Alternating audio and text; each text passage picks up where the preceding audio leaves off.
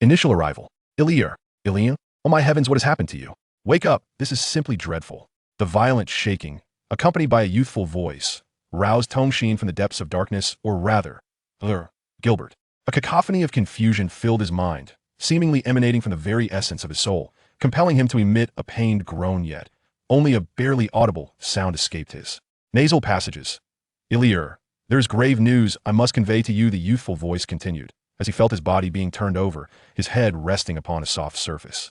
From the disordered fragments of his memory, Tongshin recognized the voice's owner as a girl named Janice, the daughter of a carpenter. Struggling to pry his eyes open, he beheld a golden-haired girl endeavoring to assist him, her delicate shoulders and sweat-soaked hair clinging to her forehead, accentuating an increase. Easingly pallid visage, her anxious gaze fixed upon him. Oh my, you have bled so much. What has happened to your neck?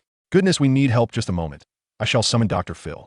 In her panic and distress, Janice seemed momentarily paralyzed by fear, releasing her grip on Ilir, who was only half supported, and hurriedly dashed outside. Meanwhile, the newly awakened Ilir, still grappling with the reality of his situation, succumbed once more to unconsciousness after his head met a hard surface in a rather unfortunate manner.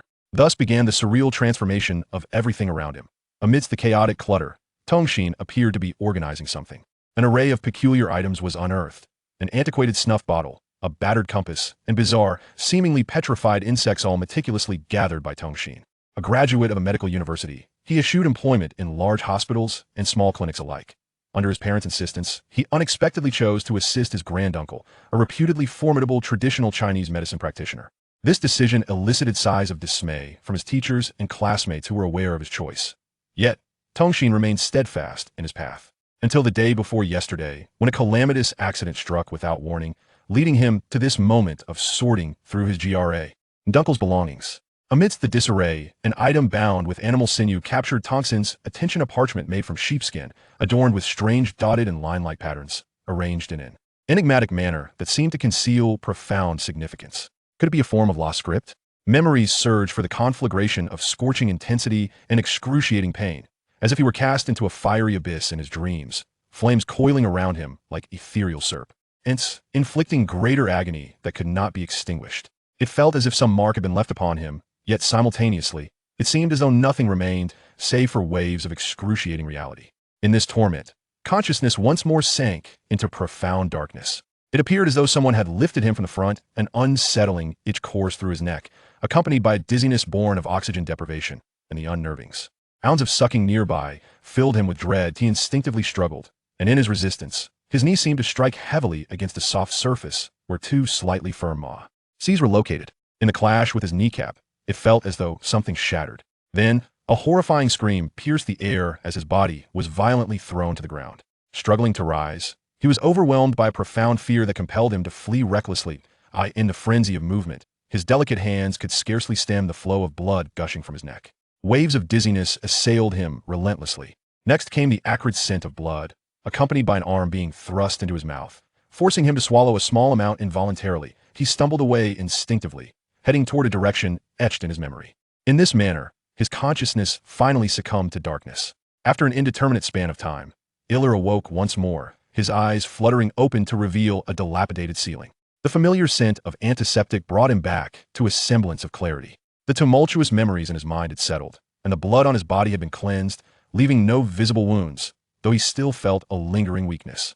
Those memories rendered Ilir and Gilbert incredulous, or perhaps it was Tongshin. In any case, the boy lying on the bed now stood merely 1.30 meters tall, while Tongshin, as an adult, possessed a somewhat stronger capacity for acceptance. The existence of that blood-sucking creature, which could likely hypnotize humans, lay far beyond the realm of comprehension. Had I traversed through a fire? Tongshin found himself engulfed in confusion. What manner of world was this, where such monsters existed? The legendary vampire? From Ilir's memories, he discerned that the year was now 1858, and poor Ilir was merely 12 years of age. Just yesterday, while the family strolled outdoors, misfortune struck with a vengeance, a shadowy figure assailed them. First, it was his father, followed by his mother's piercing screams, and finally, himself. Whether by sheer luck or fate, he had survived. He must have shielded his younger brother, hadn't he? A faint smile flickered at the corners of Ilir's mouth indeed. What fortuitousness! Yet whether as Ilir or Tongshin, he had recently lost those dearest to him. Even he himself had encountered some troubling issues. If this could be deemed fortunate, then his life would surely be devoid of misfortune from here on out. Perhaps he had traversed through time amidst the flames? Good heavens, why had he ended up in a world rife with demons? Such a cruel twist of fate. His parents had raised him for so many years, and he had yet to repay their kindness, only to be thrust into this predicament. He had intended to don mourning attire for his master, yet now he was uncertain if he would have the opportunity to lay him to rest. In the fire, he must have turned to ashes. This world was even more absurd. Perhaps one day he would find himself as a meal for a vampire. It was indeed a sorrowful tale. Just as Iller, or rather Tongshin, was lost in these tumultuous thoughts, the door creaked open. A figure clad in a white coat entered. "You are awake, young Gilbert," he remarked, striding toward the bed. This Dr. Phil. In the past, Eliel had a strong aversion to seeing him, as it invariably meant he would have to take medication. However, at this moment, a sense of warmth and a hint of security enveloped the newly reborn Eliel. "Dr. Phil," Eliel called out, "what has happened to me? And my parents? Were they?" His voice carried a note of trepidation and anxiety, yet Eliel felt compelled to inquire. Despite his awareness of the likely answers, his body seemed to act independently. Dr. Phil naturally pulled up a chair and sat down, his demeanor slightly serious as he regarded the upright Eliel with a penetrating gaze. "First and foremost, what transpired last night? I assume you were with your parents." "It was a monster, Dr. Phil. It was a vampire. It bit me, and I heard the sound of blood being drawn that a shiver involuntarily coursed through Eliel, and he instinctively brushed his fingers against his neck, only to be taken aback by the smoothness he felt the Reno scars as he had in. Vision. Dr. Phil fell silent, seemingly processing Eliel's words. His expression was grave and contemplative. After a moment of reflection, he finally spoke. "Eliel, do not speak of yesterday's events to anyone. This is merely an incident involving a wild animal bear that happened to attack you and your family. Do you understand?" Leaning forward, he drew closer to Eliel and spoke gently. "Child, I know you are feeling immense sorrow and fear right now, but we do not need to spread this fear to others." With a gentle hand, he brushed Iller's tousled hair and said, "You are still young and unable to comprehend the circumstances that unfold beyond our control. Our only recourse is to endeavor to mitigate the impact and allow those equipped to handle such matters to take charge." Placing his hands upon young Iller's shoulders, their gazes locked, Phil spoke earnestly, "Trust me, we shall not permit these monsters to wreak havoc for Longi. Vow this in the name of your father's classmate. However, prior to that, you must learn to safeguard yourself. Do you understand?" The fury within began to subside. After all, Illir was no longer the naive child he once was. He pressed his lips together in silence, recognizing that this was a protective measure designed to prevent further panic among the ordinary people, as such turmoil would only breed greater chaos. Yet, it seemed that in becoming a child once more, his emotions had also turned capricious. Coupled with the trepidation of an unfamiliar world, this rendered his reason ineffective. After a considerable time, Illir gradually regained his composure. He nodded and instinctively embraced the one who regarded him with such concern. Struggling to suppress the sting in his nose, he thought to himself, "If you dare to shed a tear, I swear I shall not hesitate to chastise you. I merely find this white coat oddly comforting. I am in no way a weakling who can only weep." Thus, Illir mused, as his consciousness began to fade. Illir resided in Dr. Phil's clinic for 2 weeks, during which only Janice came to visit him. The doll-like little girl brought a semblance of joy to Illir, whose spirit bore the weight of an adult's soul. Dr. Phil then informed him that he had successfully contacted his uncle, Joel's Gilbert, who expressed a heartfelt willingness to take in his nephew, an orphan haunted by the specter of vampires. After a moment of contemplation, Illir resolved to seek refuge with his uncle. Perhaps a new environment would facilitate his acclimatization to this world, sparing him from the burden of confronting those familiar with his past. Thus pondered Tongsin. Moreover, Illir had not forgotten the vampire's words, instructing him to seek him out upon discovering a certain ring. Having gathered his belongings, he took with him a cherished photograph of his parents as a memento. He was uncertain about his savings on the surface. All that remained for him was this somewhat historic old house, but he entrusted its care to Janice's father, a kind-hearted carpenter, and felt reassured that there was little to worry about. Ultimately, Illir departed from this place without any friends to bid him farewell, dismissing Dr. Phil's suggestion to arrange for someone to see him off. Only little Janice appeared genuinely sorrowful at his departure. As he glanced back at the tearful girl waving him goodbye, Illir couldn't shake the feeling that perhaps the former Illir had wronged her in some way, yet he had no recollection. OFS. You can incident. Perplexed, Illir resolved to put the matter aside. Relationships come and go, and what does it matter in such tender years? With his belongings in tow, he embarked on the journey to find his uncle, Joel's Gilbert, aware that there were many matters yet to ponder, the most pressing being how he would confer ONT this world ahead unbeknownst to him. Shortly after his departure, some peculiar individuals sought out Dr. Phil, intending to take Illir away to participate in a certain hunter training program. They asserted that with a childhood like his, as long as one survived, they would inevitably evolve into a formidable hunter. However, Dr. Phil declined their request and demanded that they abandon their pursuit of Ilir. The specific reasons for his refusal were beyond the comprehension of such lowly minions that in any case, Ilir successfully departed from that place, poised to embrace new challenges ahead. Chapter 2. The journey. It is difficult to fathom that trains in the 19th century could achieve such a remarkable feat. With a suitable temperature and a speed of approximately 60 kilometers per hour, one must remember that their power source was the most rudimentary steam engine. Seated by the window, Ilir appeared to admire the expansive fields outside, yet his gaze lacked focus, clearly lost in thought. Occasionally, large estates would flash by, nestled amidst the verdant patches of land. Although the population was sparse, it did not evoke a sense of desolation. Rather, the rolling crops swaying in the wind painted a picture of flourishing vitality. It was as if spring had arrived unnoticed, casting its essence upon the tender shoots awaiting the autumn sun. He absent-mindedly brushed aside his tousled hair. After a full day and night on the train without the opportunity to tidy himself, he naturally appeared somewhat disheveled. Yet since his rebirth into this world, his spirit seemed to blossom increasingly. Even after more than 20 hours on the train, Ilir remained remarkably vibrant. It was merely his hair that bore the brunt of his journey. Throughout this passage, his mind wandered to numerous thoughts. There was a profound longing for his parents and loved ones from his previous life, a sorrow for those he could never see again, and an overwhelming bewilderment towards this strange and novel world. It felt akin to a river fish venturing into the vast ocean, unsure of how to adapt to the briny depths. That creature he had encountered must surely be a vampire from myth. Yet the mere contemplation of it sent a chill of terror coursing through him. The bloodline, once confined to the realms of screens and literature, now stood before him. Such an encounter surely promised anything but a delightful experience. Unable to resist, he instinctively touched his neck, feeling the smoothness of his skin, devoid of any mark or trace. Perhaps it is the instinct of a healer, or merely the insatiable greed of human nature. In the face of this legendary creature, Ilir harbors not only the ordinary fear but also an irresistible curiosity. The blood of a vampire can indeed heal wounds. Moreover, these beings have eternally solidified this power within themselves. Their lightning-fast speed and the unfathomable longevity of their existence evoke a deep yearning within Ilir. Even the necessity of consuming human blood, along with their aversions to sunlight, wooden stakes, and the mythical vervain, cannot stifle this burgeoning desire. It is simply too compelling. What a perilous yet wondrous world this is. Ilir muses, his emotions a tumultuous blend of excitement and trepidation, vividly dispelling the remnants of drowsiness. Just as Ilir's thoughts swirl, the train gradually comes to a halt. A few scattered passengers board. Among them, a middle-aged gentleman adorned with a gentleman's bowler hat takes a seat across from Ilir. Their eyes meet, and Ilir instinctively nods. "Hello there, young man. I am George Salvatore, but my friends call me George. What is your name?" His mature and composed voice, coupled with his polished attire, makes George quite endearing, including to Ilir, who sits opposite him. "Hi, I am Ilir Gilbert.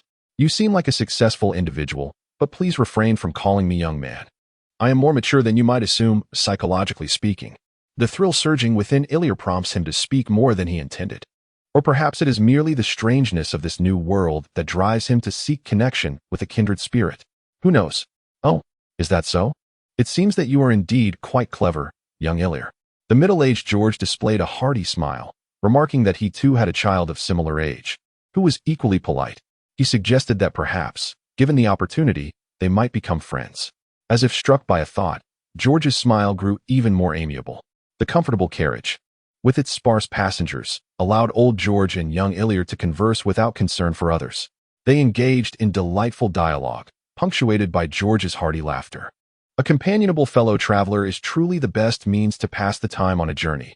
The two, one elderly and one youthful, found themselves engrossed in conversation all the way. Through their exchange, Ilir learned that old George's destination was also Waterfall Town, the quaint settlement with a history spanning over a century. George owned a beautiful estate there, along with two charming sons. To Ilir's surprise, he discovered that George was an old friend of his uncle, Charles Gilbert.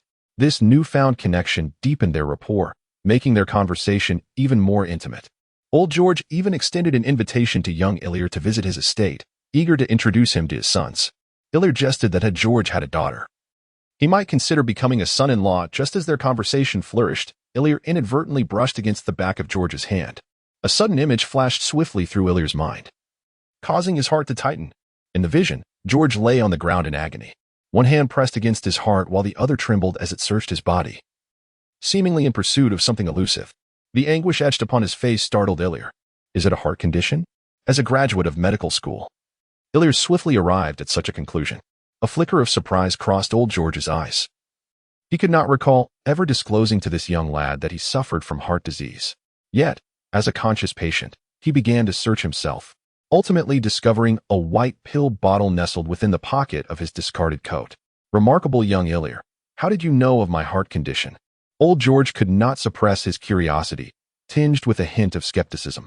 Oh, Uncle George, I harbor an unsettling premonition. How shall I put it? I served as an assistant to Dr. Phil. You might consider it a physician's intuition. For your own safety, it would be prudent to keep the pill bottle close at hand. Unsure of how to articulate the matter, Illyar resorted to vague expressions. Yet the sense of foreboding only intensified. Just as the two were engulfed in suspicion, old George's countenance suddenly shifted. In a flurry, he twisted open the pill bottle and poured 2 white tablets into his mouth. Illyar quickly offered his water bottle, and old George, trembling, took a sip before leaning back against his seat.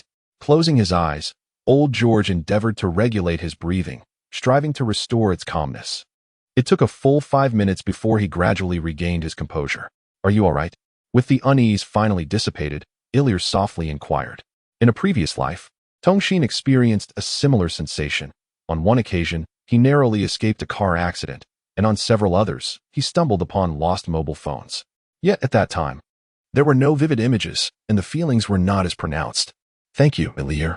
He was with his friend, old Joels, who was also aware of some analogous experiences. Even the pills he carried were crafted by old Joels. It seemed hardly surprising that similar circumstances arose with his nephew. After all, who among us is devoid of secrets? For instance, even he bore not just one face. Unconsciously tightening his fist, the latent power within caused the iron water cup in his hand to diminish in size. Illyar, still lost in thought regarding recent events, remained oblivious to this. He was also unaware that, in this age, where could one find such advanced heart-saving pills? The capsules within that bottle might not be as innocuous as they appeared.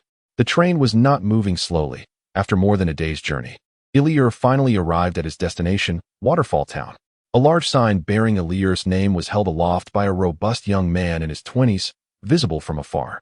That was Henry, old Joel's son, a commendable young man. George, who disembarked alongside Illyar, whispered a few explanations into his ear before calling out to Henry in a hearty voice. As they drew closer, Illyar found himself lamentably dwarfed by Henry, whose towering height of nearly 1.90 m made Illyar's own modest stature of approximately 1.30 m appear almost diminutive, akin to that of a child confronting a giant.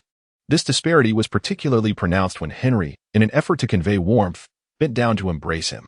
Nevertheless, aside from this striking height difference, Henry's cheerful disposition and enthusiastic demeanor instilled in Illyar a newfound confidence regarding his forthcoming boarding life.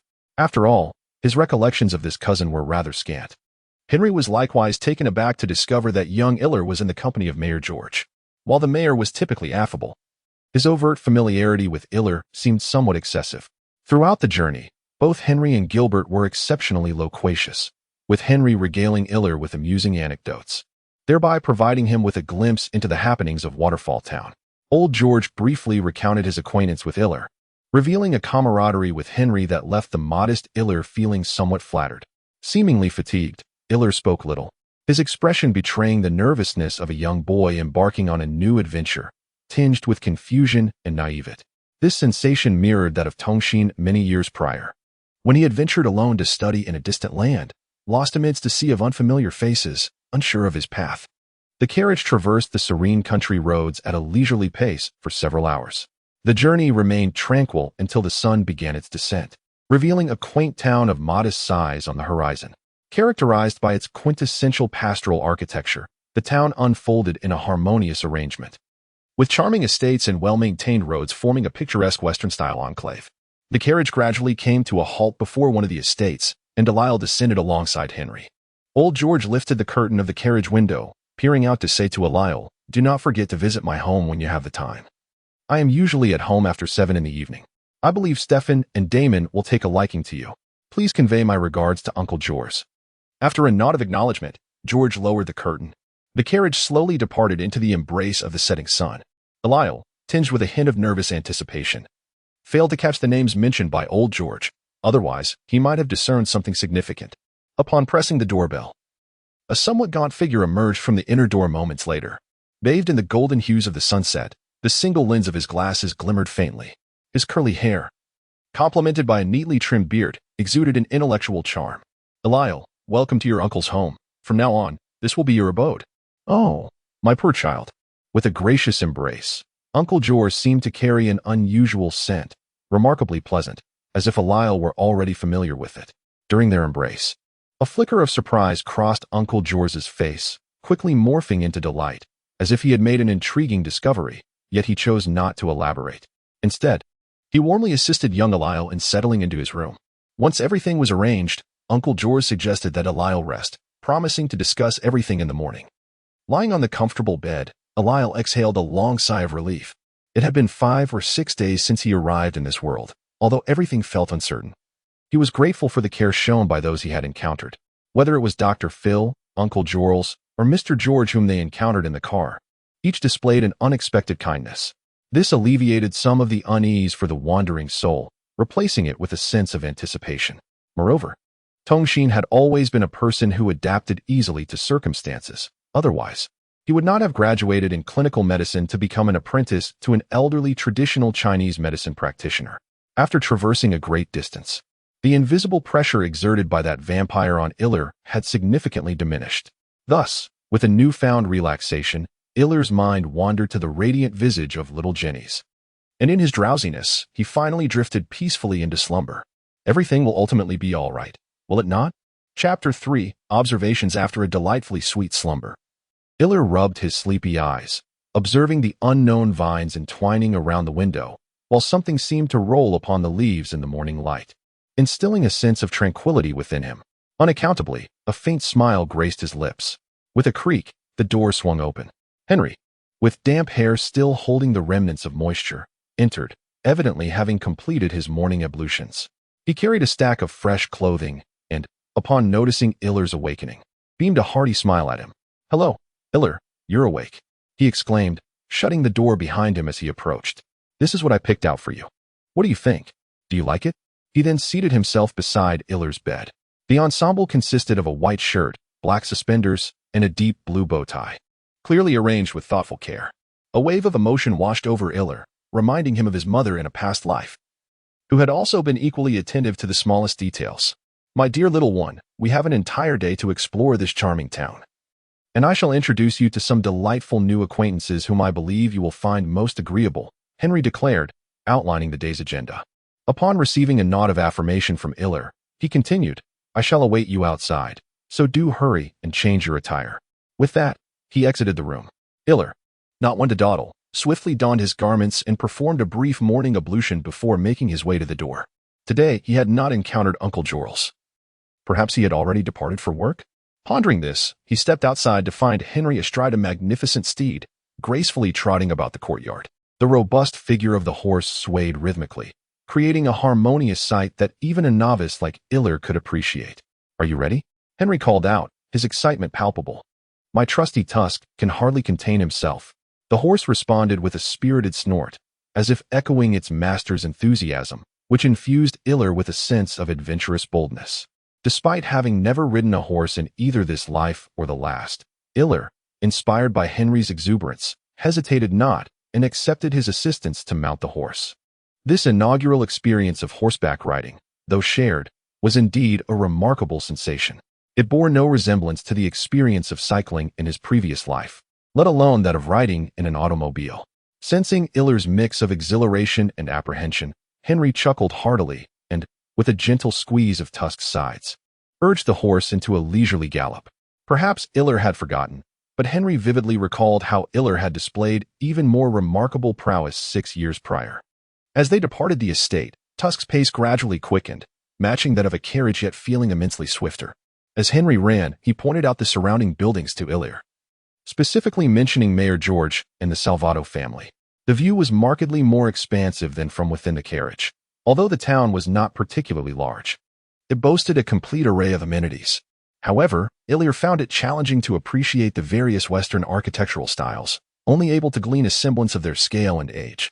After nearly half an hour of running, they exited the town and were met with an open expanse of fields, where a few young riders could be seen in the distance. There appeared to be 5 or 6 of them, of similar age to Henry, leisurely strolling through the fields. Henry let out a whistle, a sound that soared through the air, captivating in its clarity. Upon hearing it, the young riders galloped towards Henry, shouting boisterously, embodying a somewhat cowboy-like spirit. "Hey, Henry, I heard you have a relative visiting. Is this the little fellow?" One of them called out, eliciting laughter from the others. "I expected a pretty young lady. What a pity." As they drew closer, Ilir could hear the playful banter. "Oh, Tamer, if only Ginny could hear you say that. I might just win the heart of a beauty." The laughter erupted again among the group. They quickly approached one another, engaging in warm conversations, punctuated by bursts of laughter that made Ilir feel included. Such camaraderie among men seemed fitting. It was then that Ilir noticed that, apart from Henry, the others were all armed. Their weapons appeared relatively advanced, capable of firing directly without the need for a firing mechanism, resembling prototypes of rifles from a future age. In comparison to these individuals, Ilir felt quite young. They regarded him as a little brother. Even the youngest of the gigs must be 7 years senior to Ilir. Although in terms of actual age, Tongshin from his previous life is already 26, making him 2 years older than Henry. This situation leaves Ilir somewhat disheartened. Yet he finds himself at a loss for a remedy. Moreover, he observes that the laborers in the fields are predominantly African Americans, each appearing weary and dispirited, with only a few white men donning hats and surveying the fields. This is the reality of slavery, Ilir muses with a sigh, as a wave of compassion washes over him. In an era where human rights are widely acknowledged, such circumstances should not exist under the sun. Although instances of racial discrimination still occur, they are mere background noise rather than the prevailing narrative. Suddenly, it dawns on Ilir that the presence of enslaved individuals indicates that the only civil war in America, the Civil War, has yet to transpire.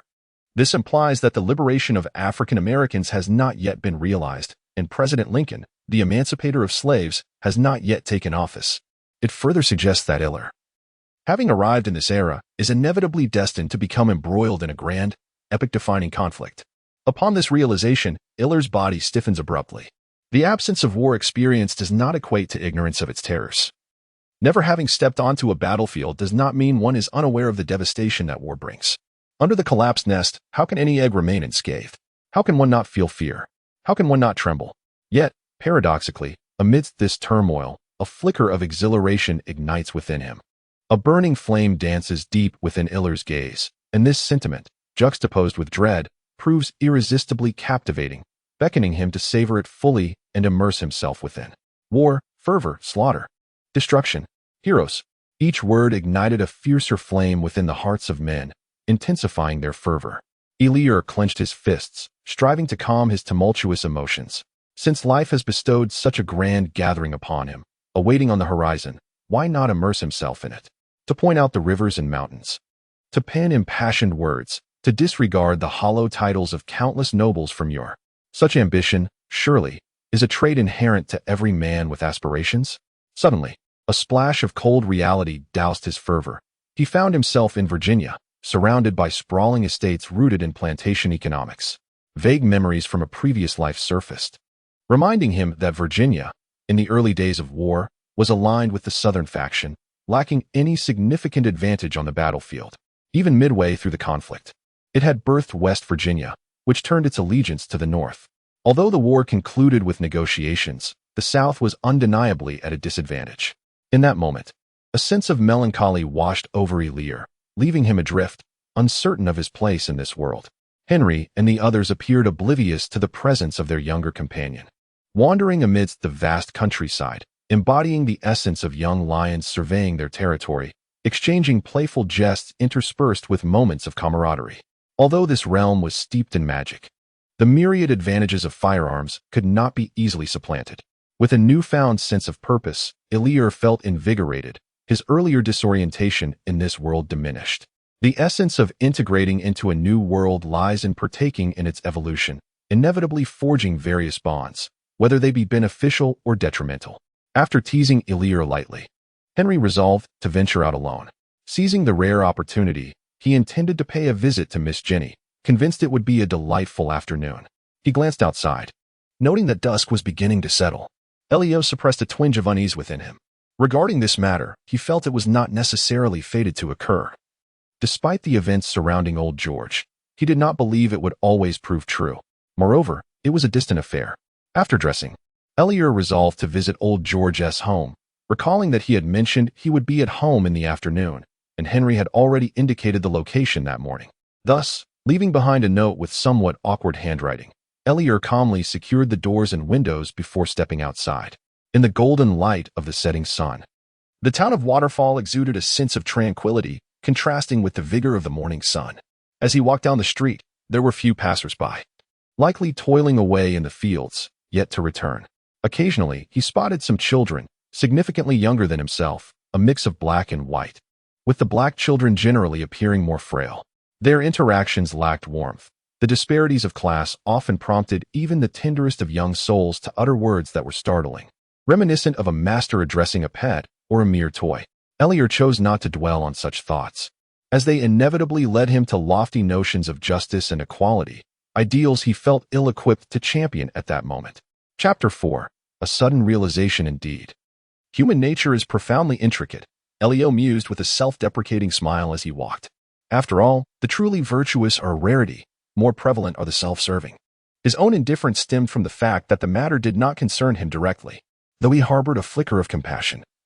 He recognized that lacking power rendered such sentiments futile. With a gentle sigh, he gathered his thoughts.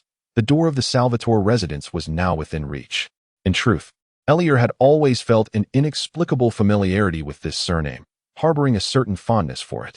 His immediate rapport with Old George only served to emphasize their affinity. The reasons for this connection, however, had not been deeply contemplated. Perhaps it was the lingering influence of the former Elio. After all, memories are seldom complete. Although George had not disclosed his identity as the town mayor to Elio, the grandeur of the estate was indicative of his significant status. Upon ringing the doorbell, a moment later, a handsome young man of similar age and slightly square features emerged. "Whom are you seeking?" Upon seeing a face that bore a vague resemblance to Old George, Elio felt a flicker of recognition, yet was momentarily at a loss and chose to set it aside. "Is Mr. George home?" "I am Elio, here to pay him a visit," Elio inquired. At this, the young man's expression shifted to one of surprise. "Oh, so you are Elio, nephew of Uncle George? My father mentioned you just last night." With that, the youth swung open the grand door. "Hello, I am Stefan Salvatore. It is a pleasure to meet you." The young man extended his hand, exuding an air of maturity beyond his years, which was quite intriguing. Upon hearing this name, Elio felt a familiar resonance. In an instant, it was as though a lightning bolt had illuminated the darkness. All the varied clues suddenly fell into place. It was this very name that connected the vampire attack he encountered before his arrival, the incidents in Falls Town, and now the Salvatore surname, along with Stefan himself. Everything pointed to the conclusion that this was indeed the world of the Vampire Diaries, a highly popular American television series that Elio had watched during his school days. Previously, I had not contemplated the cinematic realm. I merely assumed this was a parallel universe. To my astonishment, I found myself within the world of the Vampire Diaries. Observing the startled expression on the face of Elio, Stefan was equally unsettled. Was my politeness truly so terrifying? How awkward. Did my father not claim he was exceedingly courteous? What a disappointing paternal figure. Yet, Damon was indeed correct. First and foremost, I must address the already awkward situation. Children are generally easier to placate, especially one like Stefan. After a series of apologies and sincere explanations, Elio managed to alleviate the tension, reflecting on the situation. With an inexplicable sentiment, Elio entered the spacious room. The abode of Uncle George was already considerable, yet Stefan's residence surpassed it in grandeur. The classical wooden furniture, while not antique, was crafted from superior materials and showcased exquisite workmanship. Upon entering the living room, Elio beheld a young man lounging on the sofa with his legs crossed. His back turned to them, sipping from a cup filled with a crimson liquid. The aroma in the air indicated that he was indulging in wine. The young man lazily tilted his head back and glanced sidelong at the newcomers, a contented smile gracing his lips. Damon. His identity required no introduction. The face, bearing only a hint of boyishness, was nearly indistinguishable from the memory Elio held. "Hey, little boy, good evening. Would you care for a drink?" he said, gesturing with his glass before tilting his head back and finishing the remaining wine in one swift motion. Damon, I believe Illyr is still too young to indulge in alcohol, as that is a privilege reserved for adults. Stefan gestured for Illyr to sit aside, saying, "Wait a moment, I shall fetch you a drink, tea, or coffee." As Stefan took a few steps away, Damon shrugged at the seated Illyr, expressing his indifference. He then poured half a glass of wine from the bottle. In terms of the portrayal on the silver screen of the past, Damon had never been the type that Illyr favored, impulsive, selfish, and heedless of the consequences of his actions. While a casual acquaintance was tolerable, true friendship seemed a challenge. Yet, reflecting on the current state of Damon, Illyr felt uncertain, as he was, after all, a version of Damon from centuries later. Presently, Damon was merely on the cusp of adulthood, and perhaps worth getting to know better. After a moment of silence, Illyr resolved to take the initiative. "Greetings, allow me to formally introduce myself. I am Illyr Gilbert. I currently reside with my uncle, Jorls." Stop. Damon interjected swiftly, interrupting Illyr's self-introduction. "Don't you find that rather foolish?" "Oh, no offense intended, but I am not the sheriff of Waterfall Town. And you are not checking in for a stay." Damon waved his hand dismissively. "You can be more casual. Behaving like that one tea when you any admirers among the ladies." Illyr felt slightly embarrassed. Indeed, Damon was very much in character, not particularly endearing. Relaxing into his seat, Illyr shrugged. "Well then, don't you have to join the patrol? I've heard they're rather short-staffed." "This is much better." Damon reclined in his chair, taking a sip of his drink. "That is not the work I relish. Assisting with the town's security issues is truly my calling. For instance, Miss Jenny's cat has gone missing." Upon hearing this, Illyr was suddenly filled with curiosity about Jenny. He had heard her name from Timothy, Henry, and Damon, as if they were perpetually captivated by her. What kind of person could Jenny possibly be? With this thought in mind, he could not help but inquire, "Who is Jenny? Is she beautiful? I have heard her name many times." Noticing Damon's suddenly lecherous expression, Illyr seemed to grasp something. No wonder Henry had said he wouldn't be coming tonight. This Jenny appeared to be quite popular. "Ah, dear brother, you are speaking of Jenny again." He turned to see Stefan approaching with 2 cups in hand. He placed 1 cup before Illyr and settled onto the adjacent sofa with the other. "Jenny is indeed beautiful," Stefan remarked. "Even father said that if you were 20 years younger, you would pursue her." After taking a sip of his coffee and setting the cup down, Illyr lifted his own glass of water and took a sip, feeling an increased curiosity about Jenny. However, considering the reality of being only 12 years old, his interest in beautiful girls waned. The 3 boys conversed for over an hour, during which Illyr expressed his desire to learn horseback riding. Stefan responded by inviting Illyr to visit their family's horse farm in a couple of days to ride together. Illyr, without affectation, readily acquiesced, and his experience at noon had piqued his interest in horseback riding. Regarding firearms, Damon informed him that one could only engage with them after the age of 14. Recounting a tale from his childhood when, after pilfering his father's gun, he had injured his wrist due to the weapon's recoil. This served as a cautionary tale for the 2 youngsters, advising them against overthinking matters. During their conversation, Illyr couldn't help but marvel at the respect Westerners afford their children. While it may not apply universally, it was evident in the Stefan household that George regarded the 2 children as equals. He valued their opinions, pointed out the flaws in their reasoning, and elucidated the intricate connections of various matters. For instance, earlier that day, he and Jorls had met with several guests seeking to recruit free citizens to work in other states, offering accommodations in return. However, Virginia had little idle populace, particularly during the busy farming season. Ultimately, the guests departed with a sense of disappointment. After sharing a dinner, Illyr accompanied Uncle Jorls in a carriage. Amidst the creaking sounds, Uncle Jorls seemed to glean some insights into Illyr's day's events. Shaking his head at Henry's playful nature, he placed a hand on Illyr's shoulder. "Tonight, I shall share a secret with you." He paused, then continued, "Illyr, you are a child of the Gilbert family. Though not every member of the Gilbert lineage possesses this fortune, you are indeed fortunate." With a slight sigh, Uncle Jorl's eyes were obscured in the darkness. Yet, akin to the moments when the venerable physician lamented his countless unlearned offspring from a previous life, there lingered a sense of helplessness and a subtle melancholy. Within the carriage, an enduring silence enveloped them, interrupted solely by the rhythmic sound of rolling wheels and the gentle jostling. Illyr felt an uncanny premonition that a grand door was on the verge of opening before him. Perhaps it concealed the very desires he had tirelessly sought, or perhaps something entirely different. A flutter of excitement coursed through him, yet who could truly know? Chapter 5. Alchemy night had fully descended, casting an eerie shadow over the flora in the backyard. which appeared ghostly under the faint starlight. Uncle Jorce did not carry a lantern, guiding Elir toward the rear of the garden where the artificial mountain lay. The path was not lengthy. As they rounded the back of the hill, a dark cavern emerged, reminiscent of a lurking beast poised to devour. Uncle Jorce descended into the abyss, and as the night air turned slightly chilly, Elir involuntarily shivered. Gritting his teeth, he followed suit, his fingertips grazing the wall as he cautiously made his way down. After descending the height of 2 stories, the staircase came to an abrupt halt. Just as confusion began to settle in, a sudden blaze illuminated the surroundings. Candles flickered to life, instantly brightening the dim chamber, startling Elir in the process. Had the candles ignited themselves? As he surveyed the room, he noted the orderly bookshelves and an array of apparatuses that resembled experimental instruments, all neatly arranged upon a long table. The walls were adorned with peculiar symbols, casting a ghostly blue glow in the candlelight. Meanwhile, Uncle Jorce had already taken a seat at a table, beckoning him to approach.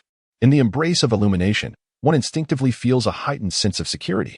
As Ilir's emotions began to stabilize, he perceived that the arrangement of this place bore a resemblance to the study rooms of the library. Yet it exuded an air of mystery. Uncle Jorce, adorned with spectacles, epitomized the essence of a scholar.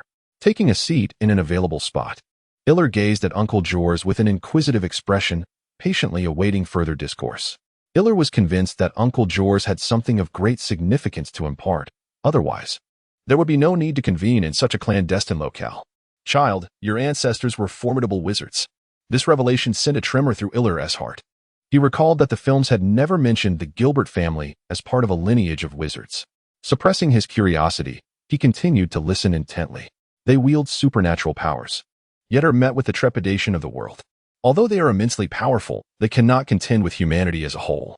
The war between humankind and supernatural forces persisted for half a century, until the besieged wizards birthed a nefarious breed of warriors, the vampires. Ilir found himself momentarily stunned.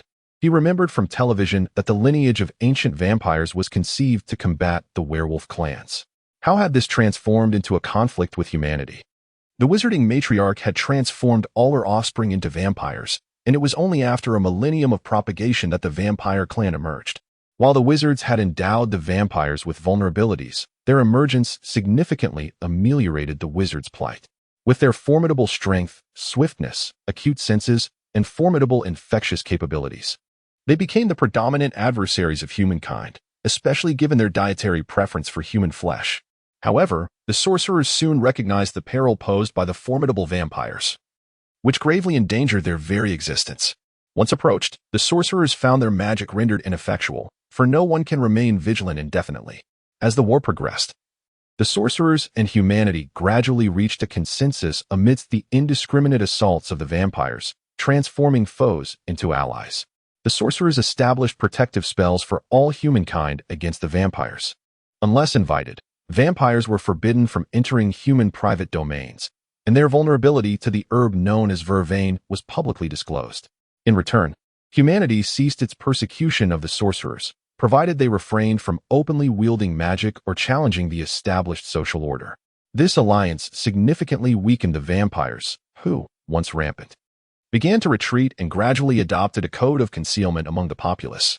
After the era of vampiric devastation waned, the ancestors of the Gilbert family branched off from the sorcerers. They dedicated themselves to creating magical artifacts accessible to humanity, crafting numerous specialized tools against the vampires. At this juncture, Uncle Jorce paused slightly, retrieving an ancient circular pocket watch from the drawer of the table, which he referred to as an alchemist. As he spoke, he opened the watch, revealing a soft blue glow that formed 2 arrows, pointing toward Jorce and Ilir respectively. You are a nascent alchemist, Ilir. Through study and practice, you can evolve into a competent alchemist, Uncle Jorce declared, gazing intently at the somewhat dazed Ilir. Uncle Jorce, why do you refer to me as a fledgling alchemist? Ilir inquired, puzzled. Are vampires the creations of wizards? He touched his neck, lost in contemplation. The instances of awakening are manifold, yet regardless of the form, you have already awakened the seed of power within you. Uncle Jorce smiled, suggesting it could be the result of emotional stimulation or a natural awakening. As for vampires, that is a tale from long ago, or so the legends say. I shall gradually share more with you about it in due time, Ilir. After a moment's hesitation, Ilir recounted the encounter with the vampire that had attacked him. Days had passed, and the initial terror had diminished, rendering the experience somewhat distant. Upon hearing this, Uncle George displayed no signs of surprise. It was evident he had been aware all along. Gently patting Aaliyah's shoulder, he remarked, "I understand. Doctor, Phil mentioned it subtly in his letter. Your father has not awakened the seed of power, and thus lacks the ability to resist supernatural beings. I was unaware of your awakening until I met you." A flicker of understanding crossed Aaliyah's eyes. Indeed, Dr. Phil possessed considerable knowledge. Perhaps he was the representative of the supernatural world in Aaliyah's homeland? Who could say? Yet, he had not anticipated such an easy entry into the realm of the supernatural. "There is nothing I can do about what has already transpired, even with the power of magic," lamented Uncle Jorce, his voice tinged with resignation. Indeed, Uncle Jorce likely holds a deep sense of regret for Henry, as his former mentor frequently spoke of his son. "I believe these 2 tomes will prove beneficial to you," he said, as Iller accepted the books with both hands. "You have 1 week to study them, and next weekend, I shall assess your progress. However, it is advisable that you refrain from practicing in secret. Mastering any supernatural powers is far from simple. By the way, do not let Henry discover this." Just as Iller turned to leave, Uncle Jorce added this caution. Iller responded affirmatively.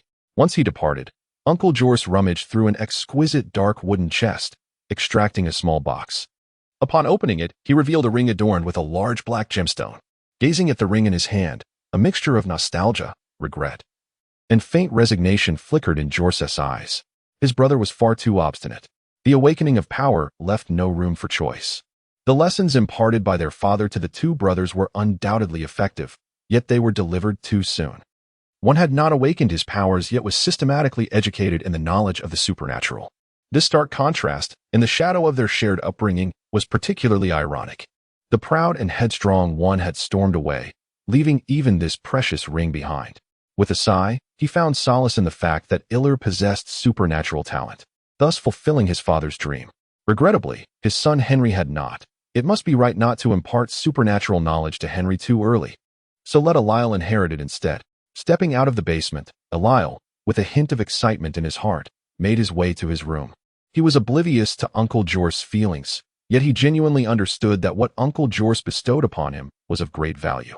Lighting the candles in his room, he carefully examined 2 books by their flickering glow, one titled How to Meditate Properly, and the other Fundamentals of Alchemy. Aaliyah first opened the former, patiently reading word by word under the light of the 2 candles. The content of the book was not extensive, yet the meanings woven within the sentences were rather obscure. Thus, the reading was not entirely effortless. However, Aaliyah was filled with enthusiasm at the moment, rendering the task less arduous. By the time he completed his initial reading, he noticed that dawn was already breaking on the horizon.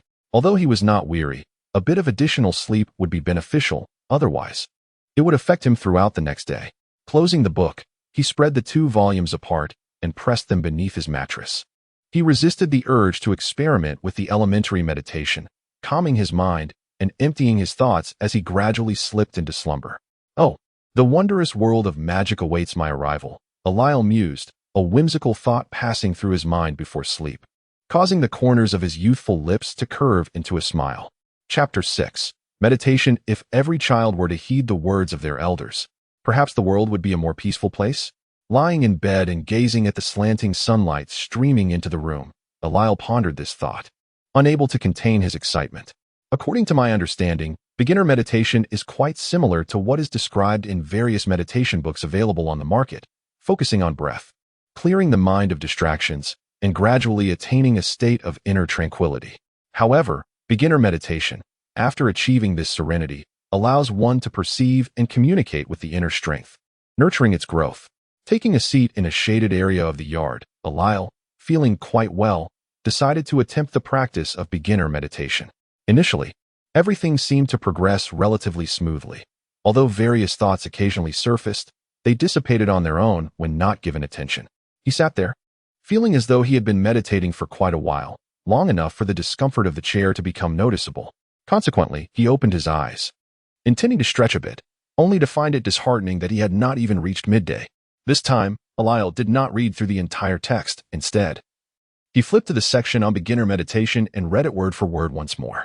After about an hour, he felt he had grasped some understanding, indeed following each step as outlined in the book. Yet, It was precisely this adherence to the text that prevented him from fully calming his mind. Reflecting on this, he felt a sense of reassurance. Although it was lunchtime, having eaten late in the morning and being somewhat inept at preparing meals, Eliel decided to forego lunch. After visiting the restroom to clear his mind, he once again carried his chair to the backyard. This time, he did not deliberately seek to think of anything but instead quietly listened to his breath, waiting for the distractions to fade away on their own. Uncertain of how much time had passed, Eliel had completely forgotten what he was doing. His heart was filled with an ethereal clarity, and naturally, he sensed a faint, nebulous light deep within his soul. Unconsciously, his spirit gravitated towards it, and Eliel felt as though he had become that very light. With a profound and lingering rhythm, he breathed slowly. With each inhalation and exhalation, the luminous sphere grew increasingly substantial, its radiance deepening. Although he seemed to exist within a void, devoid of contrast, Eliel sensed that he had expanded more than tenfold from that initial glimmer. However, the pace of his growth began to slow gradually. After an indeterminate period, Eliel realized that his light illuminated something. It was challenging to articulate this sensation. It was akin to seeing, yet also reminiscent of hearing. And there was an aspect of tactile perception. It too was a sphere of light, though exceedingly minuscule, akin to the disparity between a soccer ball and a mung bean in comparison to Eliel. It emitted a faint glow, and in their contact, the luminous orb seemed devoid of any consciousness. Eliel felt compelled to drift closer, and naturally, he floated toward it. To his surprise, as he approached, the orb appeared attracted to him, drawing near until, without warning, it merged with him. "Are you all right, Eliel?" came the concerned voice of Uncle Jorls, who unexpectedly stood beside him as he awoke. The sky still held a faint light, and the distant sounds of birds chirping and insects buzzing could be heard. He shivered involuntarily, only then realizing that he was drenched in moisture. Had it rained? He felt utterly oblivious to it. "Why did you practice in secret? Did I not instruct you to wait a week before proceeding?" Upon noticing that Ilir had awakened, Jorls could hardly restrain himself from reprimanding him. Although incidents during initial meditation are rare, such a lackadaisical attitude is utterly unacceptable. He himself had devoted 3 years to the study of supernatural knowledge before embarking on meditation. After consuming some cold medicine provided by Uncle Jorls, he was commanded to retire to bed. When Henry arose in the morning, he greeted Ilir with a smile before departing with laughter. Unbeknownst to him, Uncle Jorls had spent the entire night conducting some mysterious activities with Ilir in the backyard. Lying in bed, unable to find slumber, Ilir could not resist the urge to retrieve 2 books. Flipping open How to Meditate Correctly, he realized, after some comparison, that he had indeed entered a profound meditative state. Otherwise, the rain would have roused him. However, he remained puzzled about the small luminous orb he encountered during meditation. The fragmented memories that lingered were predominantly remnants of his long-forgotten childhood, such as riding horses with Henry at the tender age of 6. Could that orb represent the essence of Ilir's soul? Ilir pondered this notion. Though little time had passed, the memories from Tongson felt strikingly vivid, as if they belonged to a past life.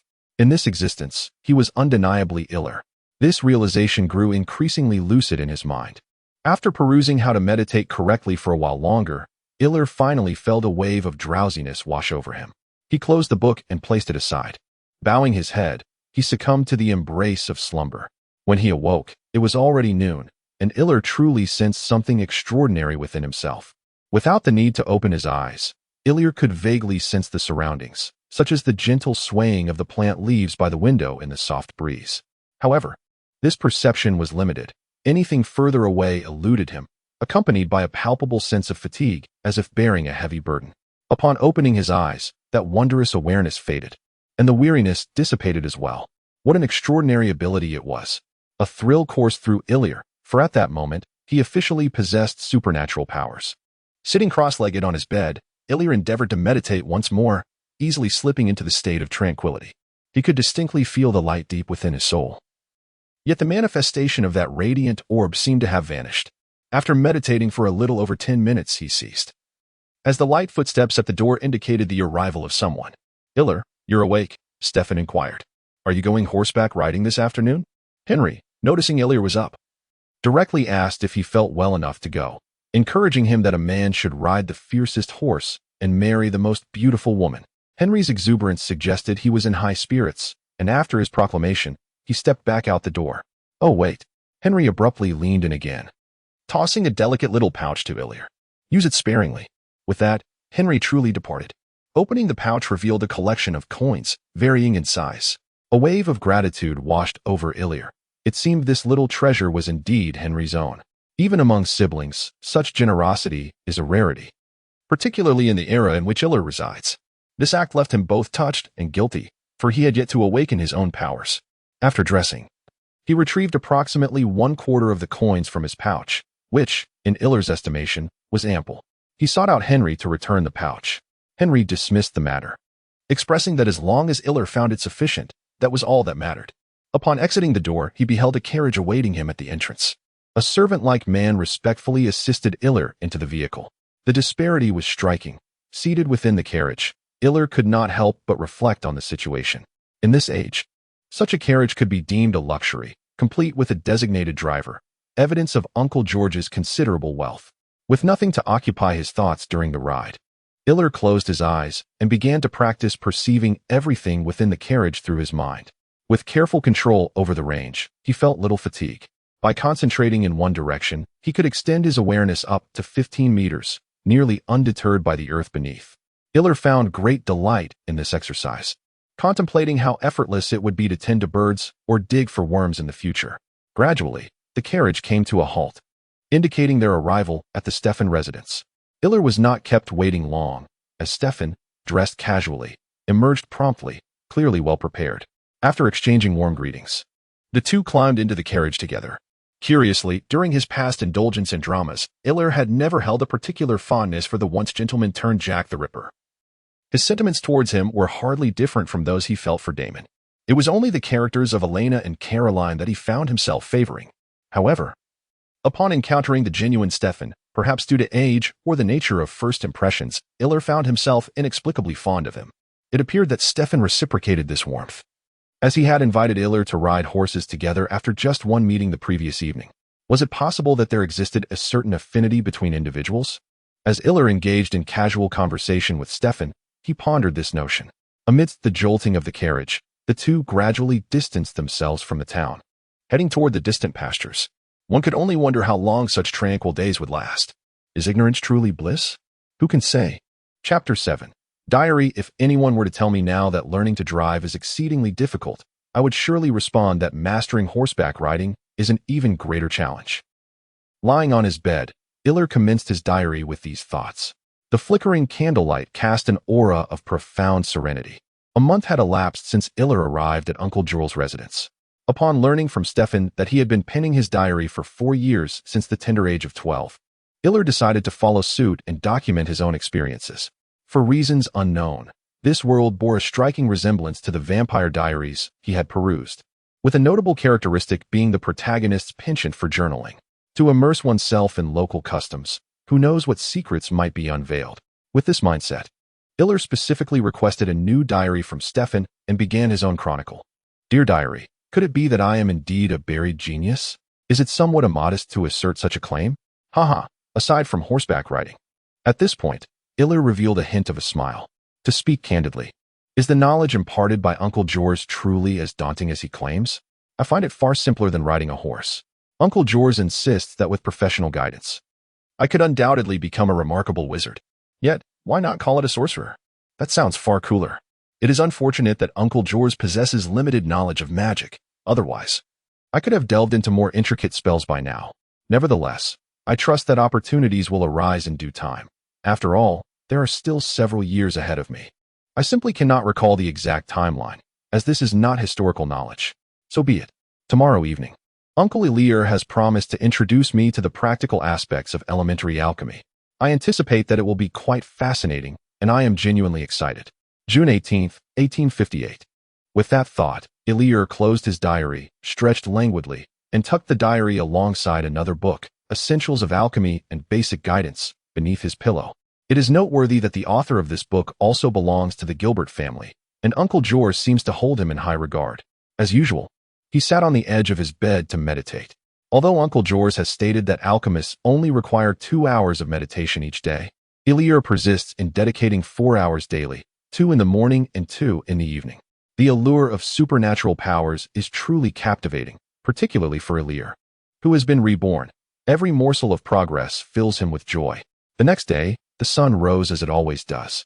Upon awakening, Eliur kissed the pocket watch resting on his chest, a gift from Uncle Jors before teaching him his first spell. It serves as his medium, a means to commune with the elemental consciousness of nature. Moreover, it merely requires the mental fortitude of an ordinary individual to activate the aforementioned detection magic, which not only identifies those who have awakened their powers but also discerns malevolent beings. Notably, the term malevolent beings here excludes werewolves. Uncle Jules did not elaborate on the reasons for this exclusion, and Eliur did not perceive werewolves as a threat to himself. Having already mastered 3 commonly used spells, he now feels an abundance of confidence. Nevertheless, he recalls that there seems to be a presence of werewolves in the town. Today, Stefan is absent from home. He and his brother Damon have ventured to Tagros Castle, accompanied by their father, to attend the coming-of-age ceremony of a count's eldest son. Although the American nobility lacks the historical depth of the ancient European aristocracy, the splendor of such an event is by no means diminished. In the surrounding regions, they wield authority that far surpasses that of ancient noble families. In fact, if Uncle Jules were inclined, he would undoubtedly be treated as a distinguished guest at such gatherings. The reputation of alchemists among the populace is far more favorable than that of the infamous sorcerers. This is because alchemists can create powerful magical artifacts that are accessible to humanity, whereas sorcerers' magic remains exclusive.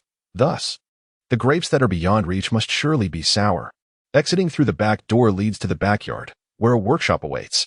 Eliur intends to craft several chairs here. His younger self possessed considerable woodworking skills, which have now become a valuable asset. These chairs will serve a purpose during the evening's alchemical experiments, holding special significance as they are Eliur's own creation. They are slightly lower than ordinary chairs, yet are quite spacious, allowing Eliur to sit cross-legged upon them with ease. Experienced individuals are aware that meditating on a bed often leads to drowsiness. It is essential to recognize that this, too, is a form of.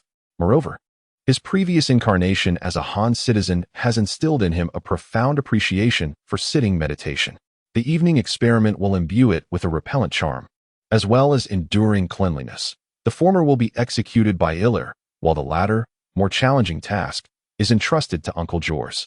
As a first endeavor, to ensure success, Eliur devoted considerable time crafting 3 or 4 identical chairs, and although it required an extensive investment of time, the quality of the last 3 chairs improved remarkably. He spent the entire morning making final adjustments and polishing several chairs. Once he brushed off the wood shavings from his attire, he considered the preparatory work essentially complete.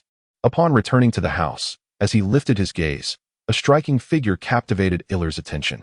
With her light golden hair elegantly styled into a beautiful bun, her fair complexion and delicate nose, complemented by a flowing light green gown, she appeared to be engrossed in a book. Hearing the commotion, she looked up, her eyes sparkling like clear water, instantly adding a touch of brilliance to the scene.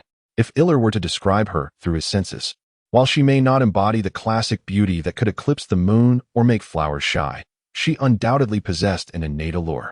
Ah, is this the legendary Jenny? Indeed, she is an extraordinary beauty. Eliur mused to himself. Hey, you must be Eliur, Henry's cousin. What a handsome young man you are. Hello, I am Jenny. It is a pleasure to meet you. Upon seeing Eliur, Jenny was equally impressed, initiating a greeting and extending her delicate hand. At that moment, despite the wood shavings in his hair, Eliur's vibrant spirit and overall demeanor radiated an invigorating and sunny aura. With a delicate visage, he could indeed be described as a charming young lad. Greetings, Miss Jenny. Eliur feigned shyness as he gently grasped Jenny's large hand, which, in truth, was significantly larger than his own. Suddenly, an impish thought struck Eliur, and he inquired, "Are you in a romantic liaison with Cousin Henry?" He then adopted a curious expression. Gazing at her intently, Jenny was taken aback, feeling a mix of amusement and annoyance. It was unlikely that this was a scheme orchestrated by Henry. "Did Henry instruct you to say that?" she mused. The little rascal, with his adorable demeanor, prompted Jenny to indulge in a playful ruffle of his hair, which made Eliur squirm in protest, resulting in a flurry of wood shavings flying about. Ultimately, Eliur conceded defeat. With the frail physique of a 12-year-old boy, he found it challenging to contend with a tall blonde girl, especially without the aid of magic. Fortunately, Henry soon emerged from the kitchen, effectively separating the two. Observing Jenny nestled beside Henry, her triumphant glances elicited a chuckle from Eliur. Resisting the urge to make an internationally recognized gesture, He shrugged at Henry's curious gaze before making his way to the restroom. Feeling a tad fatigued, he nonetheless felt refreshed, having expended roughly 1/5 of his mental energy. As of now, Iller was capable of casting both the pest-repelling spell and the mental prodding spell. The former was a simple field-type magic that repelled surrounding insects by emitting faint waves of mental energy. In a certain sense, mental lashings cannot be classified as true magic. Rather, they represent a projection of one's mental prowess, unleashed in the form of an energy beam aimed at the adversary's head, disrupting and impeding their actions. When wielded with sufficient intensity, it can indeed bring a foe to their demise, albeit at a tremendous cost to the user. The sole advantage lies in its rapid deployment, almost in synchrony with thought. This can be likened to a fighter jet encountering an enemy in close quarters before takeoff, compelled to expel fuel and munitions in a high-pressure stream in a desperate attempt to thwart the assailant. While this analogy may not be perfectly apt, it resonates with what Illyr finds most fitting. With Illyr's current mental capacity, a full release of the mental lashings could last no longer than 2 seconds, and the efficacy remains uncertain. Having organized his thoughts, Illyr emerged from the restroom to find Henry already serving the meal. The rich aroma of beef stew with potatoes heightened Illyr's appetite. "Hey, Illyr, you're quite quick," Henry remarked, slightly surprised. "Come sit down, it's almost ready. Jenny, you take this side." With both of them seated on either side, Henry returned to the kitchen, while Jenny playfully winked at Illyr, prompting him to roll his eyes. This boisterous girl would inevitably face her own reckoning. Before long, Henry emerged with salad and dressing, and the three of them began to enjoy their meal. Throughout the dinner, the subtle exchanges between Henry and Jenny prompted Illyr to hasten his pace. He had no desire to remain the third wheel in this convivial setting. A meal was savored contentedly. Although Uncle Jor's household was relatively affluent, the absence of a cook presented a significant dilemma. Consistently consuming bread and jam had become rather monotonous. In stark contrast, the Stefan family employed a dedicated maid responsible for their culinary needs, which elicited a sense of envy from Illyr. Chapter 8. Monsters. With no one at the Stefan residence and no particular destination in mind, Illyr decided to meander through the town. It was best to avoid lingering near the house, lest he succumb to the temptation of scanning with his mental prowess. Wandering aimlessly, Illyr engaged in the practice of mental scanning, a term he had coined for his earliest ability. This talent was something even Uncle Jorce lacked. Marking it as a unique skill, perhaps a gift? He pondered whether other wizards possessed similar capabilities, casually kicking at pebbles along the roadside. He noticed that the buildings around him grew increasingly decrepit and diminutive. Everywhere, disparities between wealth and poverty were evident. However, having lived 2 lifetimes, Illyr possessed a deeper understanding of the stark economic divides present in this era of America. Perhaps it would be more apt to refer to it as conditions of survival. In his previous life, there may have been the Moonlight Clan, low-wage laborers, and even beggars, yet they were afforded at least the most fundamental human rights, preventing them from being arbitrarily slain by those in power. In this place, however, slaves lacked any semblance of protection. They were mere property of their masters, their fates entirely dictated by their owners. Although slaveholders, out of a sense of ownership, were reluctant to execute their slaves, they showed no mercy toward those who transgressed their limits, such as those attempting escape or offending their masters. As he continued forward, with little of interest to behold on either side, Illyr released his mental energy, scanning freely in all directions. In this exploration, numerous intriguing discoveries were made. For instance, a colony of ants, while excavating their burrow, inadvertently breached a mouse's tunnel. Consequently, they found themselves in the rodent storeroom, prompting a fervent exodus of ants to transport the spoils, while the seemingly slumbering mice remained blissfully unaware. Furthermore, atop the roof of a nearby house, in a shadowy corner, 2 cats were entwined in a moment of intimacy. Although the mental scan could not reveal colors, the sheen of their fur indicated that one was a wildcat, having successfully enticed a domesticated feline of refined lineage. As Illyr meandered along, absorbed in the sights, he unwittingly strayed from his original path, arriving at a somewhat disheveled alley. In his mental vision, a swirling mass of black mist materialized near an ancient tree, stirring a mixture of astonishment and curiosity within him. What could this phenomenon be? To the naked eye, it appeared to be a venerable tree, neither a poplar nor a willow, its appearance rather unremarkable, yet its stature suggested considerable age. Surrounding it were orderly houses, and peering within with mental acuity revealed cramped quarters and a damp atmosphere, reminiscent of prison cells. This seemed to be a gathering area for slaves, yet it lay deserted, presumably as its occupants labored on nearby farms. Approaching the enigmatic tree, Iller observed that the black mist continued to swirl around its base. Upon closer inspection, he noted that the soil beneath the tree appeared frequently disturbed, revealing fresh earth devoid of any flora. He stood still for over 20 minutes, observing that the ominous mist was confined to a radius of approximately 5 or 6 meters from the tree's center, precisely within the area shaded by the canopy. With a meticulous focus of mental energy, I scanned the areas surrounding the tree, which appeared to be enveloped in a hemispherical range. Within this space, a peculiar fluctuation emanated from beneath the tree, where a swirling mass of dark mist hovered. What could this phenomenon be? Could it possibly be a specter? It did not seem particularly formidable. Cautiously, I advanced 10 paces, halting at the very edge of this unusual zone. As I extended my hand into the realm perceived by my mental faculties, I felt no significant sensation, merely a whisper of coolness akin to the gentle breeze beneath the tree's shade.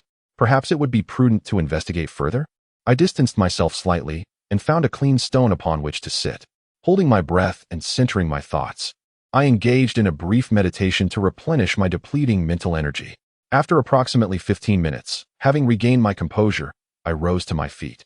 I took a few steps back to my previous position, stretching my limbs to prepare myself, and then boldly stepped into the peculiar range. It seemed as though nothing transpired. I took another step forward, fully entering the shade of the tree, which indeed felt refreshingly cool, perhaps even somewhat chilly. However, my mental energy still could not penetrate the ground, and the strange fluctuation had no discernible effect on me. Just as I began to feel disheartened by the lack of occurrence, the swirling dark mist suddenly lunged toward me with lightning speed. I barely had time to summon my mental whip before the mist was upon me. From within that darkness, faint screams and roars echoed, instilling an intangible dread within me. Just as I resigned myself to despair and instinctively contemplated fleeing, an eruption of flames burst forth from my being, illuminating the surroundings, causing the dark mass to recoil in terror. Startled and unsettled, Iller took a few steps back, retreating from the shade of the tree. Although the situation was unclear, remaining in place was evidently unwise. Once out of the shadow, Iller could not resist the urge to scan himself with his mental energy. To his astonishment, he noticed 3 flames igniting atop his head and shoulders. It was these very flames that had emitted light strong enough to repel the dark mist moments ago. However, despite having scanned himself before, he had never detected the presence of these flames. In the blink of an eye, the flames began to fade away, as if they had never existed. To his surprise, the legends proved to be true. Reflecting on the existence of vampire sorcerers, one could not dismiss the possibility that the deities and spirits of folklore also inhabited this world. At this thought, a fleeting spark of insight flickered in his mind. Yet he struggled to grasp its significance. Choosing to set that aside for the moment, he turned his attention to the pressing matter at hand, the specter before him. Gazing at the swirling dark mist in the distance, Iller felt a surge of hesitation. The deities of legend vanquished evil with a mere flick of their wrist, reducing foes to mere ash. At the very least, they employed peachwood swords and vermilion paper. Although he had awakened some sorcerous powers, he could only muster 3 spells, each more feeble than the last. Confronting this unknown specter, he felt utterly powerless. Dismissing the cleansing spell as futile, he realized that the mental lash would render him exhausted within mere seconds. Besides, where was the specter's head? The dark mist concealed any discernible features. After much contemplation, he pondered whether he might attempt the insect-repelling spell. Perhaps this specter bore some kinship to insects? With 3 flames surrounding him and having not turned away, the specter should pose no threat to him. Without hesitation, he stepped once more into the shade of the trees. This time, the ghost did not lunge at him again, seemingly having learned from its previous encounter. Instead, it lingered at a distance, circling cautiously. As he approached the apparition, feeling the proximity was adequate, Iller focused intently, enchanting for a few moments before unleashing a banishment spell. Within the spiritual wave, a myriad of emotions surged: anger, resentment, and a profound fear, intertwined with a hint of something else. The intensity of these emotions overwhelmed Iller, rendering him unable to discern their true nature. Could it be that his clumsy attempt bore fruit? Iller found this notion astonishing, yet if it proved effective, he would certainly endeavor once more. Soon, he prepared a second banishment spell. During this incantation, Iller endeavored to maintain a friendly emotional state, hoping to convey warmth through the spiritual wave to the ghost. Exercising caution, he withdrew from the shade, For although the spell seemed to yield a slight effect, it appeared insufficient, potentially inciting the spirit's ire.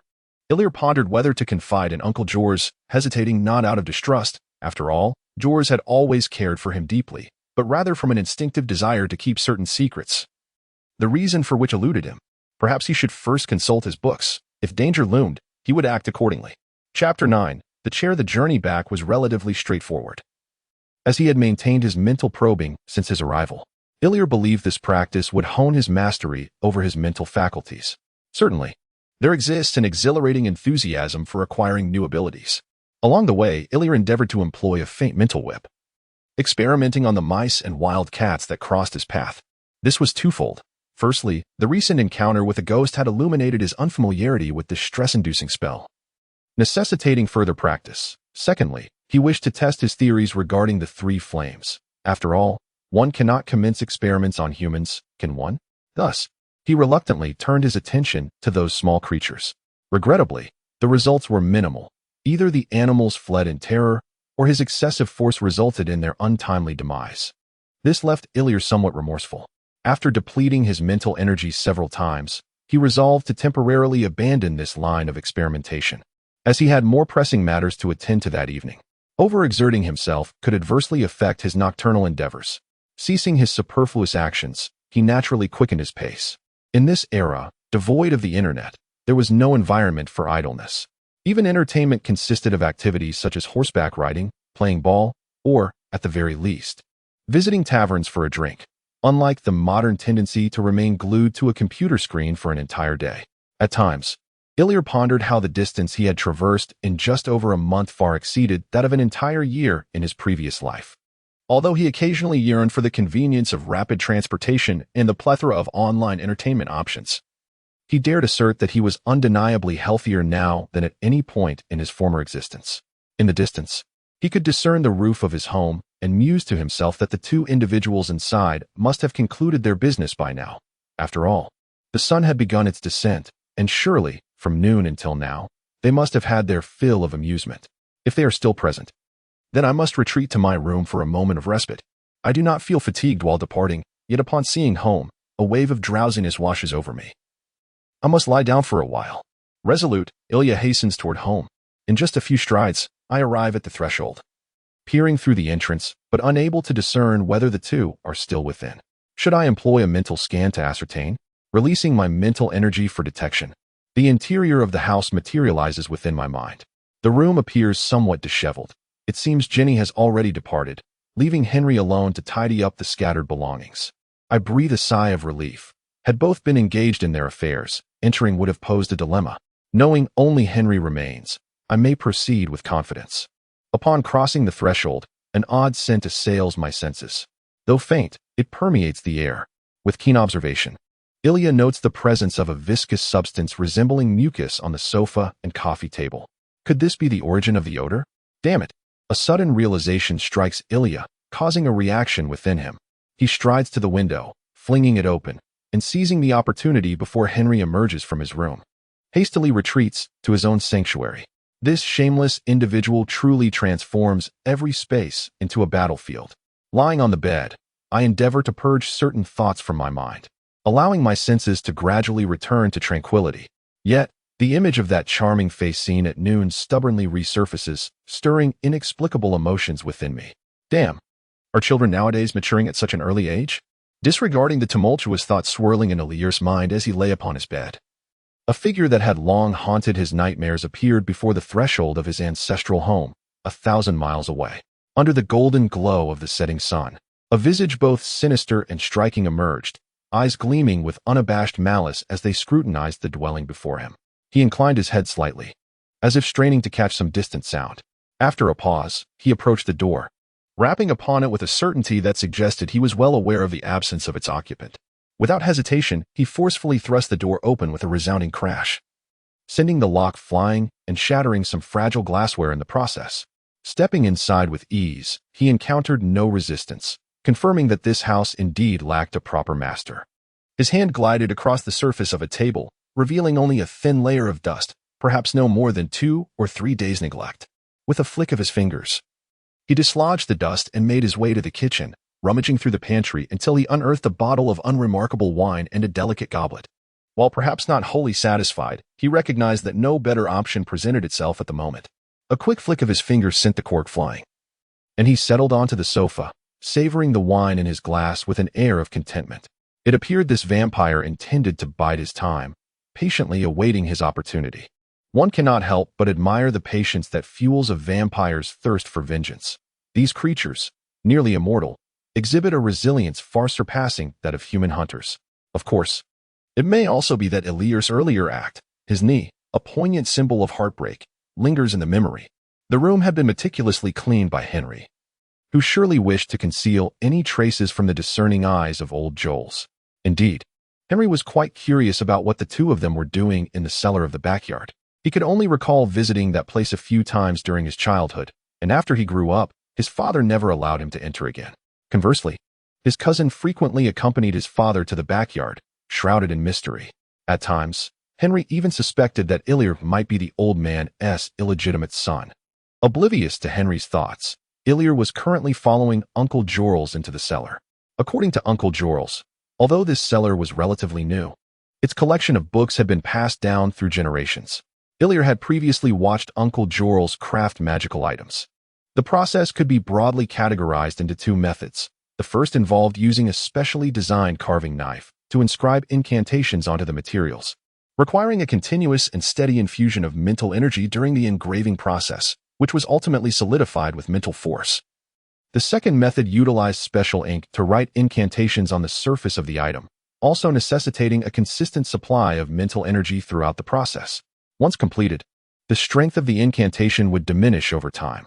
The former method often applied to reusable items, such as chairs and staffs, while the latter typically resulted in single-use items, exhausting their power upon activation and necessitating a rewrite. Naturally, high-quality ink could extend the preservation and usability period through repeated infusions of mental energy. The incantation to be inscribed this time was one Ilir had already memorized, specifically the spell for summoning pest control. It was merely inscribed through the engraving process.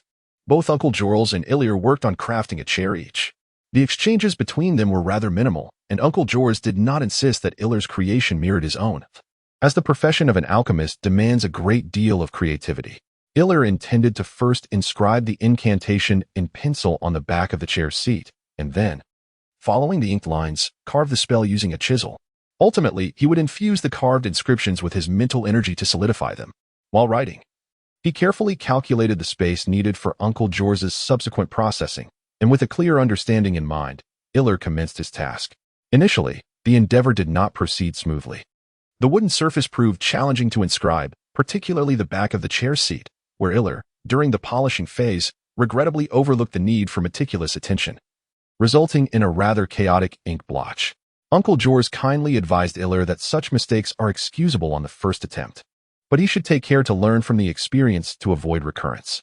Ilir humbly accepted the guidance, and eventually, the two of them used sandpaper to perform a simple smoothing of the chair's back, which would suffice for the time being. The subsequent steps unfolded with greater ease. One being an experienced alchemist and the other a semi-skilled carpenter, with his previous life's clinical training allowing for precise cuts, they soon completed the carving of the incantation. Uncle Jorls was pleasantly surprised, and upon reflection, decided to entrust the second part, the automatic cleaning spell, to Ilir as well. This aligned perfectly with Ilir's aspirations, as his mental exercises were beginning to bear fruit, and he was in high spirits. Moreover, he was quite familiar with the incantation for the automatic cleaning spell, having simply not trained specifically for it until now. It must be said that alchemy is indeed not an effortless endeavor. While inscribing the automatic cleaning incantation, Ilir experienced considerable fluctuations in his mental output, resulting in a failed engraving. Moreover, the back of the chair offered no additional area for further inscriptions. Consequently, this chair possesses only the effect of pest control, lacking any other functionalities. Uncle Jorls was quite pleased with Ilir's mindset. After all, how often does one achieve success in alchemy? A successful magical artifact is frequently accompanied by numerous half-finished products, defective items, and even complete failures. Thus, a proficient alchemist must possess a commendable attitude. Naturally, achieving success every time would be ideal. Uncle Jorls was somewhat taken aback by the intensity of Ilir's mental prowess. Although he knew that Ilir had engaged in prolonged meditation, It had only been a little over a month since his awakening, and already his mental strength rivaled that of a typically gifted wizard after a year of training. Generally, wizards emphasize the intensity of mental power, whereas alchemists prioritize its stability. Perhaps this child is more suited to becoming a wizard? Yet, his mental stability is commendable as well. After all, the Gilbert family's legacy in alchemy must be upheld. In Henry's youth, Jorls had attempted to awaken his power, but those efforts ended in failure multiple times, leading him to believe that such hopes were futile. After completing the current chair, Uncle Jorls observed Illyr as he independently crafted the subsequent 2 chairs. Ultimately, both were successful. And seeing Illyr's gratifying expression of accomplishment brought a sense of comfort and satisfaction to Uncle Jorls. After all, at my age, I have someone to carry on. Particularly someone so closely related to me. Chapter 10. Nightmare Diary. Last night, I was plagued by a horrifying dream. That repulsive creature attacked Janice's father. I witnessed Janice sitting amidst a pool of blood, weeping. My heart ached for her, while that monster merely laughed nearby. Uncle Joel's mentioned that prophecy is a form of advanced magic. Even if one knows the incantation, it would be unreasonable for me to cast it at this moment. Wouldn't he it? What should I do? May the heavens protect little Janice and keep her safe. I must prepare myself, lest I find myself helpless against such monsters. I need to ask Uncle Joel's for some mugwort. Closing the diary, I hastily donned my clothes and descended from my bed. The act of writing in my journal also served to soothe my tumultuous emotions. The scenes from my dream stirred my fears. As the saying goes, once bitten by a snake, one is wary of ropes for a decade. I need to gather some supplies as a precaution. Knock, knock, knock, knock, knock, knock. Uncle Joel's, are you there? I felt a twinge of anxiety, wondering if Uncle Joel's had stepped out. Typically, I rise quite late and seldom encounter him in the morning. Oh, what could have happened? Illyr, why are you so tense? The door opened, revealing Uncle Joel's in his pajamas. Noticing my distressed demeanor, he immediately raised a finger to his lips. He stepped 2 paces out of the bedroom and led me to the parlor to speak, careful not to awaken Henry. Do not fret, take your time. What has transpired? Are you aware of Uncle George's situation? It is precisely this premonition that brought us together. To bolster his persuasiveness, Illyr even invoked the name of old George. Illyr, remain calm. Uncle believes in you. Jorls adopted a serious demeanor. A newly awakened sorcerer indeed possesses certain extraordinary abilities. He experienced this upon his own awakening. And Illyr's earnestness convinced him that Illyr was not jesting. If it pertains to vampires, we shall require vervain and sharp wooden stakes. Vervain can be gathered from the neighboring Tagros castle. After a moment's contemplation, Jorls continued, Do not worry, my child. He produced a wooden box from within his coat and opened it, revealing a piece of intricately carved hardwood. This is my latest research achievement. It can render all nearby vampires incapable of resistance. A hint of pride graced Jorls' expression as he elaborated. Simply embed this wooden sphere within, and it shall activate. Furthermore, as long as you do not invite a vampire into your home, they shall be unable to enter. This means that within your abode, you are assured safety. Jorls' words offered Illyr a measure of comfort, leading him to decide against venturing out in the days to come. After tossing and turning in bed for a while, Illyr felt compelled to take some action. He quickly tidied up with a cleaning spell and then made his way to Uncle Jorls' hidden chamber in the backyard.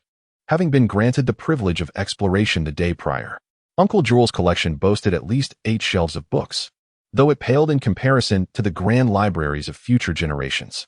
The genres were limited to history, magic, reference works, and miscellaneous notes.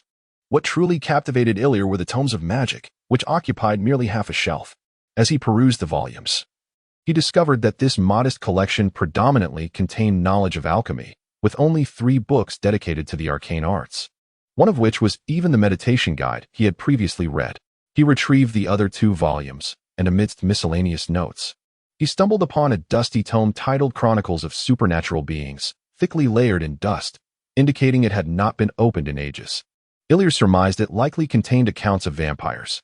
Certain robust elven dragons could even unleash breath attacks, and ultimately, the author managed to escape in a disheveled state, thanks to the sacrifices of all his spectral servants.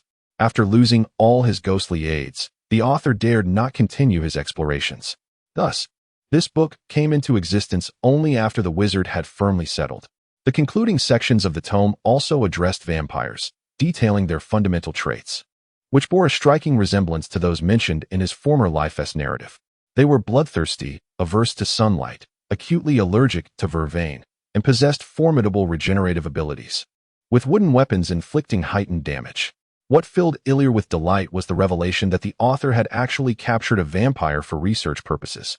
The text noted that vampires possessed the abilities of hypnosis and dream manipulation, effective solely against beings with inferior mental fortitude. Prolonged deprivation of blood could simultaneously weaken both their corporeal and mental prowess, leading the author to speculate that their mental strength was derived from blood. The author persistently endeavored to decipher the principles behind these two abilities, aspiring to evolve them into spells attainable through study, yet regrettably, he had not achieved any groundbreaking results. Regrettably, the author does not elucidate the means to acquire or cultivate phantom servants within the text. Had this information been included, the book would undoubtedly be invaluable. In contrast, the two additional tomes concerning magic are rather unremarkable, predominantly chronicling alchemical spells that are of little use to Ilir at present. Only a minor technique. The affinity for fire elements, along with a locating spell that Ilir has encountered multiple times in his previous life, can be learned at this moment. Throughout the day, Ilir remained in the backyard, diligently practicing these two new spells. The fire element affinity requires meditation upon the flames, harnessing mental energy to perceive the fire. He envisions himself as the flame, aspiring to reach a level where he could ignite anything that is theoretically combustible, such as air. However, Ilir's modest goal is merely to ignite clothing, which would prove beneficial in encounters with vampires. As for the locating spell, Ilir has only memorized the incantation and the requirements for casting, opting not to practice extensively, as it holds little immediate utility. Upon arriving in the backyard, Uncle Joris produced a massive canine tooth, allowing Ilir to observe as he skillfully inserted some agrimony into its interior, subsequently sealing it with plaster. The ensuing task appeared quite laborious. Uncle Joris carefully unveiled a wall hanging and retrieved a silver box from a hidden compartment behind it. Inside lay a set of exquisitely crafted carving knives, their handles adorned with intricate, almost secretive patterns, while the blades emitted a faint blue luminescence, flowing like rippling water. This is one of the two most precious items in this place. It will one day belong to you, while the other will be bestowed upon Henry. What then? Is this other item? Uncle Joss observed Ilir with a hint of curiosity. The ring before them was intended for ordinary individuals, yet Joss felt a twinge of melancholy. Ilir, it rightfully belonged to your father, but he was too obstinate to accept it. Gazing deeply into Ilir's eyes, Joss continued, this ring has the power to rescue those slain by supernatural beings, granting them a chance to return to the realm of the living. Ilir's heart raced, and a chill ran down his spine. Could it be that this was the legendary resurrection ring that shone so brilliantly in the original tale? Crouching down, Joss retrieved the ring from the safe hidden beneath the table, the very ring he often examined. According to his grandfather's records, their ancestors had once crafted a second ring. However, in the interest of maintaining nature's balance, the Holy Spirit sealed that second ring away. Joss extended the ring to Ilir for closer inspection, while he began to sift through a set of carving tools in search of the most suitable size. As a form of compensation, these tools were imbued with extraordinary powers. They promised that should the Gilbert family ever lose their supernatural abilities, the sealed ring would be returned to the descendants of the Gilbert lineage, albeit at the cost of taking away these remarkable carving tools. Selecting a carving knife the size of a toothpick, Joss measured it thoughtfully before addressing Ilir one final time. Ilir, I have decided to entrust the ring to Henry at this very moment. It will safeguard him from supernatural harm. In turn, you shall possess the right to wield this set of magical carving tools, as well as the inheritance of them upon my passing. You are a sensible child, and I wish to avoid any misunderstandings in the future. Do you understand? Ilir nodded. Uncle Joris truly regarded him as family. Wasn't it the most favorable outcome for both parties to seek mutual benefit? Rubbing his slightly sore nose, Ilir gazed vacantly at the ring on his hand. Having inherited everything from the late Ilir, he felt a tinge of sorrow for the father he had never met. The events that transpired were indeed unchangeable, were they not? Chapter 11. Fulfillment. Uncle Joris had placed a protective enchantment on the canine tooth, using his own essence as the medium, allowing it to shield the wearer from a single fatal blow before breaking. However, it was only sensitive to supernatural forces and could not defend against harm inflicted by humans. Uncle mentioned that he procured it from Tamler's father. The tooth of a wolf king imbued with magic was an exceptionally fine material for sorcery. Upon hearing this, Ilya began to suspect that the Tamler family was the werewolf clan residing in Waterfall Town. Apart from the wolf tooth factor, the similarity between his name and the character Tyler in the play was striking. He just couldn't recall Tyler's surname, which would have made discerning the truth much simpler. After returning the items on the lab table to their rightful places and covering Uncle Jorls with a thin blanket, Ilya quietly exited the laboratory. To his surprise, as soon as he stepped outside, he found Henry sitting before the laboratory door, lantern in hand, waiting for him. Ilya was caught off guard. Henry had never visited this part of the lab before, nor had he ever inquired about it. His sudden appearance today was unexpected, yet somehow fitting. Ilya, where's father? The voice of Henry was somewhat subdued. It's all right, Henry. Uncle Joel's is asleep inside. He asked me to deliver these 2 items to you. As he spoke, Ilya carefully handed over the ring box and pendant, observing Henry's expression intently. After a moment of silence, Henry shrugged and replied, Ilya, I believe we need to have a serious conversation. I know there are things my father does not wish to disclose, yet I should have the right to be informed. Shouldn't I? Henry's words left Ilya momentarily perplexed, but he soon resolved to reveal the truth to Henry. Without a doubt, Uncle Joel's cared for Henry. But Ilya did not believe that withholding information would better protect him. Holding on to secrets until they inevitably had to be revealed had not led to greater happiness for those around them, as portrayed in the original narrative. Henry, do you believe in the existence of magic in this world? Ilya inquired. This question seemed to put Henry in a quandary. I remember when I was very young. My father spoke of teaching me supernatural powers, but as I grew older, he never mentioned it again. A flicker of curiosity crossed Henry's eyes. You're not suggesting that father is teaching you magic, are you? I clearly saw you crafting a chair. Is the first step for a wizard to create a wooden chair? Ilya felt a tad awkward, unsure whether to argue the distinction between an alchemist and a wizard. It's not entirely like that. I can prove it to you. Ilya retrieved the book Compendium of Supernatural Creatures from beneath his pillow and handed it to Henry. This was borrowed from Uncle Jorls. You may take a look. However, the proof I speak of is not limited to this. Ilya, with an air of mystery, retrieved several candles from the drawer. With a certain enthusiasm, he placed the candles upon the bedside table, eager to showcase the magic he had recently learned. Inviting you to witness a moment of wonder. Ilya took a deep breath, closed his eyes, and after what seemed like 5 seconds, suddenly opened them. A miraculous event transpired. The candles on the cabinet ignited the instant Ilya's eyes fluttered open. Henry widened his eyes, instinctively reaching for one of the candles, peering around as if searching for its secret. With a swift motion, Ilya extinguished all the flames, including the one in Henry's hand, causing Henry to recoil slightly. Indeed, it was enchanting. This is the affinity with fire elements. I can conjure flames from thin air, as well as extinguish faint embers, such as those of a cigarette. Ilya explained. After gathering the candles, he turned his gaze toward Henry, awaiting his reaction. The novelty on Henry's face gradually faded, as he began to accept Ilya's claims, even though they appeared akin to mere tricks. Yet, this revelation did not alleviate his discontent. He pondered, even so, my father could have informed me. I could learn these things, could I not? Why keep it from me? I am his son. Would I betray his secrets? It is not as you imagine, Henry. Ilya replied with a hint of exasperation. The study of magic requires a particular gift, known as the awakening of power. Your father attempted to nurture this within you, but he was unsuccessful. As for the reason he chose not to disclose this to you, I suspect it may be related to my own father. Why do you say that? Henry initially felt a tinge of disappointment, but then was taken aback. Eliel's voice grew increasingly subdued, perhaps out of concern that revealing such matters too soon might lead Henry down the same path as his father. Thus, he preferred to wait until Henry awakened his power before divulging the truth. I am truly sorry, Eliel began, but Henry interrupted him. I apologize concerning your father. I believe I need some time. I shall step out for a moment. Do not worry about me. As he spoke, he prepared to rise and exit. Wait. Take this with you, Eliel urged, hastily producing a ring and a pendant, insisting that Henry wear them. Fortunately, despite his troubled emotions, Henry did not wish to unleash his frustration upon Eliel. He donned the items hastily, leaving his coat behind as he stepped out the door. A flicker of regret lingered in his heart, yet he realized the truth would have to be confronted sooner or later. Rather than allowing the situation to escalate on its own, it was wiser to prepare Henry in advance, so he would not act impulsively and make a grievous error. Why did Uncle Jules refrain from teaching him more magic?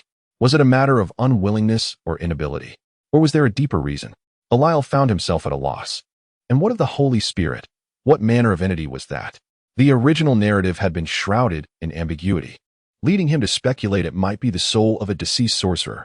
As he gently stroked the smooth surface of the pocket watch resting against his chest, he felt its warmth. He recalled the sorceress from the original tale, who, through exchanging mediums with another boy sorcerer, was able to borrow power from him. This indicates that the connection between the sorcerer and his medium is remarkably intimate, yet I find myself devoid of such a sensation. Is it a matter of lacking something? Or perhaps my own understanding has yet to reach that level? Uncle George truly does not prove to be a competent teacher. Much must be discovered through personal exploration, Eliel thought with a hint of discontent. Sitting up, he retrieved his diary from the bedside and resolved to pen today's entry. After 2 weeks of persistence, it had become a habitual practice. Gradually, Eliel found himself growing fond of the intimate dialogue with his diary, a delightful and close experience. Just as he was midway through his writing, an intense chill suddenly penetrated his very marrow, causing his hair to stand on end. Instinctively, Eliel released his mental energy to envelop his surroundings. Within his mental perception, he observed a cold, luminous presence descending before him. It circled around him twice, swaying slightly, seemingly in a state of agitation, before seizing the pen from his grasp. Ink erupted from the hovering quill, forming a cluster of ink spots that shaped themselves into letters upon the pages of his diary. Henry, an outline resembling a bat, also materialized outside. Something has happened to Henry. A vampire. Eliel instantly comprehended the significance of the ink marks before him. He had no time to ponder the nature of this luminous entity. It was evidently a messenger, and the message was starkly clear. Henry had encountered a vampire. Damn it, that premonition was indeed true. It came too swiftly. He was not yet prepared. No, rescuing Henry is paramount. Mistletoe. Now, it seems I must rely solely on this. Passing by the dining table, Eliel had a sudden inspiration. He swiftly seized a high-backed chair and forcefully smashed the backrest against the wall, causing the wooden rod to splinter and reveal a sharp edge.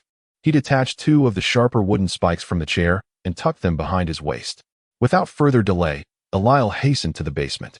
Upon entering, his gaze fell upon an already open bag of horseweed.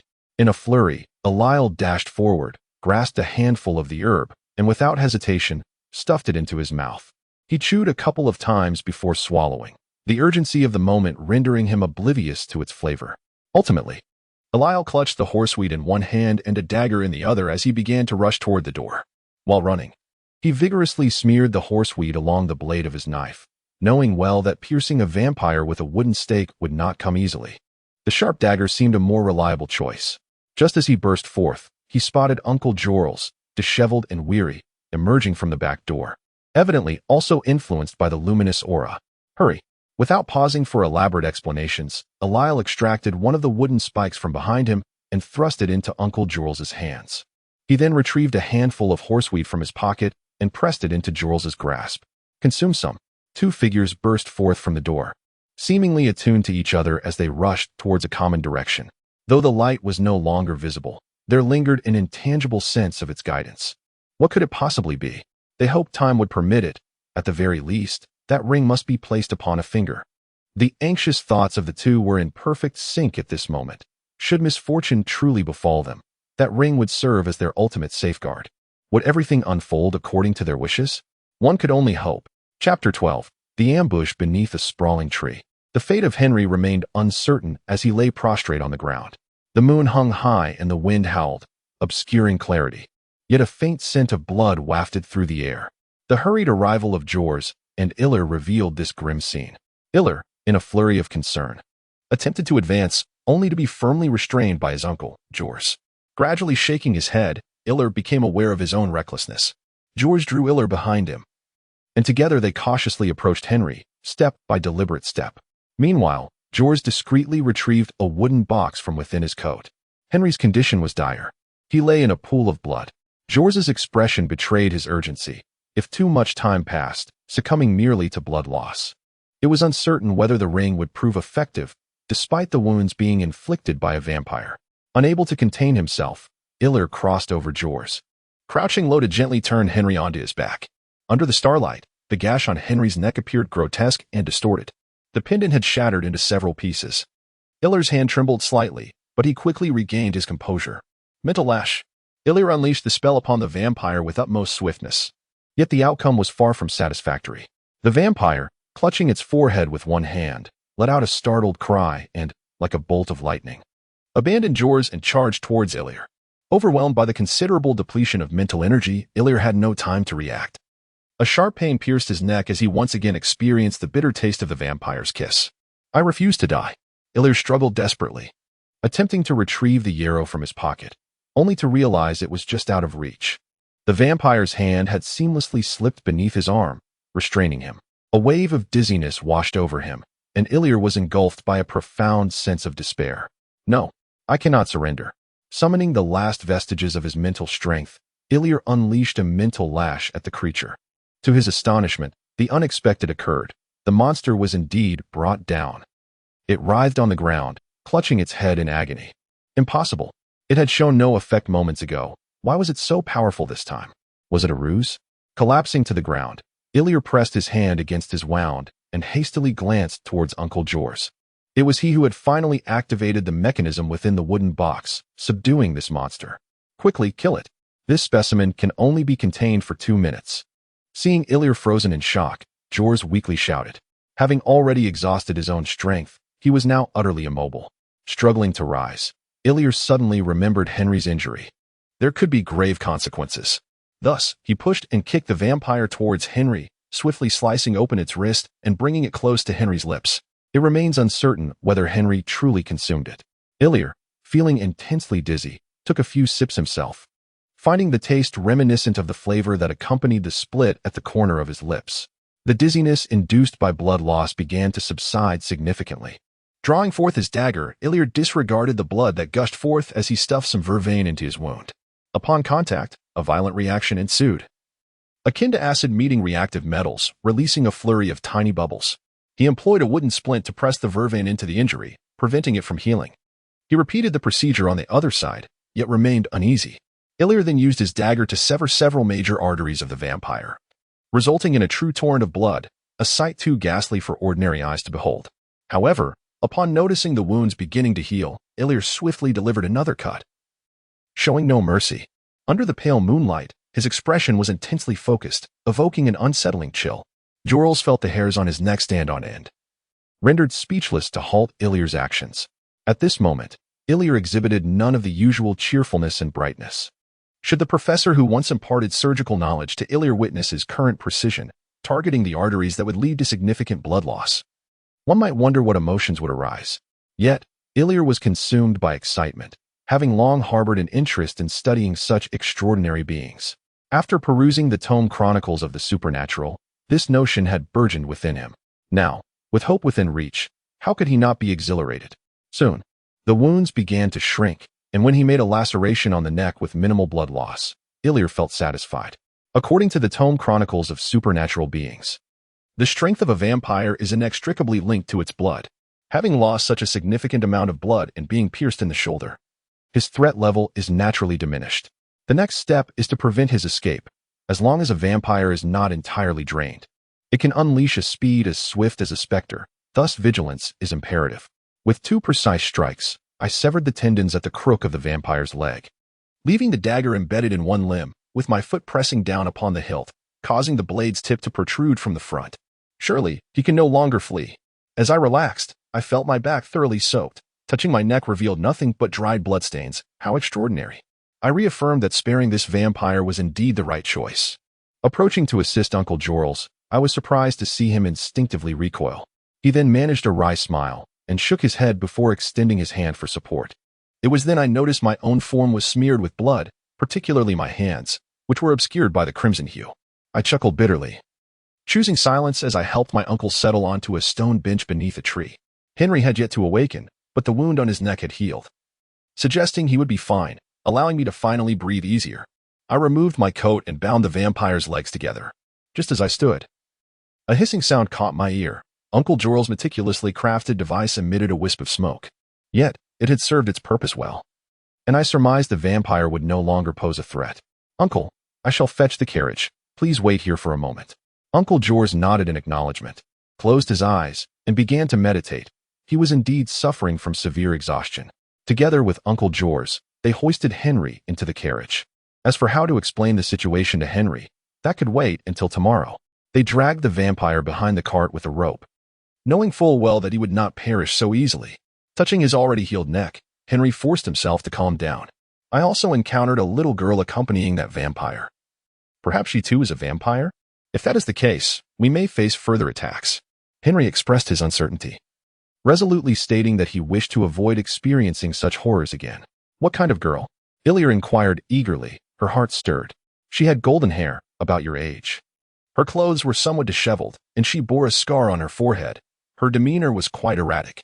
She might not be a vampire, but rather a human held captive by one. Henry organized his thoughts and added that he indeed possessed the qualities of a lawman. Articulating clearly, Janice, where is she? Grasping Henry's hand, Ilya asked anxiously, her heart heavy with concern for the fate of the charming girl. Yet, fate was unkind. And just then, news of her surfaced. All right. Ilya sighed with a slight relief. At least no further misfortune had befallen her. It was imperative to locate Janice without delay to avert any calamity. This vampire had his own share of misdeeds to reckon with. The vampire was being dragged behind the carriage, having lost his strength, yet it was crucial to prevent him from tasting any blood, as he still posed a significant threat. Iriel shook out the last remnants of marjoram from his pocket and handed it to Henry, urging him to consume it, as it would grant immunity against the vampire's mental domination. After a brief pause, Iriel added that he could entertain the vampire without hesitation. I must seek Janice, he declared, preparing to disembark from the carriage. Wait, how will you find her? Uncle Jules inquired. After the events of the day, Jules no longer regarded Iriel as a mere child. Whether it was his bravery or his coldness, Iriel had undeniably distinguished himself during this incident, prompting Jules to refrain from hindering him. In truth, Iriel did not possess a profound bond with Janice. Despite their childhood camaraderie, the reincarnated Iriel had spent less than a week in her company. How could such fleeting moments foster deep emotions? Yet, ever since witnessing Janice weeping in a pool of blood within his dreams, Iriel felt as though a wound had been opened within his heart, causing him great anguish.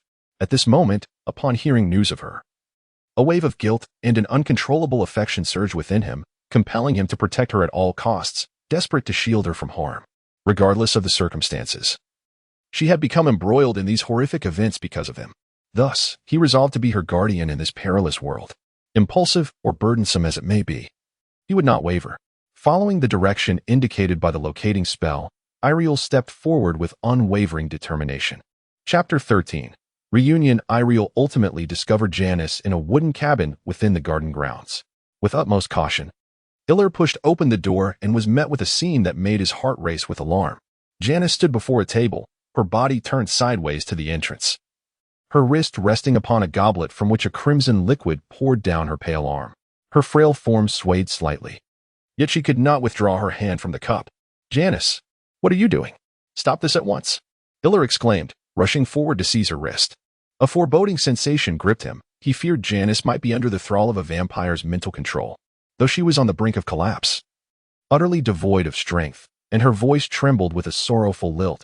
Her eyes remained fixated on the goblet upon the table.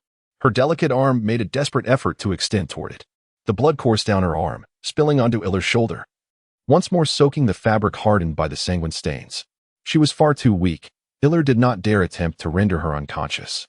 In a moment of desperation, Ilya pressed down on the wound on Janice's wrist with one hand, while grasping a dining knife from the table with the other, slicing into his own wrist. Switching hands, he held on to Janice's injury, placing his own bleeding hand over a cup, and blood began to drip steadily. Thus, their blood intertwined in a macabre union. Don't. Ilya, please don't. Janice finally broke down in tears, her grief washing away the thin layer of dust from her face, leaving streaks in its wake. She yearned to grasp Ilya's hand, but he embraced her tightly instead. Weak and weary, she could no longer struggle, only managing to emit soft sobs. It's all right, Janice. It's all right, Ilya murmured soothingly, gently encircling her waist. In that moment, she appeared so fragile, so helpless. The wound began to heal rapidly, the vampire's blood working its magic. The goblet was now filled to 7/8 with blood, still warm with the essence of both Ilya and Janice. In the dim light, it radiated an eerie luminescence. Amidst Janice's dreamlike wails, Ilya discerned the entirety of the situations unfolding. Janice's father has met with a tragic end. His lifeless body, along with the old house of the Ilya family, was set ablaze by that vampire. Janice, due to the vampire's insatiable thirst for her blood, was forcibly ensnared. To prevent excessive draining in one go and to preserve the opportunity for future tastings, the vampire commanded her to offer a cup each time. It referred to this as the exquisite wine of the bloodline, a daily ritual. Illyr listened quietly, gently patting Janice's back until her emotions stabilized and she peacefully drifted into slumber. As the rhythm of her breathing became steady, Illyr's heart also found solace. Despite the unfortunate events of the day, it was not the worst outcome. Carefully, he made his way to the inner chamber, delicately placing Janice on the bed and covering her with a light blanket before quietly exiting the room. He needed to meditate deeply. The fatigue stemming from his depleted mental energy had tormented him for far too long. Reluctantly, Illyr rose and began rummaging through the house for food and clothing. Although the garments he found were oversized, clearly intended for adults and ill-fitting, they were preferable to the dried, crusted blood that clung to his own body. Using the water stocked in the kitchen, he attempted to cleanse the bloodstains, but he was beginning to feel overwhelmed. This rustic cabin in the woods lacked any semblance of comfort, and the few low stools available offered insufficient respite. At last, Illyr gently nudged Janice closer, and the two embarked on their first shared experience of slumber. Though Janice could not voice her thoughts, Illyr was convinced she harbored no objections. With this in mind, he surrendered himself to the embrace of sleep. The following morning, Illyr awoke early, roused by the subtle movements around him, which disrupted his restless slumber. Upon opening his eyes, he beheld Janice propping her head up with her hands, silently gazing at him. Her hair, slightly tousled, cascaded down onto him, and in her vivid green eyes, he could see the remnants of sleep reflected back at him. Yet her pale cheeks, a consequence of blood loss, and her colorless lips appeared somewhat muted in the morning light. "Good morning." Illyr's voice emerged hoarsely as he reached out to grasp one of Janice's arms, gently pulling it closer to him. The arm bore several fresh and old scars, not far apart, which caused a pang of sorrow in Illyr's heart. "Does it still hurt?" he asked softly, gazing into Janice's eyes while his other hand brushed against her forehead and cheek, revealing her delicate, beautifully crafted ears hidden beneath her golden locks. "It no longer hurts," Janice replied, her gaze fixed on Illyr. There was so much she wished to convey to the one who had awakened beside her. Yet she found herself at a loss for words. "Why is it seeking you?" she murmured, resting her head against Illyr's chest, her frail form unable to support itself. Listening to the rhythmic beat of his heart, she found solace that dulled the pain within her. "It is the one who murdered my parents. I remember him." After a brief silence, as she organized her thoughts, Illyr resolved to reveal most of the truth to Janice, despite her limited options. "I narrowly escaped with my life. Yet Uncle Phil urged me to conceal the truth to avoid inciting panic. Unable to continue living there, I chose to leave my homeland and seek refuge with my uncle. Little did I anticipate that he would follow me and inadvertently involve you." Wrapping her in his arms, he tightened his embrace to convey his remorse. "It is not your fault," Janice murmured, but Illyr noticed the dampness spreading across his chest. The guilt and affection swelling within him were overwhelming. It was undeniably cruel for a mere 12-year-old to face such harsh realities. In this perilous world, strength was paramount, for it harbored monsters that preyed upon humanity and magic that transcended the mundane. Cradling her gently, her golden hair cascading like a silken veil, she resembled a delicate kitten. "I have arranged a room for you with Uncle Jorls. Will you stay here? I shall take care of you. You have no family left back home, and here, I can protect you. Will you accept this?" He tenderly stroked her small head with his chin, declaring his ultimate decision: she could not be allowed to leave him. Even if Uncle Jorls opposed this notion, he would find another way. Besides, Illyr did not believe Uncle Jorls would create difficulties over this matter. As he gently helped Janice to her feet, she resembled a kitten, reluctant to stir from his side. Illyr placed her foot upon the back of her own and cradled her as she brought her into the front hall, gently setting her on a small chair. Illyr began to examine her work. Janice's attire remained relatively neat, though the passage of a night had introduced a few creases. Clad in an oversized work uniform, Illyr managed to present herself adequately. She carefully wrapped her blood-stained garments in cloth, attending to the remnants that should not be left behind. With that, Illyr resolved to depart. "I'm sorry, Illyr," Janice murmured helplessly, a sound that pierced Illyr's heart even more. Perhaps the volume of her voice had startled her. Or maybe it was simply that Illyr had never raised her voice at her like this before. Upon hearing those words, Janice's gaze grew vacant, exuding an air of vulnerability. As Illyr momentarily regained her composure, she found herself enveloping Janice in her embrace, her heart aching at the sight. "This damned vampire. I will ensure you regret your existence in this world." Janice, close your eyes and do not concern yourself with your surroundings. Just imagine you are still here. Leave the rest to me, will you? Elior whispered softly into Janice's ear. To her surprise, Janice gave a slight nod. Elior's heart soared with joy. This truly was effective. Chapter 14. Henry having confined that vampire, resembling a dead pig, to the backyard, Henry and Jorls fell into a prolonged silence. In this moment, with Elior absent, the father and son found themselves at a loss for words. Henry yearned to confront his father regarding the secrets he had kept, to chastise him for his many wrongs as any typical rebellious child would. Yet, he refrained for having grown up without a mother. Henry was even less inclined to impose such discomfort upon his father. He had always hoped that his father would take the initiative to explain, rather than being compelled to speak under such circumstances, after such an event. Thus, he remained silent, silently expressing his unwillingness to vocalize his anger.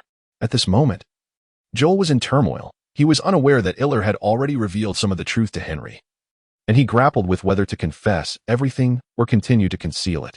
He did not believe that an ordinary person getting entangled in the supernatural realm would yield any favorable outcomes, just like the girl Iller was currently seeking. As he watched his father enter the room, Henry nearly shouted several times but ultimately refrained, cradling his head in his hands and vigorously ruffling his hair. Henry felt a profound sadness. He struck the sofa with a fist, exclaiming, "I need to vent." In a few swift strides, he rushed to the backyard, unlocking the door that contained the vampire, an ideal outlet for his frustrations.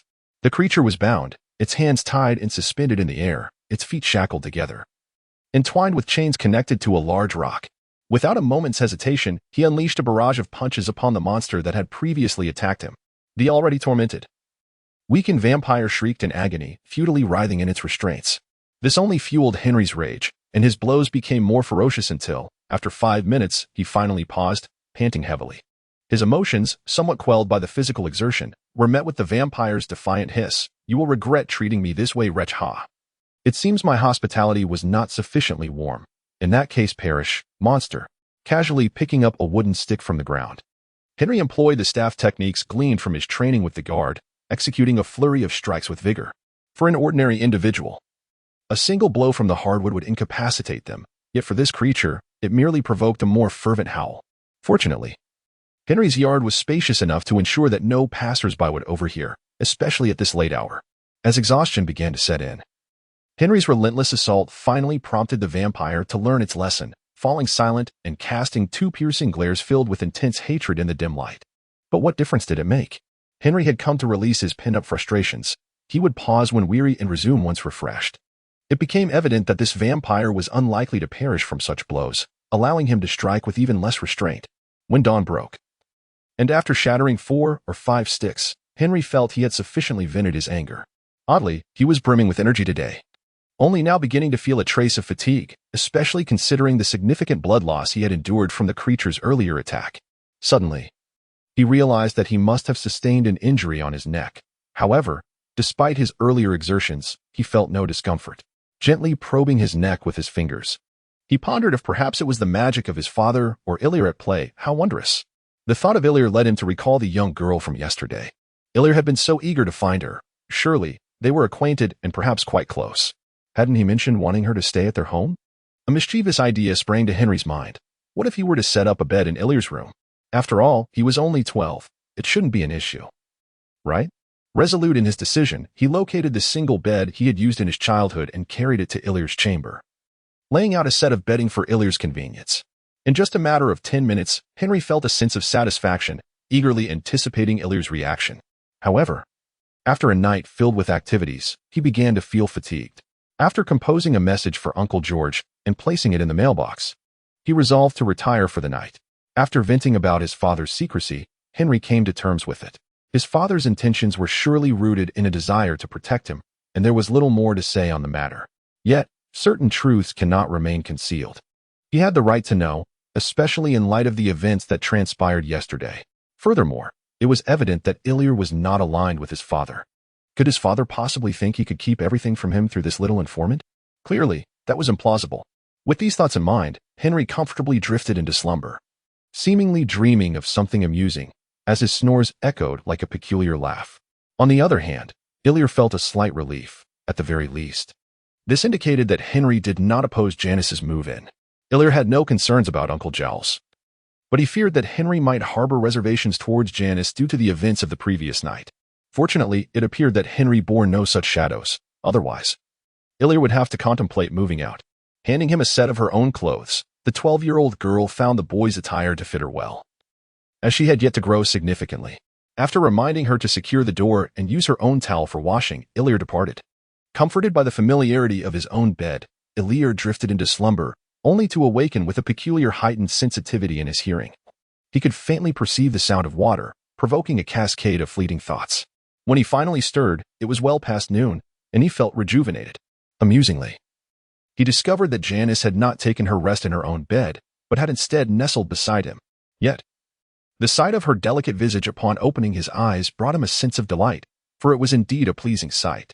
Gently caressing Janice's charming face and tucking the blanket around her, he quietly rose from the bed. Venturing into the backyard, he found Uncle Giles as expected. Though he had not retreated to the hidden chamber, rather, he was meditating beneath a tree. The stools Illyr had crafted were now put to good use, arranged neatly in the space. Softly rousing Uncle Giles, Illyr voiced his perplexity regarding his inability to meditate. This issue weighed heavily on his mind, preventing him from finding solace. Upon hearing Illyr's query, Giles appeared momentarily taken aback. It was unusual. Only highly experienced sorcerers encountered such an abrupt inability to meditate, losing all their mental energy in the process. Typically, overcoming this condition would grant them even greater power. Among the Gilbert family, only a select few of the most formidable ancestors had achieved such a feat. How could Illyr possibly be experiencing this? Promptly seeking further details, Giles soon realized the difference. Illyr had not lost his mental energy. He simply could not enter a meditative state. His mental energy could only be naturally restored through rest. After probing into Illyr's sensations, Giles found himself equally perplexed about the situation at hand. It was merely a conjecture related to the events of yesterday. After a brief discussion, Illyr suddenly recalled that the vampire had mentioned seeking a particular ring. Although the bloodstains were indistinct, there was indeed a ring on the vampire's hand, which Henry had suspended too high for Illyr to reach. However, this was easily remedied, as there was a small ladder in the warehouse. Yet, as Illyr was about to retrieve the ring, the vampire suddenly writhed violently, nearly colliding its head with Illyr's face. Startled, Illyr instinctively struck back with a slap, forcefully yanking the ring off before putting the ladder away. At that moment, Illyr had little inclination to engage in games with the vampire. "You will regret this." "Damn it, my ring." The vampire groaned in a tone of despair, yet it had no power to influence Illyr. "I am the predator, and you are the prey. Does a mere roar suffice to turn the tides?" Illyr scoffed.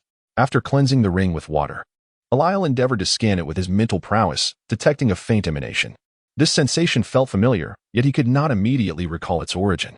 When he presented it to Uncle Giles, the latter exhibited a notable interest. The ring was adorned with a tear stone, a gem said to be formed from the tears of a young dragon of emerald hue. This tear stone bore the aura of the underworld. Explaining why it allowed vampires to traverse in sunlight, they used it to masquerade as the deceased. Chapter 15. Speculation. Upon returning to his chamber and reclining upon the modest bed, Illyr felt an urgent need to organize his thoughts. He sensed he had grasped the overarching narrative of this world. It all began with the sunlight ring, which bore the essence of the underworld, an ethereal realm inhabited by supernatural beings. Within this supernatural purgatory dwelled the holy spirits, the souls of deceased sorcerers. It is noteworthy that this purgatory was established by a formidable sorcerer, and vampires were also creations of these sorcerers. Thus, the sunlight ring was crafted by sorcerers to offer protection to vampires, revealing that vampires cannot entirely extricate themselves from the influence of sorcerers. From a cultural perspective, one might interpret this as follows. A powerful sorcerer constructed the realm of the underworld, assuming the role of its ruler, while gathering many deceased sorcerers to form this nether domain. They employed vampires to exert dominion over the mortal realm. This race, which is impervious to sunlight, requires rings imbued with the essence of the underworld to exist in the light. Their descendant sorcerers serve as their emissaries, thus maintaining a semblance of natural balance. Ultimately, however, the vampires overshadowed the sorcerer's influence in the mortal world, prompting the sorcerers to resurrect the witch responsible for the creation of the vampire lineage. In hopes of eradicating the vampire race at its inception, an endeavor that ultimately failed. When all sentiments of love and affection are stripped away, the remaining elements can be interpreted in this manner.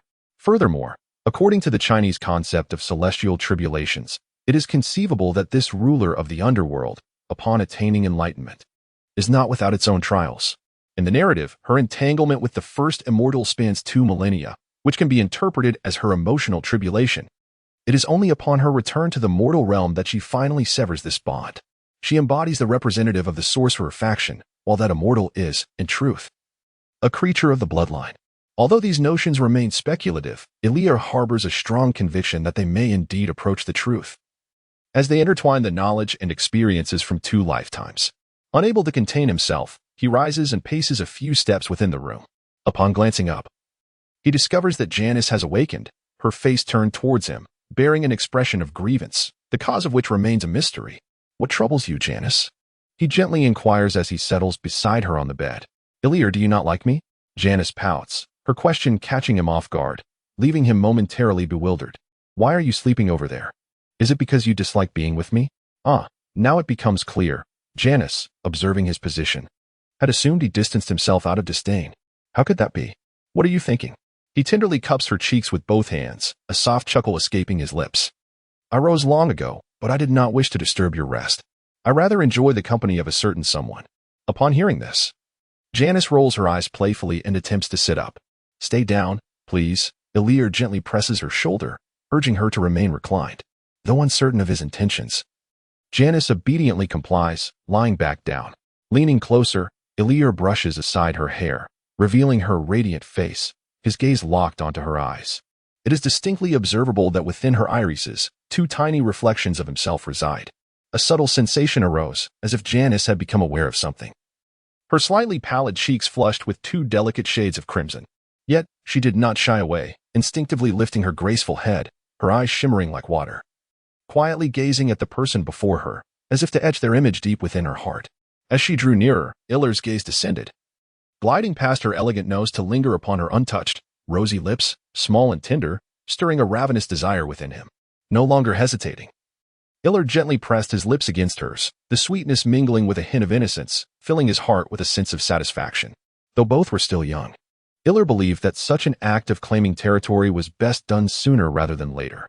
This would also provide reassurance to Janice, serving a dual purpose. With his spirits lifted, Iller smiled like a little fox that had just pilfered a hen. When Henry rose from his slumber, the sun had already begun its descent. Iller found his wide smile rather irksome. He nudged Iller gently with his shoulder and whispered, "That book you were supposed to lend me, it's still here, right? Just leave it in my room. We'll clear out the little study for your pretty lady." With a playful wink, Henry departed. Iller was left speechless, noting that Henry hardly resembled a proper cousin, yet he was relieved there were no lingering shadows. To be able to jest so easily after a vampire attack the very next day was quite remarkable. Shrugging off his thoughts, Iller went to retrieve a small vial of vampire blood. Though scant, it would aid Janice in her swift recovery, since he fed on humans. Utilizing its blood for medicinal purposes carried no burden for Iller. However, Eliel did not intend to reveal to Janice that he had utilized this substance, cleverly incorporating it into the spicy sauce and sandwiching it within the bread for her consumption. As he busied himself with these tasks, a sudden realization struck him. He was unable to meditate. Perhaps this was linked to his prior use of vampire blood for healing? In the narrative, if a sorcerer were to transform into a vampire, they would gain the ability of mental control but would be stripped of their other magical faculties. Thus, having ingested the vampire's blood, could there be other adverse effects?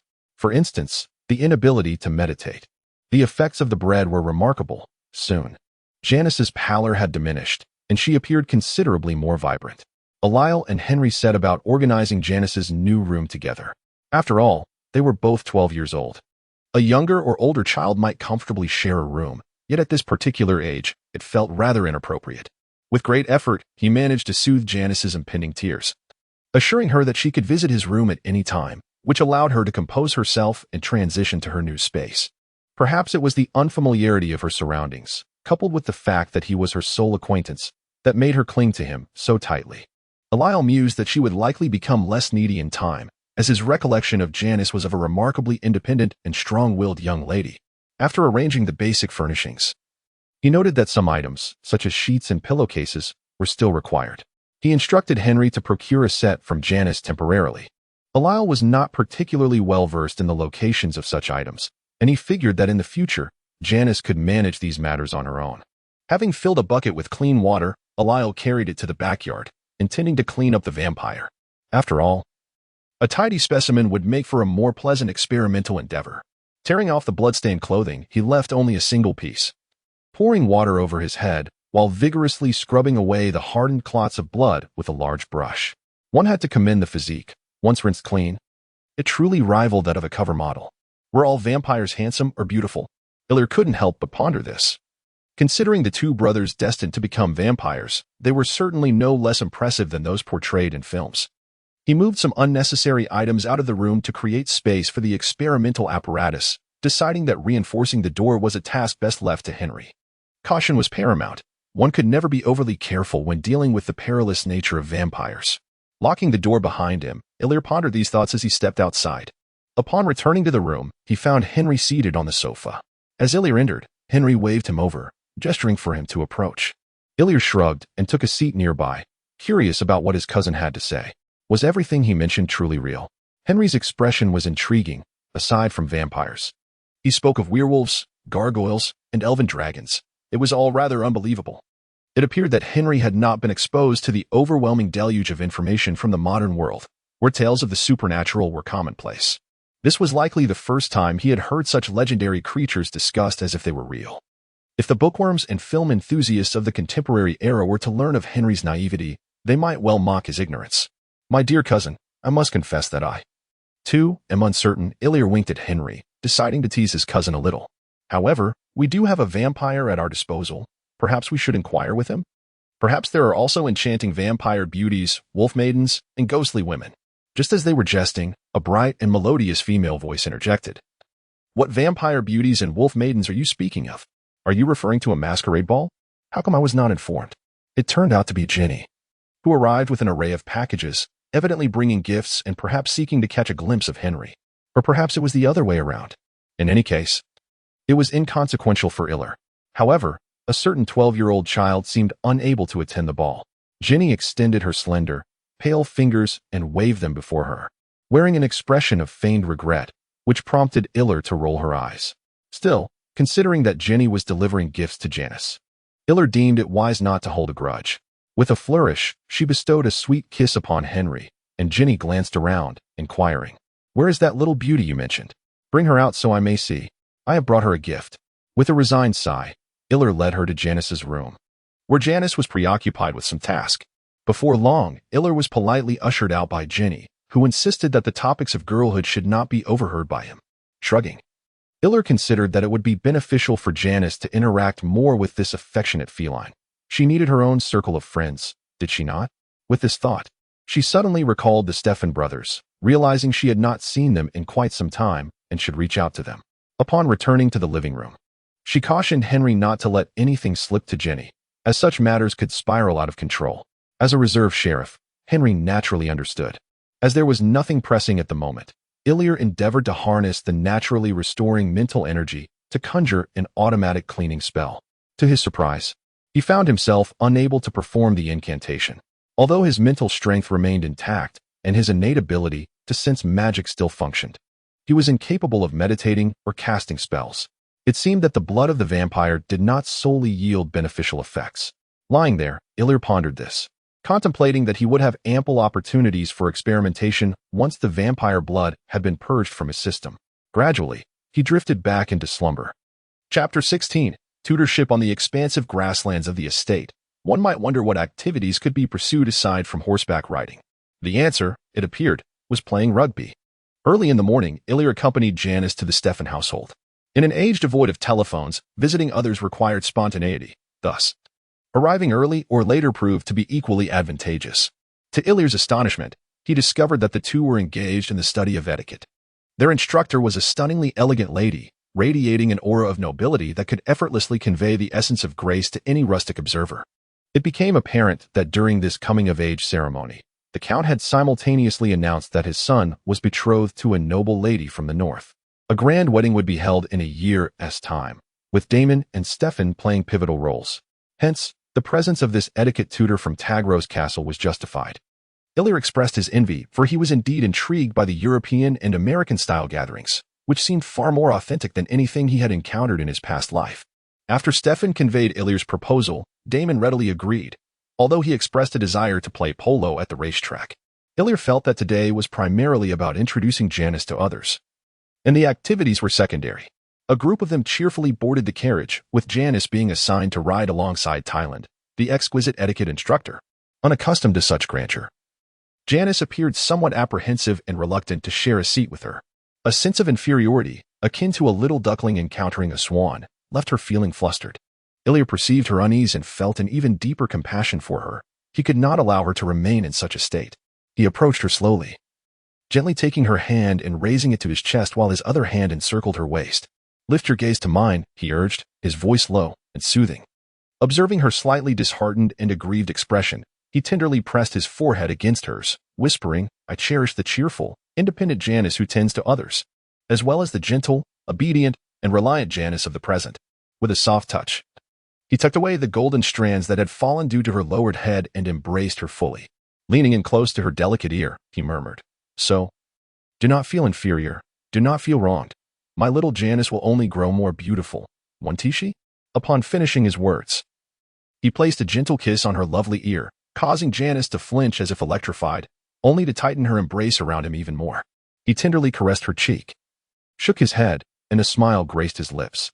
Was his reassurance truly that effective? Had Janice's troubles dissipated? In his past life, when pursuing girls, he never truly felt any discontent. Was it because Janice genuinely cared for him, or was it due to the fact that he had saved her? Unable to comprehend it, Ilya resolved to let it go. He approached and lightly nudged Stefan with his shoulder. The fellow, with a strange grin, jumped back and hastily boarded the carriage. Truly a fellow lacking in romantic finesse. Once aboard the carriage, Ilya and his companions set off towards the horse racing grounds, anticipating a splendid day ahead. One that would be delightful for everyone. For Janice, Ilya hoped she would glean valuable insights from Thailand. Not merely in the realm of external manners or elegant attire. Though these were effective, they were not the essence of what mattered most. Coming from a humble carpentry background, she inherently lacked confidence in this so-called high society, and this very lack was at the core of all compelling charm. Ilya yearned for a beloved Janice who could capture his heart, rather than a mere dependent maid. This was his motivation for actively introducing her to his social circle. Although it was not the sole reason. Naturally, Ilya harbored concerns. Would the Janice of maturity be the Janice he desired? Or would she become someone entirely different? He was reluctant to create a future for others. Thus, he sought to imprint his own mark upon this budding field. In his second life, upon deciding to embrace responsibility, he developed such thoughts and felt no remorse. Should anyone attempt to undermine him, he would instruct them in the ways of humility through the power of magic. This confidence served as the foundation for his decision to grant Janice the freedom to flourish. Let us use this term for now. If Janice ultimately chooses to leave him, it will become a matter of letting go. If Ilya finds himself disenchanted with the transformed Janice, it will turn into an act of relinquishment. Ilya does not believe he can dictate the future. He merely addresses matters in his own manner, nothing more. Upon arriving at the racetrack, the group disembarked from the carriage. Ilya glanced at Janice, and their rapport appeared rather harmonious. This was sufficient. One cannot rush into things, as time remains on their side. Soon, Damon retrieved a new rugby ball from the warehouse, along with 2 pairs of pristine riding boots. One cannot help but commend his meticulousness. Although his intentions of involving the 2 ladies were quite evident, under the unanimous encouragement of the 3 boys, the 2 ladies, unable to decline their enthusiastic invitation, consented to join in the game. Ultimately, Damon and Talon formed one team, while Stefan, Ilya, and Janice comprised the other, rendering a balanced match of 2 larger against 3 smaller players. Such a friendly match bore no stakes, allowing all to partake in a relaxed manner. Stefan and Ilya exhibited remarkable synergy, while Janice, with her stamina honed since childhood, contributed to their coordination. The trio frequently executed commendable strategies, leaving their opponents at a loss. In contrast, Damon's team, although bolstered by Damon's formidable physique, found Talon's graceful demeanor ill-suited for such a rough game. Despite her earnest attempts to contribute, she often relinquished possession of the ball. Thus, both teams engaged in an evenly matched contest, exchanging efforts back and forth. After several rounds, they played with exuberance, thoroughly enjoying the experience. As the midday sun approached its zenith, Damon proposed a barbecue in the woods near the racetrack for lunch, an invitation that was met with unanimous enthusiasm. Perhaps after a morning of shared exuberance, Thailand had shed her usual aloofness, displaying a newfound amiability, particularly towards Janice, with whom she was now evidently more intimate.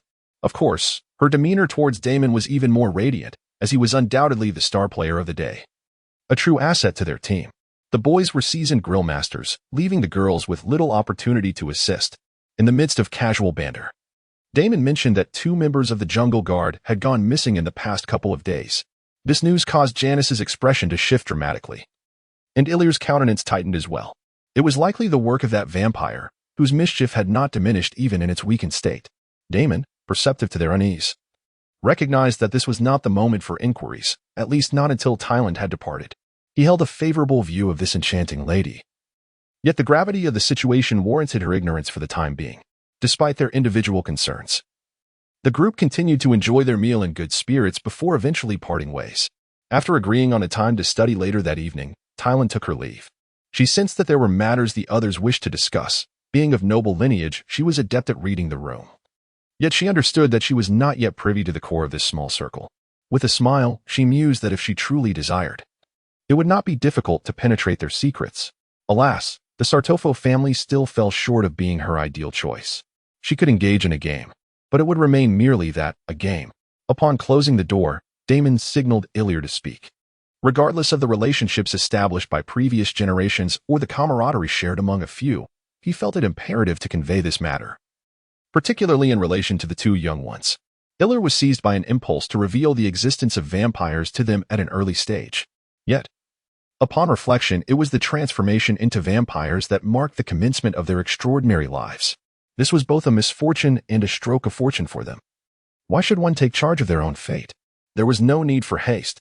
He decided to disclose most of the circumstances truthfully to the 2, including the assault on Henry, the injury sustained by Uncle George, and the abduction of Janice from her hometown. However, he omitted the detail that the assailant was a vampire and that it currently lurked in their own backyard. He expressed his condolences to the 2, and Damon assured them that he would exert every effort to apprehend the culprit, mentioning that he would inform his father, who would take the time to visit Uncle George. Illyar felt it prudent to first convey his regards to his uncle, so he and Janice took their leave. The 2 accompanied them to the carriage, marking the conclusion of their meeting for the day. Chapter 17. Concealment. Upon returning home, Illyar relayed to Uncle George that he had divulged certain matters to the Salvatore brothers. After a moment of contemplation, Uncle George acknowledged this and cautioned Illyar against disclosing the existence of vampires. On this point of concealing the existence of vampires, both George and Illyar shared a consensus.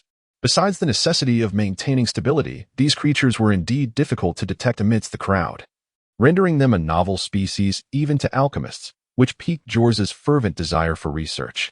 Upon arriving in the backyard, Illyar noticed that a layer of iron fencing had been added around the original storage room, enhancing its security.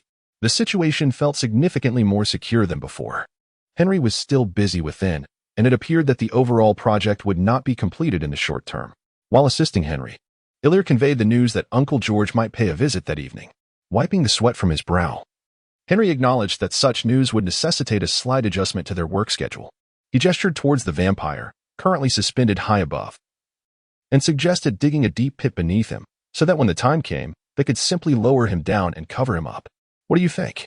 Illyar pondered for a moment before adding that they could place some items in the pit to diminish the vampire's mobility and reduce the likelihood of detection. Upon hearing this, Henry's eyes lit up. He took a sip from a nearby water bottle and inquired whether the vampire could drown. What if we added some water? Perhaps some vervain as well? Perhaps disturbed by the unsavory conversation of the 2, the vampire, suspended overhead, began to writhe, though it was unclear whether out of fear or anger. However, its mouth was stuffed with a large bundle of rag, rendering it incapable of voicing an opinion. The 2 below quickly finalized their plan with a few exchanged words and immediately set about executing it. They aimed to complete the task of concealing the vampire before nightfall. Contemplating the fate of the vampire, which was to be subjected to repeated drowning, Illyar resolved to grant this creature no opportunity for escape, absolutely none. After spending the afternoon, the 2 had dug a pit 2 meters in diameter and 3 meters deep. They compacted the surrounding earth and Henry filled the pit with water, sprinkling in a small quantity of vervain as well. Thus, they had created a prison that encompassed concealment, suppression, and total disappearance.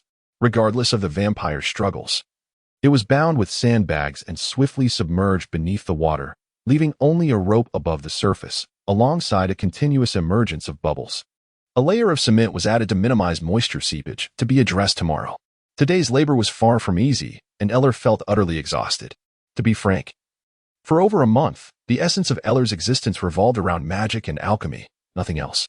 The sudden loss of magical power these past couple of days jolted Eller awake from the delusion of magic's omnipotence. Magic is not infallible. It can spiral out of control under uncontrollable circumstances. In this regard, it pales in comparison to a well-maintained handgun or a sturdy crossbow. The sweat that now drenched him served as the best testament to this truth. Upon returning home, he indulged in a thorough wash. Reminiscing about the days when he could rely on magic for such tasks, a simple cleaning spell could resolve bathing dilemmas effortlessly. After adjusting his hair in front of the mirror, Eller found himself inexplicably drawn to Janice's doorstep. Faint sobs could be heard from within. Was she crying? What had transpired? Eller knocked gently, and without waiting for a response, pushed the door open. Upon entering, he saw Janice, her eyes slightly swollen, sitting on the bed wrapped in a blanket, looking towards the door in a state of mild panic. Upon recognizing Eller, her disarray intensified. She covered her eyes with her hands and buried her face in the blanket, seemingly wishing to conceal her current state from him. Alas, expressing the lyrics in English would strip them of their essence. Otherwise, Eller might have felt compelled to hum a few lines for Janice. In truth, it seemed that nothing significant had transpired with Eller. It was likely just a fleeting moment of despair. This lack of resonance with Eller was merely a pang of sympathy for the little girl before her. Observing Janice's unwavering stance, as though she would sit there until the end of time, Eller felt a growing urgency. She removed her boots and swiftly approached Janice. Gently pushing aside the blanket she clutched, pulling the girl into her embrace with heartfelt concern. As the delicate child finally let out a soft sob in Iller's arms, a wave of relief washed over her. From her past life experiences, Iller understood that if a child appeared deeply sorrowful yet refrained from shedding tears, it indicated a profound sadness, perhaps even a despair so deep it bordered on hopelessness. Conversely, the act of crying suggested that the situation was not as dire. Holding the tearful little one, Iller lost track of time until the sobs gradually subsided, gently lifting Janice's chin. Iller tenderly wiped away her tears and brushed the tenderly reddened nose, questioning softly why she was so heartbroken. Noticing the shifting clouds that hinted at another emotional storm, Iller felt a sense of urgency. Before more tears could fall, she needed to devise a solution. In a moment of quick thinking, Iller pressed her lips against the small, trembling mouth, willing to gamble on the efficacy of this gesture. To her surprise, it truly worked. The impending storm of tears was quelled by that prolonged kiss. Soothingly, she reassured Janice, who, after a long silence, timidly inquired, "Am I foolish and useless?" With glistening eyes that held a touch of sorrow, she gazed at Iller, as if yearning for an answer, yet perhaps already possessing one. "My Janice is anything but foolish. She is remarkably intelligent. Who dares to label her as such? Is it the dim-witted Henry?" Iller paused, yet even he, despite his lack of wit, understood that it was imperative to soothe her at this moment. "I shall assist you in teaching him a lesson, ensuring he never dares to call you foolish again." With that, he feigned an intention to rise. Annoyed, Janice buried her face into Iller's chest, her tears transforming into laughter. She playfully struck him a couple of times, exclaiming, "Do not treat me as a child in need of consolation. It's just that ever since I encountered that monster, I have felt utterly powerless. It saddens me deeply." Shifting her position, her voice grew softer. "Not only am I at a loss to confront it, but I was also compelled to seek you out. Though I cannot fathom how you achieved it, you were truly remarkable for having vanquished that creature." As she spoke, she instinctively tightened her embrace around Iller. "But Iller, you are entirely different from the person you once were." Janice's gaze dimmed in a way that Iller could not perceive. "Both you and your new companions are unlike before. Being with them leaves me feeling exhausted and embarrassed." She tilted her head back to gaze at the boy who held her close. By the instinct of a girl, she noticed that his gentle, deep brown eyes, which regarded her with tenderness, seemed to possess an essence that was fundamentally altered, yet somehow unchanged, merely more profound. "I adore you and wish to be by your side, but I fear I am unworthy of you," Janice murmured softly as she once again buried her head in Iller's chest. Her whispered words astonished Iller. "Change is an inevitable part of life. And while I have certainly transformed, I found myself unmasked in this new environment, only to be perceived by the little tearful one." Embracing Janice tightly, I realized that few are aware of my metamorphosis, and Janice, though wise beyond her years, remains innocently untroubled by doubts. Nothing is absolute. I like to believe that rescuing her was indeed the right choice. I placed a gentle kiss upon her delicate ear, leaning close to whisper earnestly, "I am quite surprised. Janice, I never anticipated you would ponder so deeply. I have indeed changed, and so have we all. After enduring such unimaginable experiences, it is impossible for us to return to our former lives. If you are willing, I shall protect you, and together we shall navigate this perilous, wondrous world for all eternity. Worry not about anything else, just have faith, for I shall always be by your side. Will you?" At this moment, a torrent of emotion surged within me as I released my embrace, tenderly cupping Janice's cherubic face, gazing into her bright eyes that sparkled with a light named yearning. The warmth of such affection transcends the notion of time. It was only when Mr. George arrived that Janice and I ventured outside, her tear-stained visage now barely discernible. Prior to our departure, I had already rehearsed our responses with Janice, while Henry had meticulously prepared his lines even earlier. Though George sincerely cared for his old friend, a gentle veil of concealment was deemed necessary, as Joel believed. George sat for quite some time, conversing with Joel about health and work matters, while Lyle paid little attention. He engaged in casual banter with Henry and Damon, who had come with George, as Henry subtly probed Damon to ascertain his knowledge of the supernatural realm. Lyle silently hoped that Henry would not be a loose-lipped individual. He was somewhat concerned that a careless remark might inadvertently alter the course of history. Although he himself was akin to a great butterfly, when George finally rose, Henry, Lyle, and Janice accompanied him to the carriage, bidding him farewell. This was not mere superficial politeness or ceremony, despite outward appearances being similar. Those involved could distinctly sense the profound friendship between the two families. If Henry were a young lady in China, she would undoubtedly be wed to the dashing Damon for the sake of a harmonious union. The thought unexpectedly crossed Lyle's mind, eliciting an unusual smile at the corners of his lips. Chapter 18. Magic in the Stillness of a Deserted Night. A petite figure stealthily emerged from Janice's room, darting to Lyle's door. Noticing that the door was not fully locked, she slipped inside. Before uttering a sound, suddenly, candles flared to life throughout the room. Janice instinctively covered her slightly parted lips with her hand, and in the bright glow, she beheld Lyle sitting cross-legged on the bed. Lyle smiled and beckoned Janice to come closer. Obeying as if commanded, Janice quickly approached the bedside, removed her shoes, and sat down opposite Lyle. "I mentioned that I would show you magic. How does it feel? Enchanting, I presume?" Elias said with a hint of pride. His spirits buoyed by the realization that it was indeed the vampire blood that hindered his ability to cast spells, coupled with an unexpected delight. "Can you only light candles?"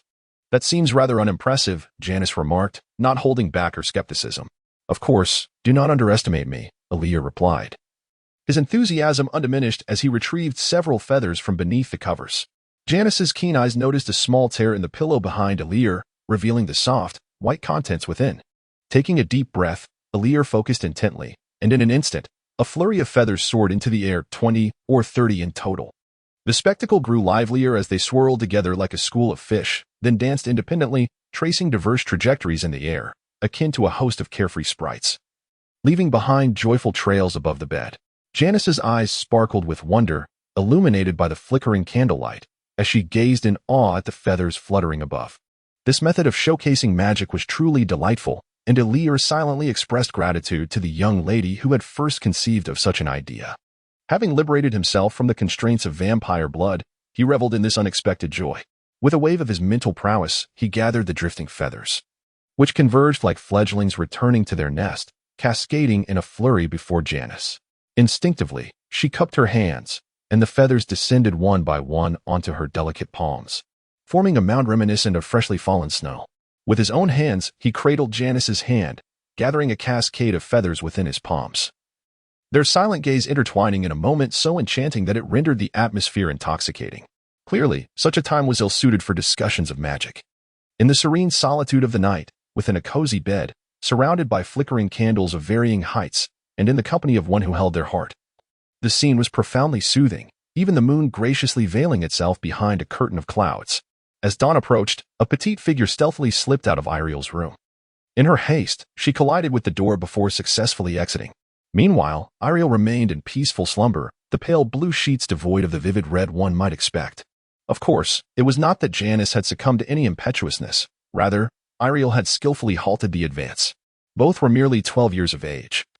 And although Iriel's past lives had imbued him with a sense of yearning, he recognized the necessity of restraint for the sake of Janice's health, who had yet to reach womanhood, requiring an additional 2 years of patience.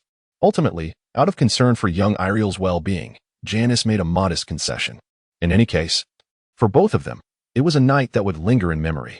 As morning light emerged, Iriel composed himself and sought out Uncle Jorls to discuss his insights regarding vampire blood. If his breakthrough in mental prowess was indeed attributed to the blood of a vampire, then the significance of this vampire to Iriel would transform entirely, akin to a grand elixir of experience. The mere thought of it sent a thrill through him. Meanwhile, Henry ventured out to procure some id, and although Janice had intended to accompany Iriel on a shopping trip, she had to go alone, given Iriel's prior engagements. Aaliyah was advised to seek out Jenny, yet she remained non-committal, her thoughts shrouded in uncertainty. After a lengthy discussion, Jorls, prioritizing safety, insisted that Aaliyah undergo a profound meditation to ascertain the absence of any hidden dangers. Only upon confirming there were no issues could they proceed to investigate the enhancing effects of vampire blood on mental fortitude. When would she be able to delve into deep meditation? It wasn't as simple as stepping into a restroom at will. Aaliyah felt a twinge of frustration. It was akin to preparing a sumptuous feast only to be compelled to wash one's hands first, a notion she found utterly repugnant. However, Aaliyah was not an inexperienced child, unable to discern the gravity of the situation. After much contemplation, she realized that depleting her mental energy entirely would facilitate her entry into deep meditation. With unwavering determination, she unleashed her mental energy towards the heavens. A significant improvement from before, yet she could only maintain it for 4 seconds before feeling utterly drained. This was insufficient. With her remaining mental energy, Aaliyah cast several pest control spells, finally feeling a dizzying lightness as her mental reserves were entirely exhausted. She settled down nearby, laboriously crossing her legs, and entered a meditative state, fervently hoping to achieve deep meditation soon. The sensation of complete mental depletion was excruciating. This was the last thought that crossed Aaliyah's mind before attempting deep meditation. The endeavor proved arduous. Throughout the night, Aaliyah attempted 4 times, yet was unable to achieve deep meditation.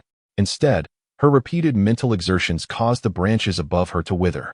This relentless struggle persisted for an entire week, during which Aaliyah remained unable to attain a state of deep meditation. He has become quite adept at wielding mental lashes, with a modest enhancement in his mental prowess, allowing him to maintain the exertion for 5 seconds. Yet, the unfortunate tree in his meditation spot has shed all its leaves, seemingly on the brink of withering away before autumn arrives. Henry has completed reinforcing the storage room, ensuring that the vampire can be concealed without a trace when necessary. This remarkable efficiency is not solely attributed to Henry's diligence, but also to the vampire's exceptional cooperation, which Iller has duly acknowledged with verbal commendation. Janice has gradually acclimated to her new surroundings, in addition to her daily upkeep of the rooms. Her previous culinary skills have now elevated her to the role of the Gilbert family's little chef. Naturally, the majority of the cooking still falls to the adept Henry, with Janice primarily tasked with baking bread and preparing jams. Uncle Jorls has regained his health, though the fruits of his labor were swiftly undone by the vampire on the very same day.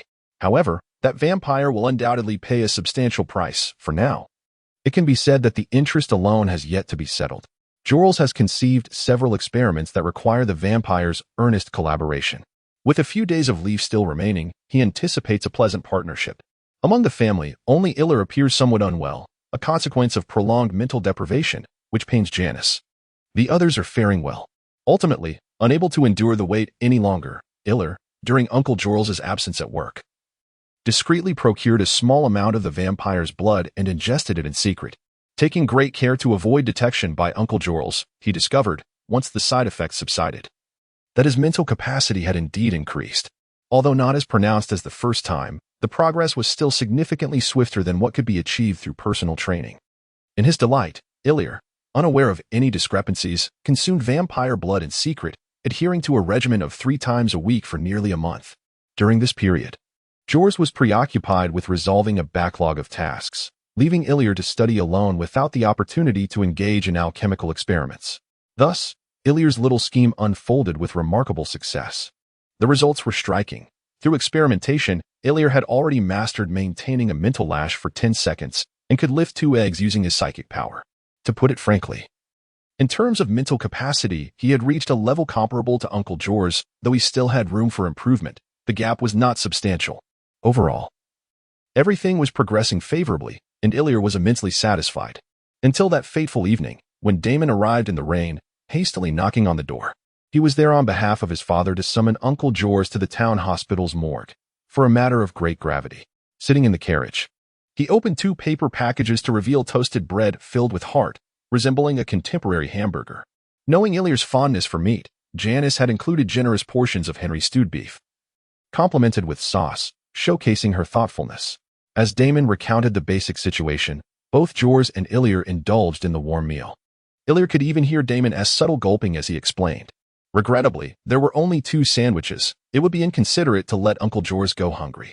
Thus, Ilya had to apologize to his elder brother. With a satisfied pat on his belly, both Jors and Ilya grasped the general circumstances. Today, a sudden calamity struck the slave quarters as 12 enslaved individuals perished unexpectedly, plunging the others into a state of panic. The deceased exhibited identical conditions, their faces reflected sheer terror, their bodies stiffened, and there were no prior signs of distress, scattered across 5 or 6 different compartments. Although the incident involved only enslaved individuals, the possibility of similar occurrences among the townsfolk could not be disregarded, prompting George to take this matter seriously and commence an investigation overnight. He suspected that this was not a case of ordinary illness, poisoning, or any other human-induced factor, but rather the interference of supernatural elements. Thus, he resolved to seek the assistance of his old friend, the alchemist Jorls, who possessed considerable knowledge of the supernatural realm.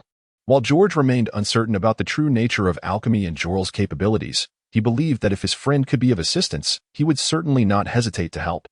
In this small town, Jorls was perhaps the most viable source of support. Chapter 19. Spectres. 12 rigid corpses lay in a row upon the straw mats. In the dim light, their dark skin rendered them inconspicuous, save for the hauntingly pallid eyes that sent shivers down one's spine, left unclosed and exposed to the air. Why must the dead be denied eternal rest?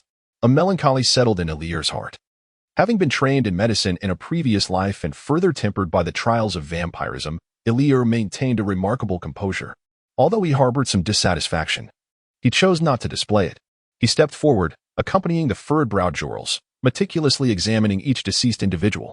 With a bold heart and after quietly obtaining Jorls' consent, Ilya gently closed the eyelids of each examined soul. A faint sense of pity and desolation lingered in the heart. Despite being fellow human beings, the death of a black slave seemed utterly inconsequential in the eyes of those surrounding him. Had the situation not been so peculiar, it is likely that even those tasked with retrieving the body would have been absent. Startled, Ilya instinctively recalled an incident from over a month ago, when he encountered a dark aura beneath an ancient tree. Could it possibly be connected to this occurrence? A sense of unease gripped him as he released the mental energy he had been containing to probe the surroundings, yet he found nothing overtly amiss. Only a faint, obscure fluctuation emanated from the corpse, leaving him uncertain whether it was a normal phenomenon. Nevertheless, reflecting on his recent progress, Ilya felt a slight boost in confidence. His range of mental detection had now extended to a radius of 50 meters. At full capacity, he could lift objects weighing up to 0.1 kilograms, approximately the weight of 2 eggs. Furthermore, his mental lash could be sustained for 10 seconds, making it applicable in practical scenarios. However, in order to avoid disrupting his daily life, Ilya typically kept his mental detection restrained. This was partly due to the challenge of maintaining an all-encompassing field of vision, especially given the vast 50-meter radius. The sheer volume of details flooding his mind could easily lead to fatigue. Additionally, if his intent was too forceful during the probing, it could inadvertently affect the observed object, resulting in a significant drain on his mental energy. Overall, Ilya found it somewhat overwhelming to manage the rapid growth of his mental capabilities, and he had yet to master the control of his new abilities. Observing Uncle Jors, he sensed a hint of despair. Ilya wished to share the account of his past experience, but hesitated, considering the presence of the surrounding doctors. Perhaps it would be better to ask his uncle to step aside for a private conversation? As Ilya hesitated, a man resembling a secretary approached, requesting that Jorls attend to the hospital's office where Mayor George and the hospital director awaited. Jorls felt a slight headache. If this were a common matter, these individuals might prove somewhat useful. Yet, in the face of supernatural forces, their presence could only complicate matters. If more tragedies were to occur, The tranquility of the small town would surely come to an end. However, he could not dismiss them outright. It was best to assess the situation with George and the others first. Upon entering the office, Jorrels observed Uncle George seated across from a man who appeared to be a doctor, surrounded by several others, the atmosphere notably somber. Outside, the rain continued to pour relentlessly, leaving many with damp hair and umbrellas dripping on a nearby rack, clearly indicating a hastily assembled gathering.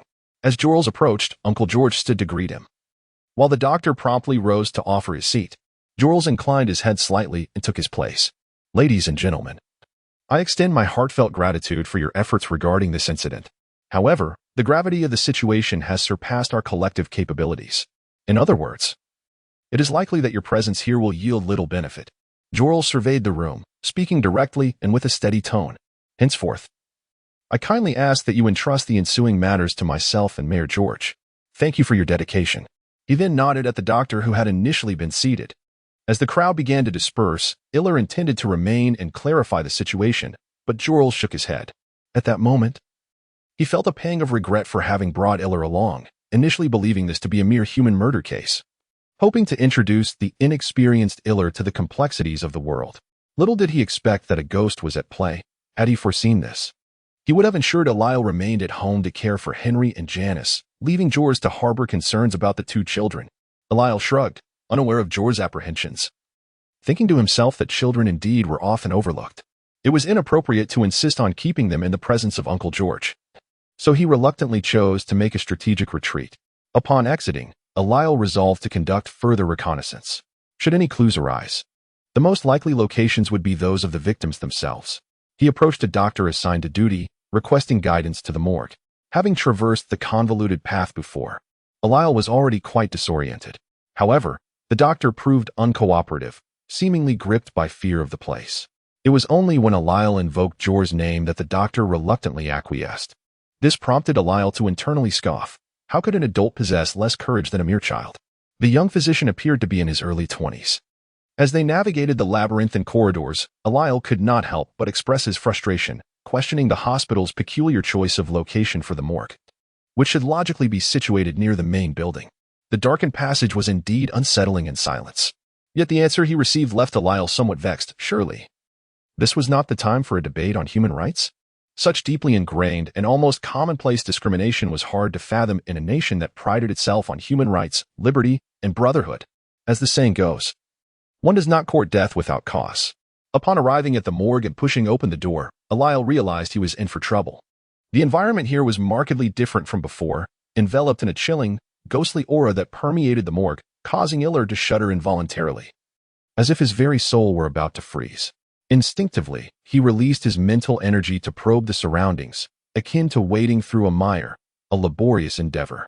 The mysterious fluctuations from his memories reemerged. However, Iller had made significant progress, enabling him to discern quite a bit amidst the obscurity. Before him loomed a mass of black mist, more than 4 times the size he had encountered previously, hovering ominously above the corpses.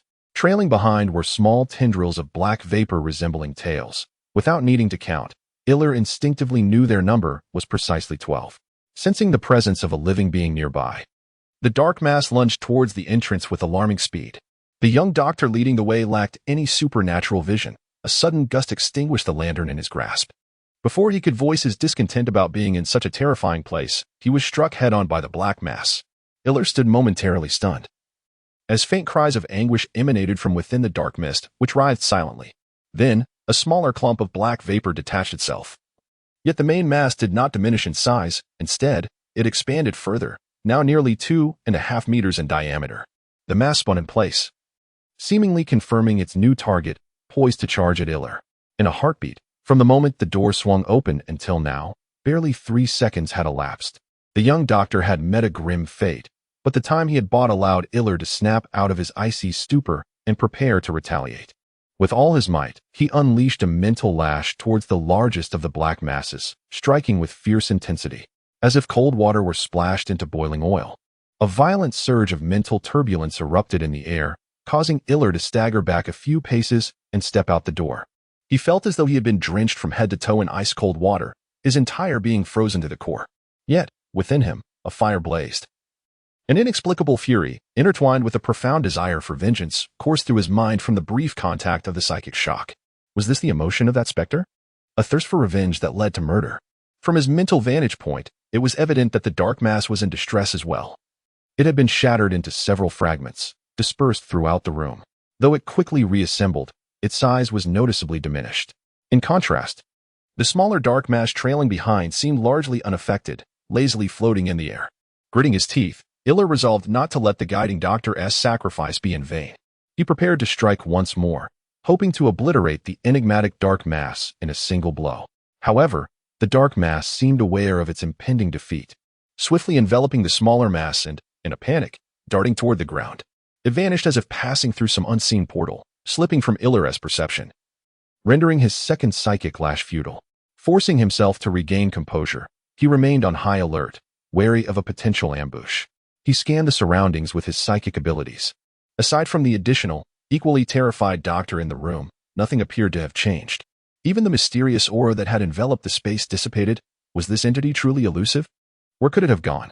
Reluctant to disturb the body of the deceased doctor, Iller turned to seek out Uncle Jorls. Another life had been lost, a consequence of his own arrogance and negligence. Iller felt a profound sense of agitation within him, an unsettling discomfort that gripped his heart. After merely taking a few steps outside, he encountered Jorls, who had rushed over upon sensing the fluctuations of mental energy. Upon seeing him, Iller's heart found a modicum of solace. "Uncle, I believe I have discerned the source of our troubles, a ghost resembling a mass of dark vapor. I have encountered it before, beneath a grand tree near a slave camp, and it has grown more formidable since our first meeting." Iller spoke rapidly, instinctively lowering his voice to prevent George, who was trailing from a distance, from overhearing. George appeared visibly taken aback, grasping Iller's hand with concern. "Are you unscathed?" he inquired, scanning Iller from head to toe. Upon confirming that Iller was indeed unharmed, he exhaled in relief. "Thank goodness you are well. It is indeed the work of a ghost. I have recorded its soul's fluctuations, and I can use my pocket watch to locate it. I shall retrieve the weapons necessary to confront it. Since you can sense its presence, you shall take the lead in dealing with it." A flicker of realization sparked within Iller. "Uncle, are you implying that you cannot see it? How could Uncle Jorls be blind to its presence? Was it due to the limitations of mental detection?" This notion stirred a vague understanding within Iller. Yet an inexplicable restlessness accompanied it. Jorls was not a steadfast pillar of support, and this nascent awareness rekindled the turmoil in Iller's heart. Jorls shook his head. "My mental gift does not allow me to perceive souls, and our family's tomes do not contain records on this matter." He paused before adding, "However, we do possess 2 weapons passed down for combating such entities, which may prove useful.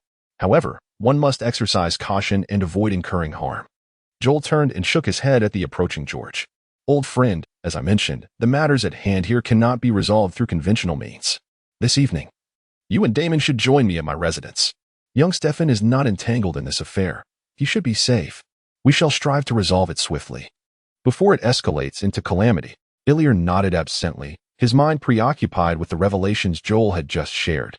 He was increasingly cognizant of Uncle Joel's limitations.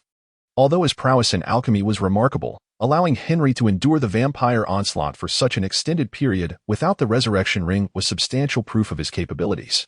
Yet, when it came to practical magic, the intricacies of the soul, and the challenges encountered in other magical studies, Uncle Joel proved to be an inadequate mentor. This was disconcerting for Iller, who was accustomed to the omnipotent resources of his previous life, with its comprehensive libraries and erudite instructors. It had a detrimental effect on his magical studies, leading him to ponder why, upon his transference, he had not arrived in the world of Harry Potter. Why had he not been bestowed with a system of sorts? The prospect of mastering a skill tree without the arduous study of magic was indeed appealing. Iller's thoughts drifted into the realm of his past life, with a cascade of novels and films flooding his mind. He allowed himself to meander through these memories, as they provided solace to his restless spirit. Without delving into what Iller was preoccupied with, George, having dismissed the crowd, took Damon along as they rode in a carriage to Joel's residence. Upon their arrival, Joel instructed Henry to prepare guest rooms for the two. Iller glanced in on Janice, discovering she was already asleep, and chose not to disturb her. After a while, Joel emerged from the hidden chamber in the backyard, carrying 2 seemingly antiquated items. The first was a metallic helmet, its coppery exterior adorned with magical inscriptions that conveyed the vibrant word hope, infusing this historical artifact with an aura of vitality and resolve. The second was a knight's copper sword, evidently well-preserved, yet its uneven blade hinted at its true nature as a bloodied weapon that had seen battle. Rather than merely serving as a decorative piece, it too bore intricate magical engravings that Iller could not fully comprehend. The helmet, named Hope, promised to shield its wearer from spectral assaults. The longsword, dubbed Dawn, had been enhanced by alchemical processes, enabling it to vanquish the undead. Joel spoke briefly, his gaze lost in contemplation as he regarded the two items, seemingly reflecting on memories that drew him away from the present. Iller couldn't help but ponder whether it would be absurd to don these artifacts and venture forth to confront the phantoms. Yet, the radiant aura they exuded was undeniably captivating, though regrettably invisible to others. With such thoughts, Iller extended his hand to receive the two items.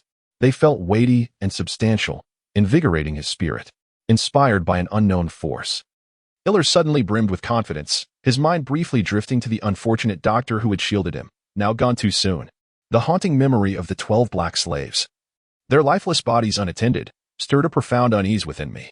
If this malevolent spirit were to persist, who could fathom the toll it would exact on innocent lives? A visceral urge to eliminate this menace surged forth. Chapter 20. Underlying dangers. An unexpected surge of emotion enveloped Eliel, prompting him to instinctively cast two arcane artifacts onto the nearby sofa. Jolted from his reverie, Jorls rushed over to steady them, fearing they might tumble to the ground. "What is amiss, Eliel? Is something troubling you?" he inquired, his brow furrowed with concern. These heirloom magical items were delicate and irreplaceable. Something must be wrong with the boy. "And nothing, uncle," Eliel stammered, rubbing his hands together, his expression a mixture of uncertainty and trepidation. "Do you not sense a shift in our emotions upon acquiring these two items? It is as though an overwhelming desire to engage in battle has awakened within me. Such a fervent, passionate sensation." Eliel's voice wavered with doubt. He need not pose the question, for it was evident that Jorls displayed no similar signs. Why then was he experiencing this anomaly? Emotional fluctuations? Jorls pondered, bewildered. After a moment's contemplation, he summoned Henry from the next room to test the artifacts. However, the results were mundane.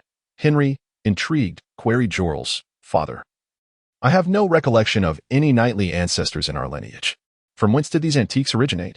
Sensing the gravity in their demeanor, Henry refrained from further jesting, setting the artifacts aside before excusing himself. "Very well, uncle. Perhaps I misinterpreted the sensations. It may simply be fatigue from this evening's events. I believe it would be wise for us to take a respite for the night and confront that specter come morning." Eliel, wishing to spare Jorls any discomfort, rose and picked up the two items, suggesting we leave them in my care until tomorrow when we would seek out the ghost. "Is this truly acceptable, Eliel?" Jorls expressed a hint of concern, pondering whether their encounter with the spirit had left any lingering repercussions. As Eliel closed the door, he turned and leaned against it, furrowing his brow in contemplation. In truth, Eliel had been harboring apprehensions regarding the potential risks of enhancing his mental acuity with vampire blood.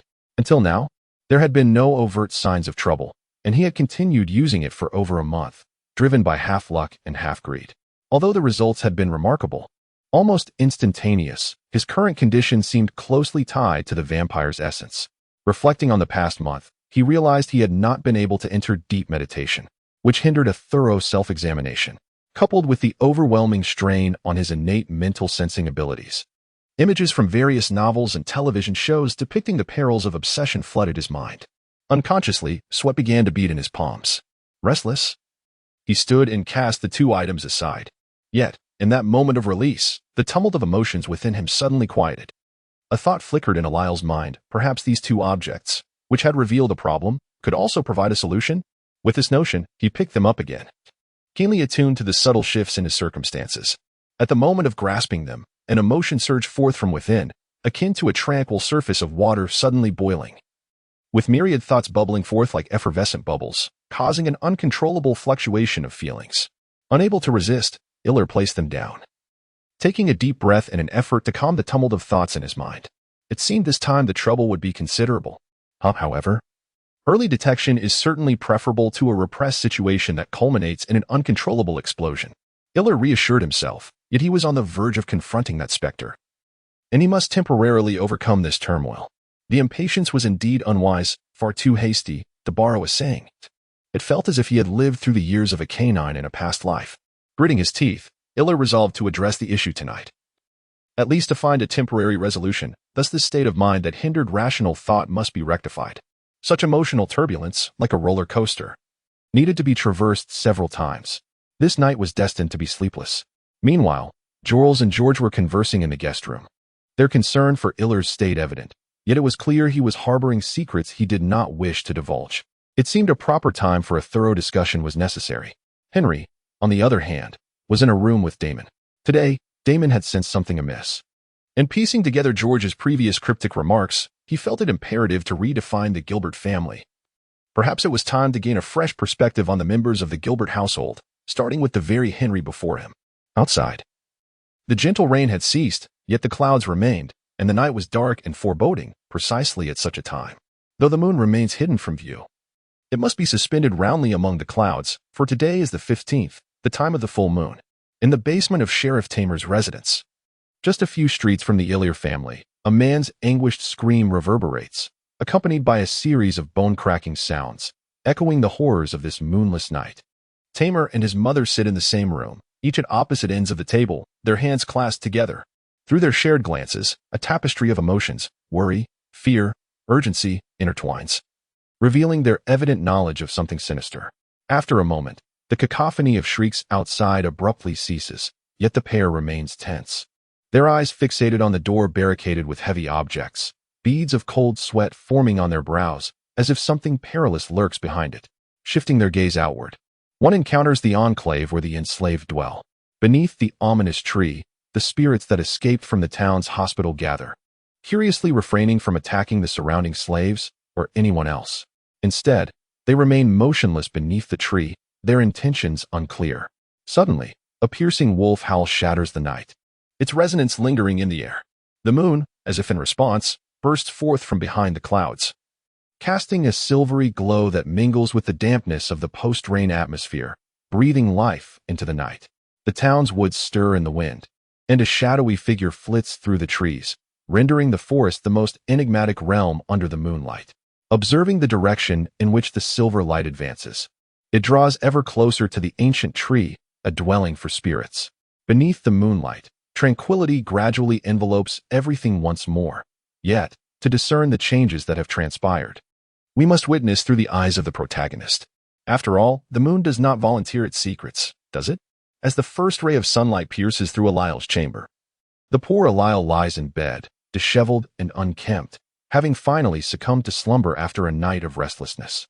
The occupants in the adjacent room are hardly faring better. Jorls and George have remained awake throughout the night, yet they appear relatively alert. Damon and Henry, their eyes still heavy with sleep, seem to harbor unspoken sentiments following their nocturnal exchanges. Perhaps one might even describe their glances as furtive yet meaningful. Though slightly taken aback by the presence of two additional individuals in the house, Janice cheerfully busies herself with toasting bread, determined to prepare breakfast for everyone, a routine she has embraced over the past month. Her light-hearted footsteps inadvertently ease the tension among the others. While Janice remains blissfully unaware of any underlying concerns, every problem has a solution, so why dwell on worries? With this thought, a sense of relief washes over them. For both individuals in the living room are seasoned in the ways of the world. Before the aroma of freshly baked bread could fill the air, Henry seized Eliel from his cocoon of blankets, armed with a compelling rationale. How could one afford to linger in slumber with guests in the house? Surely, he could not leave Uncle George waiting. Confronted by the towering figure of Henry, Eliel felt a twinge of discouragement when comparing his own diminutive stature. It was as though the indignation he felt could find no outlet. He couldn't help but ponder how the refined and cultured Uncle Jorls could possibly have such a physically imposing son. Surely, the elusive aunt, whose visage remained a mystery, could not possess such a robust frame. What an unfair predicament for Uncle Jorls. As unwelcome thoughts continued to swirl in his mind, it seemed they were a remnant of the previous night's events. His thoughts galloped wildly, akin to a runaway steed, refusing to be reined in. Rubbing his temples in an attempt to alleviate the burgeoning headache, Eliel found himself reluctantly pulled along by Henry, who seemed oblivious to Eliel's intent to exorcise spirits. Had he known, perhaps Henry would have exhibited a gentler demeanor. In the bathroom, Eliel splashed cold water vigorously onto his face, the icy sensation serving to calm his racing thoughts. Gazing into the mirror at his disheveled reflection, he stifled a yawn. lamenting how he could possibly confront any specters in such a state. He feared that a misstep might lead to a comical debacle, akin to a meat bun meeting a dog, hardly an amusing prospect. However, he had not squandered the previous night. At least he could now wield those two implements with some degree of proficiency. Yet, their metallic weight was undeniably burdensome, making it challenging for Eliel to handle them with ease. Nonetheless, when combined with his mental fortitude, he believed he could manage the errant spirit that merely lurked and collided. Steeling himself, he tidied his appearance, casting one last glance in the mirror. Aside from the dark circles under his eyes, he appeared relatively normal. Feeling somewhat similar, Illyr entered the living room and glanced around. Aside from Henry, everyone else was seated. The aroma of toasted bread wafted through the air, and after taking a gentle sniff, Illyr greeted George and Joel's, nodding at Damon before settling down comfortably, as if everything were perfectly normal. In Chapter 21, The Search for Spirits, Janice's toast was quite commendable, and the group enjoyed breakfast with jam and salad. Illyr's assessment was that it had color and fragrance, but the taste was rather ordinary. However, paired with the jam, it became much more delightful. To be candid, scallion pancakes and baked buns were Illyr's true favorites. Yet it seemed a long time would pass before he could indulge in them again. Accompanied by Uncle Joel's, Illyr embarked on their journey in a carriage. As they rode, Joel's continuously checked his pocket watch. Illyr noticed that this time, the watch was not merely a spectral pointer indicating direction. It now featured a clock-like hand that spun erratically but predominantly lingered in one direction. Recalling the location from his memory, Illyr became increasingly convinced that the ghost was indeed the one he had encountered initially. He wondered how the situation there had evolved. His hand tightened around the longsword that hung diagonally at his waist, now encased in a humble wooden sheath that appeared unremarkable. Although it was of suitable length for an adult, it felt somewhat lengthy for Illyr, yet he would have to make do. A sense of tension coursed through him. What was he anxious about? Was it the uncertainty of whether he could successfully vanquish the ghost? Would he falter at a critical moment? One cannot guarantee with certainty. Moreover, Uncle George has never wielded his own weapons. Only written accounts speak of their extraordinary effects.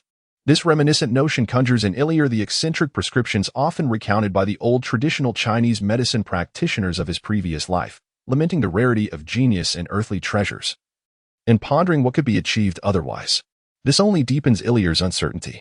He is also vaguely haunted by the fear of encountering a landscape strewn with corpses upon arrival. He witnessed a supernatural entity in the life of a young physician, a death so eerie that it sent chills down his spine. What troubles him further is the dread that the malevolent spirit may evolve to a level beyond his capacity to confront. Throughout the journey, Illyr remained silent, a tumult of thoughts swirling in his mind, even contemplating the optimal approach to confront the monstrosity. He could not help but smile bitterly, questioning whether this was merely a residual effect or a reflection of his inherent inability to master such supernatural forces. Damn it! Forcing himself to quell the chaotic musings, Illyr shut his eyes and leaned back, only to be obstructed by the helmet strapped to his back. Thus, he leaned against the helmet, closing his eyes in meditation. George glanced back at Illyr, concern flickering in his eyes, as if he wished to utter something. Yet he refrained, trusting that regardless of Illyr's condition, the helmet would safeguard him from harm. If that were the case, perhaps it was prudent to allow him to undergo further trials. Following the direction indicated by the compass, they encountered a slight detour due to an impassable road, but ultimately, after approximately 2 hours since their departure, they arrived at their destination. As the mental probe extended far and wide, a jolt of astonishment surged through Eliel's heart upon perceiving the situation. The great tree from his memories lay there, broken and tilted at an awkward angle, its former grandeur marred by an unknown force. The mysterious aura that once enveloped the tree had nearly faded into obscurity, no longer obstructing the reach of his mental perception. Delving deeper into the earth, amidst the roots of the tree, Eliel sensed the presence of the specter. Curiously, it had diminished in size considerably. It was now merely twice the size it had been upon their first encounter, significantly smaller than when it had appeared in the hospital. Puzzlement washed over Eliel. What could have transpired? Uncle, I have located it. It seems to be greatly weakened. A surge of excitement coursed through him. Be cautious, Uncle. If you sense anything amiss, unleash the mental lash. It is effective against that apparition. Concern for George felt heavy in Eliel's heart, fearing he might overlook the specter and suffer for it. You must also take care and ensure that you wear the helmet. If it becomes too much, I am here for you. George turned, Retrieving the bundle from Eliel's back and extracting the hope helmet from within, he solemnly placed it atop Eliel's small head, securing it with a strap. Do not fret for me. I have my own methods. I will provide support for you. Adjusting the helmet for optimal visibility, he gave Eliel's slender shoulder a reassuring pat, signaling that they could proceed. Taking a deep breath, Eliel leaped from the carriage, drawing the long sword Dawn from its sheath. Under the sunlight, the copper-hued blade revealed its intricate patterns, while the crimson glow visible only through mental sight appeared muted in the bright light. From the fractured base of the towering tree, the uneven breakage reveals a distinct absence of marks from saws or axes. Rather, it appears to have been forcibly snapped. Nearby lie splintered remnants of tree trunks, as if they were torn asunder by some unseen force. Goodness, this is undoubtedly not the work of a mere individual, Ilier concludes. Yet, within the range of his psychic detection, he perceives no other presence. He can even sense that the rooms in this vicinity are utterly devoid of life, lacking even the most basic of necessities. It seems that following the tragic event, the slaves were relocated elsewhere. Indeed, after such a bizarre occurrence, neither the slaves nor their masters would wish for further loss of life. What, then, could have wrought such devastation? Ilier is beset by uncertainty, his thoughts in disarray. Perhaps the malevolent being was gravely injured? Even as Ilier approaches within 10 meters of the great tree, there is no discernible reaction. The information gleaned through his psychic perception suggests that it is on the brink of death. Could it be more than mere illusion?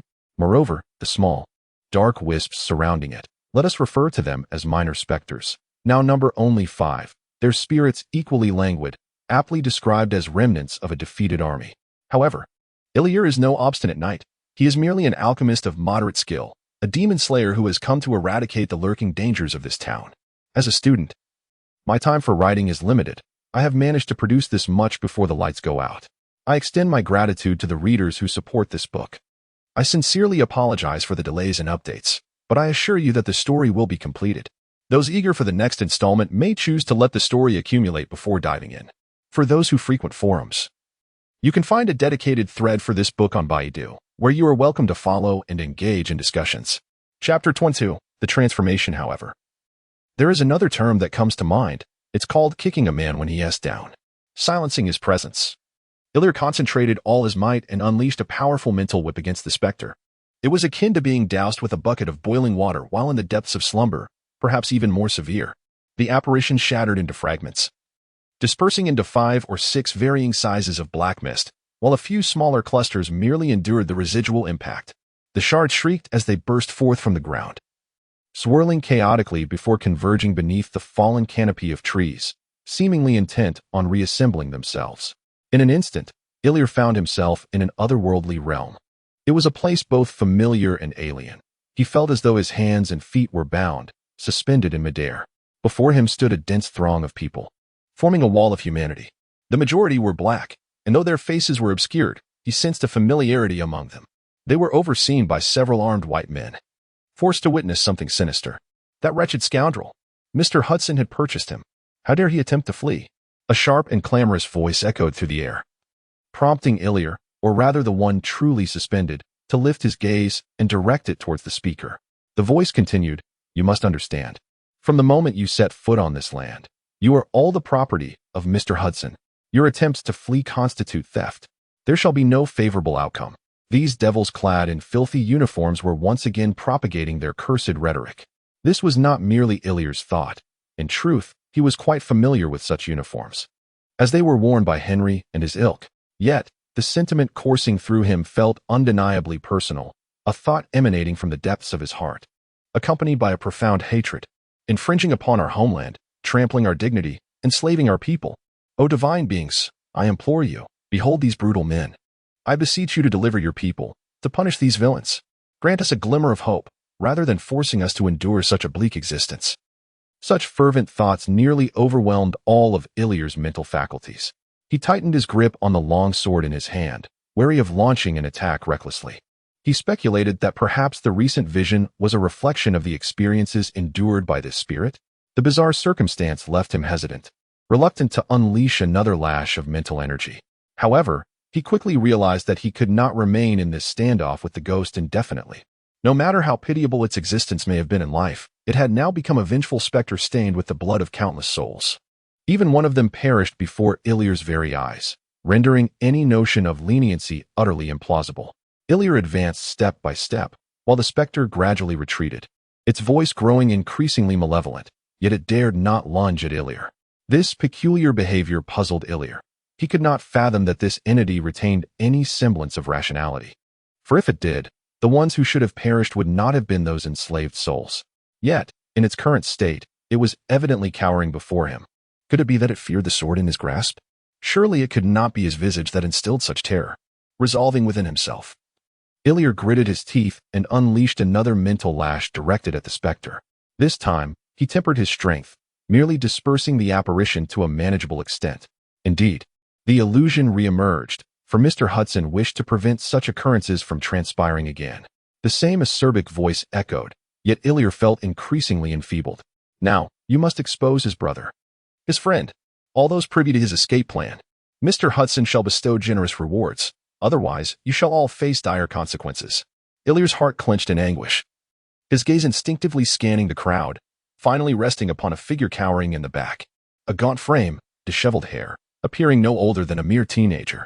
Brother, please, do not. It seemed that divine intervention was a rare occurrence during the trials of human suffering. After a brief silence, before the acerbic speaker could urge again, several individuals stepped forward. Their words became inaudible, fading into the ether. The illusion had dissipated. Yet the lingering pangs of dread remained in the heart. A nascent realization flickered in Elile's mind, evoking a twinge of compassion that momentarily halted his advance towards the specter. However, in the next instant, Elile surged forward with renewed fervor, suppressing all thoughts that sought to distract him. He raised his long sword, aiming at the still coalescing spirit, and thrust decisively into its midst. I shall erect a monument for you, but for now, I implore you to perish. The thrust seemed to stretch into eternity. At the moment the sword made contact with the apparition, a brilliant crimson radiance erupted, akin to an explosive orb of light, enveloping both Elile and the specter in a dazzling halo.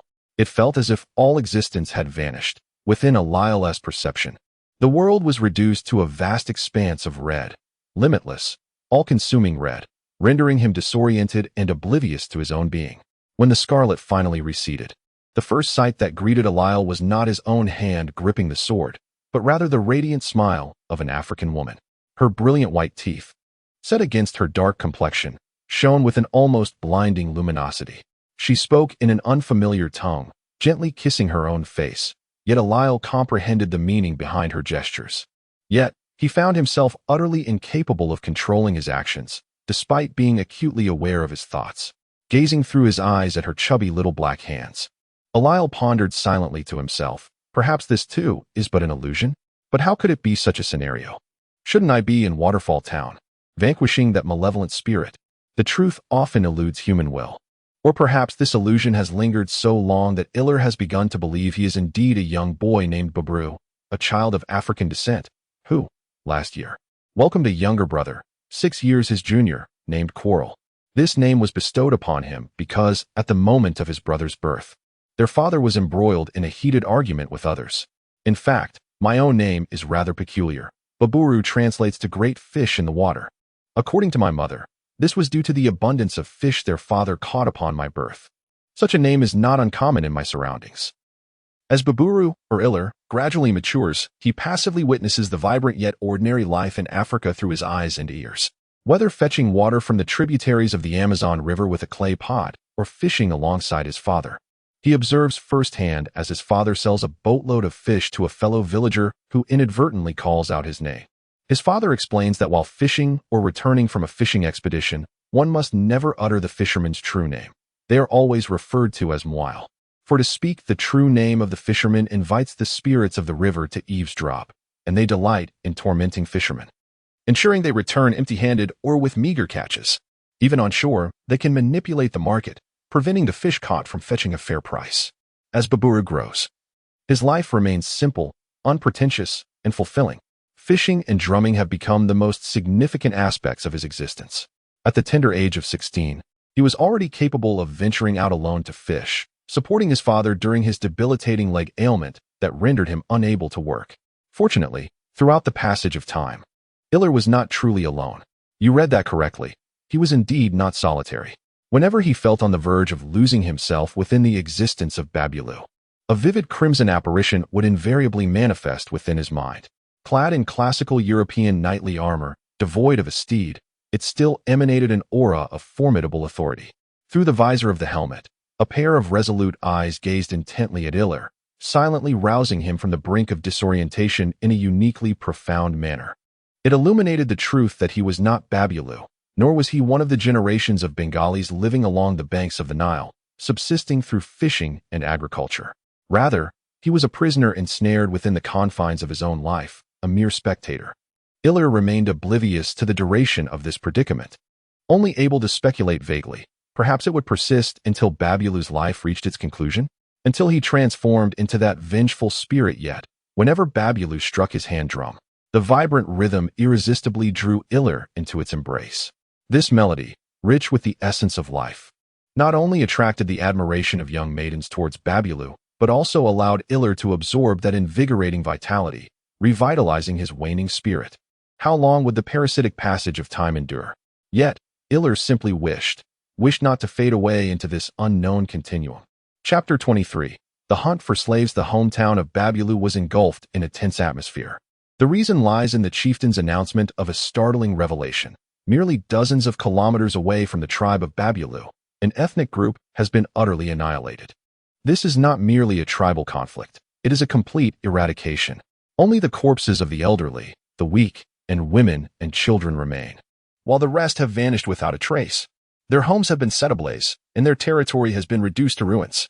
In the span of just one day and night, whispers abound among the people, alleging that this devastation was wrought by the white specters emerging from the sea.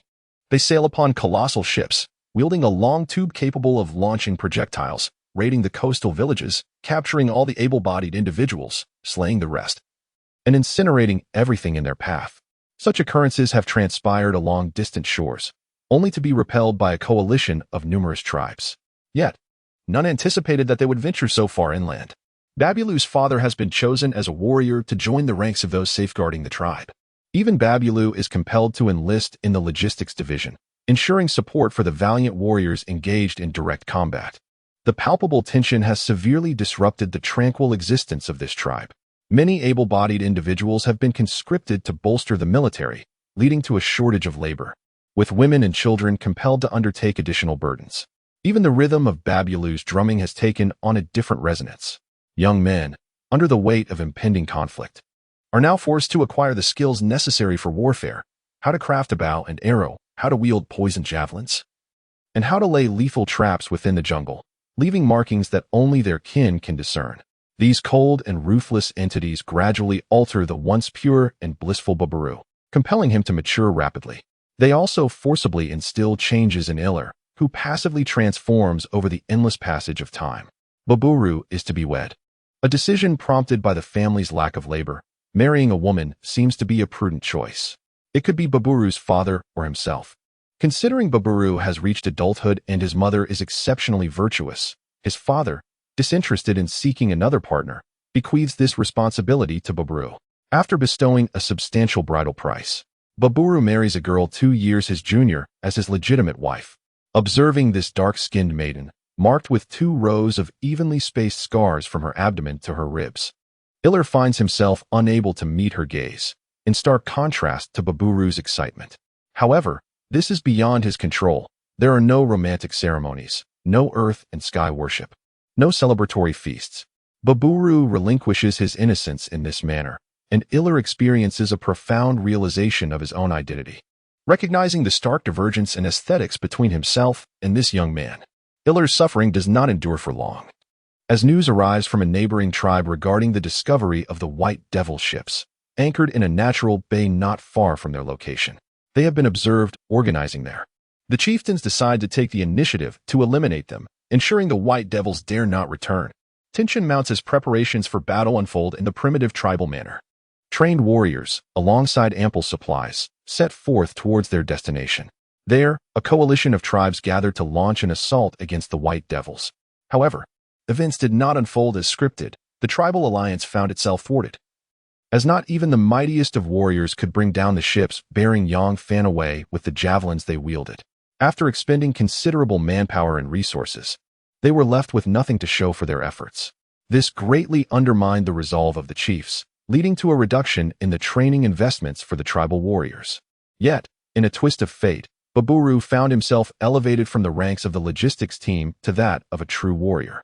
Perhaps it was his hand drum that endeared him to the chieftain, although his aim with the javelin was commendable. The ensuing days did not bring tranquility.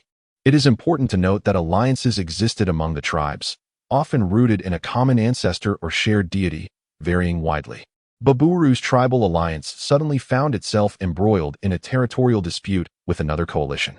The land seized 30 years ago by Baburu's alliance was suddenly attacked by its original owners. Not only did they reclaim their rightful territory, but they also assaulted several villages, abducting a significant number of inhabitants. This incited the wrath of the chiefs of Baburu's alliance, who were sharpening their blades and seeking an outlet for their pent-up fury. Thus began the war between the tribes, and through Baburu's eyes, Ilir witnessed the brutal reality of primal conflict. It was a clash of blood and fire, a confrontation of intellect and strength. Although the strategies employed between tribes were rather rudimentary, far simpler than the complexities of ancient military treatises, the consequences of being outmaneuvered were strikingly similar. During a jungle assault operation, Baburu's unit, misled by false intelligence, ultimately fell into a trap set by the enemy after several successful ambushes. After multiple failed attempts to break free, the commander made the difficult choice to surrender. Though Baburu had matured into a competent warrior, he could not deny the fear that gripped his heart. Tribal warfare offered no leniency to captives. In the most brutal circumstances, captives might be impaled from behind with a crude wooden stick, which would emerge from their mouths, only to have the stick propped upright under the scorching sun. The captives would not die immediately, but rather endure a slow, agonizing internal bleeding, ultimately perishing in a state of desiccation. Ilir had witnessed such tortures firsthand. How could one not fear? How could one remain unafraid? Moreover, Baburu's father was among the raiding party. The loss of two men from the same family left his mother and wife facing an uncertain future. In their eyes, both father and son recognized a profound emotion known as despair. Yet, contrary to his expectations, after disarming, the enemy tribe did not execute anyone, not even Baburu's commander. Instead, they were confined in a makeshift prison, where they were even provided with a fair amount of food, enough to stave off hunger.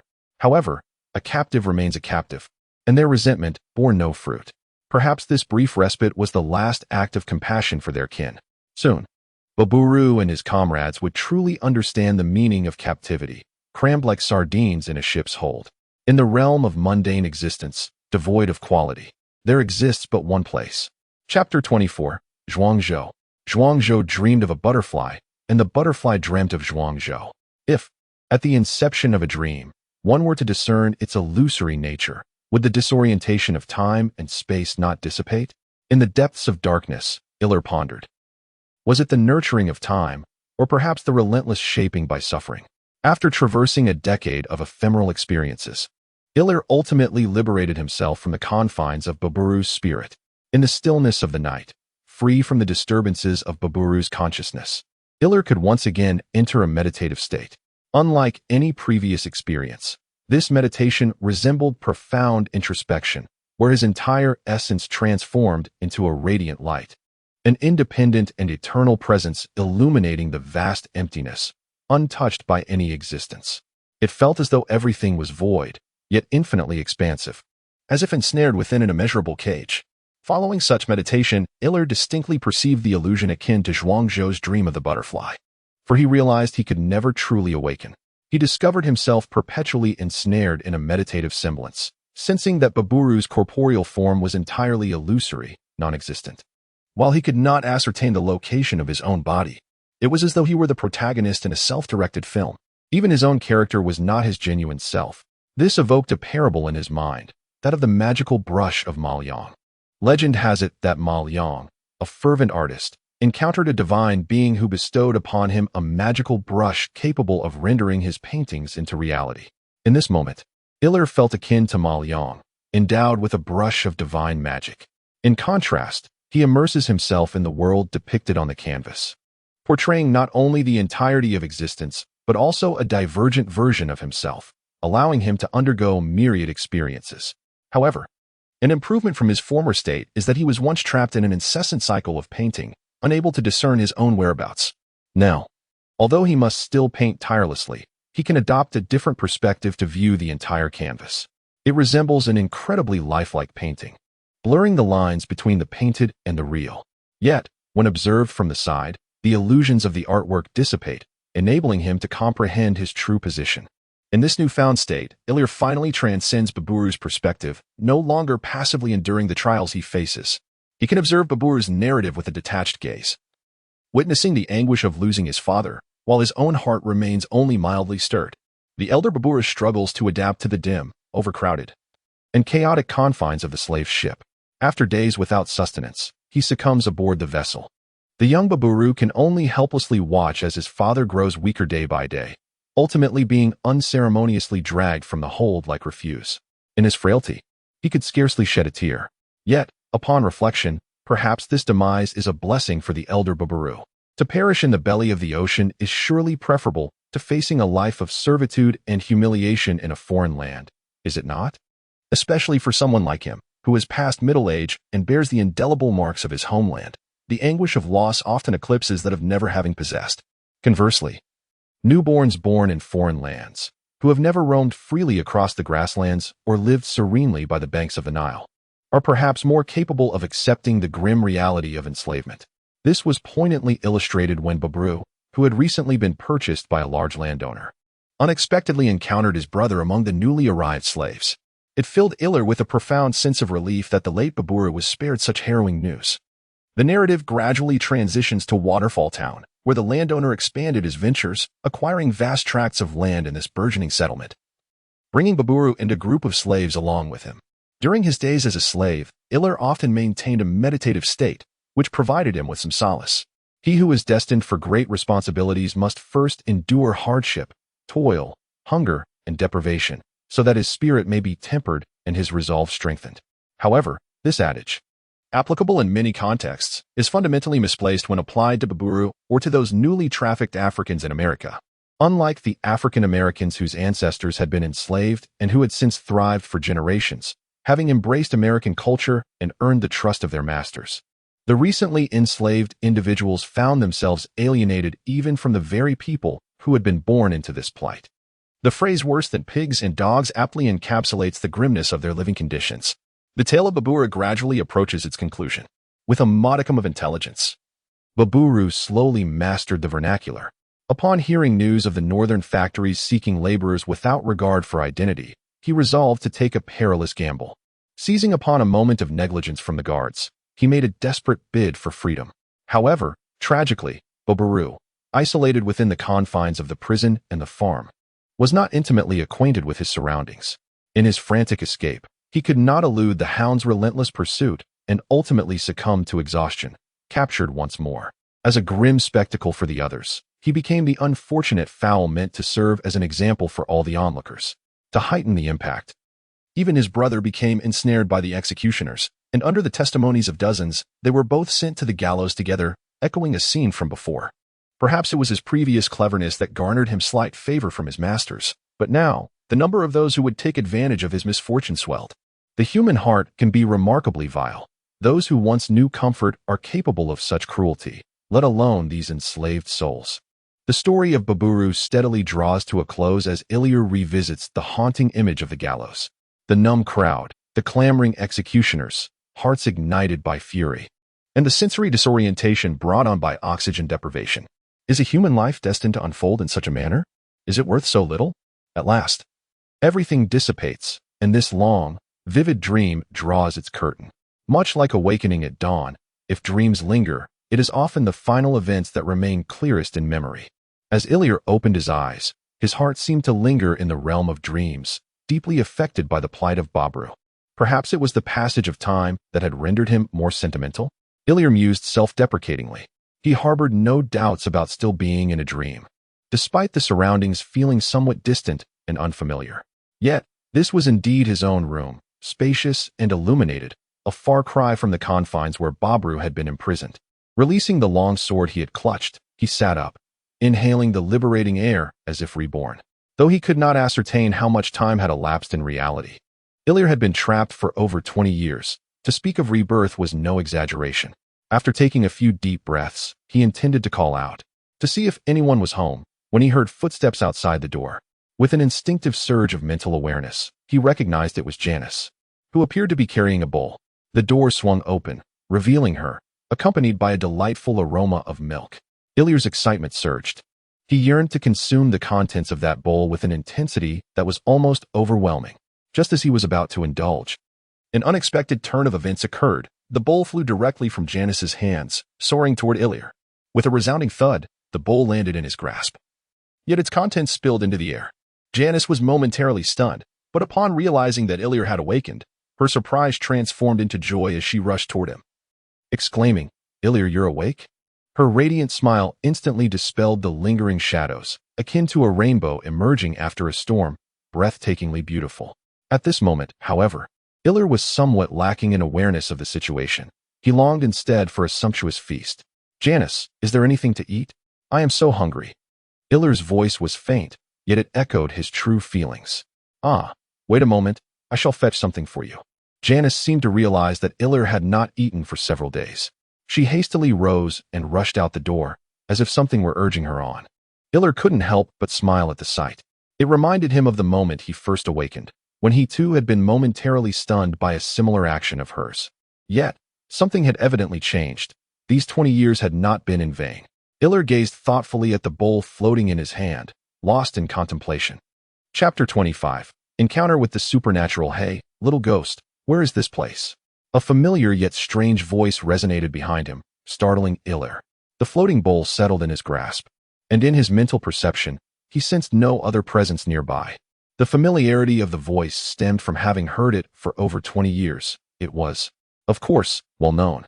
Yet it felt strange, as this was the first time he was listening as an observer, and there was an intriguing magnetism to it. In his bewilderment, Ilir began to piece things together. Am I meant to keep turning around? I should have perished at the gallows. How am I here? Was it truly Baburu? Slowly, he turned his head and found Baburu standing by the window. How could he be here? Was it merely an illusion? Or perhaps not? In the narratives of his past life, the souls of the deceased often appeared, and compared to that, he was now in a ghostly state. "You are indeed deceased. This is my abode, and perhaps you may sit and converse." The purest African dialect flowed from Ilir's lips, validating that everything within his memory was not a mere illusion, simultaneously rendering Baburu momentarily speechless. "How do you speak my native tongue? Who are you?" Baburu inquired, astonished, never having anticipated the opportunity to hear such a familiar accent in this lifetime, particularly from a young white boy. "Oh God, could you be a messenger sent by him? You may come and sit, if you are able," Ilir continued, merely needing to turn his head slightly to behold Baburu, which was a significant improvement from before.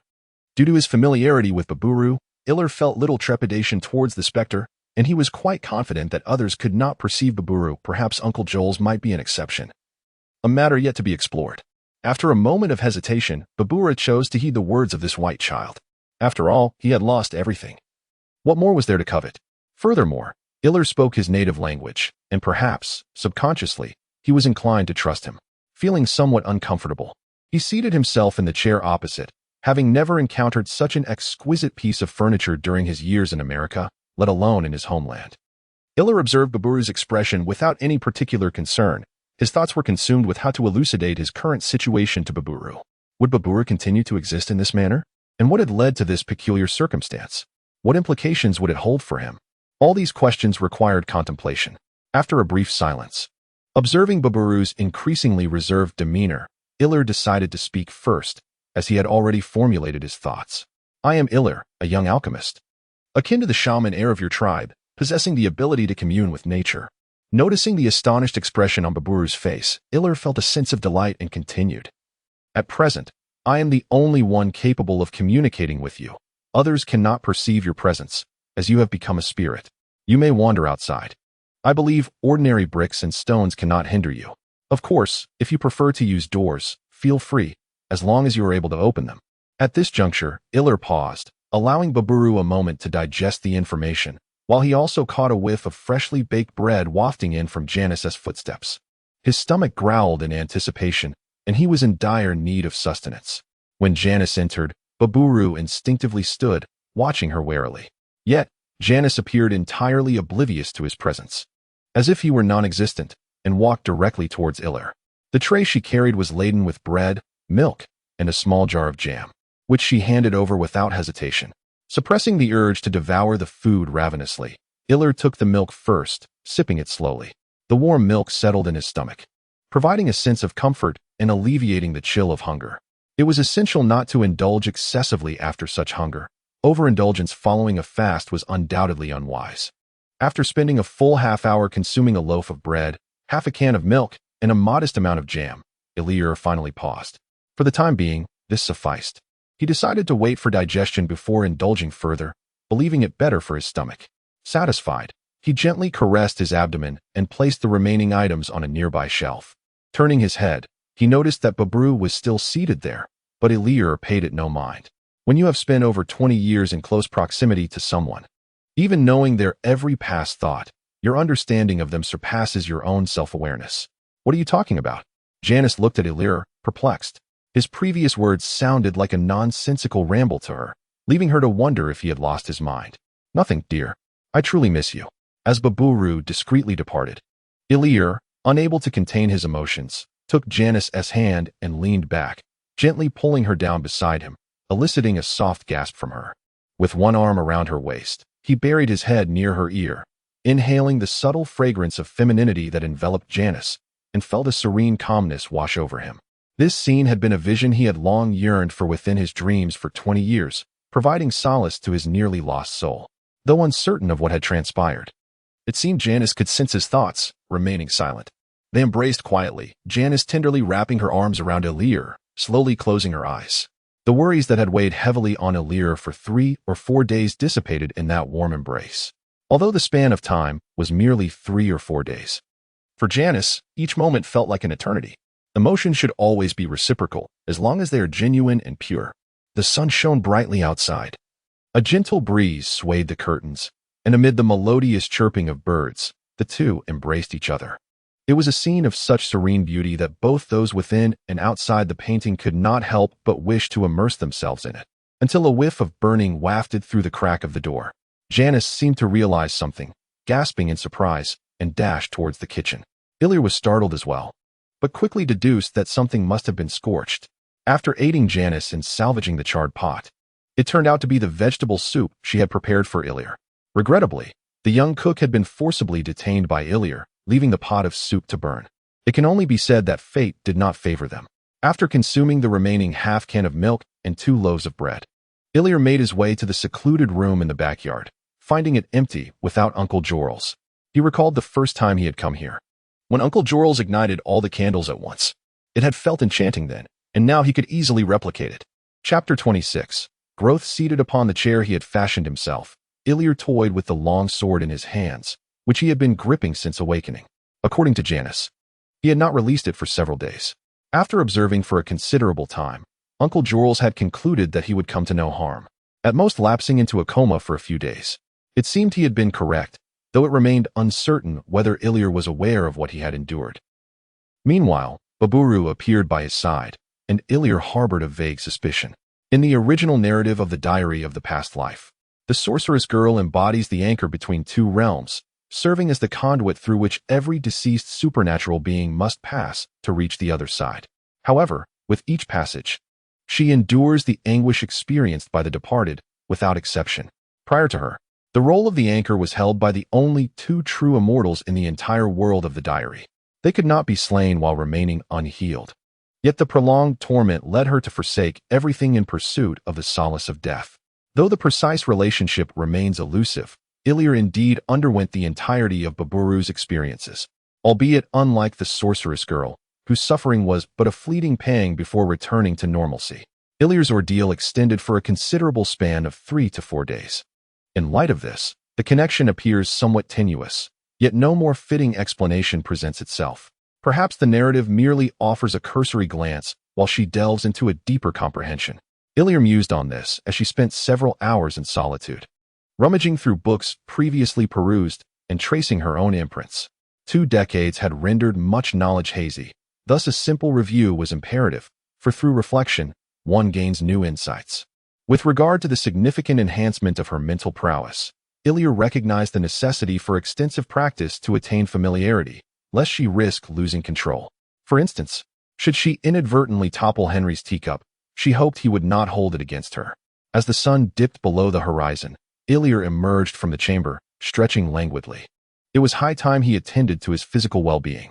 While wizards typically relied on magic, a robust physique could furnish one with the vigor necessary for study and practice. As he passed the chamber where the vampire was confined, Ilir paused, reflecting that it had been over a month since he had captured this creature. During this time, no blood had been offered, yet it had not withered away. From his mental probing, he discerned it had merely grown considerably thinner. Approaching the door of the cell, he noticed the sturdy iron door was secured from the outside, fastened with a large lock that caused Ilir to furrow his brow. He possessed no key. When had this lock been added? Suddenly, a spark of inspiration ignited within him. Perhaps he possessed a means to unlock it after all. Delving into the lock with his mental prowess, Ilir endeavored to manipulate the inner mechanism. After a few simple attempts, he heard a satisfying click. The lock sprang open. Was it truly this effortless? A surge of exhilaration coursed through him, a feeling that he could traverse the vastness of the world. Yet, after spending over 20 years in Baburu's life, Ilir had matured significantly. A slight smile graced his lips before he composed himself, adopting a demeanor of nonchalance as he stepped inside. His gaze swept the room, which retained a semblance of its former layout, but was now adorned with various experimental apparatus. Surely, this was the handiwork of Uncle Jors. To his right, he noticed a cabinet, atop which rested a basket of verbena. Beside it, a sign read, "Please use verbena." Silently, he commended the thoughtfulness behind this arrangement. With such precautions in place, what was there for Ilir to be concerned about? Placing a sprig of verbena in his mouth, he chewed it a couple of times before swallowing it whole. The flavor, which once caused him to furrow his brow for an extended period, now seemed rather mundane. A transformation undoubtedly attributable to Baburu's arduous existence. Approaching the edge of the experimental table, he donned a new pair of fine thread gloves, which hung loosely on Ilir's small hands. They would suffice for now, though he resolved to request Uncle Jorls to prepare a pair tailored to his size on the next occasion. After all, it was common sense to don gloves before handling experimental subjects. He lowered the vampire slightly from the air, allowing its toes to barely graze the ground. This must be a testament to Henry's ingenuity, having integrated a self-locking pulley mechanism that made operations more convenient and effortless. One couldn't help but wish to commend it, though such a feature was regrettably absent. With a faint sigh, Ilir stopped a meter away from the vampire. The creature now exuded a gaunt appearance, starkly contrasting its initial eerie yet handsome visage. At that moment, it seemed utterly unresponsive, showing no indication of awareness as Ilir approached. With a sardonic smirk, Ilir unleashed a mental whip upon the vampire. The burden of wielding this psychic lash had diminished significantly. It had transitioned from a strategic nuclear weapon to a conventional tool. The seemingly lifeless vampire emitted a couple of pained groans, yet the response was tepid, prompting Ilir to frown. Increasing the intensity, he delivered another mental whip. But the vampire remained unresponsive, exhibiting a feeble demeanor. Had this vampire been reduced to such a state of weakness? Contemplating this, Ilir abandoned the notion of further experimentation, pondering whether it might be prudent to consider administering some blood to it. After all, such materials are rare, and we are all civilized individuals. Ilir would never conduct experiments using self-created vampires. It was none other than Stefan, who was engaged in conversation with Janice. Upon noticing Ilir's arrival, he approached with evident delight. "Hey, weren't you ill? When I visited the day before yesterday, you were unconscious. And now, you seem to have fully recovered?" With a friendly pat on Ilir's shoulder, Stefan examined him from head to toe, appearing quite astonished. It was merely a minor ailment, nothing to worry about. See, I'm perfectly fine now." Ilir felt genuinely touched by Stefan's concern, which uplifted his spirits. Stefan's words had the power to engage Ilir, fostering a lively exchange between them. Moreover, Ilir found no discomfort in their camaraderie, which could perhaps be attributed to an innate gift or simply an affinity akin to friendship. This remained uncertain at that moment. The two of them, each holding a cup of coffee prepared by Janice, lounged on the sofa, chatting until the sun cast only a faint glow on the horizon. Eventually, Stefan, still reluctant to leave, stood up. "Hey, since you've recovered, how about joining us for the hunt the day after tomorrow?" My brother and Henry will be going as well. As he extended the invitation, Iller pondered for a moment before readily agreeing, provided Uncle Jorls had no other plans. All right. It's settled then. He bid farewell to Stefan as he climbed into the carriage, seemingly unconcerned about any potential arrangements Uncle Jorls might have. Ilya shook his head in confusion. There was nothing inherently wrong with hunting. If he could capture a small creature, he would no longer need to visit the town hospital, achieving two objectives at once. With this thought, he felt that perhaps it was not a waste of time after all. Lost in his musings, a sudden voice behind him startled Ilya. He swiftly turned around to find it was Baburu. This insufferable man stood obliviously behind him, seemingly unaware of how frightening that was. Chapter 27. A moment of stability. There was no need to inquire about where he had been. It could only be the final resting place of his life. It was there that Baburu's every hope had met its demise, and there he had lost his only family in this world. Apart from that place, Baburu had nowhere else to turn. Sitting on the bed, Ilya regarded Baburu, who stood opposite him. Sadness, confusion, and an undeniable fragility emanated from his downcast eyes. What Baburu needed most in this moment was newfound hope and emotional support. Thus, Ilya chose to speak. He resolved to confront this lost soul with honesty, even if it meant sacrificing something in return. Whether you believe it or not, I am aware of everything about you, from the moment of your birth to the events that have unfolded since. This opening succeeded in capturing Baburu's attention, prompting him to lift his gaze and stare blankly at Ilya. You have obtained the freedom you have long sought, albeit in death. Yet, no one can compel you to act against your will. They are even incapable of discovering your presence. You have already begun to grasp this reality. Why do you, who should have departed completely, still linger in this world? Is it merely for the sake of vengeance? Congratulations, then, for you have personally vanquished those traitors. Though the memories of that time may elude you, the truth remains. Yet, it is evident that there is more at play, something that prevents you from finding peace. I comprehend what it is. It is the deep-seated affection for your homeland, the unwillingness to accept the suffering of your compatriots. This yearning is the very reason for your lingering presence. It binds you to this realm, yet simultaneously, it clouds your judgment. In the fervor of vengeance, you unleashed a torrent of violence, even inflicting harm upon many innocent souls. It was only upon encountering me, Baburu, that the true essence of your being was unexpectedly awakened, albeit at a great cost. Thus, we find ourselves engaged in this dialogue. Having expressed all this in one breath, Ilya paused, allowing Baburu the necessary time to digest the revelation. In truth, Baburu's reasons for lingering are merely conjectures. To articulate them with such certainty places Ilya in a precarious position. Yet for the sake of future plans, it is worth a try. Amidst his musings, Baburu's gaze suddenly sharpened. He lifted his head, his stark black and white eyes fixed intently upon Ilya. Who brought forth our suffering? It was neither the deities above nor the demons of the abyss. It was you, the avaricious white devils. It was your formidable ships and cannons that forced us to abandon our homes. Must I now seek redemption from you? Alas, Baburu's sudden surge of emotion disrupted the carefully crafted words Ilya had intended to convey. However, this is a confrontation that must be faced. As a white man, earning Baburu's complete trust is no simple task. However, it is imperative to first stabilize Baburu's emotions. I have previously stated that I am fully aware of your circumstances, Baburu. Should you forsake the assistance I offer out of hatred, I can only express my regret. Do you recall the ancient adage taught by your shaman? In the desert, even poison wine can quench thirst. The strength of a horse is revealed over distance, and the heart of a person is unveiled over time. Can you not discern with your own eyes? I assure you, significant changes will transpire here within the next 3 years. Everything will progress towards a favorable direction. But this requires collective effort from all. Yet, if you remain unable to maintain your composure, you may choose to depart. Just ponder this carefully. If you become lost again and cause harm to others, I shall not grant you a third opportunity. From softness to firmness, such is Ilya's response. However, at present, he possesses no means to expel Baburu, who exists in a different dimension. Moreover, Baburu has not demonstrated any ability to intervene in reality. Ilya can accept this outcome. Once again, the strength of a horse is revealed over distance, and the heart of a person is unveiled over time. Ilya has ample time to influence this young man. The ensuing dialogue will be one of mutual understanding, primarily consisting of Ilya's inquiries and Baburu's responses.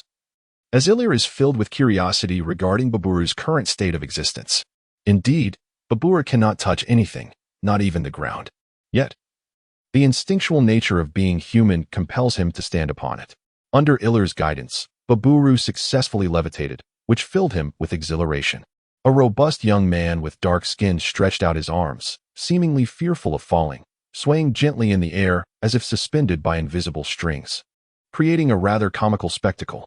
Ilir stood nearby, offering guidance while harboring a deep envy for such abilities. While watching the original play, he had pondered the notion of the deceased manifesting in spectral form, indistinguishable from the living. In the absence of a corporeal body, if the soul were not at risk of dissipating, it theoretically could accomplish feats unattainable by the living, such as soaring through the skies or traversing walls in an instant. Even at this nascent stage of experimentation, the results were remarkable.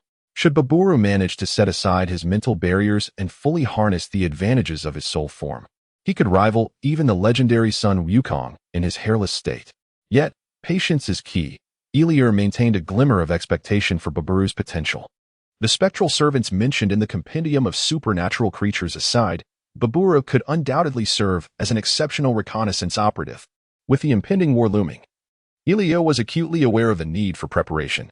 After calming the somewhat agitated Baburu, he faintly heard the voice of Uncle Jorls, prompting him to invite Baburu to accompany him to meet the elder. Ilir remained curious about why Uncle Jorls, as an alchemist, was so fervently engaged in the mundane pursuits of ordinary humanity. His daily routine of early departures and late returns seemed entirely characteristic of a typical human. Surely, it could not be merely for the sake of that paycheck? Seizing an opportunity, I must inquire further. Accompanied by Uncle Jorls in the backyard, it seemed he sensed the presence of Babura trailing behind us. Yet, it was not as if he could see him directly. Rather, he appeared to perceive an unspoken intuition. Casting a perplexed glance at Ilir, as if silently questioning him. "Uncle, it's a long story. Let us retreat to the hidden chamber," Ilir suggested.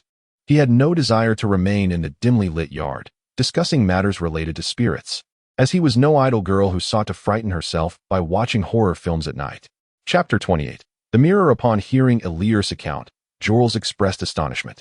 Whether it was the experience of lying in a dreamlike state for 3 to 4 days, traversing a temporal realm that spanned 2 decades, or the peculiar circumstance of having a ghost as a companion, both were undeniably extraordinary.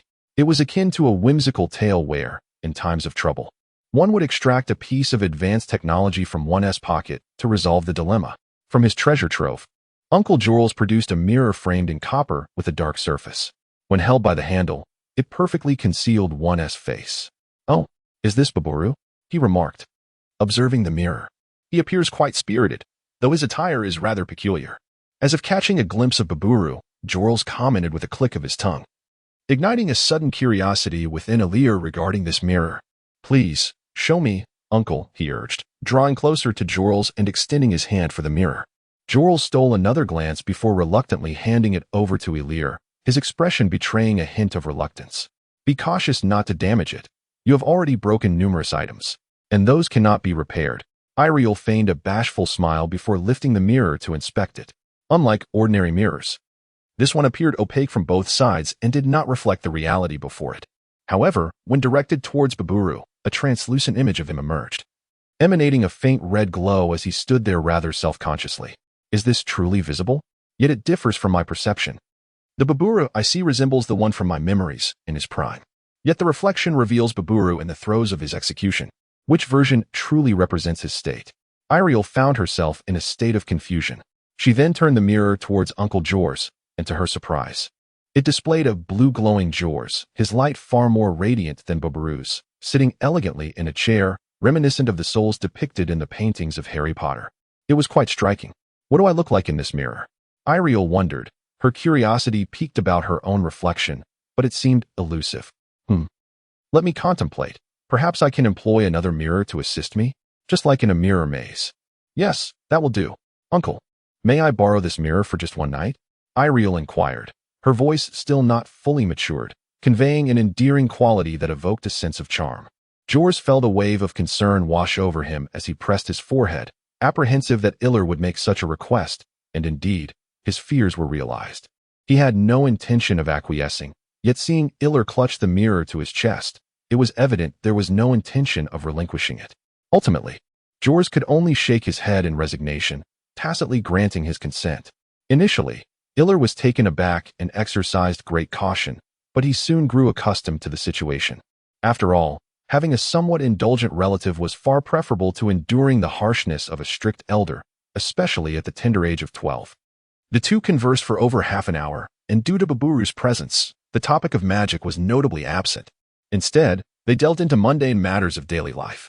They even discussed the need to procure sustenance for the vampire, with Iller suggesting the capture of a herbivorous creature, which would be both stable and safe. This naturally led to the proposal of a hunting expedition with Stefan, to which Jors readily agreed. After all, the existence of vampires could not be concealed from Baburu, nor was there any need to do so. Allowing him to be privy to certain matters would foster mutual trust. Who says that a soul cannot possess the heart of a normal person? As he entered, humming a cheerful tune, Jors radiated exuberance. Upon seeing that Iller had regained his composure, he joyfully enveloped him in a hearty embrace, clearly in high spirits. From this embrace, Iller faintly detected the scent of perfume. The delicate floral fragrance is undoubtedly not suited for a masculine character. With a mischievous smile, I teased Henry by winking and whispered, "Be gentle.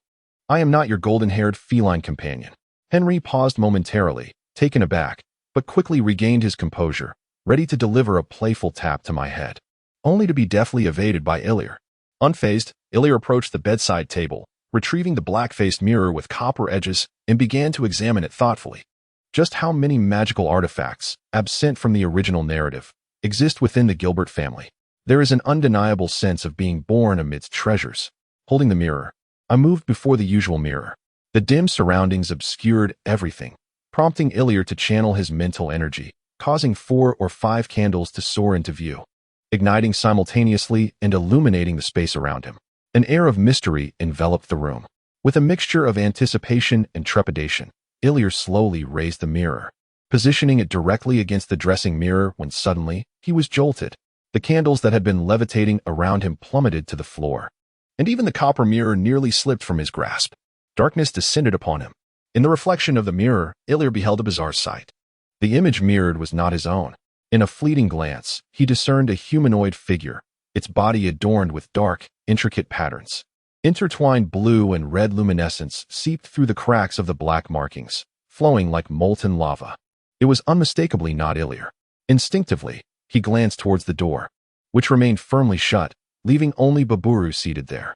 In the darkness, only the faint glow of the moon illuminated the surroundings. A gust of cold wind swept through the window, causing the curtains to flutter, and the entire room was instantly enveloped in an eerie atmosphere. Baburu appeared to be somewhat ethereal.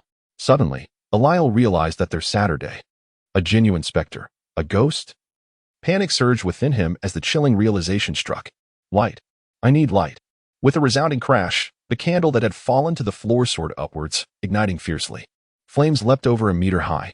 5 candles encircled Eliel, swirling around him in accordance with his will, providing him with illumination, warmth, and a semblance of safety. Taking several deep breaths, he sought to suppress the fear within him. Under the intense glow of the flames, everything in the room became vivid and bright. Baburu, drawn by the commotion, gazed over with a somewhat bewildered expression. His adorably confused demeanor made Eliel realize that, for the moment, he was merely a harmless creature. As his heart gradually settled, Eliel fell into contemplation once more. What was being reflected in the mirror? Those dark, swirling patterns. The mingling of red and blue glimmers, what did they signify? Eliel furrowed his brow deeply. While being ordinary and inconspicuous was certainly undesirable, the peculiar and uncanny was equally troubling. Chapter 29. Unraveling. Regaining control over the flames, Eliel raised the mirror once again, needing to scrutinize it closely to uncover any useful clues. With a prepared mindset, the strange spectral reflections no longer appeared as terrifying as before. The intertwining hues of red and blue resembled a fusion of the azure possessed by Joel and the crimson held by Baburu. However, this amalgamation was far from uniform. Amidst the inky patterns, one could discern the alternating luminescence of the 2 colors, flowing chaotically. After observing for an extended period, Iller could not help but formulate a hypothesis. Baburu, a spirit of the departed, radiated a resplendent red glow, while Uncle Joel, a sorcerer, emanated a brilliant blue light. Might it be that my simultaneous possession of both colors is a consequence of my rebirth, awakening my spiritual power? This theory, albeit tenuous, seemed the most plausible explanation in the absence of further samples for observation. Shaking off these impractical thoughts, Ilya recognized that the foremost priority was to conceal his peculiarities from others, particularly from Uncle Joel, at least until he could comprehend or devise a reasonable explanation for himself. The following day, Ilya secluded himself in his room for the entirety of the day. He informed Uncle Joel of his desire to study the mechanics of the mirror, using this as a pretext to retain it. In truth, he sought to decipher the enigmatic black patterns he had witnessed. Although unfamiliar with them, he could document them with pen and paper, later seeking potential dictionaries or references. Ultimately, after a whole day, he had only managed to record the parts of the patterns that were more accessible for observation. He could not guarantee the absence of errors. He could only strive to replicate them as faithfully as possible. These records were inscribed in Ilya's journal, awaiting a moment when he could delve deeper into their study. Before retiring for the night, Ilya and Janice indulged in a moment of intimacy. As the atmosphere became just right, he stealthily extracted a mirror and casually presented it to Janice, inquiring what she could see. The response was unexpected.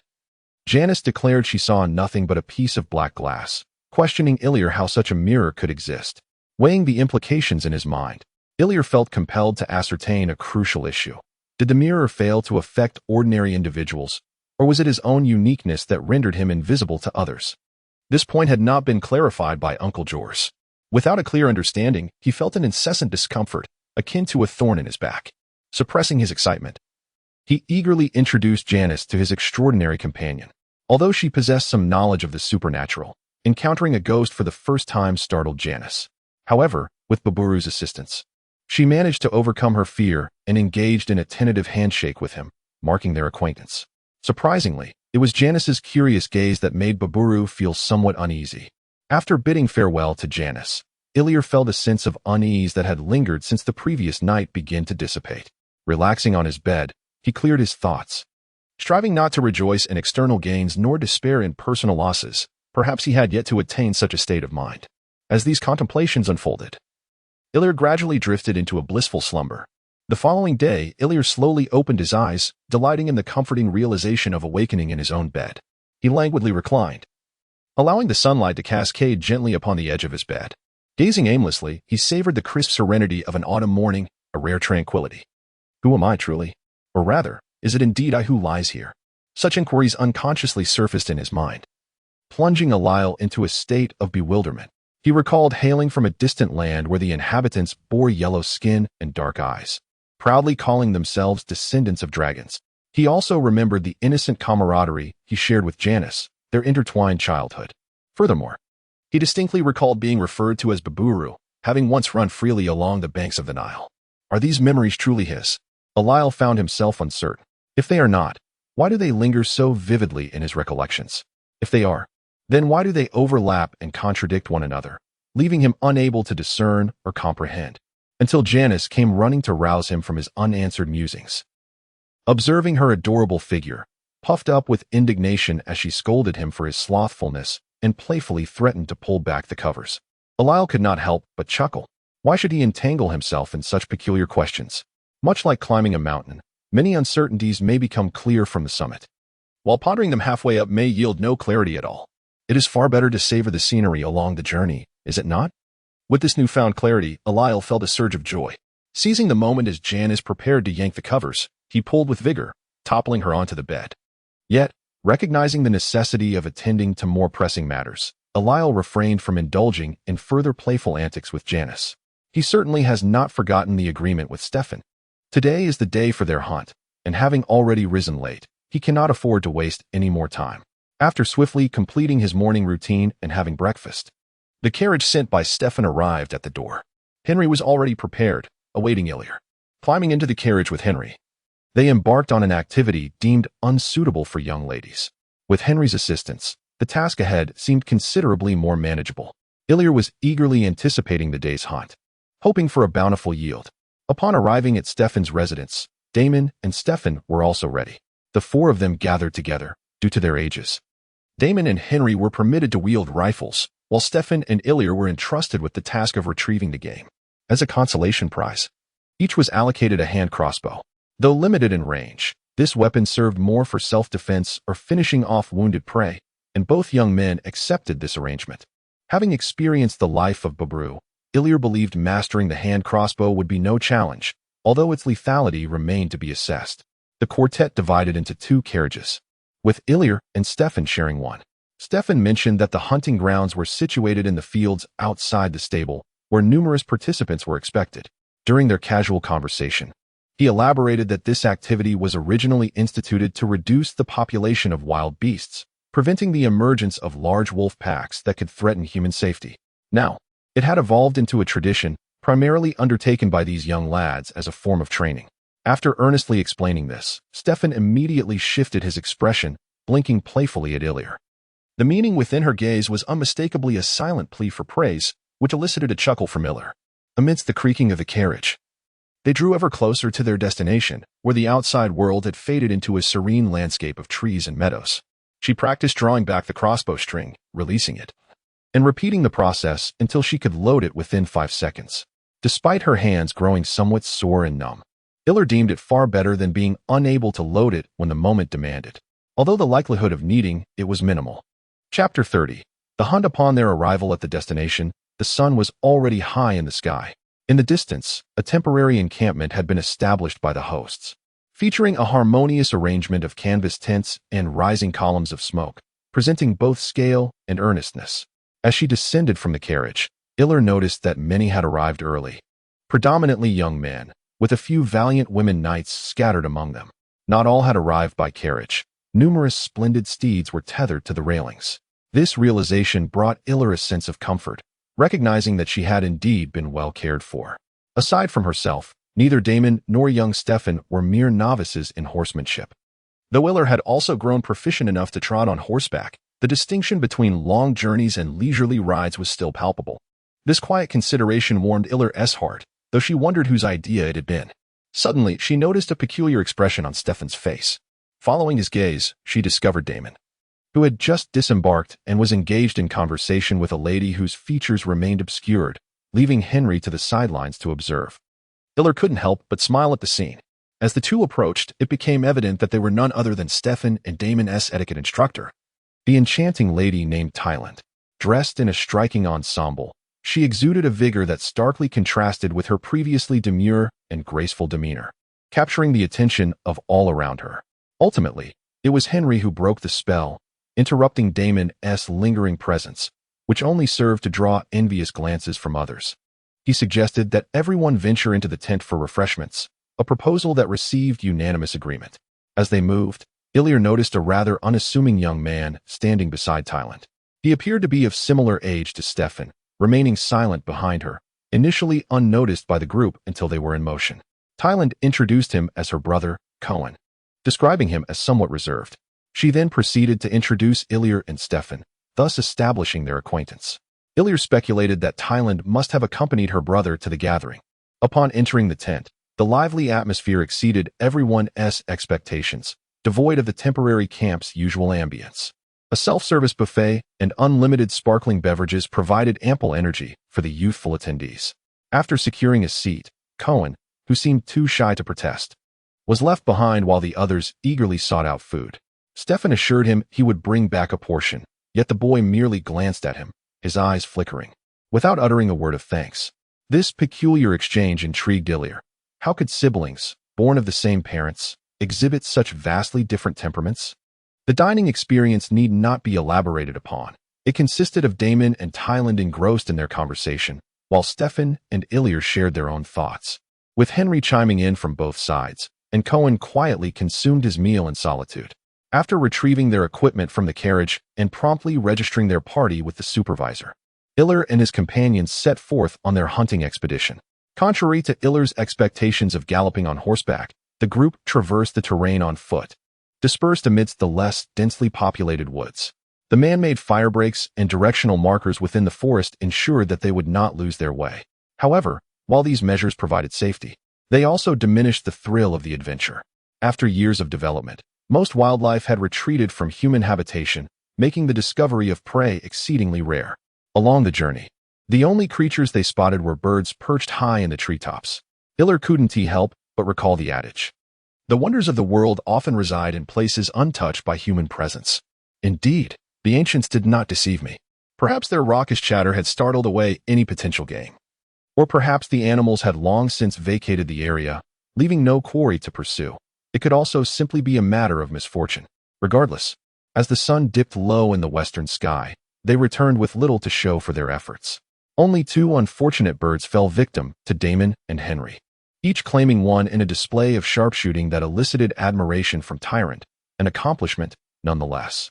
Glancing at the time and feeling somewhat disenchanted, Iller proposed they return. His mental prowess, lacking the support of formidable weaponry, could not manifest effective combat strength. After all, it was impractical to simply ensnare those birds with mental energy. Coupled with the fatigue from maintaining mental vigilance throughout their journey, Iller felt weary. This suggestion garnered immediate support from Tyrant, leaving no room for dissent among the others. Thus, the group turned back, intending to conclude this leisurely hunting outing. On the journey back, everyone appeared to be more relaxed. Although their harvest was meager, there is a saying that a combination of male and female labor makes the work less tedious. Particularly, Damon was engaged in lively conversation with Tyrant, seemingly oblivious to the four lanterns around them. However, as the adage goes, excessive joy can lead to sorrow. Tyrant, who was leading the group, turned around to urge everyone to quicken their pace when, inadvertently, her hand brushed against a cluster of foliage. She suddenly let out a startled cry and violently shook her hand, startling everyone, who quickly turned to see something being flung from her grasp. They hurried over, only to discover it was a snake. Eller, extending his mental perception, instantly identified it, a snake more than half a meter long. Damn it! Please don't let it be venomous. Yet, the sight of two bloodied puncture wounds the size of millet grains on Tyrant's pristine arm sent a jolt of alarm through Eller's heart. This was clearly the bite of a venomous snake. This was serious. Only a venomous bite would leave two holes. Otherwise, there would simply be two rows of tiny tooth marks. All present were taken aback. Damon swiftly pulled Tyrant behind him, keeping a vigilant eye on the coiled serpent on the ground. The snake seemed enraged, flicking its tongue and hissing, its pea-sized eyes fixed intently on the massive creature before it. Be careful, Damon, that's a venomous snake, Eller urgently warned Damon, hoping to prevent him from suffering a bite as well. He rushed to Tyrant's side. Addressing her injury was paramount. Fortunately, he was a competent medical student and recalled how to treat a snake bite. His warning evidently startled everyone anew, causing Tyrant's complexion to drain of color. Regardless of the reactions of others, Illyr unsheathed the dagger gifted by Henry from his waist. Casting a sweeping glance around, he did not hesitate to counter Stefan's resistance, swiftly slicing through the elegant hem of his garment, startling him. Before Stefan could utter a question, Illyr forcefully tugged at the fabric, and with a sharp sound, a usable strip of cloth was produced. Henry, tie this around her arm. Trust me, I know how to handle this. After a brief pause, Illyr added, make it tight. We cannot allow the snake venom to spread. Henry hesitated for a moment, but promptly took the cloth and sprang into action. Among all present, he was the one who trusted Illyr the most. Once Henry had secured the cloth, Illyr grasped Tyrant's injured arm, urging her to crouch down. Locking eyes with her, he gently spoke, do not be anxious, relax a little. I will help you extract the venom. It may hurt somewhat, but you must endure. Do you understand?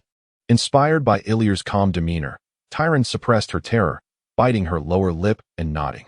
Although fear gripped her, the fact that she did not cry out was commendable, or perhaps she simply had no time to do so. Taking a deep breath, she steadied her hands. Illyr's knife glided between the two bite marks, eliciting a pained gasp from Tyrant, which she quickly stifled, tightly shutting her eyes and furrowing her brow, submitting to Illyr's ministrations. With no means to sterilize the blade, a cut measuring approximately 5 millimeters was sufficient to breach the natural barrier formed by the bite, facilitating the expulsion of venom. The next step was to find a way to extract the venom. Gazing at the wound, Illyr felt a moment of hesitation. After all, this was snake venom. The nature of the serpent remains shrouded in mystery. Its venom's potency is unknown, and the consequences of such an encounter are yet to be discerned. In this era, there exists no machine for gastric lavage, and a mishap could very well cost a life. If it were Janice, Illyr would not hesitate. Yet, the woman before him, with whom he has only shared fleeting moments, raises questions of worthiness. Illyr finds himself in a profound quandary. risking his own existence and relinquishing all prospects of brilliance and happiness to save someone of little significance. As he wrestles with this internal conflict, he resolutely presses his hands against the wound. Dark blood oozes forth, pooling on the ground beneath him. While this method may yield suboptimal results, it is not without merit. Once the color of the blood appears more normalized, Illyr employs his mouth to perform a final cleansing for Tyrant. To assist thoroughly is to honor the endeavor. Moreover, Illyr surmises that the toxicity within the blood has diminished, indicating a reduced threat. After Illyr has tended to Tyrant's injury, Daemon has subdued the venomous serpent, possibly rendering it unconscious or even lifeless. Who can say for certain? At Illyr's insistence, Daemon vigorously lashes the serpent several times, akin to a whip, until it lies entirely limp. Tyrant expresses a desire to walk unaided. Yet to prevent any further dissemination of the remaining snake venom, Illyr requests that Henry and Daemon alternate in carrying her forward. However, it becomes evident that he has overestimated their stamina. The journey is arduous, particularly with such a substantial burden. Consequently, for the majority of the trek, the two men support Tyrant as they advance. As they finally caught sight of the camp from afar, both individuals were utterly fatigued. The venomous snake had long been entrusted to Illyr, who, having remained vigilant throughout their journey, found himself no less exhausted than Daemon. Fortunately, Tyrant had not exhibited any severe symptoms of poisoning, and now that they had reached the camp, Illyr felt that she had narrowly escaped a dire fate. Chapter 31. The return journey in this world. Perfection is a rare phenomenon, even when it appears to be flawless. In the makeshift camp, everything continued as usual. Within the modest medical station, personnel assisted in cleansing wounds and provided basic bandaging to prevent infection. Illyr was offered clean water to rinse his mouth, as the metallic taste of blood, particularly that of venom, was far from pleasant. They commended Illyr for his prompt actions. Upon identification, the snake was revealed to be a fer-de-lance, known for its potent venom. Thankfully, Illyr's timely intervention had been crucial. Otherwise, it would have been exceedingly difficult for Tyrant to endure until their arrival at the camp.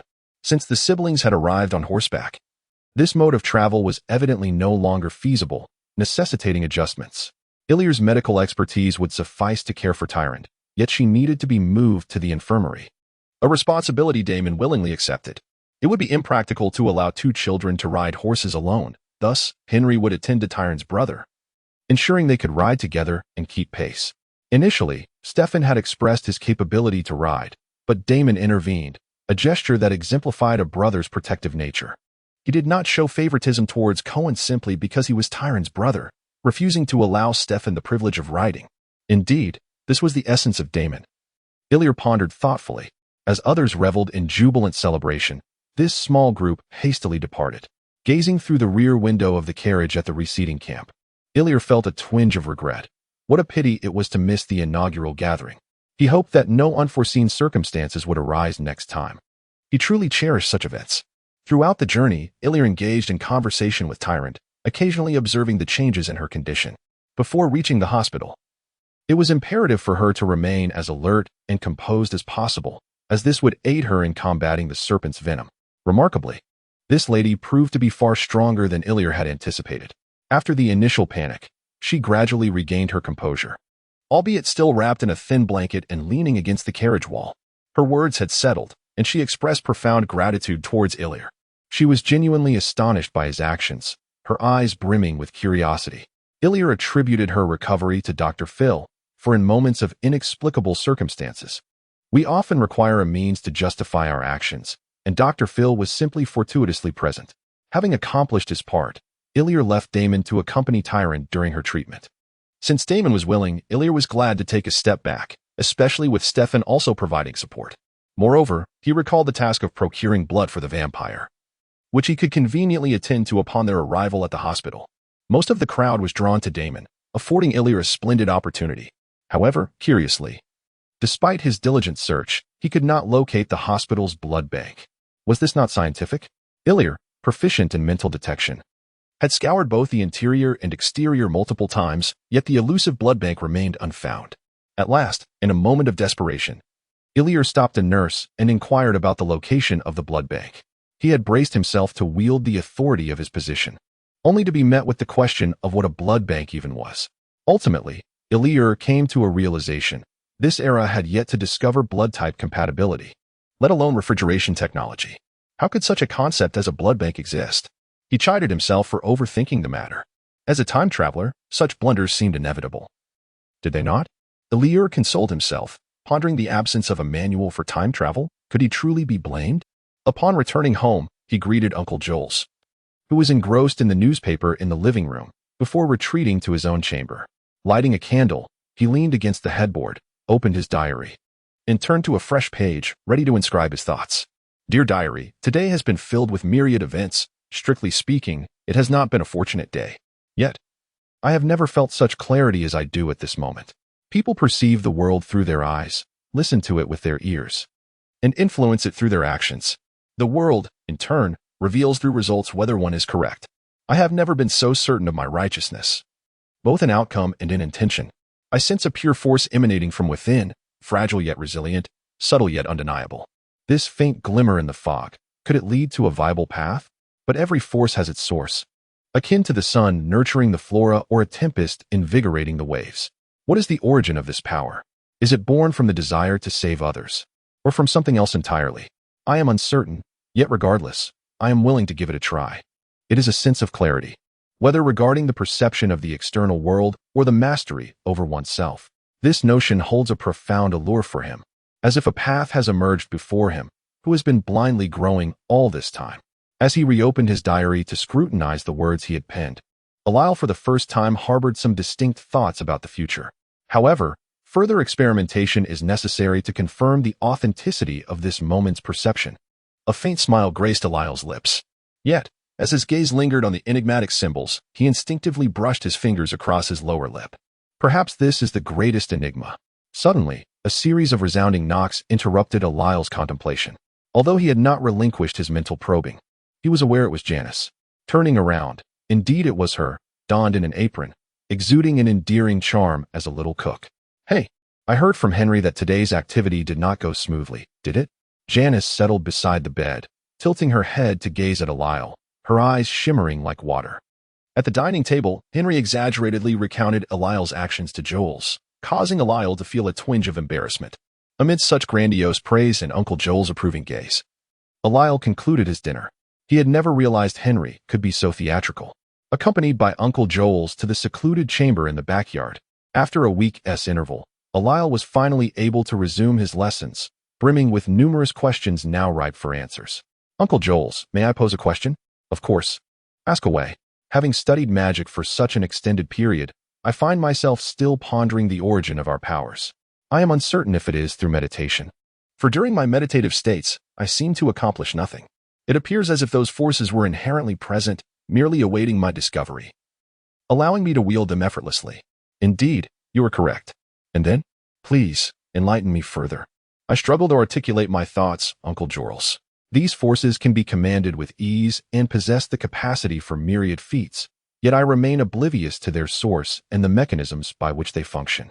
Eliur, they emanate from within your heart, from the essence of every human soul. Every human? Even the ordinary ones? Yes, Eliur, but this is a lengthy discourse. Shall we continue in the morning? I need to prepare, perhaps consult some texts.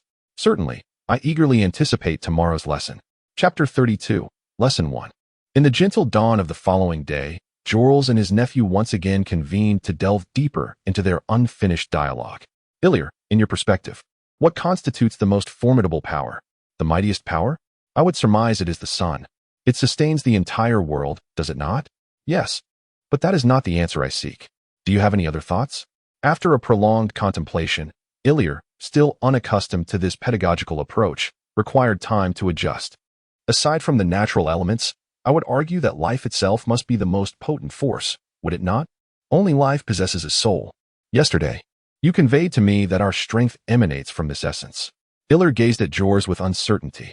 You are quite perceptive, Eliur. Life itself embodies power. It is a marvel of this world. Every being possesses strength, with humanity at the pinnacle. All living things? Indeed, whether it be birds in flight, beasts on land, or the flora and fauna, yet their power pales in comparison to that of humans, even that of an infant. Of course, this power refers to supernatural abilities rather than physical strength, which we harness through meditation. Such powers exist from the very moment life is born, radiating continuously until the last breath. But not everyone can wield magic, Uncle. We are the few, iller. To harness the power of life, one must awaken the seed of strength. This awakening is more likely to recur among the descendants of those who have already been awakened, which is why sorcerers often inherit their gifts through family lines, as do we alchemists. More likely? Does that mean there are awakened individuals among the common folk? Yes. Though they are exceedingly rare, one might encounter but a handful in a century. What of the majority of ordinary people? Where does their power reside? You just mentioned that every life possesses this strength. Their power is consumed with every thought, every moment of joy, and every instance of sorrow. Their strength is continually released. Oh, that seems rather wasteful, Uncle Jors. No, iller, it is not waste. To illustrate, if we liken life to a flame, the existence of an ordinary person resembles the journey of a torch from ignition to its eventual extinguishment. Their light illuminates the world and dispels the darkness. And what of us? We are torches capable of controlling the intensity of our flames. Through meditation, we can diminish our brightness, conserving our life energy, allowing it to be freely wielded until we master the very source of our existence. Is this the origin of our power? It seems that even ordinary individuals might achieve this. Oh, but it is not so simple, iller.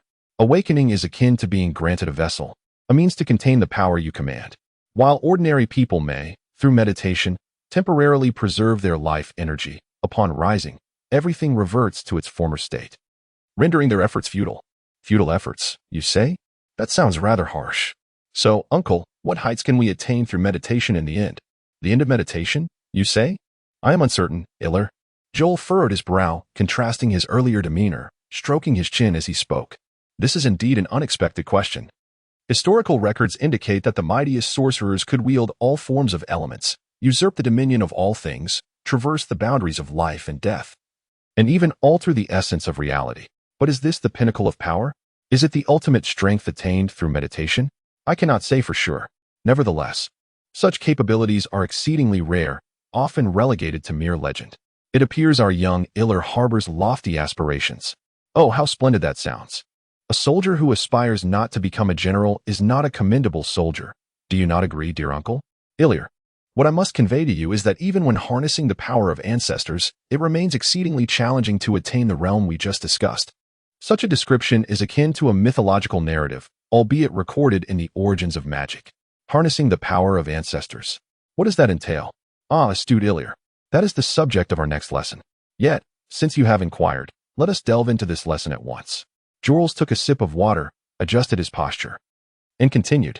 To illustrate with the previous analogy, when an ordinary person's life reaches its conclusion, their brilliance dissipates, vanishing entirely from the world.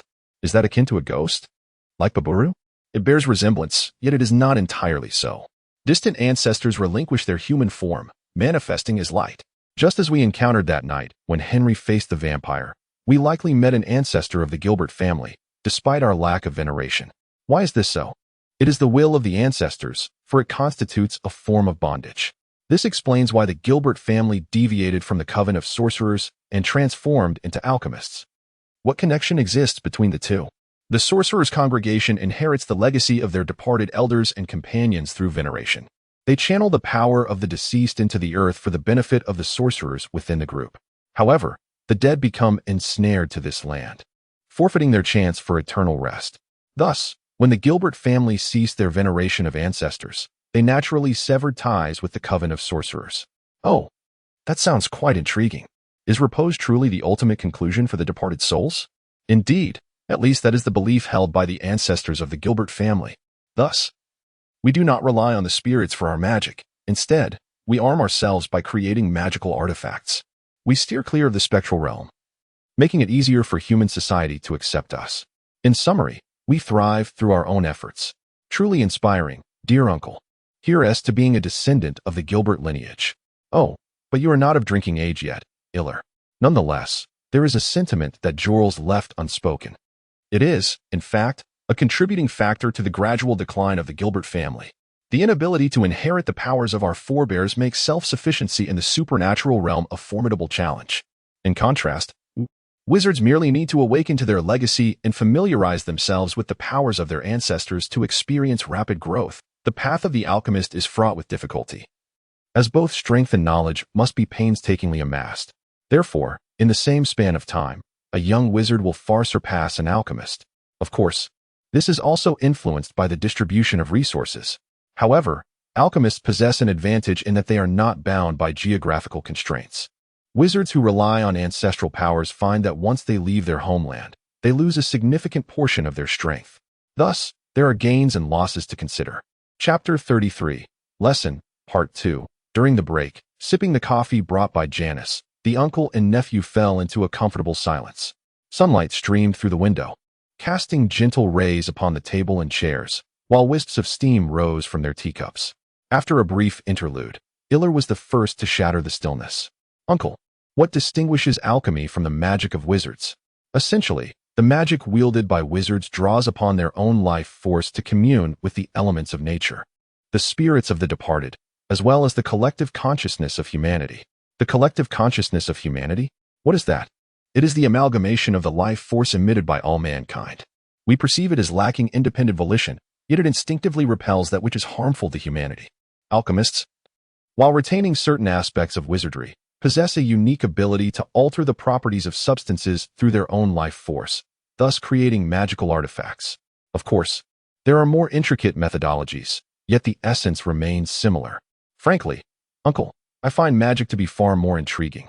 Oh, dear Eller, that is merely due to your limited knowledge. Once you grasp the profound intricacies of alchemy, your perspective will surely shift. Furthermore, as a member of an alchemist lineage, our achievements in magic are inherently constrained. I hope you come to realize this. Very well, Uncle. Nevertheless, I shall maintain my stance. This obstinate youth. It seems I must instill some confidence in you to reveal the potency of alchemy. Come, let us venture to the backyard, where I shall present to you my latest research findings. Research findings? Uncle, have you made some astonishing invention? Indeed, Eller's curiosity has been piqued. What could possibly bring such joy to Jorls? The two proceeded to the backyard, yet Jorls did not lead him to the secret chamber. Instead, they arrived at the laboratory where vampires were confined. With great difficulty, blood was extracted from the vampire, filling 1/3 of the beaker, a process that caused Iller to frown slightly. Pay attention, for this is a discovery I stumbled upon. A sorcerer's magic cannot achieve this. Upon completing his statement, Jorls donned gloves, procured an array of bottles and jars, and commenced the experiment, piquing Iller's curiosity even further. Jorls introduced 2 grains of salt into the beaker, followed by the addition of clear water, filling it to 2/3. He then employed a glass rod to stir until the salt dissolved completely. Fresh vervain was crushed, and 3 drops of its juice were added to the beaker using a dropper. A faint reaction began to unfold within the beaker, tiny bubbles emerging, while a sour odor began to permeate the air. Next, the beaker was placed upon a metal stand, and an alcohol lamp was ignited for heating. The bubbling reaction intensified until the mixture reached a boil. Extinguishing the lamp, Jorls began to recite an alchemical incantation. The contents of the beaker erupted into a fierce blaze, flames reaching 1/2 meter high and glowing a deep crimson. After a moment, as the flames subsided, it became evident that the solution within the beaker had transformed into a transparent, pale black substance. Without allowing it to cool, Jorls, using an asbestos mat, poured the mixture into an evaporating dish and reignited the alcohol lamp to continue heating. Ultimately, when the liquid had completely evaporated, a layer of white crystalline substance appeared at the bottom of the dish. This should be the salt we initially added, yet it still feels intriguingly enigmatic. What on earth is Uncle Jorls concocting? Ah, this is indeed a marvelous substance. Do not underestimate it, Iller, Jorls proclaimed with pride as he meticulously collected the white crystals. Approaching the box set aside, Jorls retrieved a cage from within. To his astonishment, it contained the medical student's faithful companion, the white mouse. Oh, Uncle, are you planning to conduct live experiments? Elliot felt an increasing sense of having wandered into the wrong classroom. Wasn't this lesson meant to be held in the laboratory upstairs? Don't be so surprised. They are quite adorable. Jorls playfully winked his left eye and placed the cage upon the experimental table. He then added a small amount of white powder to the mice's food and tossed it into the cage. Watching the unsuspecting little creatures eagerly scramble for the enhanced morsels, Elliot found himself intrigued by what might transpire next. Showtime. Observe them closely, Jorls declared with a hint of pride. Upon hearing this, Elliot leaned closer to the cage, fixating on the charming little white mice. Suddenly, his eyes widened in disbelief as he seemed to hear several babbling voices echoing in his mind. It was a sensation of contentment and joy, not quite words, but rather an immediate conveyance of meaning directly into his consciousness. Good heavens! Could this be the thoughts of the little mice? Elier's intuition suggested that these impressions emanated from the very creatures voraciously feasting before him. This wondrous phenomenon allowed one to listen to the musings of small animals. Elier, filled with inspiration, attempted to convey his own thoughts to the mice, but alas, it appeared to be in vain. This was merely the discovery of a newfound effect. It seemed to alter the functioning of mental energy, transforming it from a closed-loop cycle into an outwardly expansive divergence, and allowing us to receive it. How marvelous it is! Oh, it is indeed wondrous. Could it possibly serve other purposes? Let me ponder this for a moment. A vague notion surfaces in my mind. The hypnotic abilities of vampires. Other effects? What do you mean? Joel, too, found his curiosity piqued by Iller. The most terrifying aspect of vampires lies in their capacity to hypnotize humans. Since this extract derived from vampire blood possesses a psychological influence, could it not also induce a hypnotic effect? Turning to Joel, Iller posed a serious question. If it can cause small animals to unconsciously transmit thoughts, could it also project thoughts outward when applied to us, who possess mental capabilities? If so, when the emitted thoughts are sufficiently potent, might they not hypnotize the recipient? This query left Joel momentarily speechless, as he was instantly engulfed in this hypothesis. Theoretically, such a possibility exists. However, conducting a personal experiment would be far too perilous. They require a controlled study.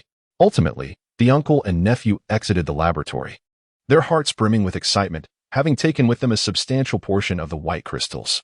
Finding volunteers to test its safety on humans became their urgent priority. Chapter 34. The phase the experimental results have been revealed. The white crystals extracted from vampire blood indeed exert an influence on humans. Their thoughts emanate, being perceived by those in proximity. Yet they remain oblivious to their own nature, serving as the most effective confessors in existence. After confirming that it poses no threat to human health, Jors and Iller personally experimented with the white crystalline substance. Unlike ordinary individuals, their possession of mental prowess allowed them to precisely implant fantasies into the minds of their targets, whether drawn from genuine experiences or fabricated scenarios. The most exhilarating aspect was the realization that, when their mental projection was sufficiently potent, they could indeed exert a form of mental control, akin to that of a true vampire. Consequently, the imprisoned vampire was fortunate. Jors procured 2 cows to serve as its sustenance. Regrettably, without anyone to milk the cows, the arrangement was less than ideal. He had come to bid farewell, having heard of a man named John Brown, known as the Friend of the Black. Intrigued, he sought to meet him. Trailing behind Iller, he saw no glimmer of hope for the revival of the black community. Though Iller possessed remarkable abilities, he was still merely a child. Alongside him were 5 dark orbs. When Iller fell into the illusions of Baburu, he did not dispel them. And now they lingered near Baburu, gently floating behind him, appearing completely innocuous. Farewell. After an ungraspable embrace, Baburu departed, vanishing from Iller's life. In the days that followed, Iller dedicated himself to the study and creation of that peculiar white crystal. Uncle Jors dubbed it the fragile secret, for it could not be exposed to sunlight, lest it evaporate instantly. Prolonged exposure to air was equally detrimental, leading to a swift evaporation as well. However, its utility is indeed extensive, making it a secret weapon for the duo of Uncle Joel and his nephew, warranting ample reserves. There was also an unexpected yet anticipated development. Talon, newly discharged from rehabilitation, visited the Iller family with her brother to express gratitude and sincerely invited Iller and Henry to their home for a gathering, mentioning she would also extend an invitation to the Salvato brothers, hoping to entertain everyone well. Unable to refuse such warm hospitality, Iller accepted the invitation. He strolled over to Janice, taking a seat beside her, only to find her unresponsive. Gently nudging her with his shoulder, he noticed her deliberately turning away, ignoring him. It appeared she was throwing a childish tantrum, which brought a smile to Iller's face. She truly was a child. Yet, this did not deter Iller. Through his persistent efforts, Janice eventually succumbed, playfully pinching him in annoyance, her lips pouting as he embraced her. Rubbing his chin against Janice's small head, Iller mused that he should indeed devote more time to this little treasure. If he could not, why had he insisted on keeping her close in the first place? 2 days later, the 6 members of the hunting party reunited at Talon's home. Situated far from Waterfall Town, it was larger and more prosperous, known as Tagro's Castle. Iller and his companions were warmly welcomed, and met the mother of the Tamler siblings, a captivating lady.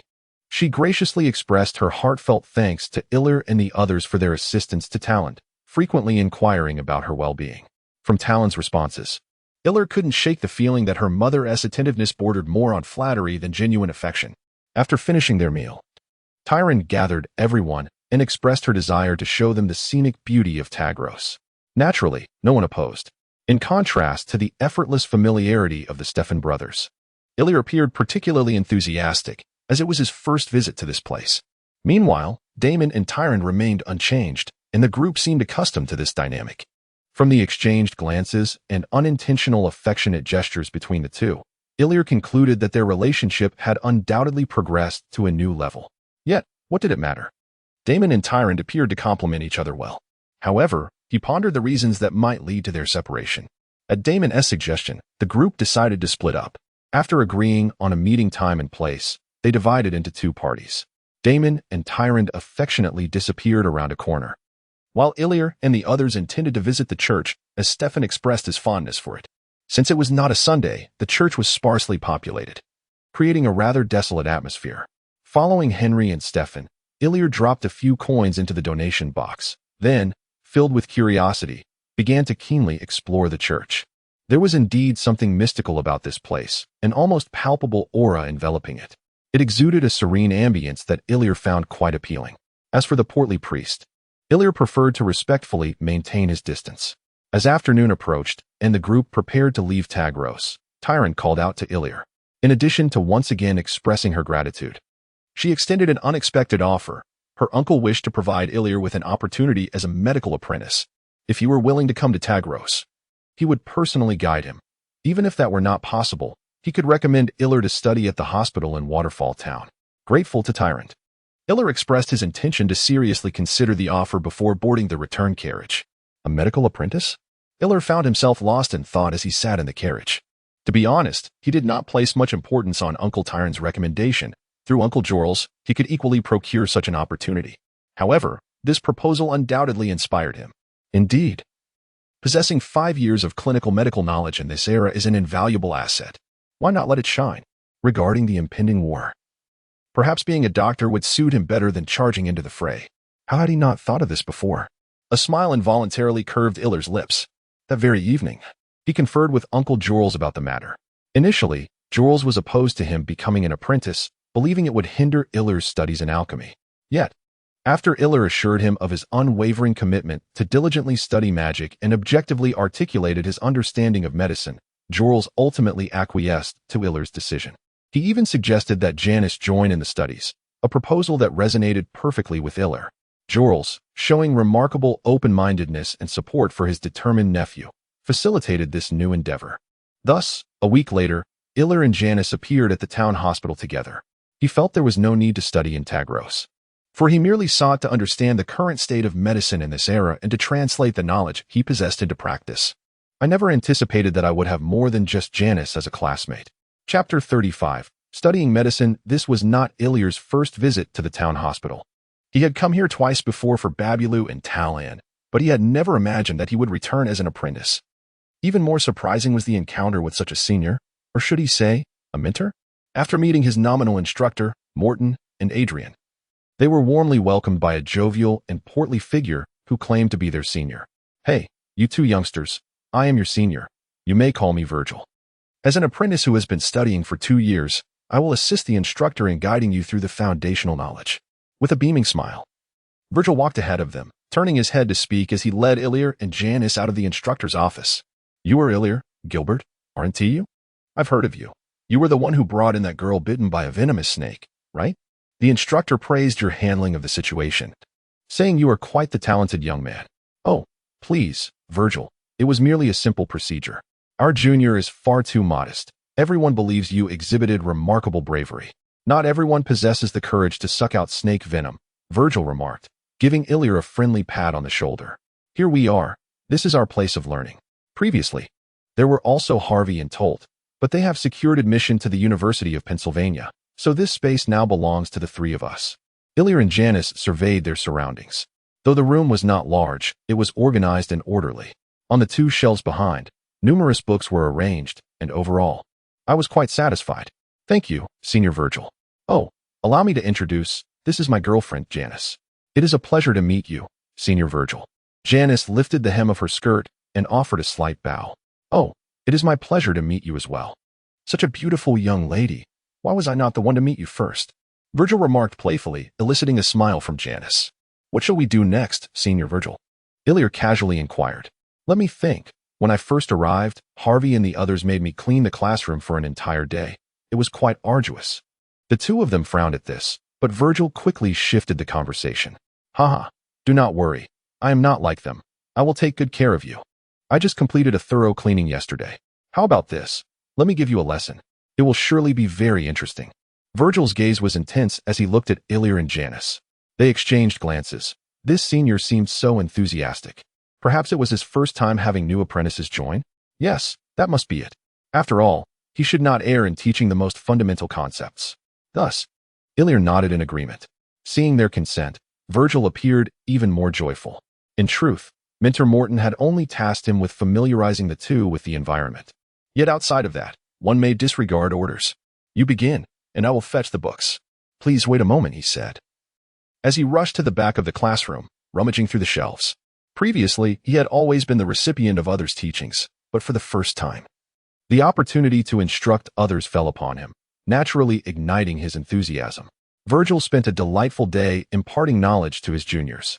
He commenced with the intricacies of blood circulation, interspersing historical developments of medical instruments along with a few amusing anecdotes, presenting them quite adeptly. The attentive demeanor of Illyr and Janice, coupled with their engaging participation, instilled in him a profound sense of accomplishment. He felt he surpassed Harvey's previous lectures. Indeed, I am far more suited to the role of a senior. However, this gratifying state was short-lived. When Illyr posed some particularly challenging questions, which Virgil found himself unable to answer, he began to reconsider his position, realizing that perhaps being a junior was more fitting after all. During his own time as a junior, he had never posed difficult questions to Harvey and the others.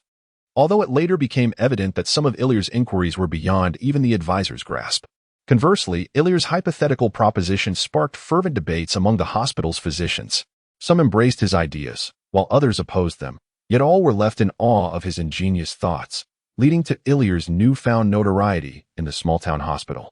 Through his relentless pursuit of knowledge, Illyr discovered that the medical practices of this era were far less advanced than those of the 21st century. The remnants of empiricism lingered, unlike in his past life, where substantial and reliable experiments underpinned theoretical foundations. This disparity meant that when physicians engaged Illyr in discussions regarding his hypotheses, he lacked compelling evidence to substantiate his claims, leaving him confined to the realm of conjecture. She devoted a considerable amount of time outside of class to her studies. While Eliel practiced meditation, she continued to toil diligently. Her solid accumulation of knowledge gradually earned her the recognition of her mentor and transformed the negative impression caused by her previous indiscretions. One day, as they walked home from school, Eliel held Janice's hand and praised her for her hard work, inquiring why she was so diligent. Was it her passion for medicine? To his surprise, Janice fell silent for a moment, then turned to embrace Eliel, weeping uncontrollably, leaving him utterly bewildered. He could only hold her, gently stroking her back, soothing her while asking what was wrong. Yet, even as her tears slowly soaked his collar, she did not reveal the source of her distress. When her sobs finally subsided, she clung to him and said, Eliel, please never leave me. I am willing to do anything for you, but you must not abandon me. Eliel, perplexed yet inexplicably moved, tightened his embrace and softly promised, I will not leave you, Janice, I assure you. After more than a month without seeing Jenny, she reappeared at Eliel's home. It seemed she had been in a cold war with Henry, but it was unclear who had initiated the thaw. Their romance appeared to be coming to the forefront. Henry invited her to dinner at his home and reintroduced her to Uncle Jorls at the dining table. Clad in a whalebone skirt, Jenny's slender waist accentuated her upper figure magnificently, with her beautiful golden hair cascading like a blooming flower. She brought a fragrance that enlivened the table filled with three gentlemen of varying ages. Illyr cast a discreet glance at Janice, thinking to himself that his little Loli still had room for improvement. Perhaps she should exert herself a bit more and consider a supportive role. After all, she would not resist his guidance. He chuckled inwardly. Indeed, Illyr contemplated the notion of ensuring Janice consumed more milk, for he could not allow her to be a picky eater. Yes, that must be it. In the grand hall of Waterfall Town, upon the vibrant red carpet, amidst the well wishes of numerous guests, Illyr, dressed in a dapper suit, shared an earnest gaze with Janice, who adorned a stunning white wedding gown. Over the course of a year, both had grown taller. Their studies at the medical school had exposed this young couple to the tribulations of the world, thus deepening their appreciation for the beauty in life. Yet, could they truly walk the red carpet together? After all, they had only just entered the second year of middle school in later generations. Was it truly appropriate to be walking the red carpet at this moment? As the camera panned out, it revealed that, apart from them, there was another pair of newlyweds on the red carpet. There stood the spirited Henry, alongside his bride, Jenny. Before the priest, awaiting the sacred and long-anticipated question. They were the true protagonists of the day. Do you take Jenny to be your lawful wedded wife? To live together in the guidance of the divine, to love her, honor her, comfort her, cherish her, and remain faithful to her for as long as you both shall live? The priest's solemn and tranquil voice finally posed the inquiry. Do you take Henry to be your lawful wedded husband, to live together in the guidance of the divine? Do you vow from this day forth to love him, respect him, comfort him, cherish him, and remain faithful to him for all the days of your lives, forsaking all others? Yes, I do, replied Janice, her voice melodious and sweet. The newlyweds exchanged rings and recited their wedding vows. Gently grasping each other's hands, they adorned one another with the exquisite rings, which transcended mere adornment to symbolize their possession of one another. I, Henry, take you, Janice, to be my lawful wife. From this day onward, I shall possess you forever. In good times and in bad, in wealth and in poverty, in health and in sickness. I will love you, respect you, and cherish you until death do us part. I pledge this before God, assuring him of my sacred vow to you. In a harmonious blend of deep and melodious tones, Henry and Janice fulfilled their promises to one another. Surrounded by the witness of friends and family, they embraced tenderly and shared a kiss. The hall erupted with joy. Joel, filled with paternal pride, clapped enthusiastically, standing alongside Janice's parents. However, from Illyr's perspective, he noticed his uncle's eyes glistening with unshed tears, though they were lost amidst the jubilant crowd. Brother Stefan had also arrived. Seated in the corner, young Stefan took advantage of the revelry. Raising a glass of champagne to his lips, savoring it with a satisfied grin, looking around with delight. Damon stood arm in arm with Tayland, their elegance rivaling that of the radiant couple on the red carpet. Fallon gazed dreamily at the stage, her lips curling into an enchanting smile. Yet her heart seemed to drift away into the unknown. In contrast, Damon observed Jenny with keen interest, his roguish gaze laden with meaning. Noticing Illyr's glance upon him, he playfully winked, eliciting an eye roll from Illyr. After a considerable search, Illyr finally located his senior, Virgil, in a corner. Over the past year, he had developed a profound camaraderie with this warm-hearted and exuberant individual, often sharing thoughts that were too delicate to discuss with Janice or that Stefan couldn't quite grasp. Virgil had an uncanny ability to comprehend the underlying significance instantly, compelling one to regard him with newfound respect. Among the other young attendees at the wedding, Illyr struggled to recall many names. Apart from a few members of the security team, such as Tamir and Giggs, most were strangers to him. The remaining guests were acquaintances of both sets of parents, seated according to their circles of association. Objectively speaking, the friends of Uncle George appeared to carry more weight. Aside from Uncle George and a few evidently subordinate figures, several young men dressed in military attire stood out distinctly.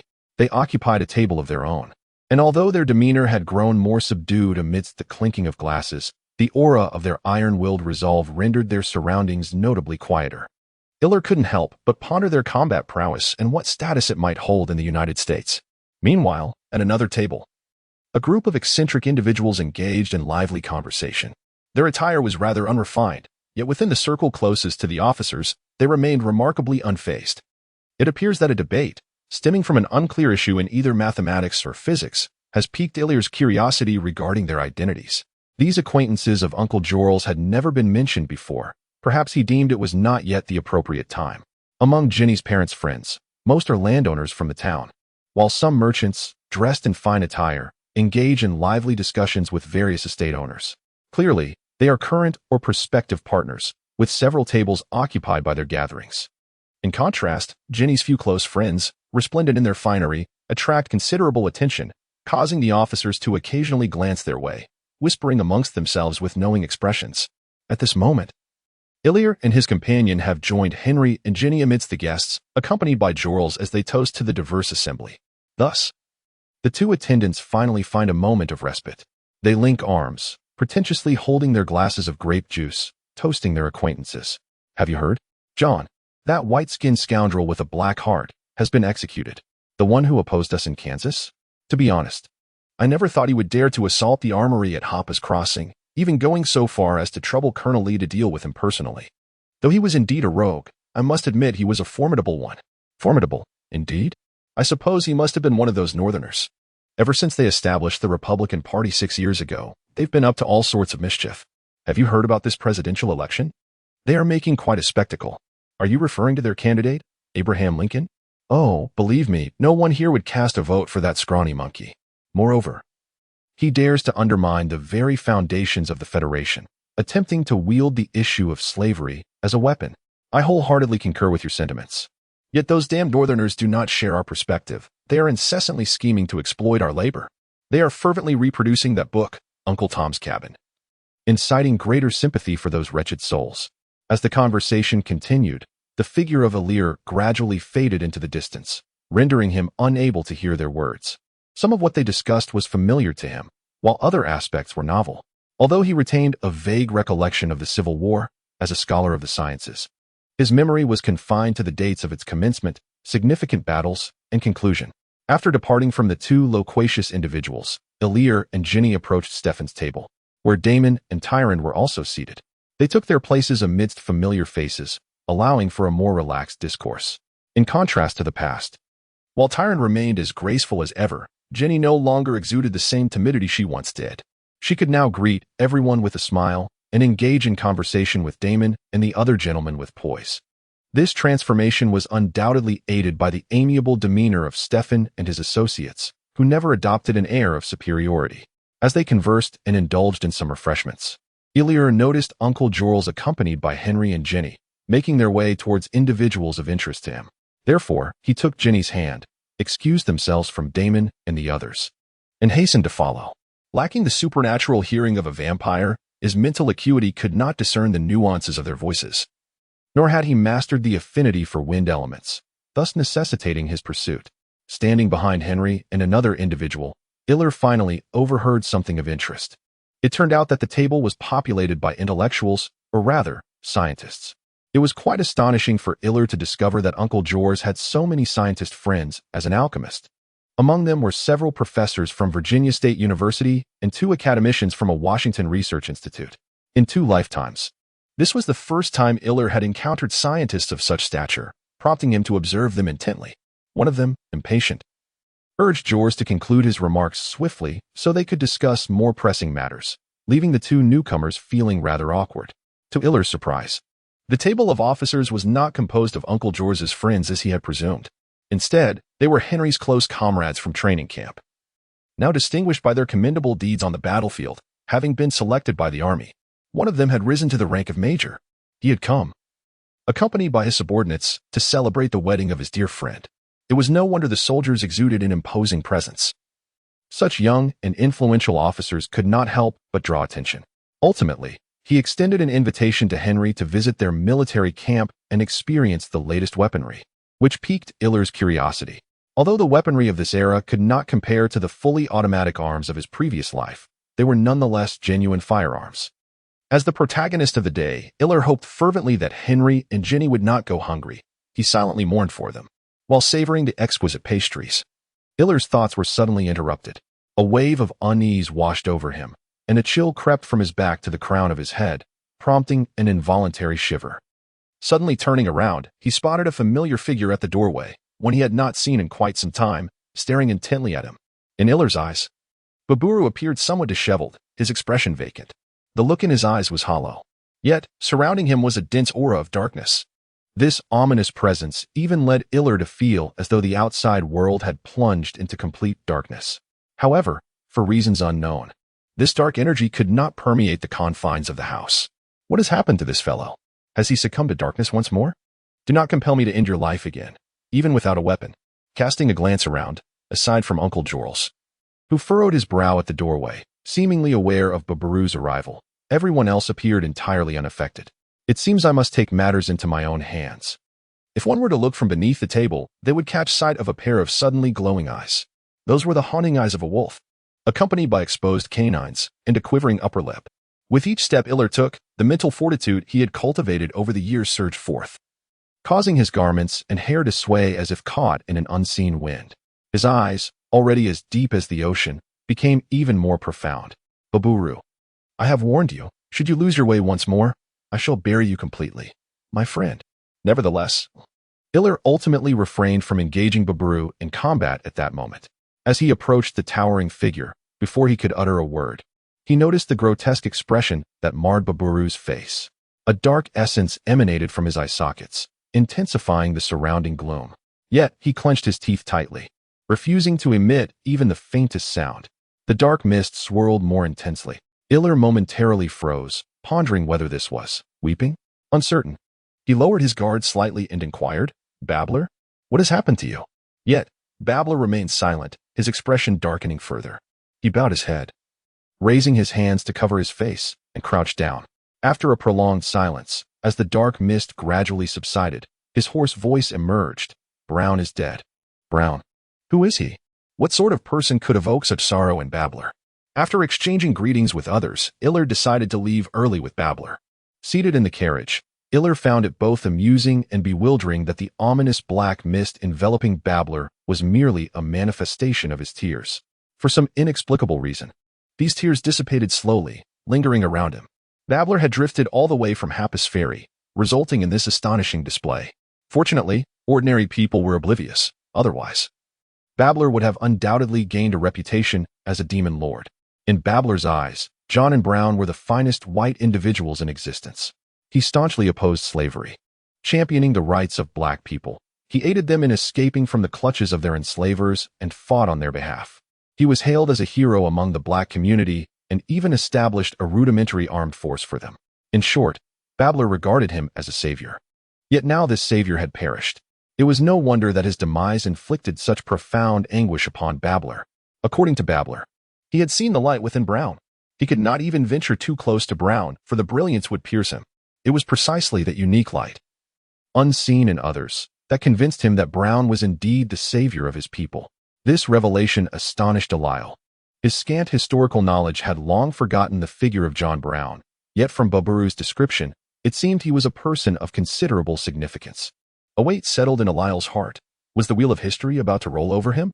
But dear brother, I am not yet prepared. Baburu departed from the small town once more.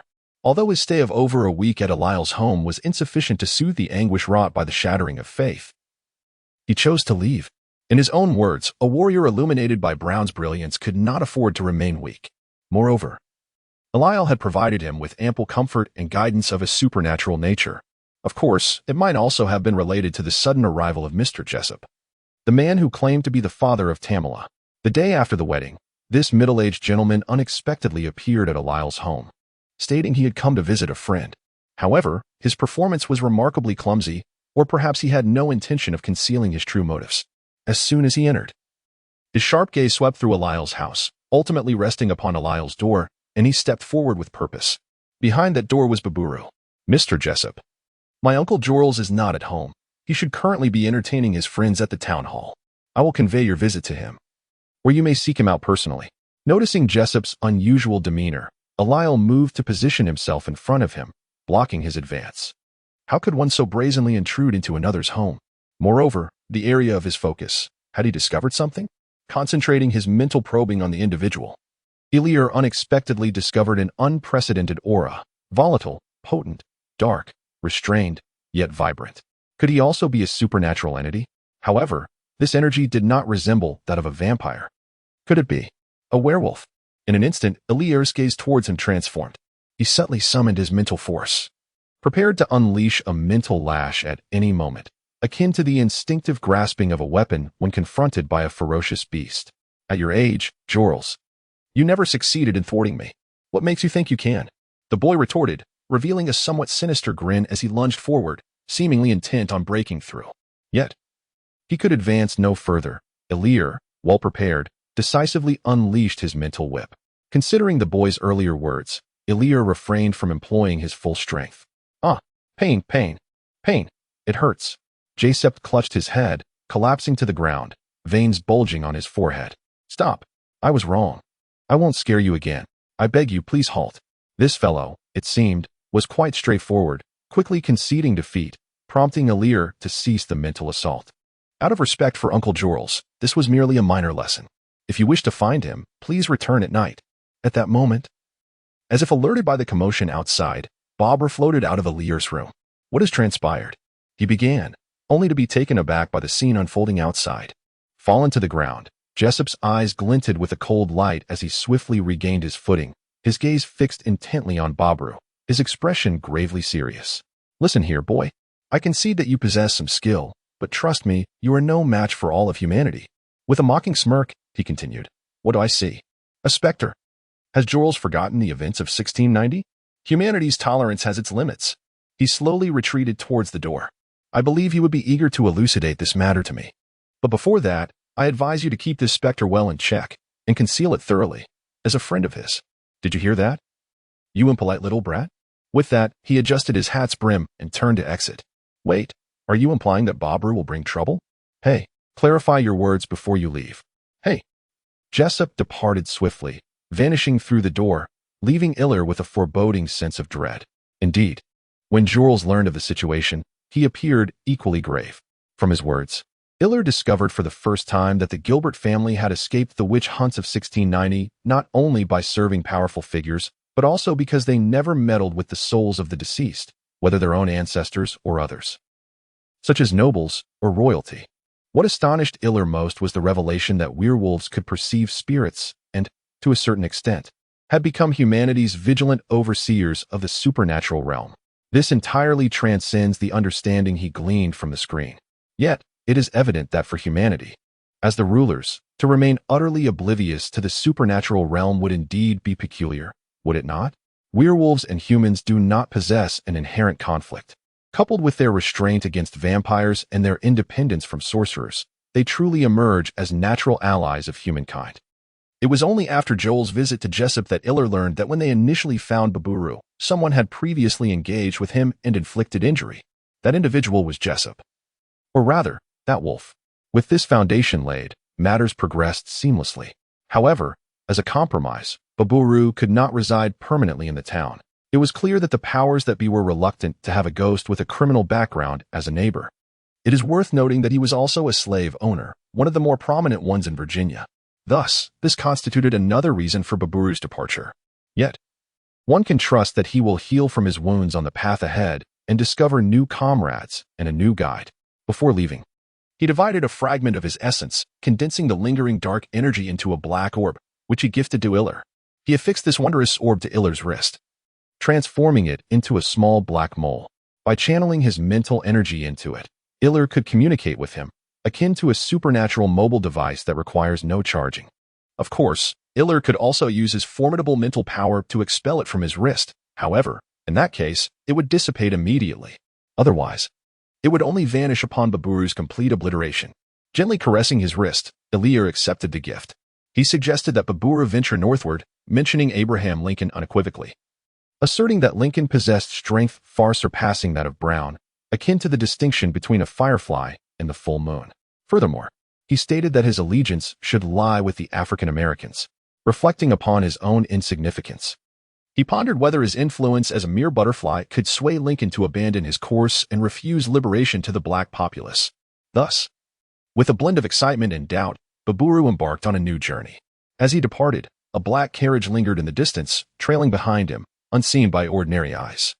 It escorted him out of Waterfall Town, following him until he crossed the Potomac River, vanishing into the thicket on the opposite bank.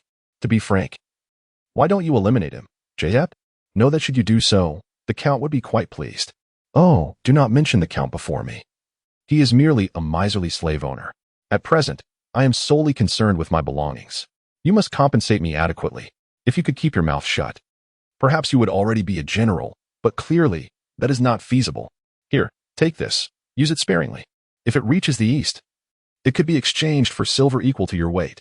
I only employ it in conjunction with aconite on the night of the full moon. I hope Thamiel never needs to use it.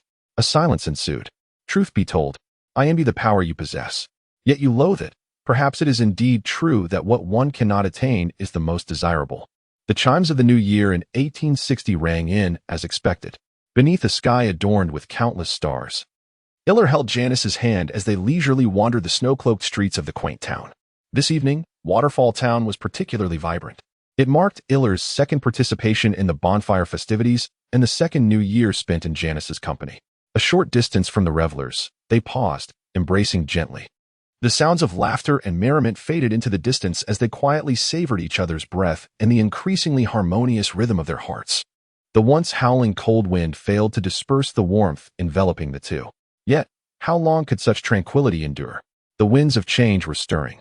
Not everyone possesses the audacity of Gorky to defiantly proclaim to the heavens, "Let the storm rage even fiercer." Suddenly, the memory of Henry's wedding surfaced. A little over a month passed. The newlyweds had decided to embark on a journey to Washington.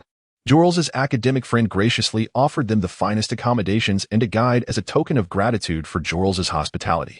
Meanwhile, with the assistance of his mentor Morton, Iller had recently published the final installment of his series of papers in a prestigious medical journal, concluding just last week.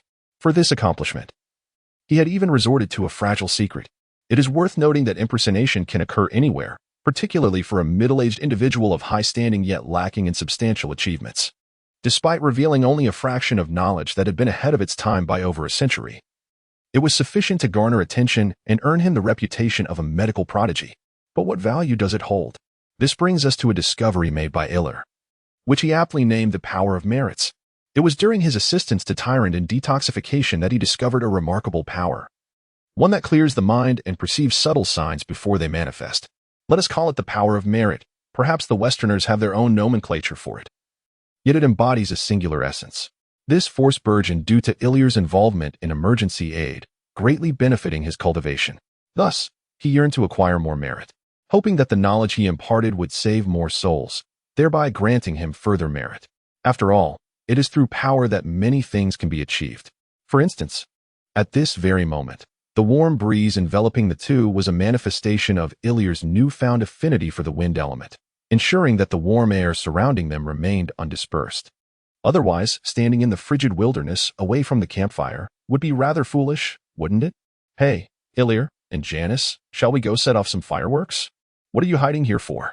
Upon hearing this voice, Iller rolled his eyes in exasperation, knowing without a glance that it was Stefan.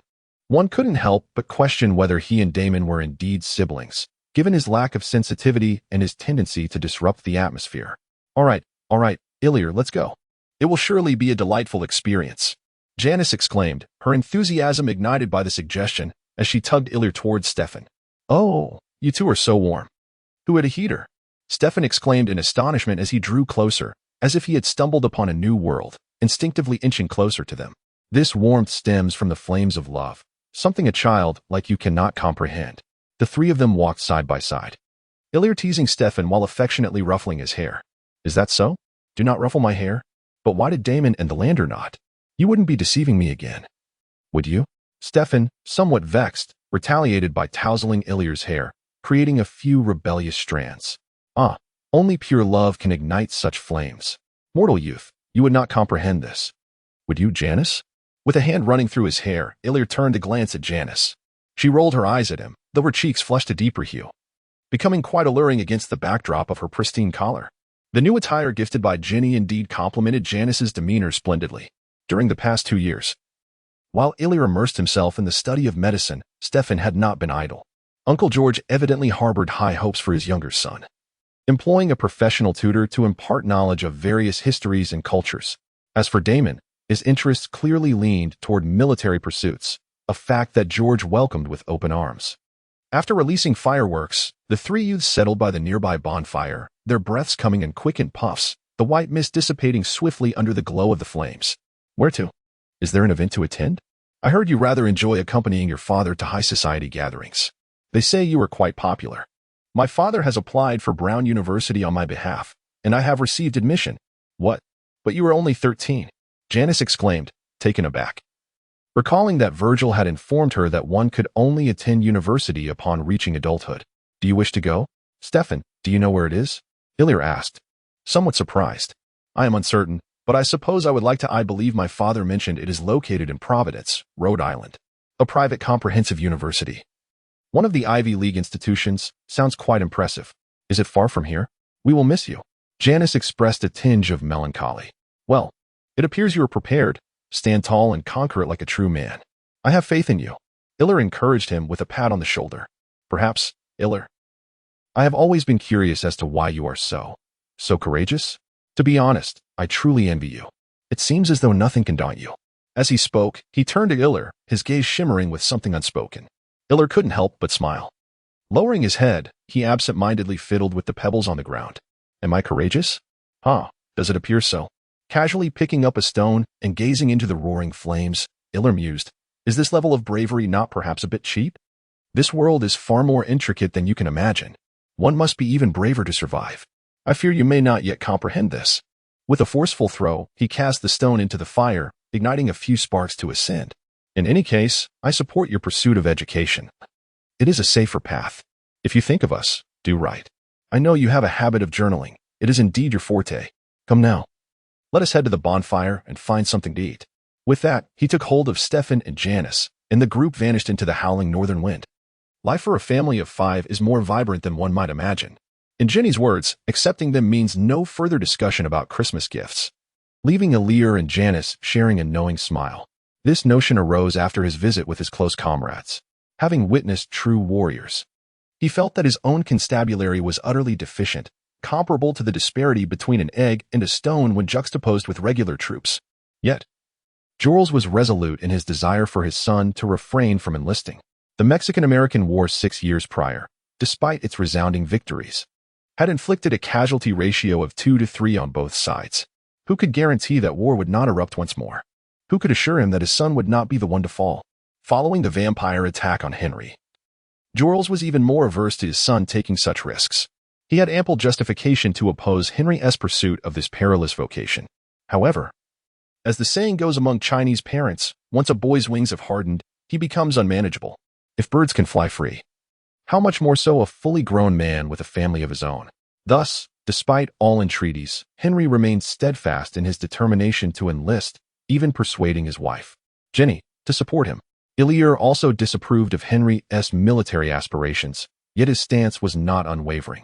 He merely recalled the Civil War, where the total troop strength reached millions. Given the South's sparse population, and discounting the untrusted black individuals, the eligible young men for service were even fewer. What if, during the war, they found themselves short-handed and conscripted, rather than being seized as cannon fodder? It would be better to join the ranks now and strive for the right to partake in decision-making, thereby seizing control of one's own fate. Considering this, Iller prevented Jules from attempting to alter Henry's thoughts through fragile secrets. Thus, the uncle and nephew engaged in their first vehement quarrel. Why? Why are you stopping me? You have no idea how perilous the battlefield is. I cannot allow him to take such risks. I have already lost my wife. I cannot bear to lose my son. Joel shouted uncontrollably, furiously gesticulating and glaring at the shorter Iller. He could not comprehend why the usually sensible Iller was obstructing him. Uncle, I concur with your sentiments. You have seen it. I too tried to dissuade him, but he is evidently resolute in his decision. So what now? Have you begun to support him as well? His determination is misguided. Shall I simply await his pension in mourning? We must prevent him. Before Iller could finish his thought, Jules interrupted, attempting to push past his uncle's barrier. I merely wish to protect him. You know not the dangers of the battlefield. Jules's voice faltered slightly. And so, can you control him for eternity? As family, ought we not to respect his choices? Why not explore alternative solutions? What are you implying? Iller retorted. I am but an alchemist. My knowledge is limited. My son may face gunfire. What else can I do but shield him from involvement? Jules, despondent, sank into a chair, painfully clutching his hair with both hands. Iller felt a pang of sympathy, and in that moment, he hesitated. Perhaps the war would not encroach upon this place.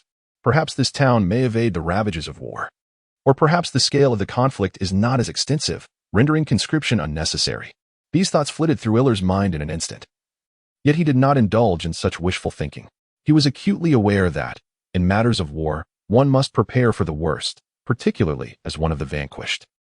Therefore, Henry, I shall ensure your survival on the battlefield. We will strive to safeguard his well-being. We possess formidable alchemy, the blood of vampires. Insubstantial connections. That should suffice. Iller's voice resonated with unwavering conviction. In the shortest span of time, we can elevate Henry from a soldier in the fray to an officer commanding from the war room. Should Henry choose to enlist, he cannot turn down our assistance. Iller knelt, gazing into Jorl's eyes. Uncle, if we, united, cannot protect him, where then can he find safety? Please have a bit more faith in yourself. Ultimately, Iller persuaded Uncle Jorls. Meanwhile, Henry, embraced by his beloved, was envisioning a splendid future for the two of them. In his aspirations, he envisioned himself as a rising star within the army, destined to become one of Robert, Edward, and Lee's most distinguished officers, perhaps even the head of West Point. And Janie would become a general's wife, basking in glory second only to that of the Queen of England. They will walk hand in hand into old age, blessed with two lovely children, becoming each other's most treasured wealth in this lifetime. It must be said, this is a perfect grand vision, although challenging. From the very beginning of its conception, two individuals have been striving towards this goal. How fortunate they are. He once crafted a talisman with the same wolf's fawn, capable of repelling vampires. This time, he intends to sacrifice one, imbuing the other with the power to withstand physical attacks. Upon seeing them, Illyr silently mourned for the fleeting acquaintance of Jessup, pondering that surely, when Jorls had his tooth extracted, he must not have been administered anesthetic. However, he was mistaken. The transformed werewolf was exceedingly perilous. Thus, Jorls administered a significantly increased dosage of an extract from a certain beautiful flower, known as poppy. Days later, Damon hosted a party for Stefan, who had just received his formal admission notice. In this era, the opportunity to attend university is a rarity, truly worthy of celebration. Consequently, at this gathering of youthful exuberance, everyone reveled in joy. Gazing at the dazzling Stefan on stage, Illyr inadvertently raised his glass in a distant toast. Cheers, my friend. And then he drank deeply. Stefan had been gone for half a month, yet life continued for the others, with only the exquisite melody of that violin piece occasionally resonating in their minds. Little did they know, Stefan possessed such remarkable talent. Pushing open the door to the hospital office, Virgil reminded himself that there was a letter waiting for him from Mentor Morton. I extend my heartfelt gratitude to Professor Morton. Without your assistance, I fear I would not have achieved such remarkable success. Once again, I express my thanks and would like to extend an invitation for you to visit my humble abode. We shall prepare a sumptuous lunch, and I am certain that my uncle, Jorls, will find much common ground with you. Indeed, Illyr is exceedingly delighted and has sincerely extended this invitation to Professor Morton. Enclosed within the envelope, alongside a token remuneration of several $100s, was a private invitation. This invitation came from a highly esteemed medical professor, an unexpected revelation that truly astonished Illyr. It must be said, this invitation profoundly moved him, stirring nostalgic memories of his former academic days, whose university experience is devoid of regrets. The most abundant times are often bestowed upon the most naive of hearts, leading to a lamentable squandering of opportunities, and leaving behind a tapestry of regrets to varying degrees. Now, an almost perfect opportunity lies before him, the chance to relive his university days in the most meaningful manner. How could Illyr not be captivated by such a prospect? Once the initial thrill and excitement subsided, Illyr began to ponder the feasibility of this opportunity. Although Henry would enlist with the next cohort of recruits, Uncle Jorls had yet to reach the age necessitating full-time care, and besides, there was still Jenny at home. As for Janice, Illyr hoped she could accompany him to school. Professor Morton had once remarked that Janice was the most diligent student he had ever encountered, and academically, she had already surpassed Virgil, who was preparing to apply to universities for the following year. Regarding Dartmouth College, the letter merely contained a few succinct lines, quite straightforward in its expression. One of the esteemed Ivy League institutions, nestled in the charming town of Hanover, New Hampshire, boasts an illustrious record in the education of young men. Yet, the introduction by Professor Morton is far more elaborate. From him, Eliel learns that Dartmouth College was originally founded to educate the young members of local indigenous tribes alongside young white settlers. It holds a distinguished reputation both locally and nationally. In the realm of medicine, it stands unparalleled, far exceeding other institutions of its kind. Professor Morton believes that such an establishment is perfectly suited for Eliel to flourish, particularly since he has already gained the endorsement of that esteemed gentleman. In his eyes, a brilliant future beckons Eliel forth. Life is but a dream. Yet when will he awaken from this reverie? Eliel, what troubles you? A pale hand waved before him, drawing Eliel back from his contemplative state. He smiled and gently brushed the tip of Janice's nose, reminiscing about that spirited girl from his past, who now seemed lost to him. Grasping her mischievous little hand and pulling it to his waist, Janice found herself leaning in. She tilted her head slightly, resting her cheek against Elile's chest, resembling a docile kitten. Encircling Janice's slender waist, Elile spoke softly. I have received an invitation. A medical professor who appreciates my talents wishes to invite me to Dartmouth College as his assistant. Janice's body tensed involuntarily, and she instinctively held her breath. For a brief moment, she remained rigid before gradually relaxing. So do you wish to go? The voice remained gentle, yet tinged with a subtle tension. The beautiful little head remained still, pressed against him. Do you wish for me to go? If you desire to leave, then go. I support you. Yet, as these words were spoken, the small hand resting on Elile's waist silently tightened its grip on his garments, as if trying to seize something elusive. An uncontrollable smile crept upon Elile's lips as he suddenly lifted Janice into his arms. Amidst her soft gasp, he spun her around, cradling her upon his lap. Gazing into her still-shifting eyes and that heart-wrenching, delicate face, Elile felt his heart shatter. Without hesitation, he pressed his lips against hers. He sought to erase the trepidation harbored within Janice's heart and dispel her unease. After a long moment, their lips parted. Janice's eyes shimmered like water, her breath slightly uneven, yet her gaze no longer averted. She fixed her eyes upon him, awaiting his words. Wherever we may go, I shall never abandon you, my little fool. If you wish to be with me, why not confide in me? Why worry alone? I have promised you that I shall never leave your side. At last, Janice smiled, wrapping her arms tightly around Elile, burying her head in the crook of his neck. She gently nuzzled his chin, eyes closed in a blissful smile, her voice a blend of joy and sorrow. I do not know. Elile, I think I simply care for you too much. So, please, remain by my side like this. Until forever, forever. As Elile softly caressed Janice's back, he found himself at a loss for words. The weight in her embrace seemed to grow heavy in an instant. They had been together for quite some time. 1.5 years of daily companionship had forged an extraordinary bond between them. Yet, this connection did little to bolster Janice's confidence in their feelings for one another. She was perpetually haunted by a fear of abandonment, even with Iller's repeated promises. Even with Uncle Jorel's treating her as his own, even with her academic achievements surpassing Virgil and becoming Iller's most trusted aide, she remained unchanged, as if all of this paled in comparison to their fleeting moments of tenderness. In her memories, the once strong and independent girl had all but vanished, leaving no trace within Janice. This reliance, while satisfying Iller's vanity as a man, also proved burdensome for him. The ancient wisdom that cautioned against the perils of beauty's grace could hardly encapsulate Iller's sentiments. All he could wish for was that, with the passage of time, Janice would mature, both mentally and physically. The invitation ultimately failed to reach Iller. He graciously declined the earnest overtures of the elderly gentleman, offering easily understood excuses, such as the need to care for his uncle. However, he would not disclose the true reason for rejecting the invitation. The school only admitted boys. At Iller's age, he was not in a hurry to pursue education. In contrast, it seemed that Janice required his companionship more, and with the convenience of the town's hospital, he felt little urgency to acquire the knowledge of this era. After much contemplation, he resolved to forego the opportunity to enter university through an invitation. In contrast, he expended greater effort in persuading Janice not to feel guilty over this matter. Such is the heart of a young girl, a treasure both simple and complex. Speaking of young women, Iller found himself reminiscing about another elegant and enchanting girl.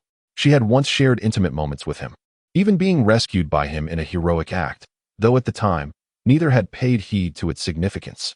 She was in a relationship with a dashing young man, a friend of Iller's, and he had gradually witnessed the inception, development, and conclusion of their romance.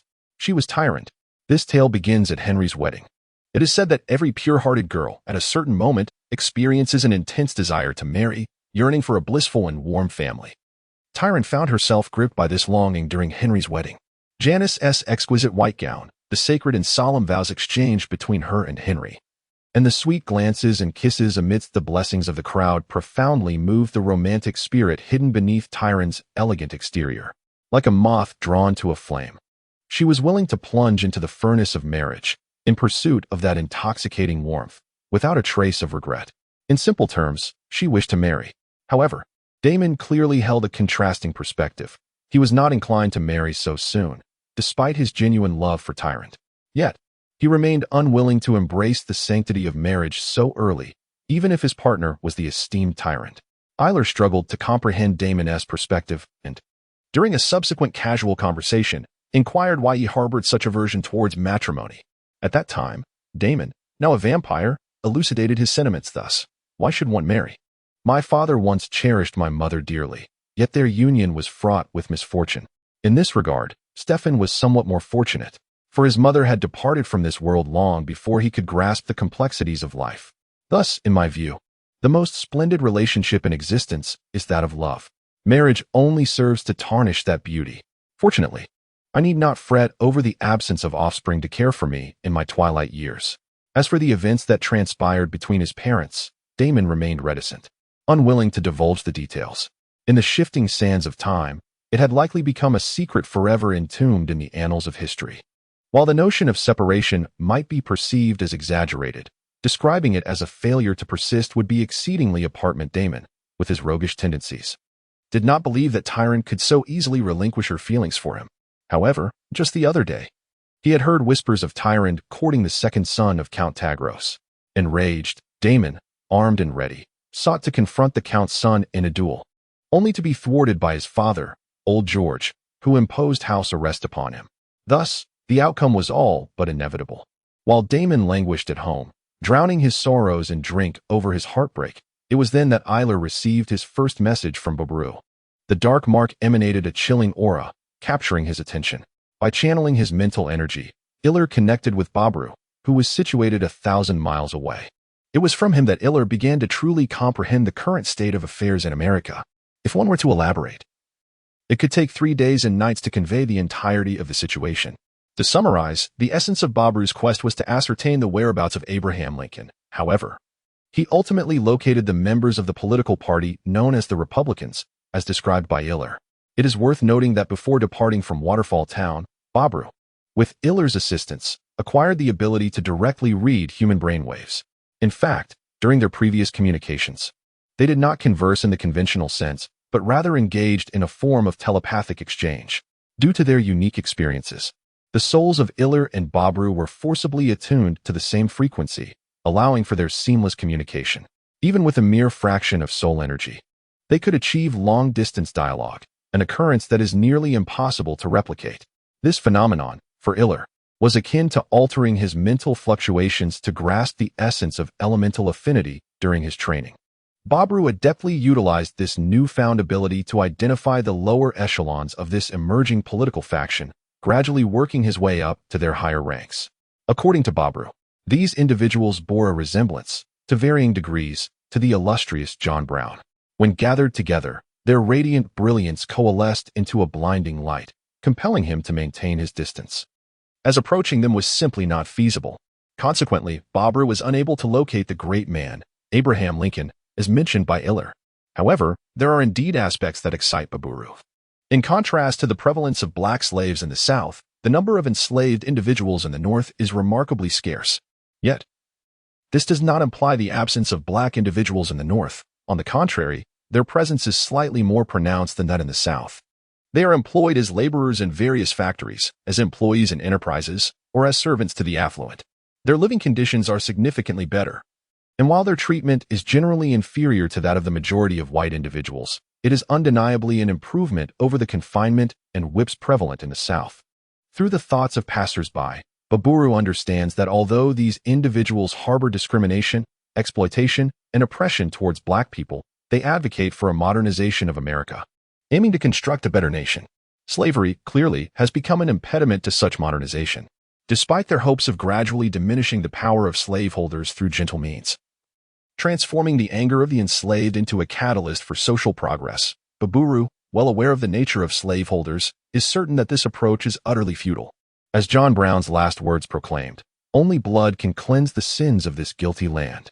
Baburu eagerly anticipates the arrival of that day, when they can stand at the forefront of change, ushering in a new era, beyond the circumstances that shape them. Eiler believes there must be some hidden secret to their formidable strength. Perhaps the light that Baburu perceives holds the key to that answer. Yet that was of no concern to him. Baburu did not perceive that particular brilliance in himself. If his conjecture was correct, he was evidently not the favored child of this era. Thus, he resolved to acquire the ability to influence the situation through his own means. The specific method was the paper he was currently composing. With a solid foundation established previously, presenting this work now seemed a natural progression. In his earlier paper, Iller initiated his analysis from the microorganisms and circulatory systems discovered in this era, grounding his findings in the examination of specific ailments and the results of microscopic observations. He meticulously classified microorganisms based on their characteristics and effects, introducing the concepts of bacteria and fungi. Building upon this foundation, Iller presciently discussed the vital relationship between microorganisms and the human body, albeit without sufficient evidence to substantiate his claims. He astutely relegated those theories requiring extensive manpower and resources for experimental validation to the prominent figures in the medical field, providing them with corresponding experimental ideas to leverage their resources in verifying the accuracy of his theories. Regardless of whether individuals accepted his theories, they would ultimately require the results of these experiments to either support or refute him. This was precisely what he yearned to witness. Once the results of those pivotal experiments emerged, affirming the validity of his theories, he would be poised to unveil this lengthy treatise, entitled New Medical Norms and Their Fundamental Implementation Principles, which he had been laboring over for the past 6 months. However, bereft of the convenience of a computer, he was compelled to rely solely on the limited resources of books to craft this paper, a challenge far greater than he had anticipated.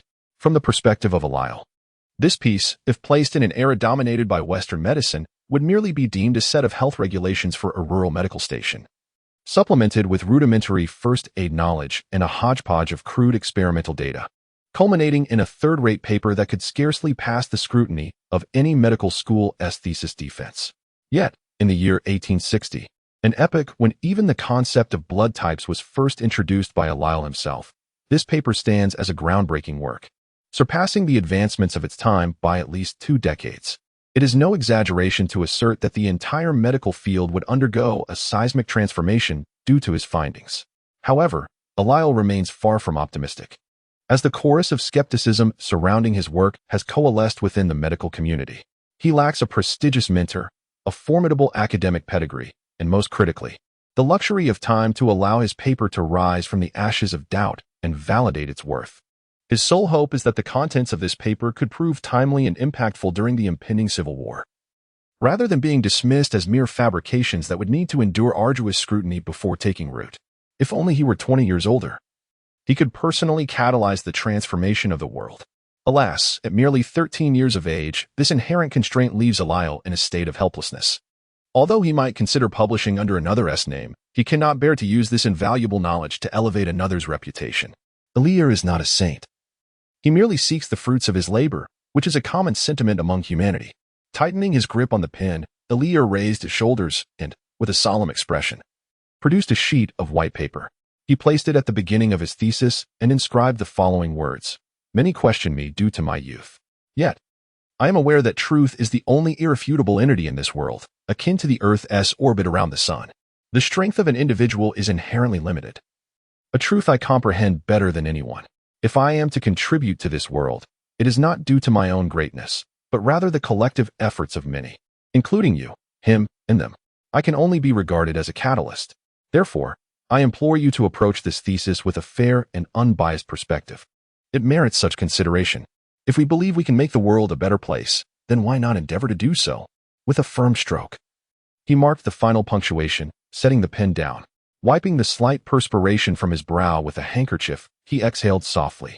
Although the West does not recognize the art of calligraphy, this manuscript of Eliel's is a rudimentary exploration he has derived from his past experiences with hard-tipped writing and his present spiritual cultivation. He once employed such techniques to pen love letters to Janice, moving her to tenderness for several days. This was simply because it achieved that effect of seeing the person through the words, conveying profound sentiments. At Eliel's current level, he cannot always achieve this feat. But this time, he was fortunate enough to succeed. He gathered all the papers together, arranging them neatly. Eliel picked up a clip to secure the documents and then placed them into a leather-like envelope made of craft paper. Now, only the results of the final experiment awaited publication by the authorities. Once they were announced, Eliel could send out the meticulously prepared thesis. Everything was in place. merely awaiting the favorable winds of fortune, and one could only hope that these winds would not delay. With this matter set aside, the foremost task now was to assist Henry in crafting some life-preserving artifacts. He was resolute in his determination to ensure Henry's survival on the battlefield. This was not a matter of mere contemplation or casual discussion. Uncle George had already commenced his preparations, and unlike the previous wolf tooth pendant, this time he aimed to create a necklace of formidable power. Although alchemy could be performed on ordinary materials, to imbue it with greater strength, one must utilize materials of a more mystical nature. Excluding the elusive legendary materials, such as exquisite gold and mithril, the only options available were the two wolf fangs, with one designated for altering the necklace's properties, leaving only a single fang for use. Thus, the question arose, from where would the remaining materials be sourced? Eliel vividly recalls the expression on Uncle Joel's face at that moment, a visage that sent shivers down his spine. It was a kind of discomfort that made Eliel's teeth ache. Oh, how he lamented, under the divine gaze of the unblemished celestial. I truly never uttered the words that vampires are magical beings. Ah, the exasperation. Emotionally speaking, Eliel had no reason to feel sympathy for this vampire.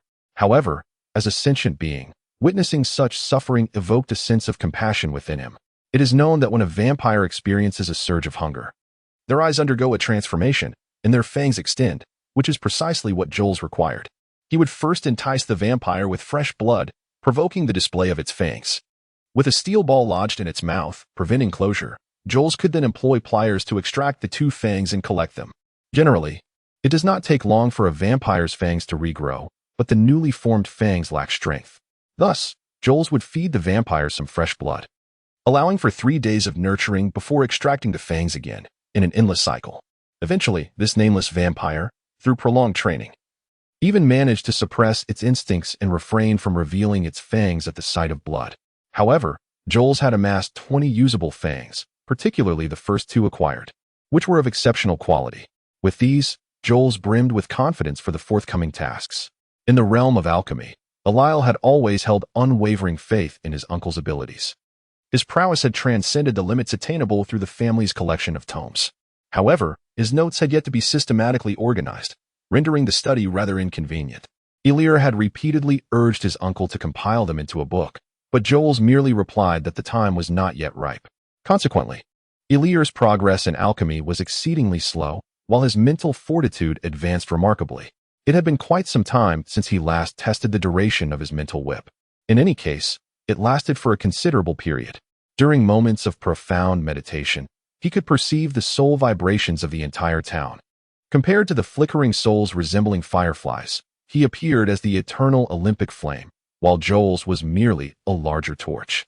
Returning to alchemy, Joel's first inscribed runes on 21 teeth, arranging them in a circle, while holding a lone wolf's fang in his hand. He then retrieved a long-forgotten silver box from a hidden compartment. The chisel, enveloped in a soft blue glow, danced gracefully in Joel's hands as he swiftly began to carve upon the wolf's fang. Elier could recognize individual magical patterns, yet he remained oblivious to their combined significance. When Joel ceased his work, the wolf's fang began to emit a luminous crimson radiance, casting a glow throughout the dim chamber. He sensed that the fang was in a rather unstable state. A brand new incantation flowed from Joel's lips. As the spell was recited, the radiating wolf's fang began to melt like ice cream under the scorching sun, droplets of crimson liquid cascading down. Each drop fell into the silver dish containing the other teeth, coalescing in the center of the dish.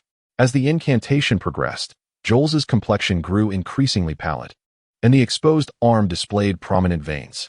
It appeared that his mental fortitude was insufficient to continue.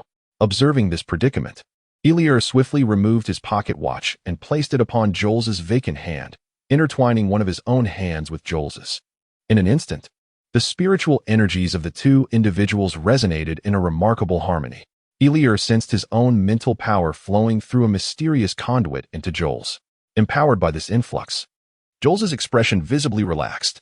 Soon, the wolf's fang completely melted, transforming into a viscous liquid radiating a crimson glow. As the spell shifted, Joel seized the opportunity to swiftly initiate another alchemical magic. The red liquid promptly divided into 21 slender streams, cascading towards the surrounding fangs.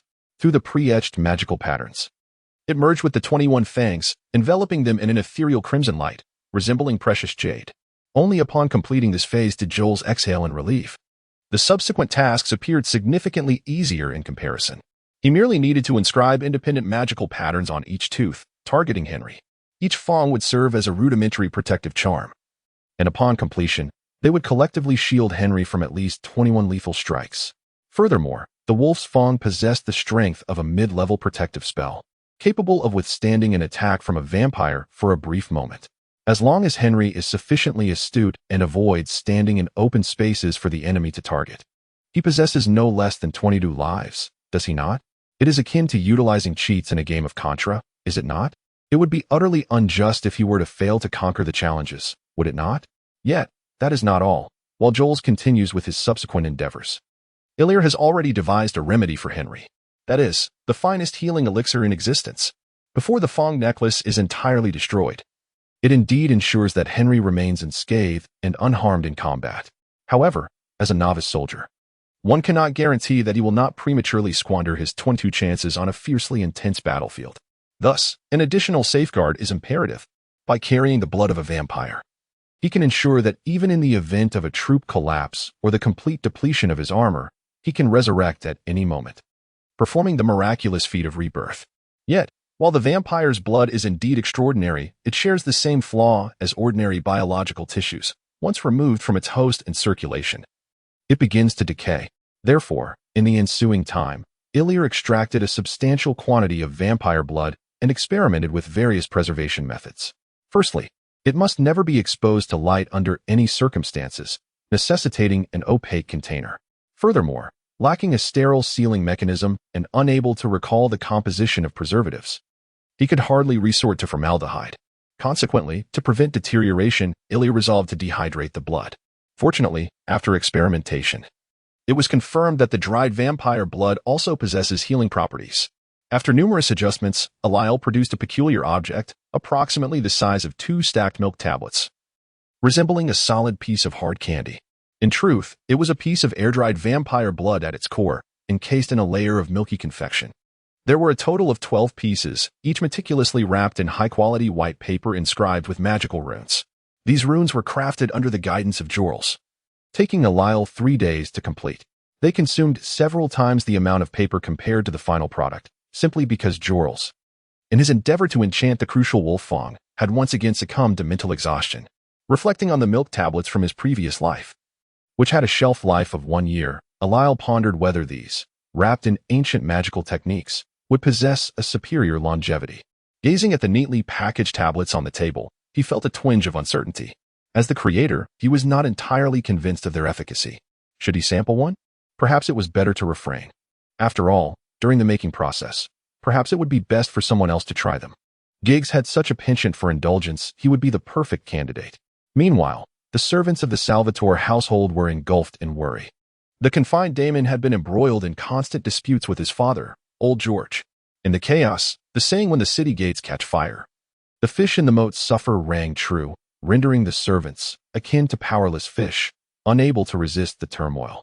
Suddenly, the distant sound of urgent hoofbeats broke the tension, causing the servants to halt their tasks and look up. It was Mr. Henry, the son of the Gilbert family.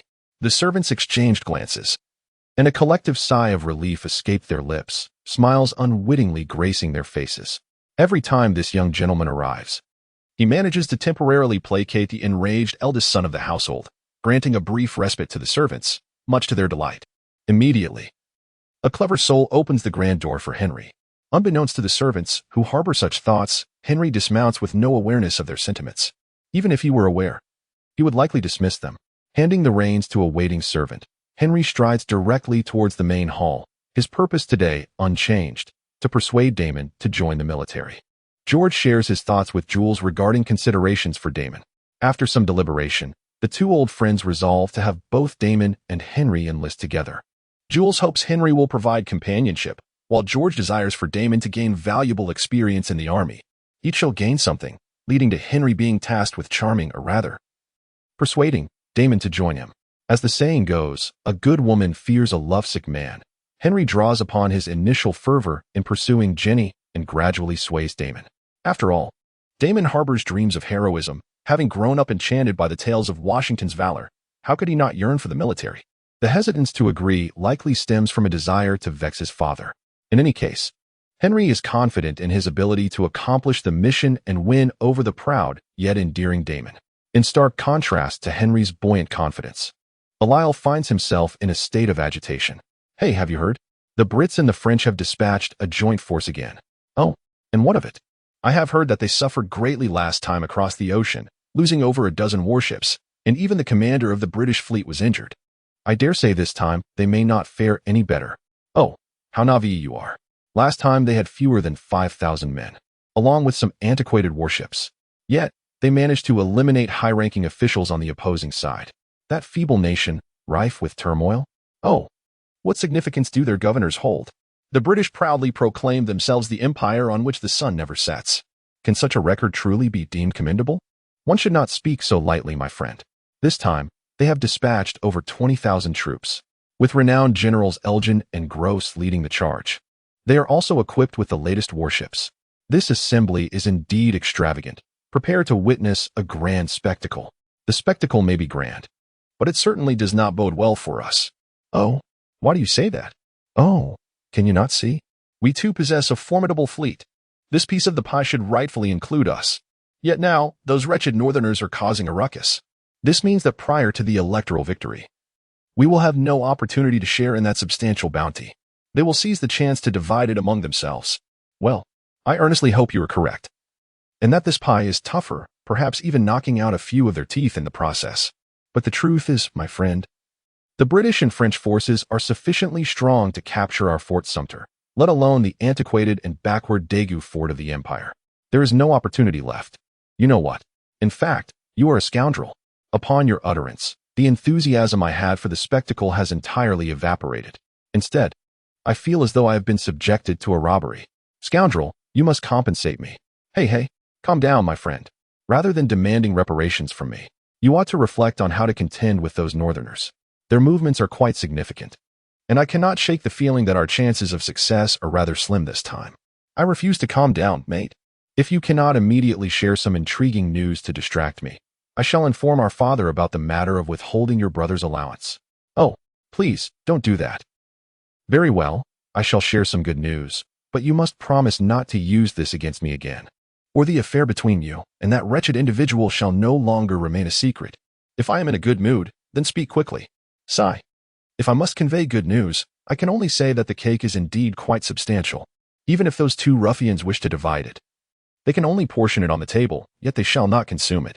So, what you mean is, precisely, no matter how voracious they may be, their mouths are still rather small. If we triumph in this election, we can snatch some of that cake before they have a chance to devour it. Haha, now that sounds more like the plan. I intend to achieve great deeds on the battlefield. What shall I eat after they have divided it? My good brother, in light of your perceptiveness, I shall keep your secret. Oh, heavens, I truly doubt how the general, so astute, could have a son as foolish as you. What did you say? Just watch me not strike you down. Haha, you are far too slow. I possess the speed of a warship. Come on. As he watched the two boys, seemingly only a few years his senior, walk away, Ilyr's good spirits evaporated. What era is this? The year is 1860.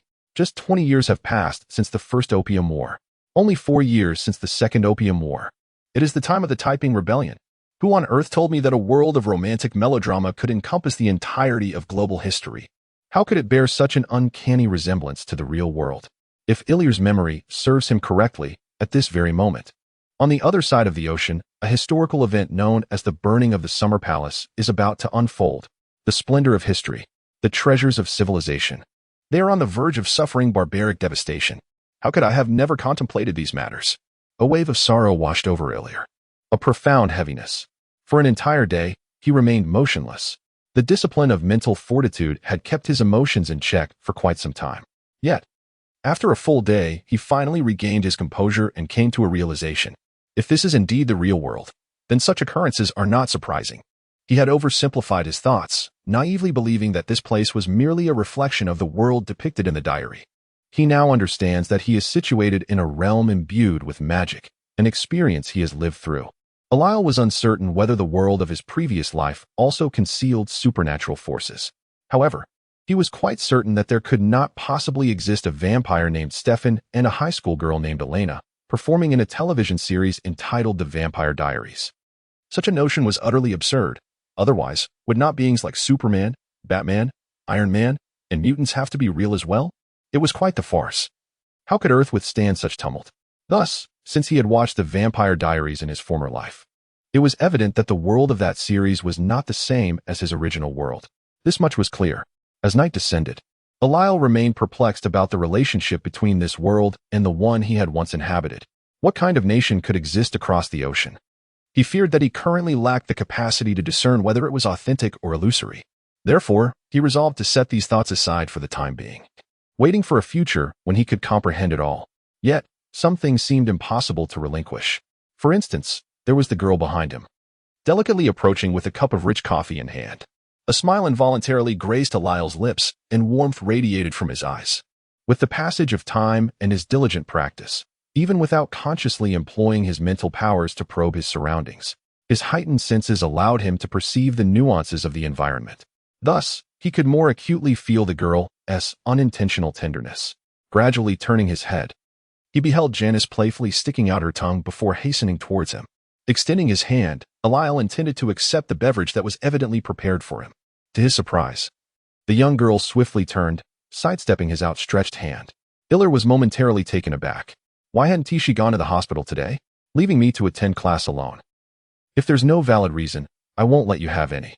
A smile unconsciously graced Iller's face as he recalled that today was a practical class, requiring care for 2 hospitalized patients. His absence had forced Janice to manage the workload of 2 individuals single-handedly. A wave of guilt washed over him. I'm sorry for the burden I've placed upon you. It won't happen again.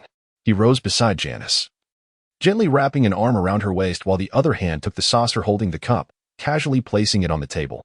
Humph. Thank goodness for Senior Virgil's assistance. Otherwise, I wouldn't have had the strength to brew you coffee. Have you encountered any issues? You've never skipped class before. Janice shot him a glance, but offered no resistance as he guided her to the chair.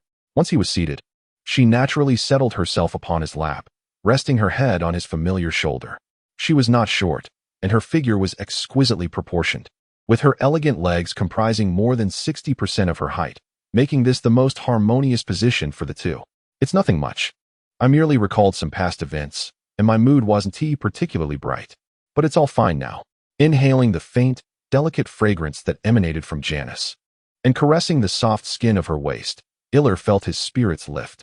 Overcome by a surge of affection, he found himself irresistibly drawn to kiss the charming girl in his embrace. However, she playfully blocked him with her hand, her slender fingers resting gently upon his lips. And then she exhaled softly, addressing him with a tender voice. Alas, my spirits are low, she murmured, her brow gently resting against his. As penance, you shall be denied my kiss this eve. Their eyes met, the warmth of their breaths mingling, their lips separated by merely the breadth of her fingers. With a playful flourish, she bestowed a delicate kiss upon her own knuckles, the sound echoing softly. In that instant, a primal force stirred within him, a fervent blaze igniting his senses. For the first time, he felt the untamed urge to possess the maiden in his arms. Sweeping her into his embrace, he strode purposefully towards his chamber. With a swift kick, the door flew open, and he deposited her upon the waiting expanse of his bed. The door slammed shut, capturing her startled cry and the sight of her hands protectively clasped before her chest. Perhaps she realized she had ventured too far, or perhaps this was her secret desire. Who could truly say? In truth, that evening, Ilya and Janice joined the others for a normal dinner. The young lady displayed no signs of discomfort or restricted movement. For Janice had not yet celebrated her 14th birthday, and Ilya, in his genuine affection, could not bear to claim her so prematurely. A night passed in silence. Yet ever since that evening, Janice appeared to have undergone a subtle transformation. She remained the same individual, yet exuded a newfound femininity. Was it true that girls matured so swiftly? Eliel found himself perplexed by this change, yet he chose not to delve deeper, content to revel in the moment. A few days later, a letter from Rhode Island arrived at Eliel's home. Upon seeing the signature on the envelope, a knowing smile graced his lips. Returning to his room, he settled at the writing desk by the window and opened the letter. Hello, my dearest friend. I miss you immensely. How are you and Janice faring? Are you managing well in my absence? Please do not tell me that things are better without me, for that would surely sadden me. Haha. Life at school is progressing smoothly. The climate here is delightful, far warmer than our hometown. The administration is not overly strict, and at least the holidays are quite liberating. A mere hour's carriage ride from the school leads one to the vastness of the sea. Alile, you cannot possibly fathom its immense expanse. In comparison, our hometown's Putamac River seems but a mere trickle. You truly must witness it for yourself. Fortunately, the locals also enjoy potatoes and corn and partake in milk and coffee, rather than indulging in peculiar delicacies. There is a unique stone here, or rather a gem, that is simply exquisite. I am aware of your remarkable carving skills. You could transform these into beautiful ornaments that I believe Janice would cherish. I have already enlisted a friend to gather some for you, and I shall send them in due course. By the way, my brother advised me that girls appreciate receiving gifts frequently as a means of keeping them pleased. Yet, I have never witnessed you bestowing gifts upon Janice. In this matter, I find myself in agreement with my brother's perspective. There is no need for gratitude. We are, after all, the best of friends, huh? To speak candidly, I truly miss you all. The days spent together were filled with joy. Perhaps my youth contributes to a lingering sense of disconnection among those around me. Moreover, I perceive a certain disdain for Southerners amongst them. I wonder what grants them such misplaced confidence. Owing to my father's teachings, I have never looked down upon others based on status, even though I possess the credentials to do so. Yet, these impoverished souls, devoid of even a plot of land, what basis do they have for their sense of superiority in my presence? Is it merely their age? It is utterly bewildering. Stefan's letter is extensive, spanning several pages, yet Alile has not overlooked a single word. Having ventured out for schooling, he has indeed made significant progress. He is now capable of imparting wisdom on the art of wooing. How remarkable! Upon reflection, it is true. I have not given Janice any gifts. Even my previous girlfriend, who pales in comparison to Janice's thoughtfulness, received a jade bracelet from me. This realization leaves me feeling somewhat remiss toward Janice. Perhaps I should consider the gemstones Stefan mentioned. Crafting something by hand is certainly more heartfelt than purchasing. Wouldn't you agree? Standing on the train platform, Alile embraced Henry warmly while contemplating these thoughts. Time flies. I recall the moment 2 years ago when Henry greeted me here, appearing exceedingly tall. Unbeknownst to me, he has since grown only slightly taller than I. Well, still quite a bit, but it is an improvement nonetheless. After a prolonged absence from discussions, Jenny reappeared at the platform today, embodying an entirely new persona. As a married woman, she has shed some of the youthful playfulness of her girlhood, embracing instead the grace and dignity of a newlywed. At this moment, she clings tightly to Henry, and from a side glance, one can only perceive her elegant bun, gently swaying amid their embrace. One wonders if her eyes are brimming with unshed tears. A few paces away stand the Salvato father and son. Damon, too, is clad in the attire of a fresh recruit, yet their atmosphere feels markedly more desolate. Old George is accompanied solely by his butler, and the father and son gaze at one another in the wind. The gentle spring breeze that passes between them seems to carry a sense of melancholy. Is Damon still harboring resentment towards his father? Alile could not help but shake his head and, taking Janice's hand, made his way toward them. Good morning, Uncle George. Alile greeted George first before turning to Damon. Hey, Damon. It is a pleasure to see you in uniform. You look even more dashing than I had imagined. Releasing Janice's arm, Alile dashed toward Damon and, disregarding his willingness or reluctance, enveloped him in a hug.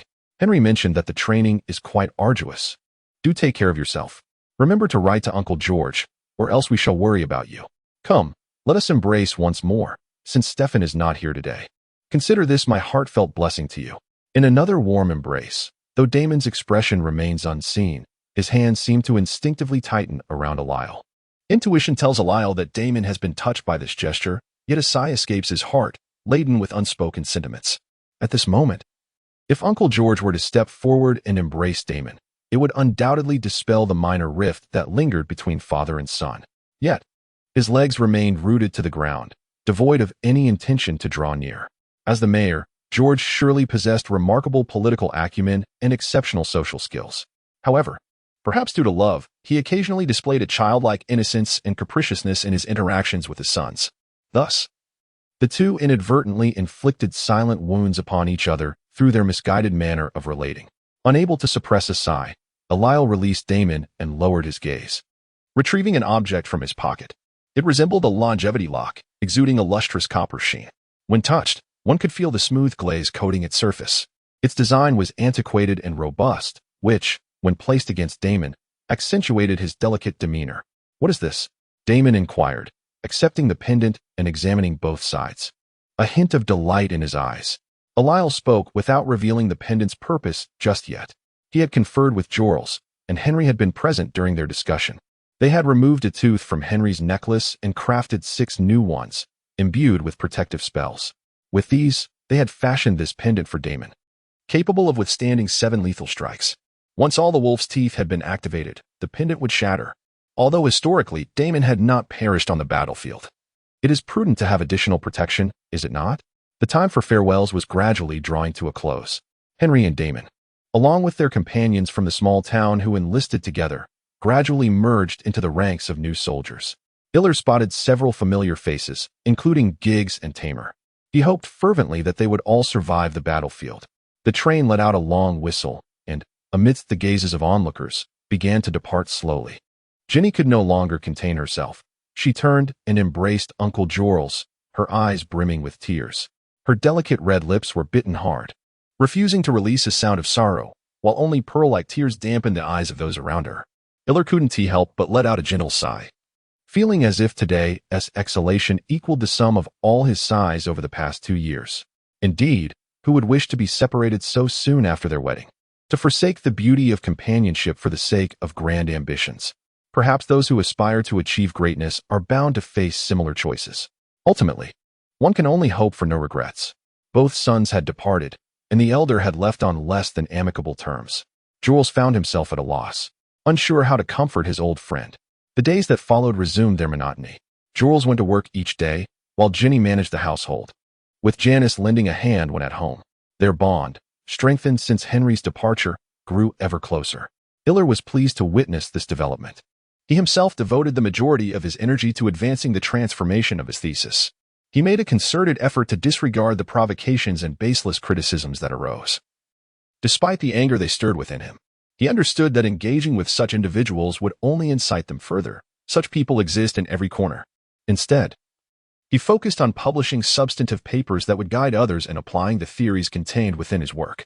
From the reactions of the people, he sought those who might resonate with him, sending them private letters to express his goodwill and intentions for collaboration. However, the results thus far have been rather insignificant. Intriguingly, since the last large-scale conscription, the attitude of the slave owners towards their slaves has generally improved. They have provided better food, housing, and a modicum of leisure. Amidst the jubilant cheers of the slaves, there has concurrently been a noticeable reduction in the number of security personnel in the town and surrounding areas. In such circumstances, the incidence of slave escape attempts has surprisingly decreased rather than increased. This clearly illustrates certain truths. Eliel could not help but recall the history lessons from his previous life, where those who could fill their bellies would tend to remain docile. How strikingly similar are these enslaved individuals. It is indeed fortunate for America to have experienced such a war, which, upon its conclusion, bestowed benefits upon those at the lowest rungs of society, propelling the nation towards prosperity. Unlike his homeland, which has endured many years and countless wars, only to be encapsulated by the saying, when the state thrives, the people suffer. When the state falls, the people suffer, leaving no one unscathed.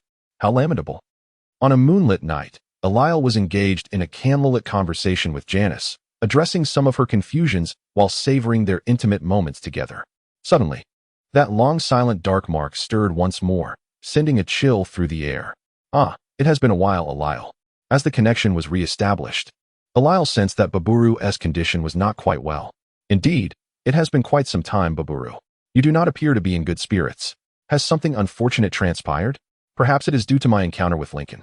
I believe your expectations of him are overly elevated. Having listened to his address, I find his resolve lacking, even less steadfast than that of Brown. Baburu seems somewhat discontent. Oh, why do you say that? Does he not possess the radiance you describe? Not quite. He is indeed one of the most luminous individuals I have encountered. Yet he lacks the determination to confront those slaveholders to the very end. His words are no different from those of the passers-by. They merely seek to exploit the strength of the black community rather than genuinely assist us. Baburu's agitation is palpable, and through their connection, Elier can feel the desolation and fury within him. He falls into a contemplative silence, comprehending Baburu's sentiments. Though he does not share his skepticism towards Lincoln. What exactly did Lincoln say? Eliar finally inquires after a moment. What did he say? This gaunt figure merely pledged to oppose the expansion of slavery into new territories, which translates to preventing any new slave states from joining the Union. However, concerning states where slavery is already established, he claimed that the federal government is powerless to abolish it. Thus, he will continue to enforce the Fugitive Slave Act. Baburu's anger remains unabated, his emotions intensifying. So, what it means is that he will take no action regarding all existing slave states. With such a feeble stance, I truly cannot believe he can save the black community. Calm yourself, Baburu. I have faith that he genuinely wishes to assist the black population. After listening to Baburu's account, Iller seemed to grasp the crux of the matter. He required a higher status to fulfill his ambitions, one might even call it a grand aspiration. Thus, he needed his ideals to resonate with a larger audience. Clearly, those slave owners were also legitimate citizens of the Federation. He could not afford to excessively anger them without risking the integrity of the nation.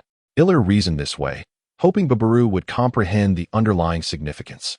But does that mean we should disregard the suffering of the oppressed black individuals? You have claimed to know everything about me. So you must also be aware of the torment those slaves endure. Evidently, Baburu could not understand. Do you possess a better solution? Speak if you do. Iller was growing increasingly frustrated. In truth, he held great admiration for Lincoln, considering him a hero in both past and present lives. A better solution? No, we do not require any solutions. All we need is a multitude of warriors akin to John, and we could liberate the black people. Let them no longer live in bondage, rather than relying on politicians like Lincoln, who merely compromise. Baburu finally expressed his innermost thoughts, which only incensed Iller further. And then what? You will merely shatter this nation through war, leaving a trail of devastation in your wake. Even if you manage to reign over the ruins. What does it matter? Would you then enslave the white populace? Why not?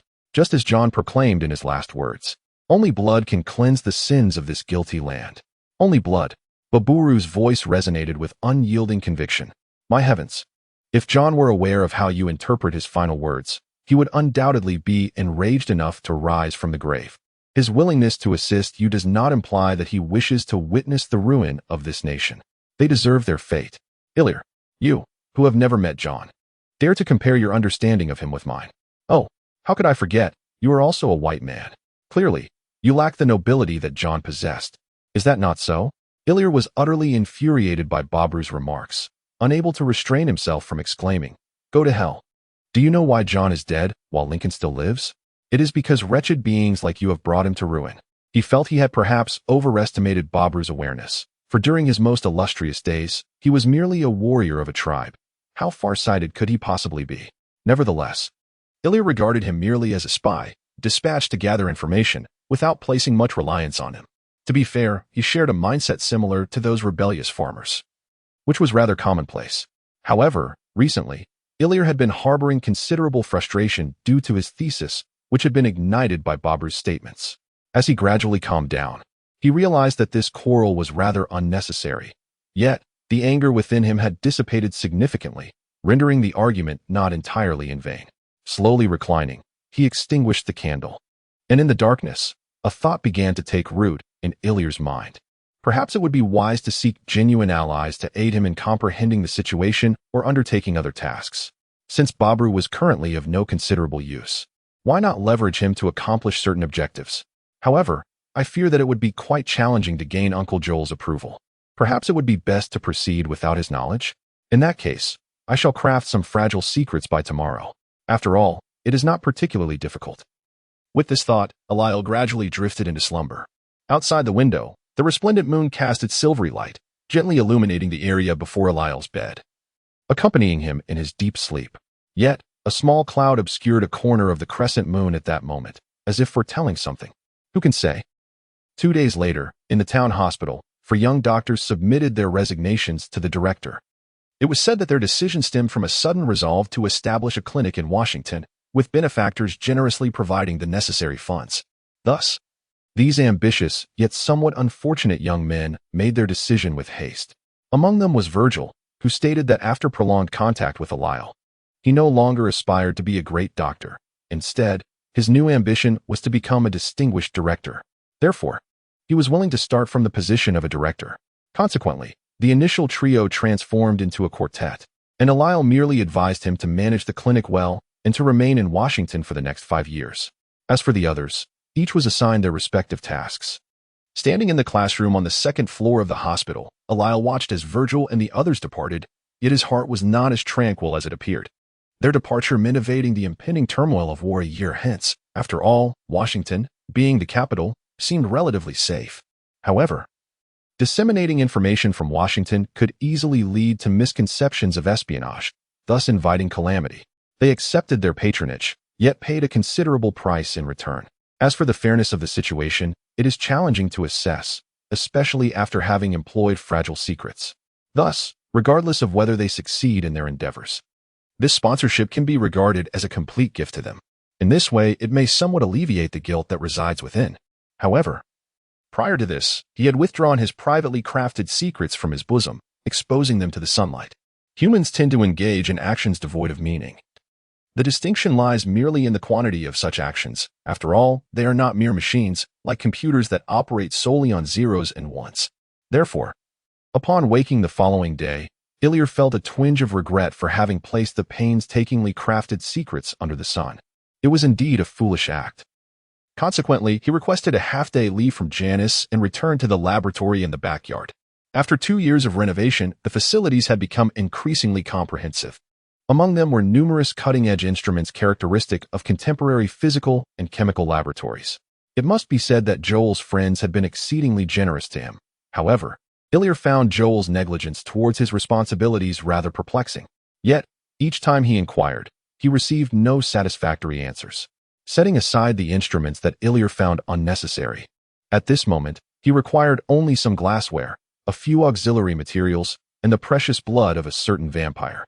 Approaching the laboratory's sink, Illyr grasped a hook connected to a thick hemp rope that extended to a pulley affixed to the ceiling. As the floating debris in the pool was cleared away, a conspicuous iron ring emerged, hinting at the presence of something heavy beneath the surface. Securing a hook to the iron ring, I turned the pulley system, and the vampire, which had been languishing submerged in the water, was gradually drawn to the surface. Droplets of water cascaded down its pale form. Aside from its damp hair and excessively long beard, it lay motionless, resembling a statue carved from white jade, suspended in midair like a condemned soul awaiting judgment. The vampire race is indeed peculiar, endowed with an extraordinarily robust vitality. Their resilience is such that even in the absence of blood, their bodies merely wither and desiccate without succumbing to death. However, upon receiving blood, they swiftly regain their vigor. While I prepared the experimental apparatus, my attention remained fixed on the vampire, anticipating its awakening. It was not due to any morbid curiosity regarding the spectacle of my own bloodletting. Rather, I wished to avoid a repeat of the previous incident where I was drenched in water as it awoke abruptly. Just as my patience began to wane, the vampire finally stirred, erupting into a fit of violent coughs. For a full 2 minutes, it expelled water before finally ceasing. Once it had finished, I adjusted another pulley, guiding the vampire from the pool to solid ground, though its feet remained suspended above the earth. Having grasped a scalpel and 2 1.5-liter wide-mouthed flasks, Illyr approached with the intention of extracting more this time, for he had grand plans that necessitated a substantial reserve of secrets. The reason lay in the fact that since Henry and Damon's departure, the town's security force had spiraled out of control. The nearest armed faction had become increasingly unreliable.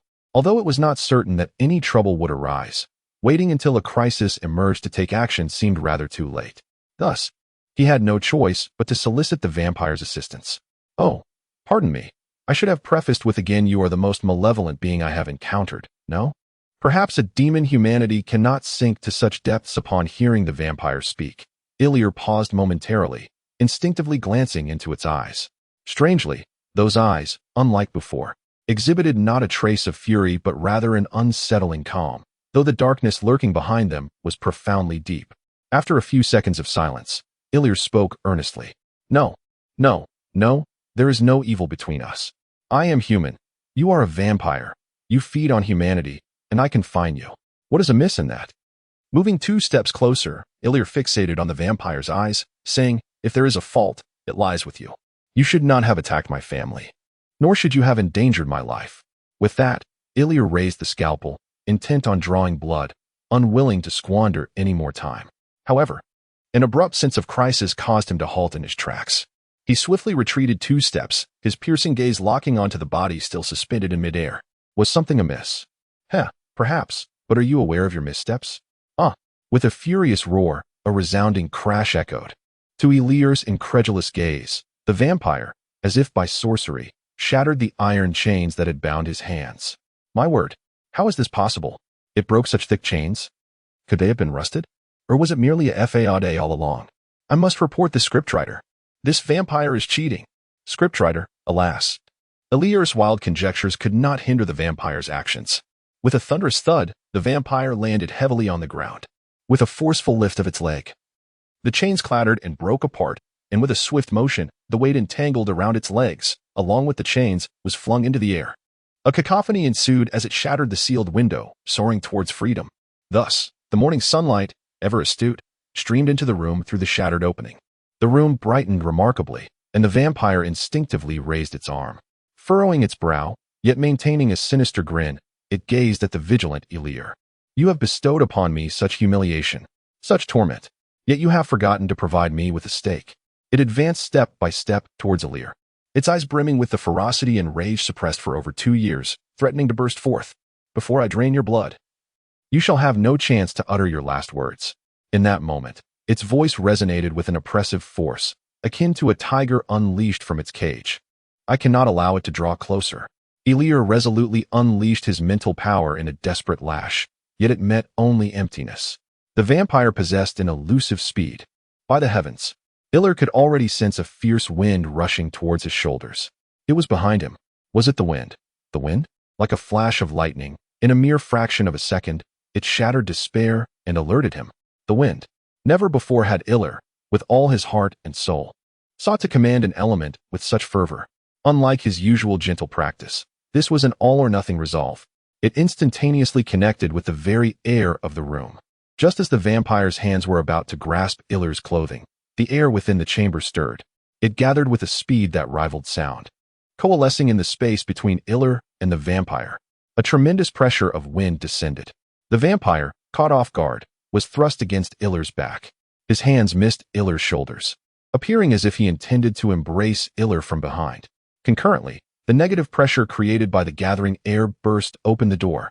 Bottles and jars were swept along by the gust, all drawn toward Ilir's position. It was as if there were a void there, pulling everything outward. A colossal current formed a swirling layer of air behind Ilir, distorting the light as if it were tangible, trapped between Ilir and the vampire. Before the vampire could close his arms, that layer of air, under Ilir's command, erupted violently towards the vampire. Boom! Like a directional bomb detonating behind Ilir. The vampire was propelled like a cannonball, hurtling straight into the wall. With a resounding thud, the vampire was left sprawled against the wall, his back pressed heavily against it. Ilir also found himself in a dire predicament.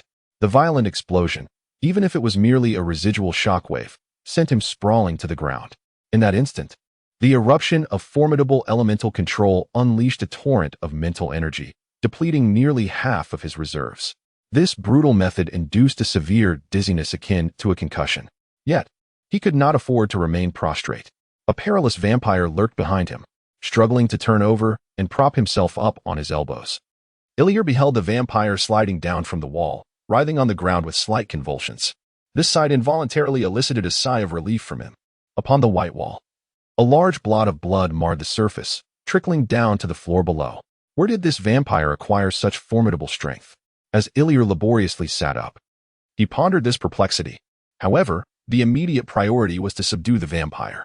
Navigating with a determined gait, Ilir finally arrived at a black cabinet, opened its door, and retrieved a rudimentary iron syringe.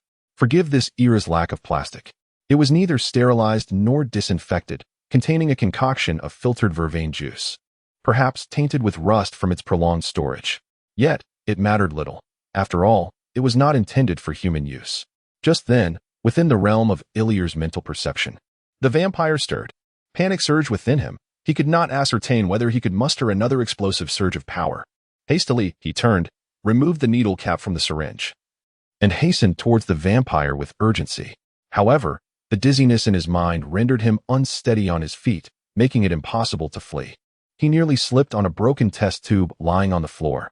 Panic surged within Illier as he realized there was no time left to administer the injection. Gritting his teeth against the vertigo, he unleashed a psychic lash upon the vampire, who was just about to rise. It seemed the vampire was also disoriented, as it immediately crumpled to the ground, clutching its head. While maintaining the psychic assault, Illier hurried towards the vampire. Once the injection was delivered, the creature would be rendered utterly incapacitated, allowing him to prepare it for whatever fate he desired. Thus, he resolved to administer the injection without hesitation. Muttering incantations under his breath, he approached the vampire, who, in a peculiar twist of fate, had inadvertently turned its posterior towards him. This was hardly conducive to a dignified encounter. Illier, equally disoriented and fatigued from exerting his psychic energy, squinted his eyes and thrust the needle forward. In his haste, he aimed for the expansive, pale area before him, but his hand trembled, resulting in an unexpected yet fortuitous misfire. To his astonishment, the vampire's entire body tensed instantaneously. Yet, Illier was beyond concern for precision. With his eyes shut tight, he forcefully pushed the syringe, emptying its contents of potent herbaceous liquid deep into the vampire's form. Exhausted, Eliel collapsed once more onto the ground, his form betraying his dignity. At that moment, he felt as though the entire world was spinning around him, akin to a solitary egg being flipped in a frying pan. And what of the vampire? Eliel had ceased his mental assault, a time when the creature should have been reveling in its resurgence. Yet, the vampire clutched a particular area. Its once porcelain skin now flushed a hue reminiscent of a boiled shrimp.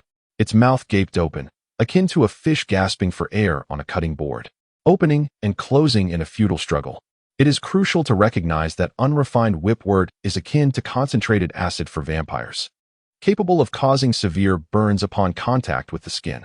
The agony is compounded exponentially when it is administered directly. In this world, myriad forms of suffering exist. Throughout the vampire's protracted existence, it has endured these torments repeatedly, never able to become desensitized to pain.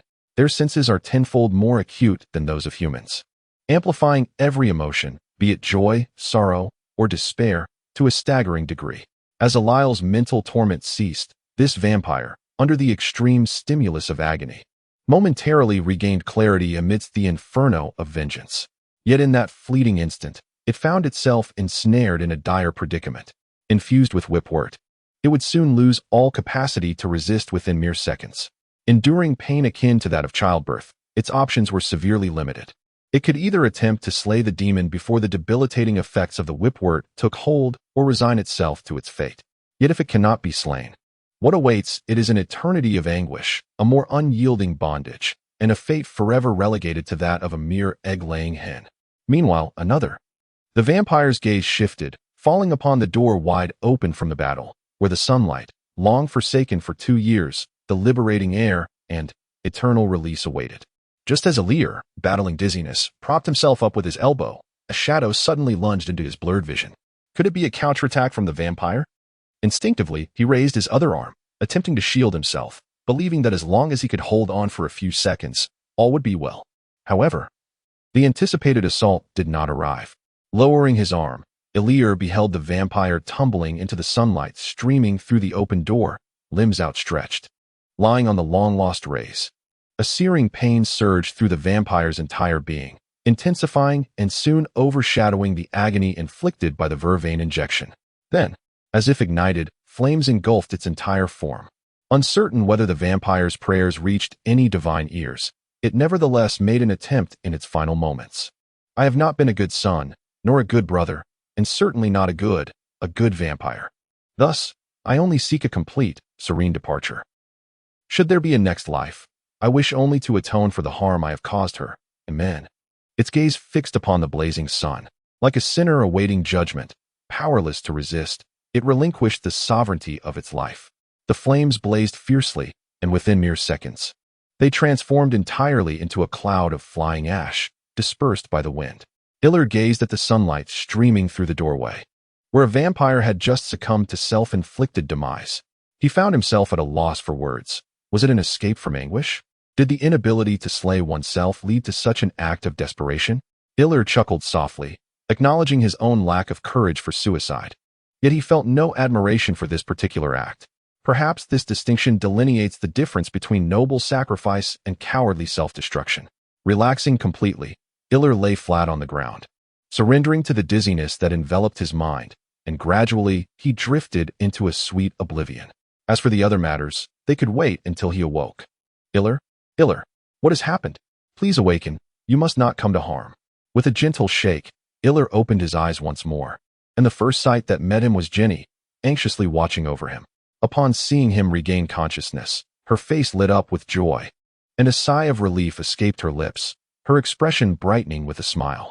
She hurriedly assisted Iller into a sitting position, seemingly oblivious to the bloodstains on the wall due to the angle of her view. What transpired?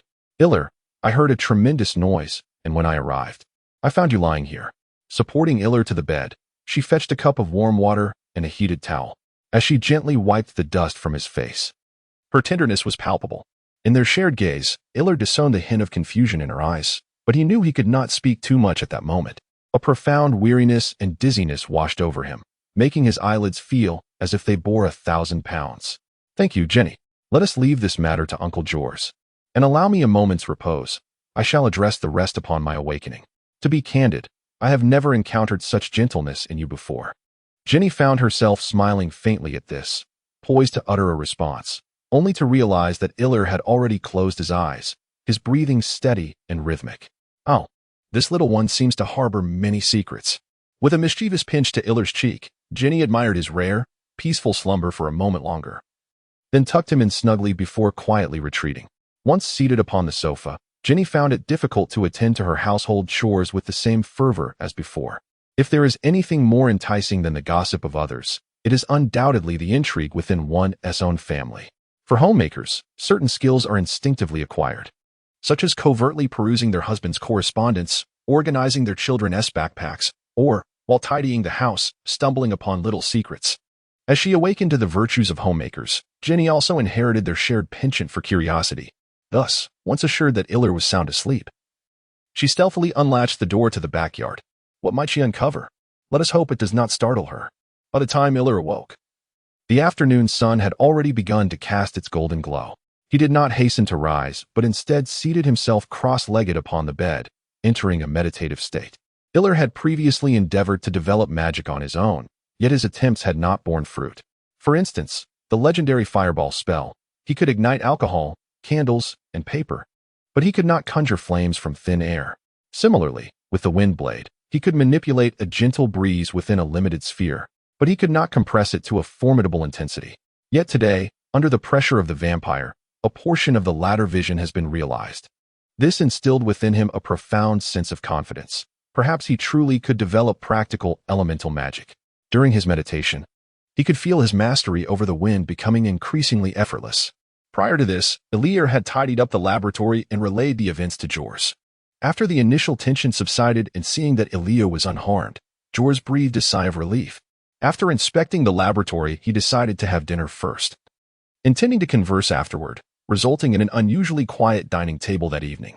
Upon entering the secluded chamber behind the rockery, Jors finally spoke. Iller, why are you creating secrets? If you require assistance, I have finished products available. What do you wish to accomplish? His voice was calm, neither too harsh nor too gentle, yet it proved more effective than an outburst of anger. Very well, uncle. Ever since Henry and Damon left, I have not been able to join the security team. I sincerely hope to learn marksmanship after this birthday. Therefore, I wish for them to be a bit more amicable towards me, that is all. Iller resolved to speak only half the truth, as he was still preparing for the presidential election. It was premature to discuss war. It would be prudent to reveal such matters to Jors at a later time. Jors did not respond immediately, but rather gazed into Iller's eyes, seemingly searching for the veracity of his words. Iller felt a twinge of anxiety under that scrutiny, yet he stood his ground, refusing to flinch. Now that we are free of the vampire, the remaining secrets must be diminished. We cannot afford to waste them. So, you cannot learn marksmanship with the security team. Tell me, how did you deal with that vampire? He must have advanced. Iller quietly sighed in relief as Jors accepted his explanation, perhaps unwilling to pursue the matter further. Who could say? He then recounted the sequence of events, concluding with a question. Uncle, what does it mean to advance? Did you know beforehand? Why were you not prepared? If it were anyone else, They would not have added that final inquiry, but Jor's was an exception. He shifted slightly, extending his hands to elucidate. It is a rare occurrence. Typically, a vampire's strength gradually increases over time. However, exceptions do exist. According to legend, certain vampires may experience a phenomenon known as hypergrowth, abruptly acquiring powers that would usually take centuries to amass. I suspect this particular vampire has undergone such hypergrowth. But legends suggest that this phenomenon occurs in those newly turned, having only been transformed for a few decades. I did not anticipate that this old fellow could also achieve it. Illyr nodded slowly in understanding. Jor's explanation reminded him of certain scenes from his previous life while binge-watching series. When Mako was first transformed, she could directly confront Damon. Perhaps this was also a case of hypergrowth, especially considering Damon had not used his full strength. As the quintessential first female supporting character and a paragon of perfect vampire transformation, was it not reasonable for her to possess such advantages? Furthermore, it seemed that Stefan might also have experienced such enhancements. Otherwise, how could one rationally explain his extraordinary combat prowess in a normal state, after consuming human blood? Even a sudden surge in power requires a degree of plausibility. Having come to terms with this matter, Illyr no longer lingered on it. Instead, he began to persuade Jors regarding his continued ambition to gain control over the security forces, his desires as insatiable as ever. Although his current fascination lies with magic, firearms remain a man's finest plaything. Coupled with deeper motives, it is essential to infiltrate the ranks of the constabulary. Jols has consistently been a supporter of Illyr, and through Illyr's relentless efforts, he has finally consented to divulge some fragile secrets, albeit in limited quantity. The judicious application of these secrets now rests upon Illyr's shoulders. Gazing at the meager amount sufficient for merely 2 uses, Illyr finds himself reminiscing about that once expansive trove of secrets that evaporated under the sun. Much like a cinematic masterpiece deleted in the throes of regret, the fundamental skill of housewives lies in their ability to adapt their cooking to the ingredients at hand, crafting hamburgers when bread is available, or sweet porridge when corn is at their disposal. Illyr must now learn from them, for his own stock of secrets is scant. At the peak, the local constabulary boasted over 40 members, yet even with a current count of merely 20, capturing them all remains a formidable challenge. He must await the opportune moment. Meanwhile, Illyr's thesis, bolstered by the endorsement of discerning minds, has garnered recognition within the medical community, its influence gradually spreading. In conjunction with the later publications of his papers, those capable of correctly interpreting them will be able to establish innovative hospitals tailored to their locales. These institutions will serve as the bedrock of modern healthcare, heralding a groundbreaking era. Yet, the intensifying presidential election has captured the majority's attention, rendering Illyr's theories temporarily overlooked by the public. However, just as gold inevitably glimmers, so too will his ideas find their light, for both people and things possess the capacity to shine. Let us await the unfolding of this narrative. Each situation presents a unique solution. For instance, regarding the matter of the security team, Illyr, who found himself in the hospital, quickly devised a compelling rationale to conduct health examinations for the members of the security team. Traditionally, upon joining the team, members undergo an initial health check, followed by collective examinations every 5 years. Seizing the opportunity presented by a significant overhaul of the security team, Illyr, through Mentor Morton, proposed to advance next year's collective health check by a year. Strictly speaking, conducting health examinations for the security team is a rather unprofitable venture, thus encountering little resistance. It was promptly established. Illyr, eager to lend a hand, took on the responsibility of performing simple colorblindness tests, which he executed with remarkable ease. With a secret nestled in his pocket, Illyr smiled silently. The bait was set, awaiting the unsuspecting fish to nibble. Yet, after his moment of mirth, a sense of unease crept into his heart. This ability was undeniably formidable, and it was difficult to fathom the ramifications if a shrewd politician were to possess such power. What a terrifying prospect that would be. If wielded adeptly, ascending to the presidency could be within reach. After all, the herb, verbena, does not flow like water. Who would casually indulge in herbal remedies? Perhaps there were factors at play that he remained oblivious to. While Illyr busied himself with his thesis and matters concerning the security team, Uncle Jorls was likewise leveraging his extensive network cultivated over the years to pave the way for his son. Old George, too, was drawn into the fray by Damon. Although the two were merely local officials, given the current political landscape in the United States, each state functioned like a small kingdom, and within a state, they still wielded a degree of influence. In Virginia, where the township of Waterfall is situated, there exists a formidable individual capable of influencing the fates of Damon and Henry, Robert Edward Lee. He formerly held the esteemed position of superintendent at West Point, wielding immense influence among the aspiring young officers. Henry's childhood friend served under Lee's command, and, due to his remarkable accomplishments in the battles of Churubusco and Chapultepec, ascended to the rank of major. Under Lee's inspiration, Henry resolved to embark on a military career. It is noteworthy that Baburu's idol, a white man who fought for the freedom of African Americans, was among those apprehended by troops led by Lee. It is conceivable that Baburu, having witnessed these events, encountered this iron-willed soldier. They held a firm belief that Lee would provide them with ample recompense. For, while the vampires still drew breath, Jorals had extracted its blood, processed it, and delivered it to Mrs. Lee, thereby alleviating her afflictions. Lee's actions unequivocally demonstrate his love for his wife. Thus, it seems reasonable that he would extend assistance to two ambitious young men within his capacity. Upon learning of this, Illyr recognized that while Westerners indeed place great value on individual merit, as social beings, a degree of preferential treatment is inevitably present. Otherwise, Lee would not have remained merely a colonel to this day. Whether due to ideological differences or class distinctions, various factors inevitably exert influence. Yet it appears that this context harbors a greater abundance of talent. Illyr had contemplated following the two, eager to glean insights from this illustrious military figure. He is one of the few figures from the Civil War era remembered by Illyr. Under his command, the Virginia Army pursued the Northerners for 2 years. Although the war ultimately ended in defeat, the primary reasons lay in insufficient national strength and the shortcomings of his comrades. Regrettably, this occasion was a matter of soliciting assistance rather than a personal visit, so Illyr would have to await another opportunity to meet this historically renowned general. The stones sent by Stephen were of a deep blue hue, all in their raw form. The largest was the size of an egg, though incomplete, marred by cracks and impurities, while the smallest was merely the size of a fingernail, appearing unexpectedly pure, uncut and unpolished. They lacked aesthetic appeal apart from a hint of luster at the fissures. Their texture was not particularly hard, somewhat inferior to natural crystal. Yet, surprisingly, they possessed remarkable magical affinity, an unforeseen delight. Having resolved to gift Janice a piece of jewelry, Illyr had pondered various ideas beforehand. With his thesis now on a steady path, he found ample time to create a small present for Janice. After careful consideration, he envisioned a necklace, not wishing for her to have her ears pierced too early.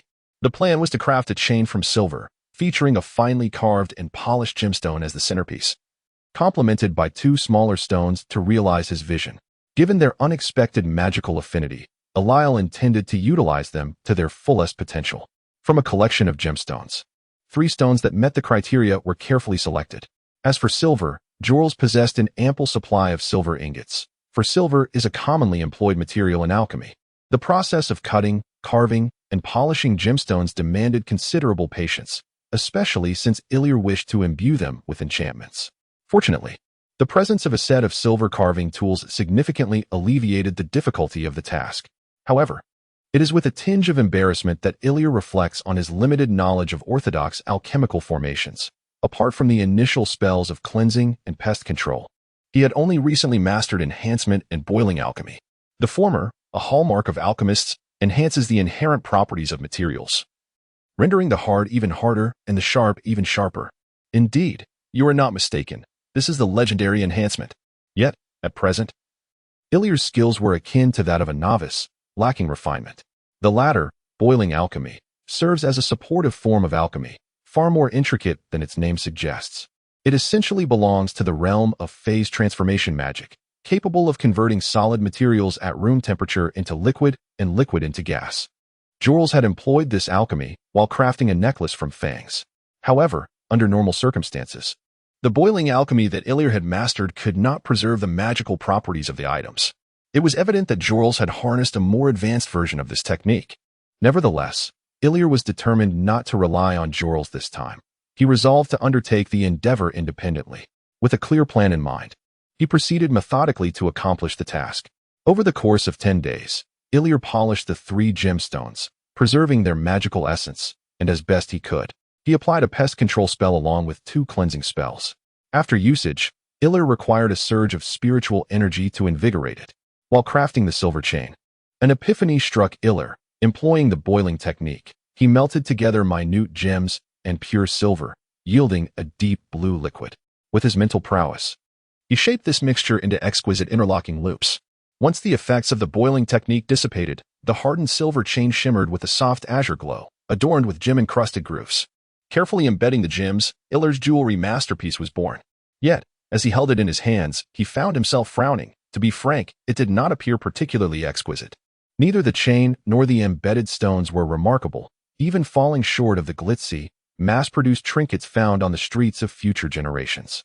He noted that while the pale blue silver chain looked decent on its own, it paled in comparison when paired with the gems. It would have been better to craft it in pure silver. Reluctant to settle, Iller reworked the necklace, creating a new chain of pure silver and polishing the gems once more. The combination of bright silver and deep blue indeed proved to be much more striking. Content. Iller decided to choose an opportune moment to present it to Janice, eagerly anticipating how beautiful it would look adorning her fair neck. Believing there to be an issue with Henry, he sought to comfort old Jorls, only to be informed that the matter concerning Henry had already been resolved, as had that of Damon. Although Lee merely agreed to pay closer attention to the two new recruits, the kindness he exhibited, coupled with the exceptional qualities of Henry and his companion, suggests that with his recognition, they should be able to distinguish themselves at an accelerated pace. Upon repeated inquiries from Iller, Jorls finally divulged the source of his concern. Perhaps it was merely an illusion, but he sensed a resemblance to Jessup in the aura emanating from Lee's bodyguards. Moreover, it was not just one. All four of his guards shared this quality. Jessup? Is he the werewolf who visited our home last time? Are you certain? Iller was taken aback. This revelation was indeed unexpected. I'm not entirely sure. I need physical contact to ascertain their identities, yet I have not had the opportunity. Jorls rubbed his forehead, his tone weary. And what about Colonel Lee? Is he one of them? Iller pressed on. He is not. I can confirm he is merely an ordinary human. However, at least one of his bodyguards is a werewolf, though I cannot ascertain whether he is aware of it.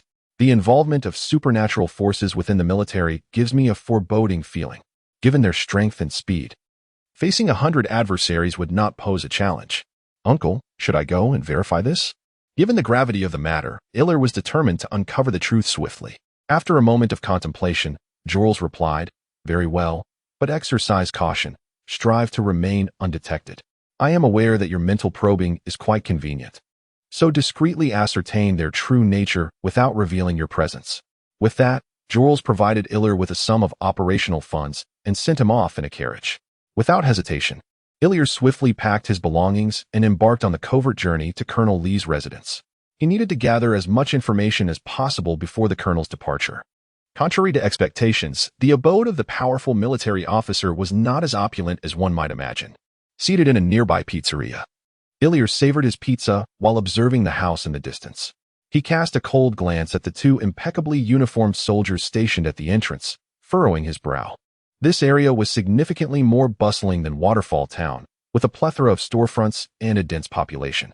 The cacophony of the environment unsettled Iller, who was accustomed to the tranquility of Waterfall Town. His heightened sensitivity as a practitioner made him acutely aware that the elemental energies here were considerably more tumultuous. Nevertheless, he had confirmed that the two soldiers at the door were indeed werewolves. The other inhabitants of the house appeared to be ordinary humans. Yet Iller had not spotted Colonel Lee, who was evidently absent. The pizzeria was doing reasonably well, though only half of its seats were occupied. After ordering another drink, Iller resolved to stake out this location, as there were no more suitable vantage points nearby. Approximately 2 hours later, a distinguished middle-aged man with a full beard finally came into Iller's line of sight. Although dressed in casual attire, his demeanor exuded an air of decisiveness and authority. The two attendants behind him, detectable by Iller's mental prowess, resembled beacons. For werewolves, surely this could not be a mere coincidence? Yet it was clear that Lee was not a werewolf. What manner of identity enabled him to command these creatures? Even supernatural beings adhere to certain codes of conduct. After a brief exchange, the four werewolves completed their handover. Just as Iller thought this was the end, he spotted two werewolves off duty, donning casual attire as they exited the colonel's residence. A surge of joy filled Iller, prompting him to settle his bill hastily and follow the two werewolves at a distance. With his mental prowess for detection, Iller could trail them undetected, free from the worry of losing their trail. At that moment, Elir was clad in loose-fitting trousers and a shirt, topped with a round-brimmed hat that slightly obscured his youthful features. However, as he continued to follow, an unsettling realization dawned upon him. The alterations in the street-side shops instilled a foreboding sense. Surely these two were not headed to that sort of establishment? To his dismay, Elir's intuition proved correct as the werewolves entered a venue known as the Night Wanderer's establishment. His mental detection revealed the graceful figures swirling around the pole and the blatant primal collisions in the corners, unmistakably indicating the nature of this locale. Damn, these two are genuine debauches. Elir found himself in a quandary. He had followed them to eavesdrop on their conversation. Yet it was evident that their intentions here would likely involve more action than dialogue. As a bona fide young boy, the thought of visiting such a place for monetary gains had never crossed his mind. Perhaps such customs were non-existent in America. It wasn't shyness that plagued him. Rather, the challenge of entering without achieving his objective loomed large. Moreover, Elir noticed couples emerging from the establishment, casually making their way to a nearby inn. The implications of the scene within were all too clear. With the werewolves' formidable prowess, if they sought enjoyment, surely they would take it elsewhere? I shall remain there, patiently waiting for an opportunity to present itself. If only there were sufficient fragile secrets, this matter would be significantly more manageable, devoid of such complications. It seems imperative that, should the chance arise, I must capture another vampire. Patience is a virtue that is rigorously tested, especially in the midst of numerous distractions. Typically, during moments of leisure, Elir does not activate his psychic detection. This is due in part to his already acute senses, honed through training, and partly because the influx of irrelevant stimuli can be overwhelming. Trust me, it is far from a pleasant experience. At this very moment, within Ilir's perception, he is aware not only of several women engaged with two werewolves, but also of the unsightly matters lurking within the restroom. In the realm of psychic awareness, nothing escapes observation. One can only endeavor to disregard them. Yet human attention is notoriously difficult to control. It is akin to standing in a vast house where one can see everything in a 360-degree panorama. The beautiful, the grotesque, the fragrant, and the foul, all simultaneously presented before one's eyes. Dining while employing psychic detection is a peculiar affair. One might find oneself observing the neighboring gentleman as he meticulously crafts a fresh, soft delicacy before him. Oh dear, I cannot allow my thoughts to wander further down that path. As for the notion of spying, psychic detection is unimpeded even by towering city walls. Mere clothing is hardly a barrier. However, it is noteworthy that living beings are inherently challenging to perceive fully. Even their garments, hats, wallets, and other accoutrements, which embody the concept I possess, exhibit a degree of resistance to psychic probing. Yet, for Elir, transcending these barriers is not a formidable challenge. The body, however, is quite the opposite. The stronger individuals are often more difficult to perceive, while those who are physically weak and lacking in vitality present a comparatively simpler challenge. Furthermore, should one attempt to forcefully penetrate this veil, the individual in question will invariably become aware of it. This was a conclusion drawn by Elir during his tenure in the hospital. In an era devoid of X-rays, he utilized this ability to assist numerous patients. Coupled with his telekinetic powers, he could effortlessly clear blood clots and revive hearts. After much discourse, Elir finally witnessed the two werewolves each selecting their desired companions and escorting them away from the Night Wanderer. As his mental acuity could not detect sound, Elir had to draw nearer to overhear their conversations. Yet, he hesitated to crawl beneath the bed, and it seemed improbable that those ladies would cooperate with his inquiries. Thus, he decided to continue trailing them, patiently searching for an opportune moment. Maintaining a discreet distance, Elir followed them toward a nearby inn. Strictly speaking, both werewolves possessed robust physiques and handsome features, complemented by the resolute demeanor cultivated during their military backgrounds, rendering them among the finest specimens in the vicinity. In this era of burgeoning westward expansion, such types were undoubtedly more sought after. With such advantages, the companions they attracted were assuredly of high quality. Elir, however, was not concerned with the nature of their companions. His primary interest lay in the intelligence he could glean from these two werewolves. Questions loomed in his mind. How many were there? To whom did they owe their allegiance? When was their assembly formed? From the scant words of Joel's, Elir could deduce little, yet it was certain that the existence of this werewolf contingent posed a significant nuisance and even a potential threat to his own faction. At present, Elir remains dependent on his uncle, Joel, and harbors no intentions of independence. Thus, it is imperative for him to assist in resolving this matter.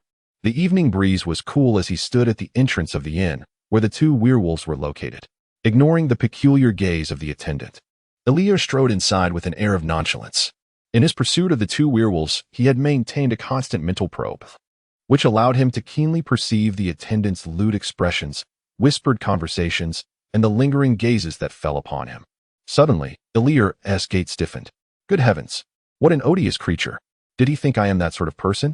Seeking refuge in a corner of the hall, he ordered a glass of champagne and some pastries, consuming them while attentively observing the commotion above.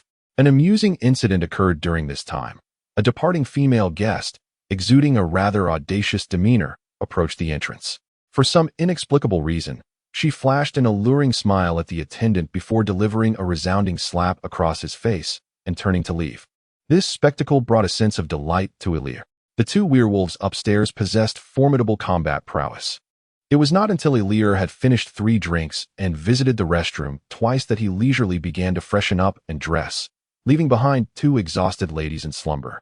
Considering the necessity of keeping closer proximity without being overtly conspicuous, Elir resolved to adopt an unconventional approach, positioning himself ahead of the 2 werewolves. The pair descended the stairs, visibly pleased. Upon settling their bill, one of them even requested breakfast be delivered to their 2 rooms, displaying a commendable thoughtfulness. Teased by his companion for being a romantic, he remained unperturbed. Along their journey, they remained oblivious to the figure ahead, walking some distance in front of them, seemingly guiding their path.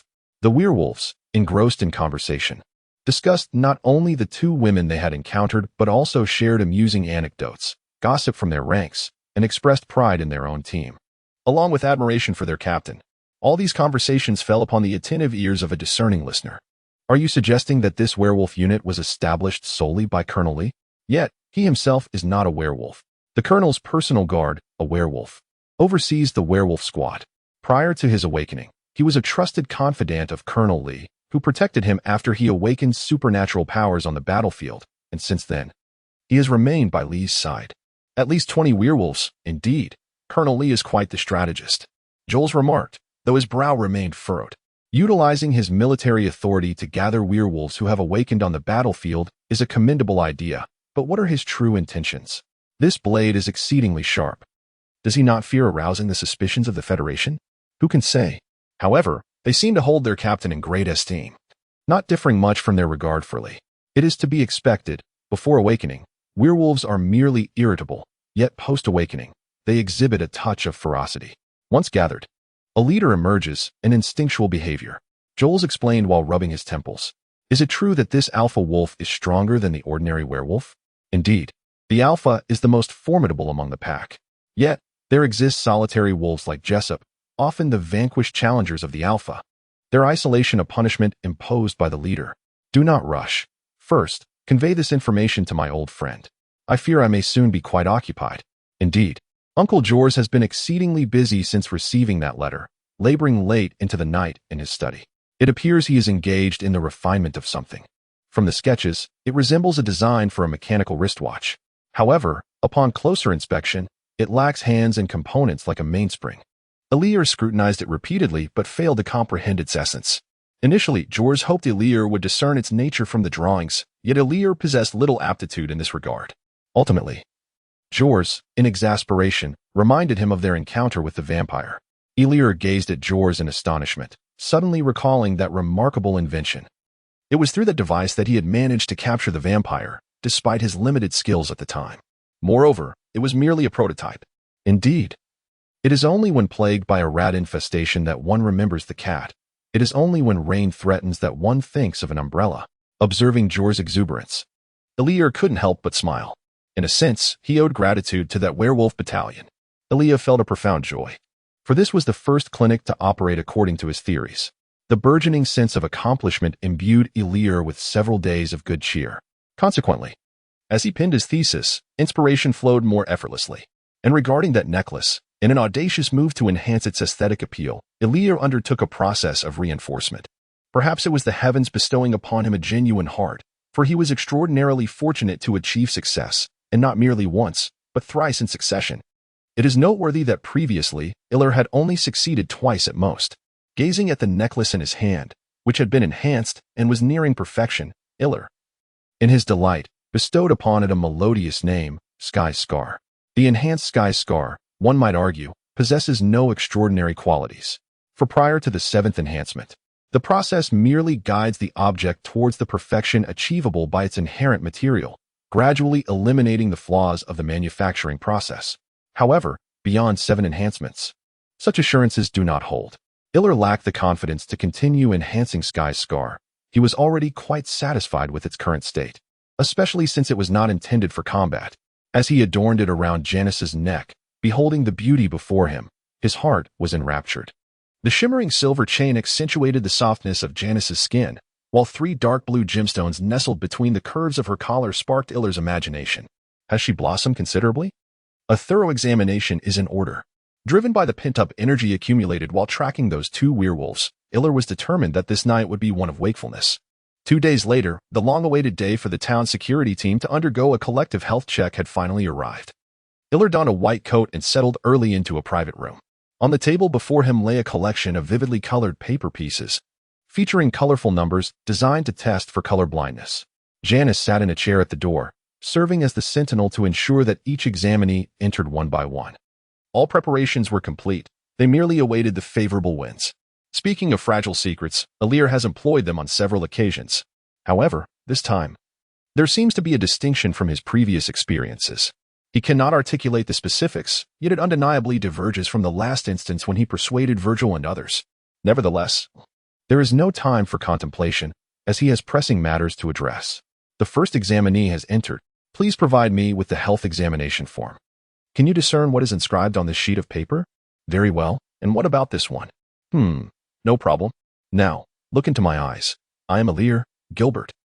He hastily imprints the carefully considered words into the minds of each examinee, simultaneously inquiring about their understanding of supernatural forces to avert potential troubles. Through continuous usage, Iller has gained a different understanding of this ability derived from external sources. It is becoming increasingly lucid, yet paradoxically more ethereal. It is not merely a sensation of becoming adept through practice, but rather akin to a child stirring water in a basin, observing the formation of whirlpools, and then contemplating the reason behind their emergence, an enigmatic realization. This is a moment of opportunity, reminiscent of Newton being struck by an apple. However, the outcomes remain uncertain. Yet, Iller does not wish to disrupt the insights stirring within him. He temporarily suppresses his doubts and allows the individual to depart normally.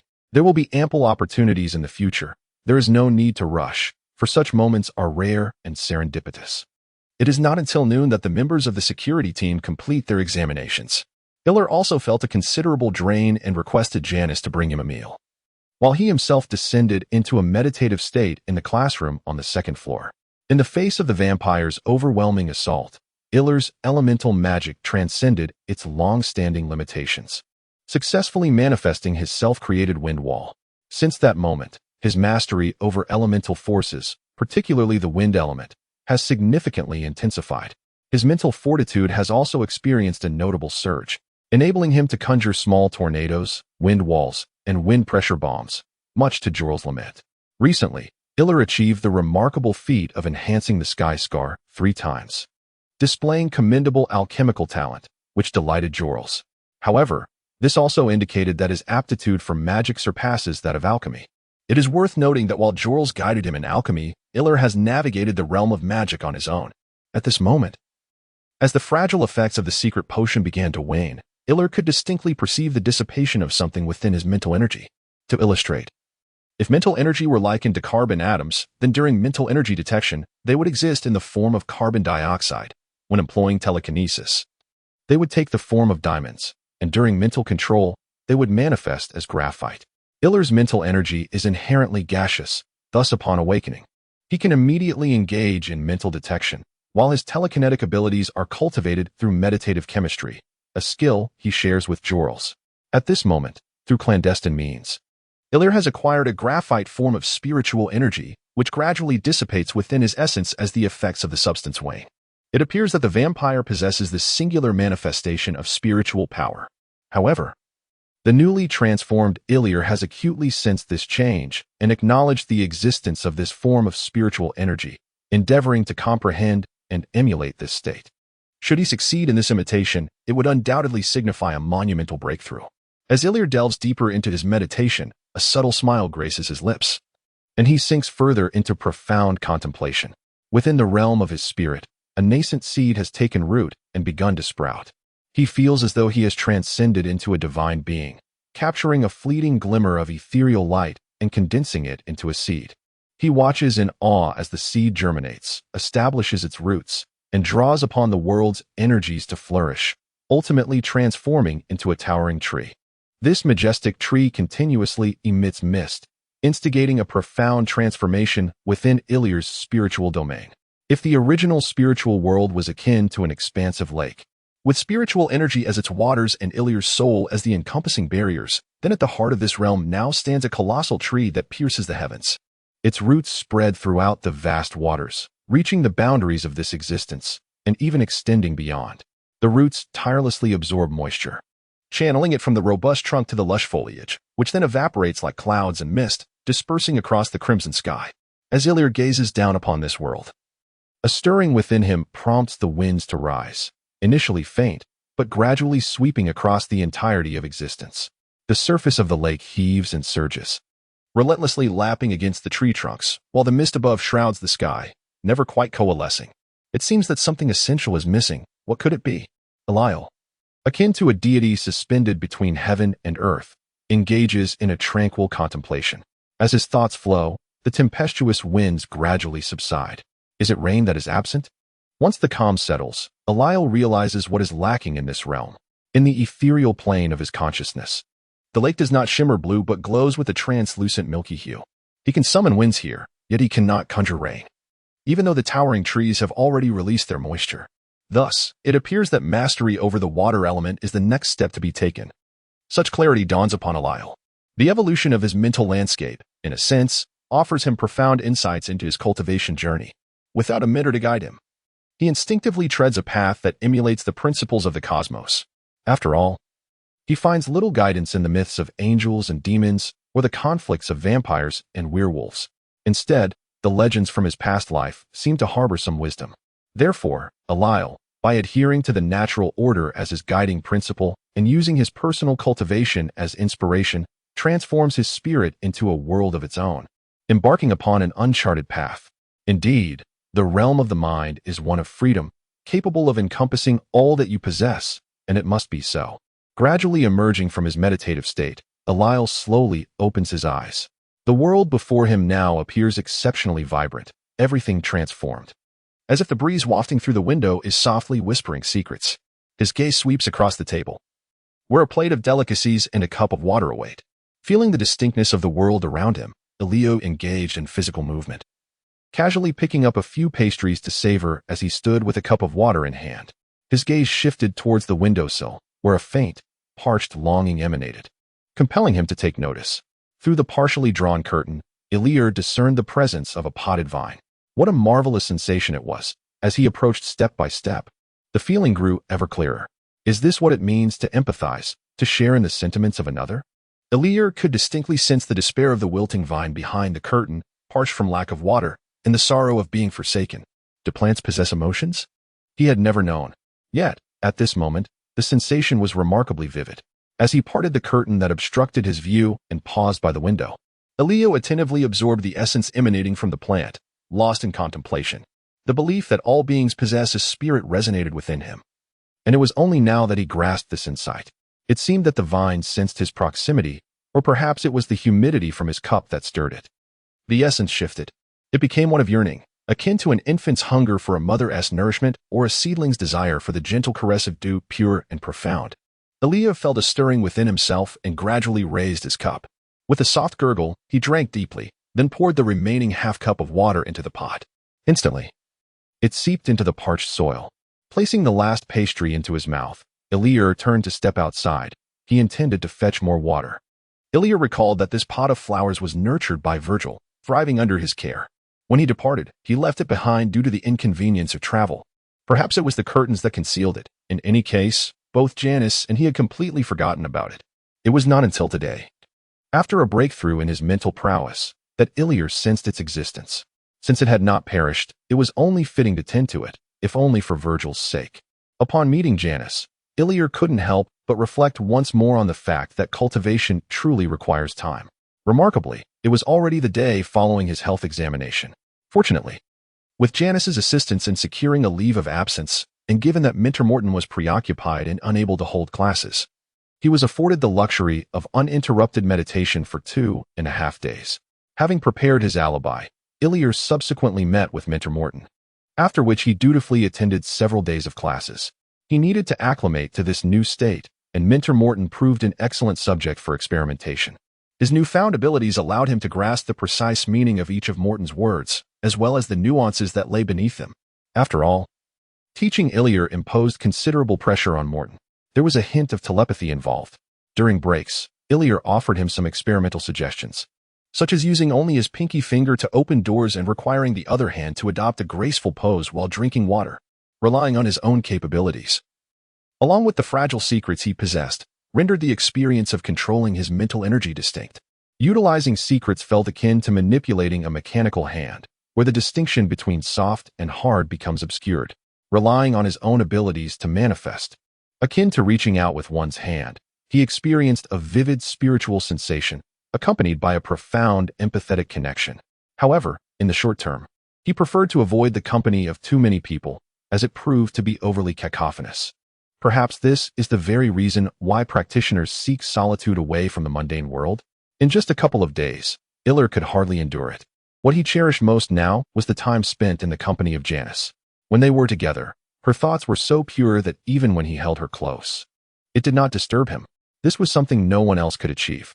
Incidentally, Ilya had gleaned from Janice's inner voice that she was already aware of some of the secrets regarding Joel and himself, and she was quite eager to delve deeper into them. When they were alone at home, she had thoroughly explored the backyard. She attempted to extract information from Janice through indirect inquiries.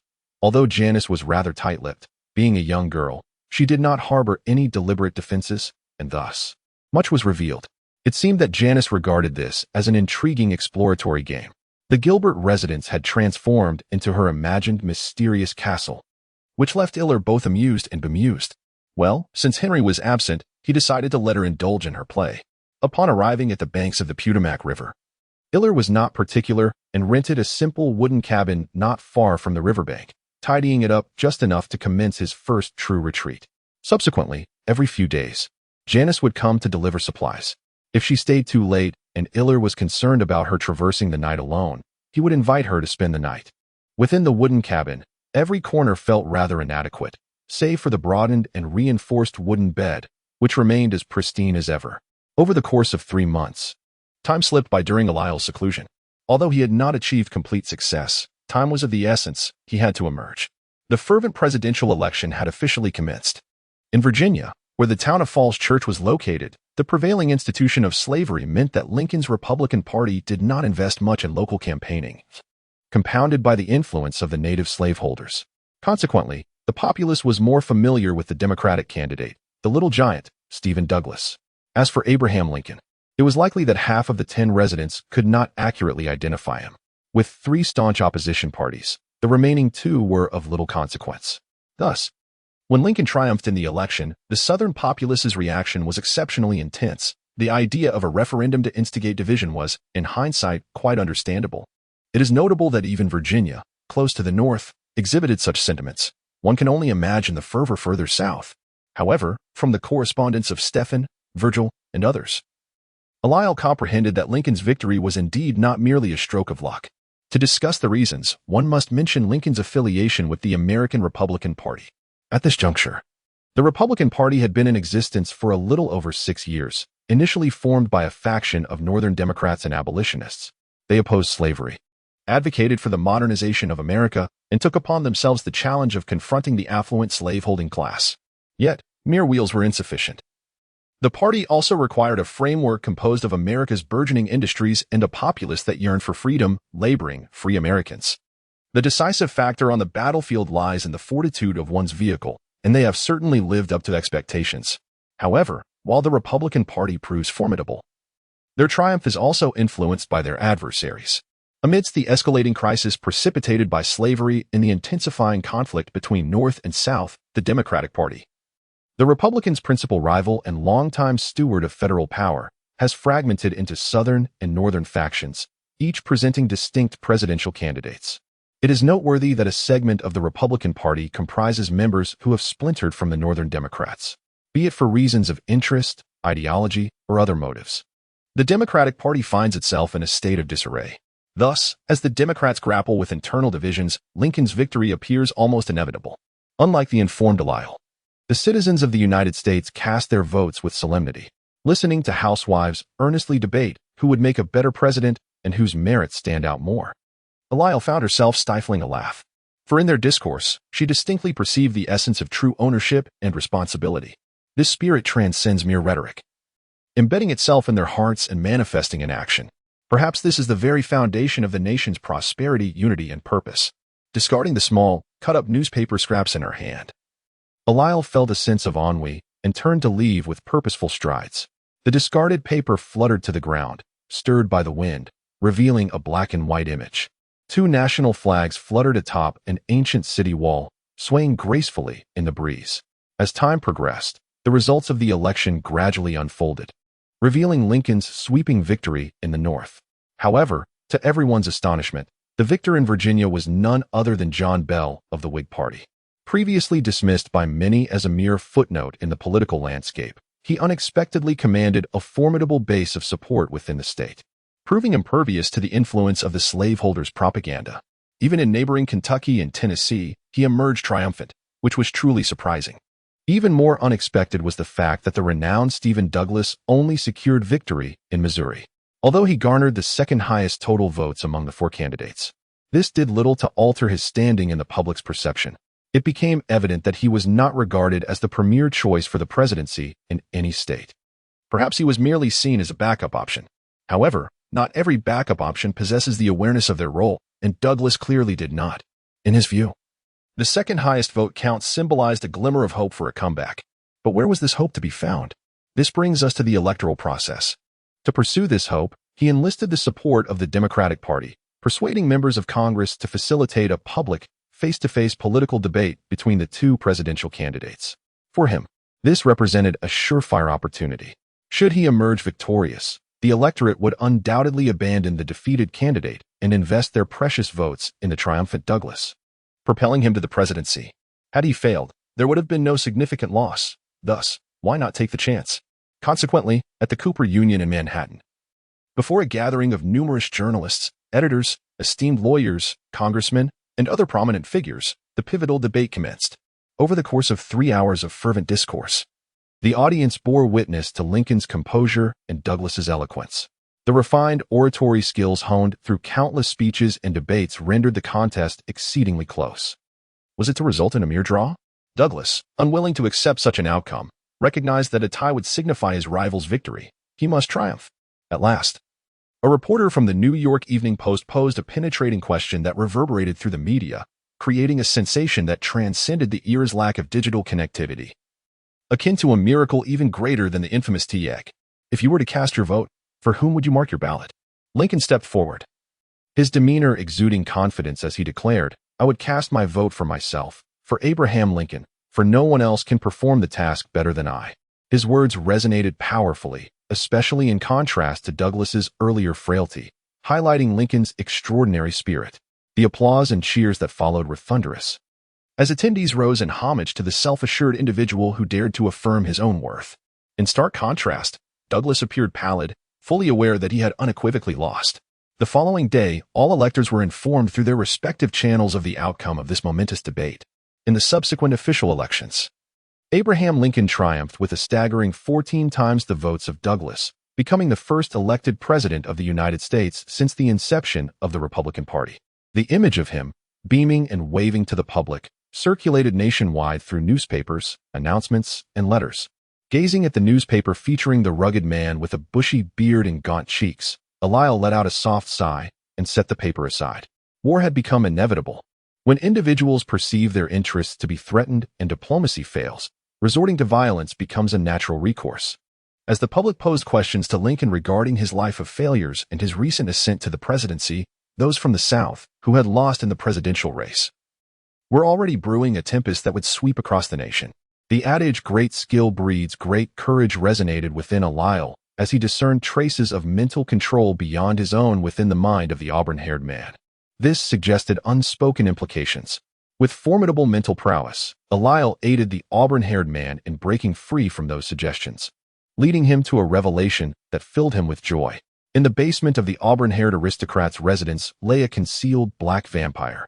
This vampire had once been their family's servant, who 2 years prior had unexpectedly transformed into a vampire after being inadvertently invited into the room by his father. Since then, he had taken up residence in their home. The auburn-haired man's father succumbed to the vampire's initial feeding, which revealed to the creature its ability to dominate humans. For the father never uttered a sound, even unto death. Thus, the vampire exerted control over the entire household, compelling them to keep its existence a secret. After having taken the lives of 2 enslaved individuals, it devised a method to feed without killing. Consequently, each member of the household began to wrap their wrists in bandages. For 2 years, this cautious vampire meticulously concealed its whereabouts. Aside from hiding in the home of the brown-haired gentleman, it was, astonishingly, engrossed in literacy and education.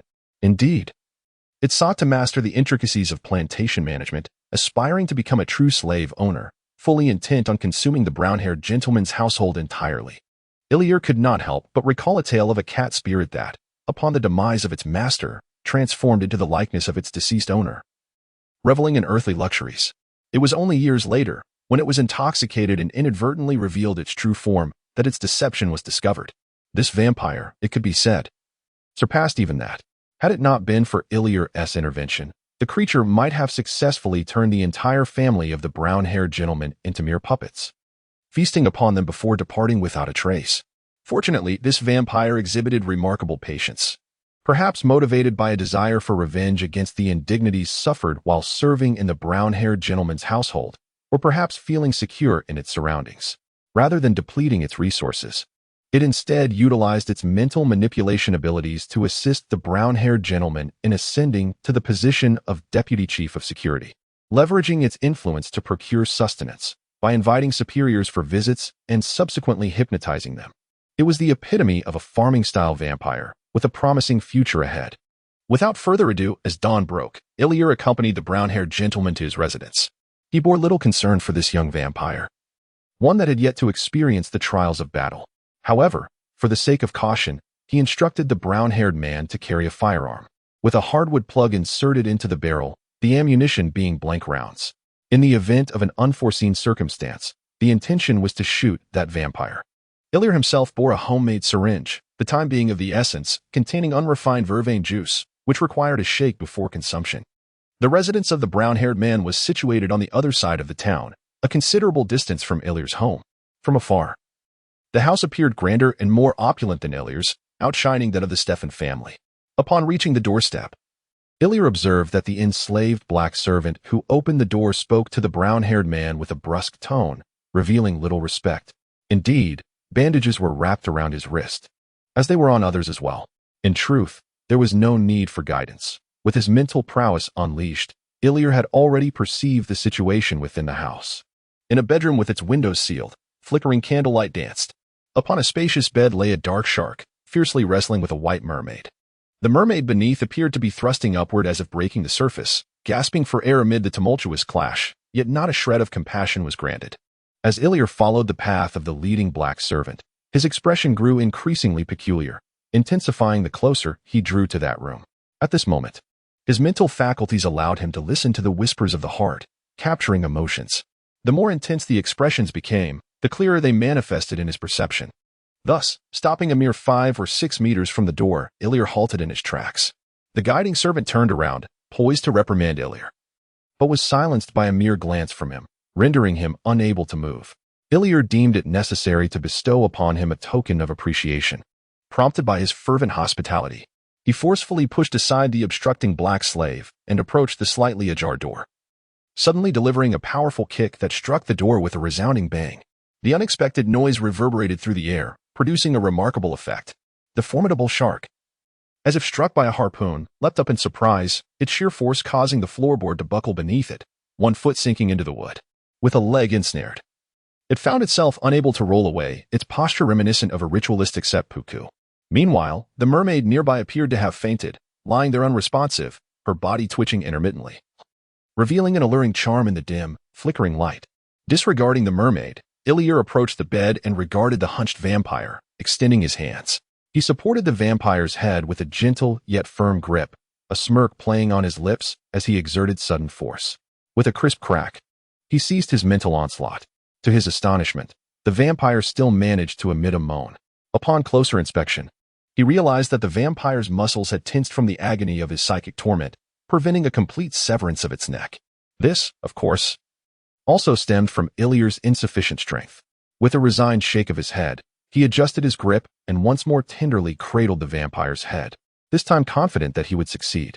With another decisive crack resounding through the air, he clapped his hands, brushing off non-existent dust.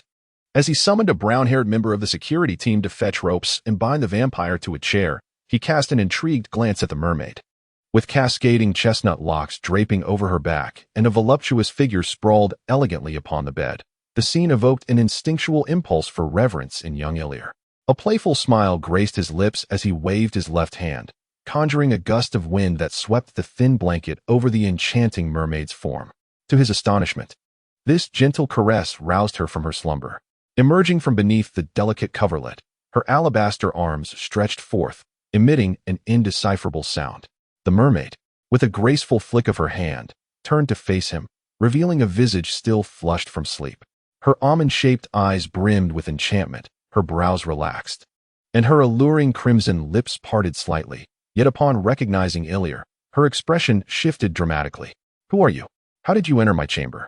The mermaid recoiled, leaning against the headboard. However, her gaze soon fell upon the vampire seated nearby. "Oh heavens, what have you done to Solis? I warn you. My son is the captain of the constabulary. You would do well to avoid harming us." Fearlessly disregarding modesty, the mermaid clutched the blanket tightly as she crawled from the bed to the vampire's side. With her delicate arms encircling his head, she trembled as she threatened Ilir, who furrowed his brow in confusion, at a loss for words. He sensed her heart. She was intent on safeguarding this vampire. Was this emotion? Love? At that moment, the chestnut-haired man, her son, entered with a thick bundle of ropes, his eyes widening in shock at the scene before him, quickly replaced by a surge of unbridled fury. "What are you doing? Leave that filthy bug. He is a devil, and you have been ensnared by him." The auburn-haired man strode forward, forcefully pushing the woman aside, his gaze fierce as he brandished a thick rope, aiming to bind the vampire. Before the woman could scream in madness, Ilir had already darted to her side, extending his hands to steady her. "Be calm, do not move. Yes, just like that. Now, allow me to liberate your mind from its shackles." Ilir could hardly fathom that this woman's feelings for the vampire mirrored Janice's affections for him. Could it be that he had fallen for the vampire? How could that be? He was desperate to dispel the enchantment and unveil the truth. Could love be conjured? This notion was somewhat unsettling to his understanding.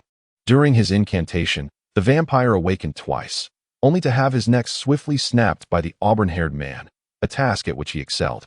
"Well then, mermaid, how do you feel now?" Ilir gently assisted her onto the bed, meticulously observing her physical and mental state. This method of dispelling mental control had only been employed by him twice, and he was not yet adept. "My head aches terribly. Who are you? What have you done to Solis?" The mermaid was momentarily bewildered, but swiftly regained her composure. However, her reaction caused Ilir to take a deep breath. Ignoring the fierce altercation between the mother and son, Ilir approached the sealed window, conjuring an air bomb outside that erupted with a thunderous bang. Boom. Two windows suddenly swung wide open, allowing a gust of air to rush into the room, while the slanting sun poured its radiant light within. Stepping into the sunlight, Ilir exhaled the pent-up frustrations from his heart. He momentarily disregarded the brief pause of the quarrel behind him and continued on. Ilir needed to untangle his emotions. These feelings were intricate. He perceived his bond with Janice as pure and noble, yet now, even a pair of illicit lovers could evoke a sense of desecration upon something he held dear. Perhaps this was what the fabled destruction of worldviews referred to. If Ilir were audacious enough, he might have obliterated this sentiment in a cruel and brutal manner. Believe me, such individuals do exist in this world. Yet Ilir was not one of them. He merely stood in the sunlight, allowing it to illuminate the darkness within his heart, then expelled those futile emotions, turned around, and offered a reward that resonated with his sincerity. But before that, he needed to ascertain that the vampire, too, possessed a heart that could reciprocate his sentiments. The process involved various trials. He drained the vampire of his blood, and in the depths of his weakness, successfully entered his mind, testing his sincerity through a series of dreams. It was not Iller's intent to torment him. Rather, the vampire appeared enveloped in a profound darkness and death in Iller's perception, devoid of any outward thoughts. Perhaps this was the reason their emotions were tenfold more intense than those of ordinary individuals. Only after entering his mind did Iller discover from his dreams that even before he had transformed into a vampire, he had long harbored a deep affection for the enchanting mermaid, the mistress of his heart. His parents were both slaves, thus he was born into servitude. He witnessed the exquisite beauty of the mermaid as she embraced womanhood, the arduous journey of her pregnancy lasting 10 months, the joy of nurturing her children, and the suffering endured by her husband. Although he was merely 14 years her senior and their statuses were worlds apart, it could not extinguish the fervent affection he harbored. Fueled by this unwavering devotion, he labored with greater diligence than any other slave, ultimately earning the favor of his master and being elevated to the position of steward. He repeatedly declined the master's offers of female slaves, choosing instead to silently protect the angel that resided within his heart. He even fabricated a tale of congenital impotence, merely to secure more opportunities to be near her. As he observed her heart-wrenching sorrow due to her husband's betrayal, he longed to envelop her in his embrace, to offer her a steadfast refuge, yet he found himself powerless to do so. The chasm of their identities and the disparity of their strengths made it painfully clear that merely standing by her side in a protective manner was the extent of his capabilities. He loathed his own impotence and the injustice of the world around him, until that fateful day, when in the depths of his despair, he found himself alone in the woods, unleashing his pent-up emotions. A sinister white man appeared, presenting him with an opportunity to alter his fate. He found himself unable to resist the man's words. Under his command, he divulged all that lay within his heart, only to be met with the man's reckless laughter and merciless mockery. When the malevolent figure bared his fangs and sank them into his neck, he believed it was the end. In that moment, his only regret was that he had never revealed his true feelings to her, and then he succumbed to unconsciousness. Upon awakening, the wound on his neck had healed, and the demon had vanished without a trace. He could not fathom why the demon spared his life. Yet he was acutely aware that he must rectify the greatest regret of his existence. However, he found himself unable to enter through the door. At that moment, the male host appeared, disheveled and with a dark expression, instructing him to enter the bedroom and clean up the shattered vase. Years of pent-up rage erupted in an instant, and he lunged at the host, using his physicality to seize the latter's throat, fervently venting his fury and vociferously accusing him of his transgressions, demanding to know why he did not end his own life. It was only when he noticed her standing at the staircase, staring at him in a daze, that he instinctively released his grip. Bewildered, he gazed at her, engulfed in despair, waiting in vain for an approval that he knew not from whom it would come. Perhaps this could be considered a lack of regret then. The male host, appearing dazed, rose and slowly approached the wall, retrieving the ceremonial dagger hanging there. Amidst the mermaid's piercing scream, he struck with the blade in an instant. Warm blood splattered upon Solis. The dream had concluded, yet Solis remained unawakened. For Ilir had appeared, and in that moment, the entire realm of dreams was left with only the two of them, the rest rendered a blank void. Who are you? Where am I? Solis's voice was deep and resonant, his gaze vacant as he regarded the figure before him, his body instinctively frozen in the posture of the dream. I am Ilir Gilbert, and we are within your heart. Ilir's voice was calm, succinct, and his demeanor remained impassive. Within my heart? Solis, lost in thought, remained in a seated position, murmuring a phrase before succumbing to silence. Ilir, too, ceased speaking, and the two sat in mutual quietude. Time seemed to stretch indefinitely until Ilir finally broke the stillness. I am aware that you are a vampire. Upon hearing this, Solis shifted his gaze to Ilir, maintaining his silence, though the brilliance in his eyes grew more intense. After a moment's pause, noticing Solis's reluctance to respond, Ilir continued, in light of your loyalty, I wish to enlist you as my attendant. Without waiting for a reaction, he added, I shall bestow upon you the ability to walk in the sunlight, safeguarding you from harm, as long as you obey my commands and refrain from indiscriminately harming humans. You are human? Were you the one who intruded into my chamber? Solis abruptly stood, as if finally realizing that the figure before him was the same one he had encountered before losing consciousness. Indeed, it is I. Should you refuse, I will be compelled to take certain unfriendly measures, and I trust you would prefer to avoid such an ordeal. Iller conjured his customary chair and settled comfortably into it. What have you done to her? Dare to lay a finger on her, and I shall not spare you. Solis's expression shifted dramatically, a tempest of anger and fear surging within him as he attempted to confront Iller. With a swift motion, Iller raised a hand to block him, halting Solis in his tracks. His eyes widened in fury as he contemplated the dire implications, ready to charge once more. Iller's demeanor hardened, and with a decisive motion of his hand, he forcefully pressed down, causing Solis to be pinned to the ground. In the realm of the mind, the innate spiritual power of the vampire appeared as that of an infant before Iller. She was unharmed. Yet I cannot assure you of your safety if you continue to be disobedient. Concerned that he might break through the dream in anger, Iller exclaimed fiercely, acknowledging his own inexperience in manipulating dreams. Indeed, upon hearing this, Solis relaxed his grip, though his gaze remained fixed upon Iller, his breaths heavy with tension. Consider my earlier words. I can guide you to become a noble vampire, rather than living like a parasite. Do you wish to openly wed her? If you follow me, I shall help you realize this ambition. In an instant, Solis's pupils contracted, and his breath ceased. He looked up at Iller in disbelief as he conjured a glass of champagne from the void, raising it to his lips for a delicate sip. Can you guarantee this? On what basis should I trust you? Solis swallowed hard, his voice trembling and his gaze intense. So, does this mean you accept? I assure you, I will help you achieve your goal within 5 years. With a swift gulp, he finished the remaining champagne, a satisfied smile gracing his lips as he continued. As for why, it is simply because I am far stronger than you. With a snap of his fingers, the dream world shattered at the sound, and the two were thus liberated from the dream. Upon opening his eyes, Solis beheld the youth from the dream, clad in a white shirt, a black waistcoat, and a deep blue bow tie, with black eyes even clearer than in the dream, smiling down at him. Meanwhile, his beloved stood nearby, fully dressed, alongside her child, appearing untouched by any harm. Thus, it is settled. I shall visit you again this evening. Do remember to prepare a sumptuous dinner, as I will be accompanied by a lady, and considering your cautious nature, I trust you will not attempt to escape, correct?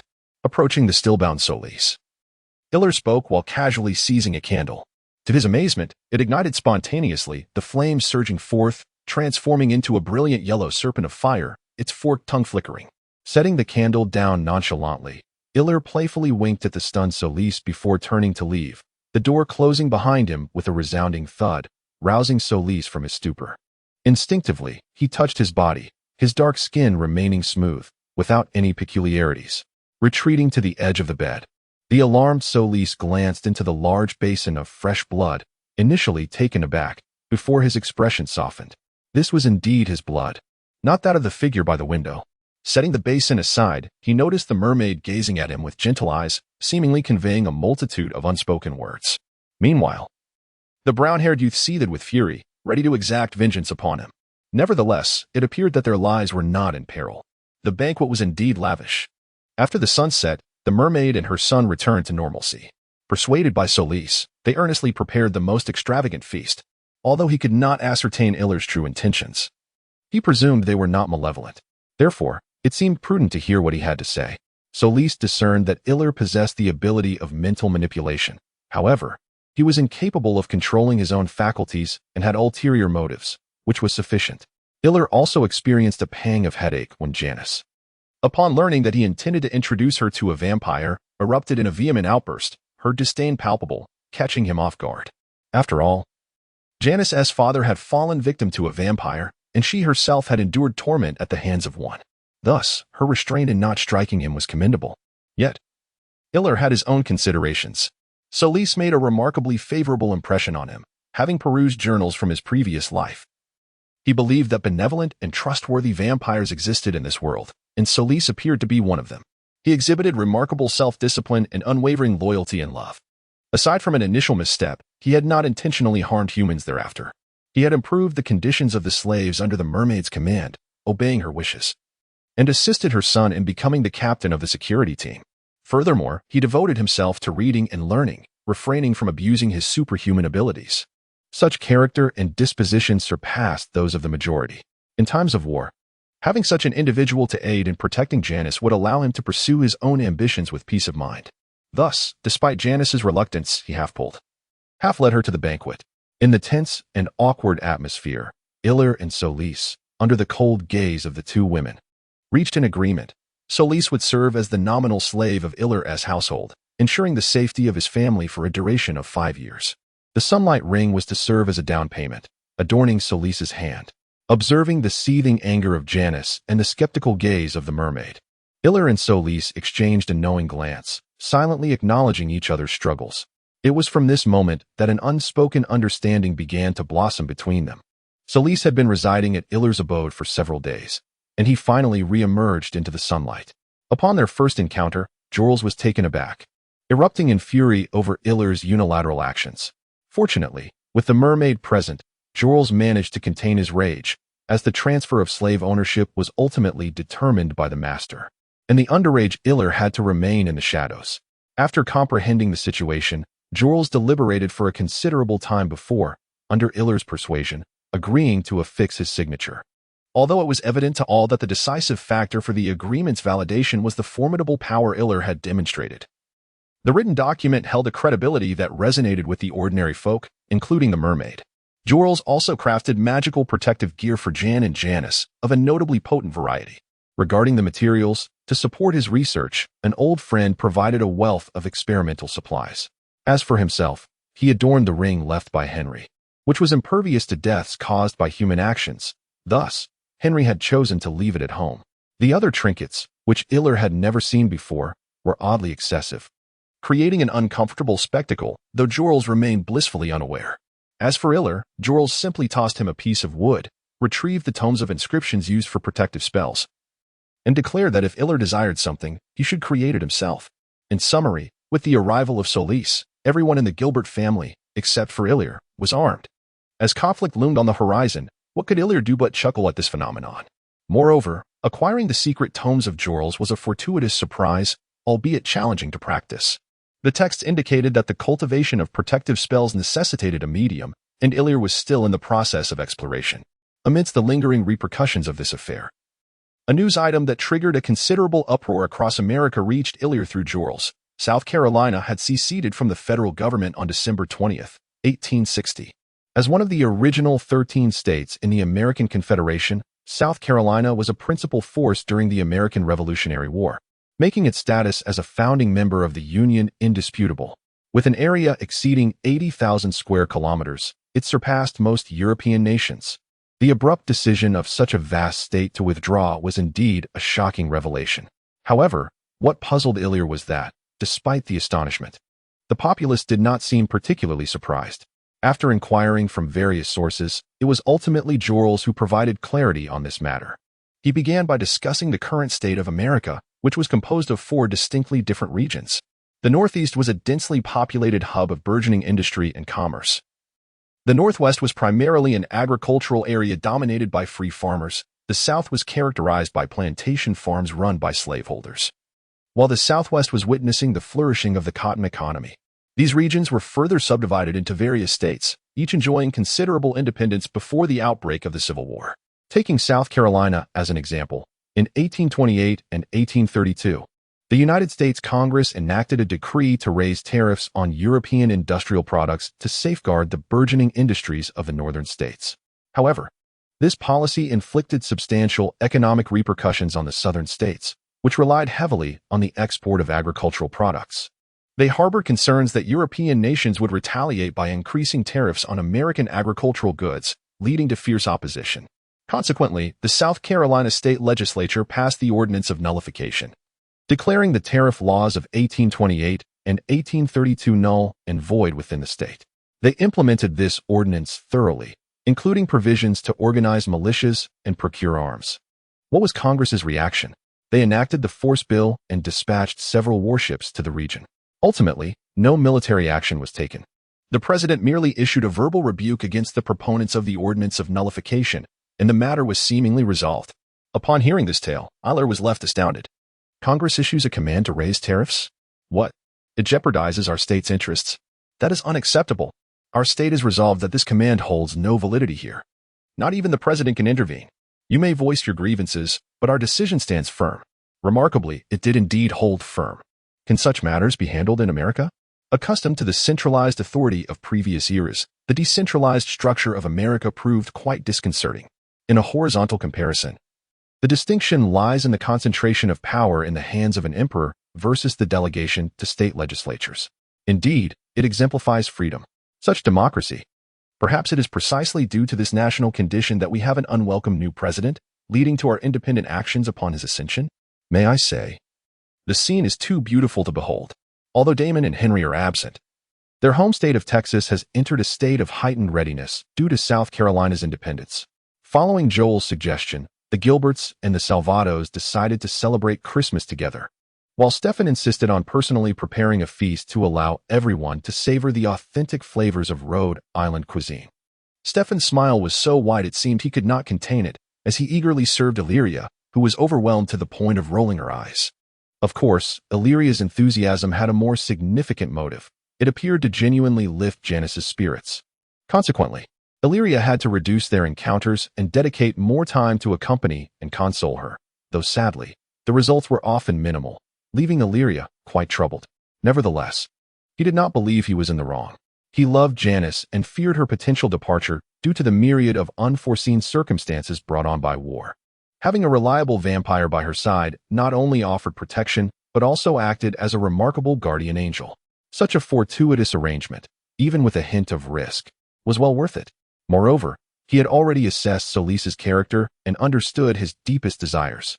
Yet, while sipping soup, Illyria caught a glimpse of the amused Janice from the corner of his eye and sighed inwardly, "Dear girl, why do you not comprehend your brother's earnest intentions?" The joyous Christmas night gradually came to a close amidst the sounds of laughter and merriment.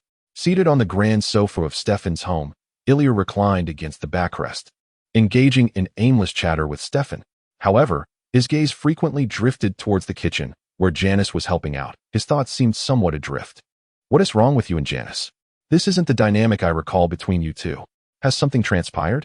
Stefan appeared not to understand, gazing at Ilya with an innocent flutter of his eyelids. Suddenly, as if struck by inspiration, he shouted exuberantly before Ilya could respond, "Janice, come here quickly. Ilya's drunk." Having turned a year older, Ilya and his companions were assigned tasks by the event organizers at Janice's request.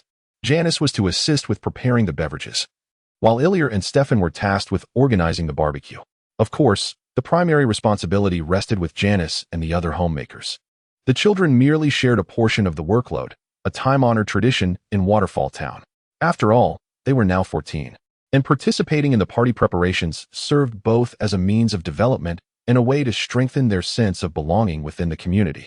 For every resident of Waterfall Town, the laughter and merriment by the bonfire were indelible memories of their childhood. Amidst the bustling preparations, Stefan exhibited remarkable enthusiasm, darting about with vigor, yet the efficiency of his efforts left much to be desired.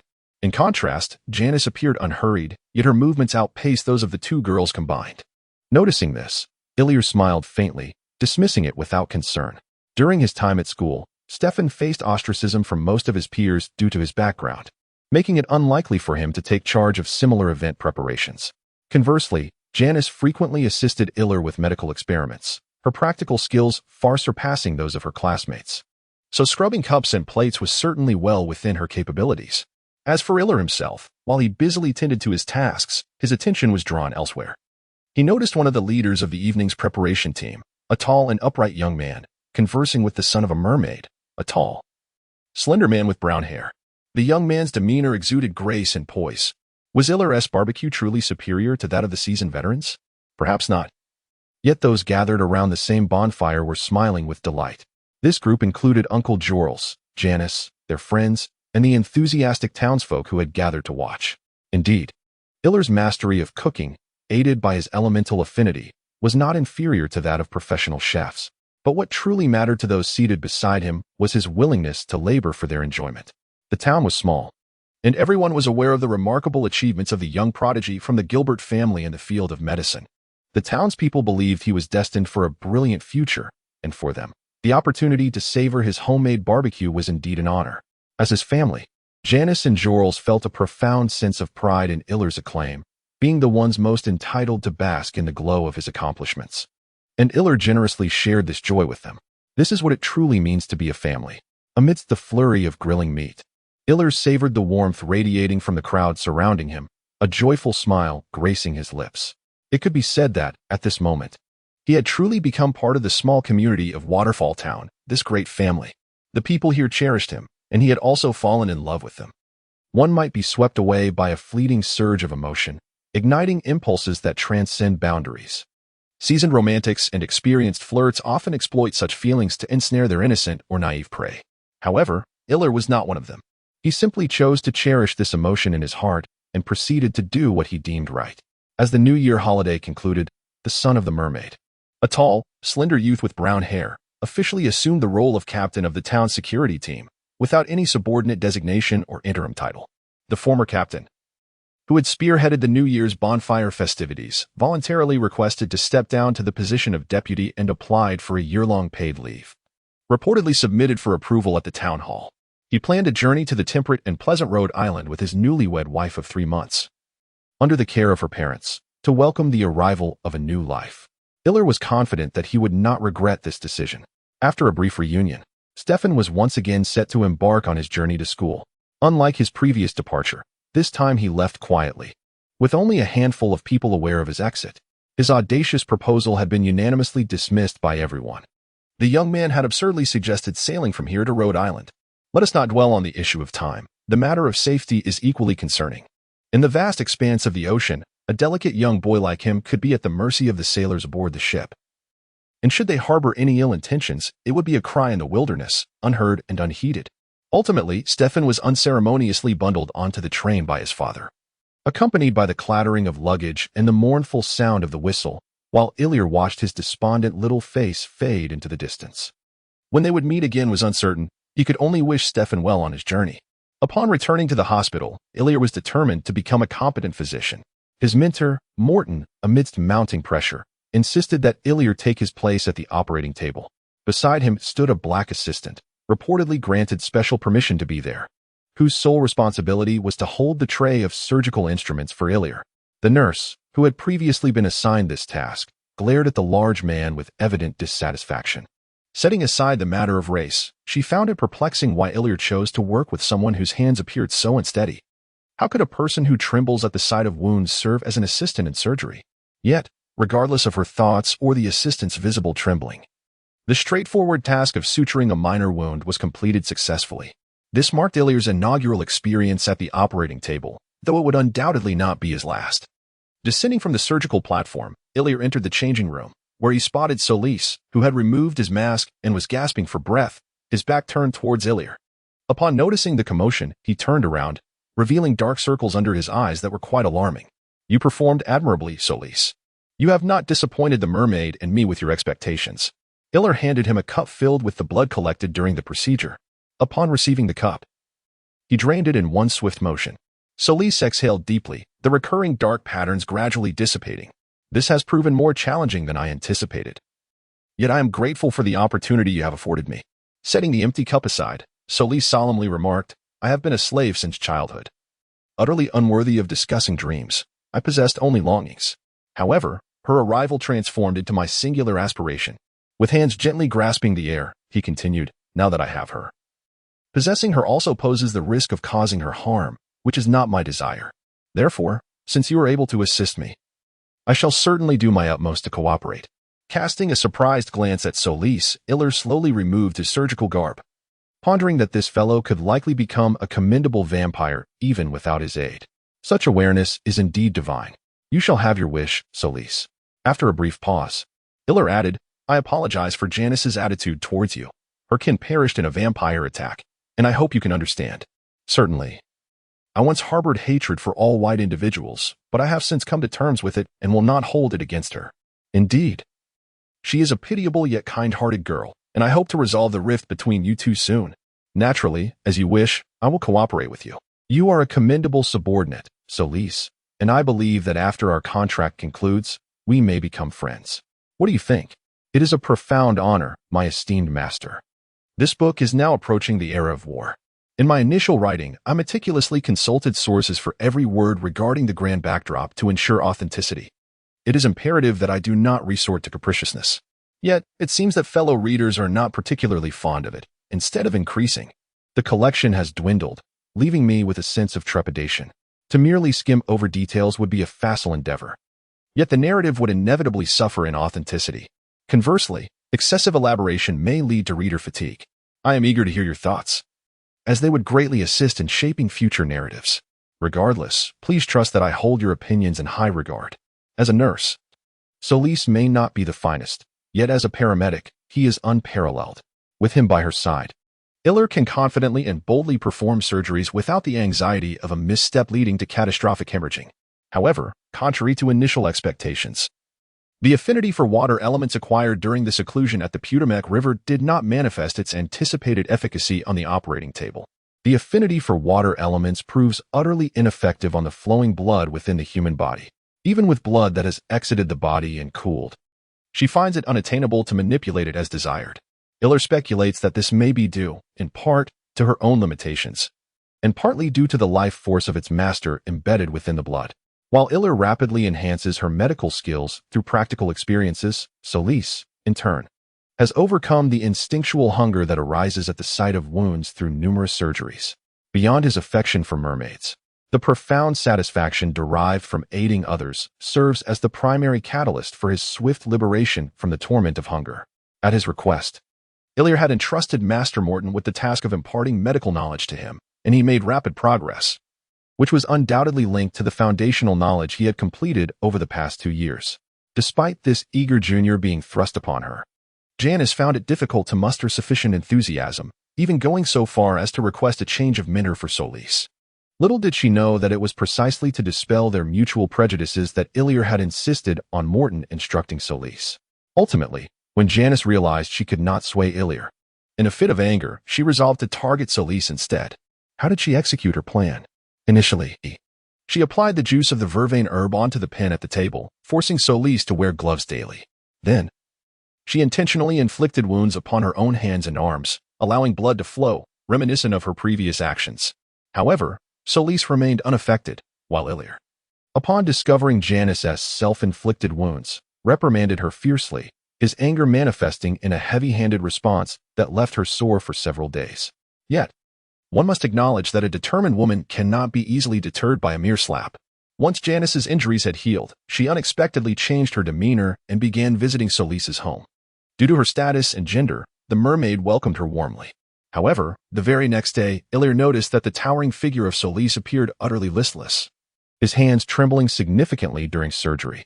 Upon further inquiry, he discovered that all of Solis's slaves had been subjected to vervain, with the mermaid being the sole exception. It is utterly absurd. The young girl has become increasingly reckless. Aware that Solis is reluctant to harm the mermaid, she deliberately refrains from using the whip on her. Such behavior has surely transcended mere petulance. Has she allowed hatred to distort her mind, tormenting others through their affections? Solis should consult the security team regarding the mermaid's son, seeking his assistance to resolve the pressing issue of Solis's sustenance for the coming days. Iller resolved to have a profound conversation with Janice that evening. His heart weighed heavily. For the first time, he questioned whether he had erred, inadvertently destroying that which he cherished most. Upon returning home and lying on his bed, Iller stared vacantly at the ceiling, reflecting on his actions. Just days prior, upon discovering the wound on Janice's arm, he had indeed lost control of his emotions. It was the first instance he had resorted to violence against her, his blows lacking restraint, resulting in his own hand swelling in pain. He had overlooked the fact that she was merely 14, while Janice might possess a precocious wisdom. It does not preclude her from rebellion or the caprices of youth. The thought that his momentary lapse could strip Janice of her inherent kindness sent shivers through him. Yet, he had not anticipated her reaction would be so extreme, appearing outwardly calm while harboring turmoil within. Reluctant to employ any unflattering terms to describe her, Iller resolved that, regardless of the outcome, Solis must be distanced from her presence. His misguided benevolence must cease here. With a heavy heart, Iller closed his eyes and gradually entered a state of meditation, seeking solace from the oppressive thoughts that weighed him down. In the gradually clarifying state of mind, a verse, the origin of which had slipped from memory, suddenly surfaced. All affections are transient and fleeting, and it is rare to endure. Life is fraught with fears, and existence is as fragile as morning dew. From love arises sorrow, from love arises fear. If one departs from love, there is neither sorrow nor fear. It was as though a beam of ethereal Buddhist light emerged from the depths of oblivion, illuminating Eliel and imparting a profound understanding. If he were to seize this opportunity and wield the sword of wisdom to sever the ties of affection, he would step into a realm entirely new, henceforth refining his worldly heart, gaining clarity of mind, and embarking on the path of emptiness and purity within the Buddhist teachings. Yet he refrained, allowing that luminous Buddhist radiance to gradually dissipate, a fleeting insight once more retreating into the depths of his consciousness. The path was not inherently flawed. It simply did not align with his essence, at least not with the self he was at present. Moreover, this sudden epiphany seemed to carry an undercurrent of something awry. Alile understood her implication as she showcased the ring upon her finger, attempting to offer him a subtle hint of friendship. However, that might not necessarily be a prudent course of action. With a gentle knock on Janice's door, Alile felt a twinge of anxiety and hesitation. Who could it be? Is it Jenny? The door was unlocked. Janice's voice was calm, devoid of discernible emotion. Upon opening the door, Alile beheld Janice seated upon her bed, a notebook in hand, seemingly on the verge of concealing it. Upon recognizing Alile, she instinctively hid it behind her back and turned her gaze away, avoiding eye contact. Yet, as if realizing something, Janice pivoted back, fixing an intense stare upon Alile. Her tone stiff as she uttered, "What are you doing here? Leave, I do not wish to see you." Taking a deep breath, Alile gently closed the door behind him. "Janice, we need to have a serious conversation. I want to listen, you should leave." Janice's voice rose in pitch as she abruptly turned her head, blowing out the candle and plunging the room into darkness. Then, she rolled over and buried her head under the pillow, firmly signaling her resolve. At this moment, the advantage of being able to hear each other's innermost thoughts became evident. Although he lacked extensive experience, he could distinctly sense her feelings of grievance, anger, and a lingering hope. Thus, he decisively pulled back the covers and slipped in beside her. With a playful force, he positioned her so that she was now lying atop him, wrapping his arms around her waist. "What do you think you're doing? Let me go, or I will call Uncle Jorls," Janice threatened, her voice tinged with a mix of embarrassment and irritation as she braced her elbows against Alile's chest. In the darkness, her slightly furrowed brows and delicate nose were faintly discernible. "Are you willing to listen to me now?" Alile disregarded her threats, his breath slightly heavier as he savored the familiar scent that he had not experienced in some time. "I refuse. Put me down, or I will truly call out." As her eyes adjusted to the darkness, the faint light from outside allowed Alile to see her slightly pouting lips, which indeed appeared to convey her distress. Feeling a pang of sympathy, Alile instinctively reached out a hand to gently caress her lovely face, only to have her shy away. Anger flared within him, and fueled by a surge of audacity, he turned the tables and unleashed his favorite move. Ugh! In the enveloping darkness, each time Iller rose, he would immediately kiss Janice again upon sensing her inclination to scream. After several such encounters, Janice finally ceased her struggles, breathing heavily. Yet, it seemed the playful moment had waned. The tears began to well up in her beautiful starry eyes. While her anger had diminished, the feeling of grievance surged like a flood on the verge of breaking its banks, threatening to overwhelm the despicable figure before her. "Oh, my darling sweetheart, I was wrong. Please don't cry." In his anxiety, Iller's carefully crafted words devolved into this meaningless plea, without granting him another chance to speak. The heavens poured down like a torrent, flooding the mountains. Overcome with guilt and wary of provoking Janice further with excessive words, Iller resorted to uttering futile comforts, hoping she would find solace on her own. Thus, the first half of the night morphed into a scene resembling the marshal of the heavenly river patrolling the galaxy, akin to the monk Fahai guarding the Golden Mountain, far more serious than their first reunion. Iller began to understand why crying was placed at the forefront of the expression crying, fussing, and hanging oneself. At long last, as the thunder subsided and eventually faded into silence, he discovered that Janice had cried herself to sleep, utterly exhausted. In the gentle glow of the moonlight, her eyes were swollen and unrecognizable. Even in slumber, her small lips remained pursed, as if she felt a lingering sense of grievance in her dreams. At that moment, Iller could not bear to awaken her, so he simply held her close, inhaling the mingled scent of tears and her delicate fragrance, gradually succumbing to slumber himself. As for everything else, that could be addressed when the heavy rain of the night gave way to clear skies the next day. Upon awakening the following morning, Iller found himself enveloped in a suffocating sensation. He opened his eyes to see a soft, pale hand pinching his nose. Who else could it be but Janice? It seemed that most of the grievances had washed away with the torrential rain of the previous night, leaving only a faint remnant submerged within the capricious heart of the young girl. He gently seized the mischievous hand without prying it away, and with a nasal tone, he said, "Good morning. My little tear baby. You rascal, weren't you quite fierce the other day? So fierce, indeed. Why have you lost your ferocity now?" As he spoke, he playfully pounded his chest with mock indignation. His exaggerated expressions finally drew a smile from the enchanting girl. Once the moment felt right, Iller grasped both of Janice's hands and brought them together before his heart, palms pressed in prayer. His larger hands enveloped her petite ones tenderly. Under the blush of dawn, their gazes locked, and the atmosphere turned warm and intimate. "My dear, I have made a decision. From now on, no one shall disturb you. Today, I will ensure that Solis is out of your sight, and we shall no longer quarrel because of him, shall we?" Janice was momentarily taken aback, not anticipating such a declaration.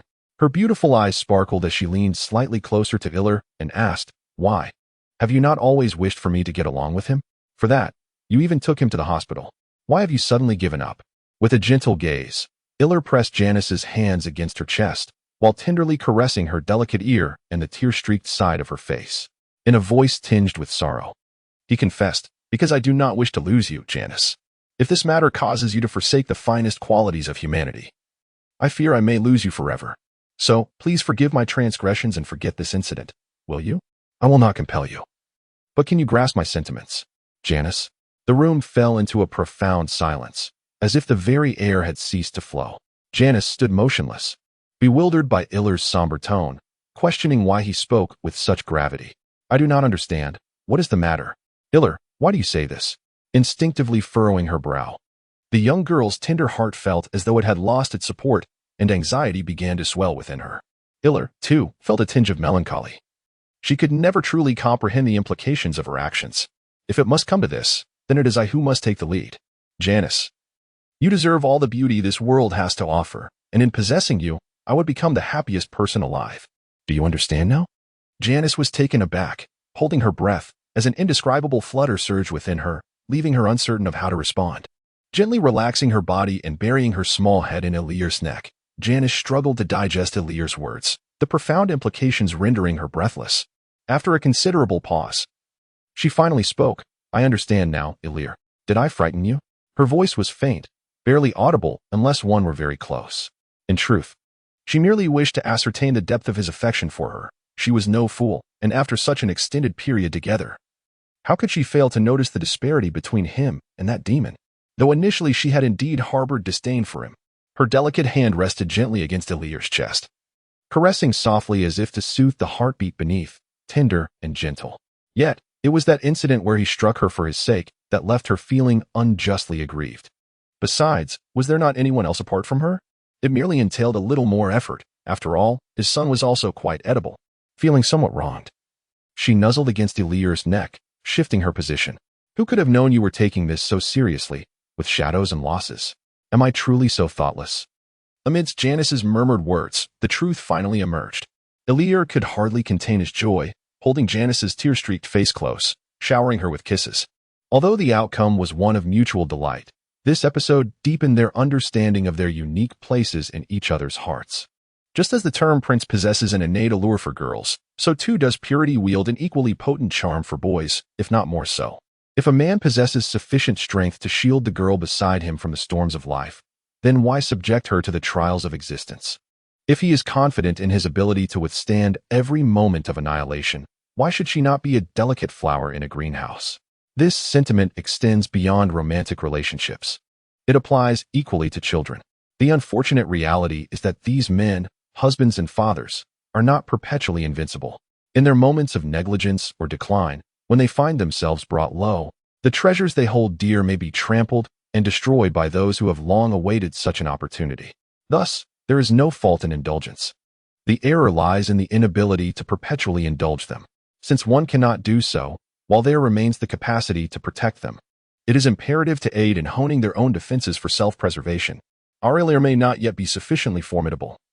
Yet this does not diminish his desire to shield Janice from adversity, to cultivate her into the beauty he cherishes, despite the inherent risks of such a notion. Fortunately, Janice is a perceptive young lady. She ultimately took the initiative to propose retaining Solis, despite her lingering aversion, for she has come to understand Illyr's heartfelt intentions. Just as they concluded their endeavors, the world beyond underwent a tumultuous transformation.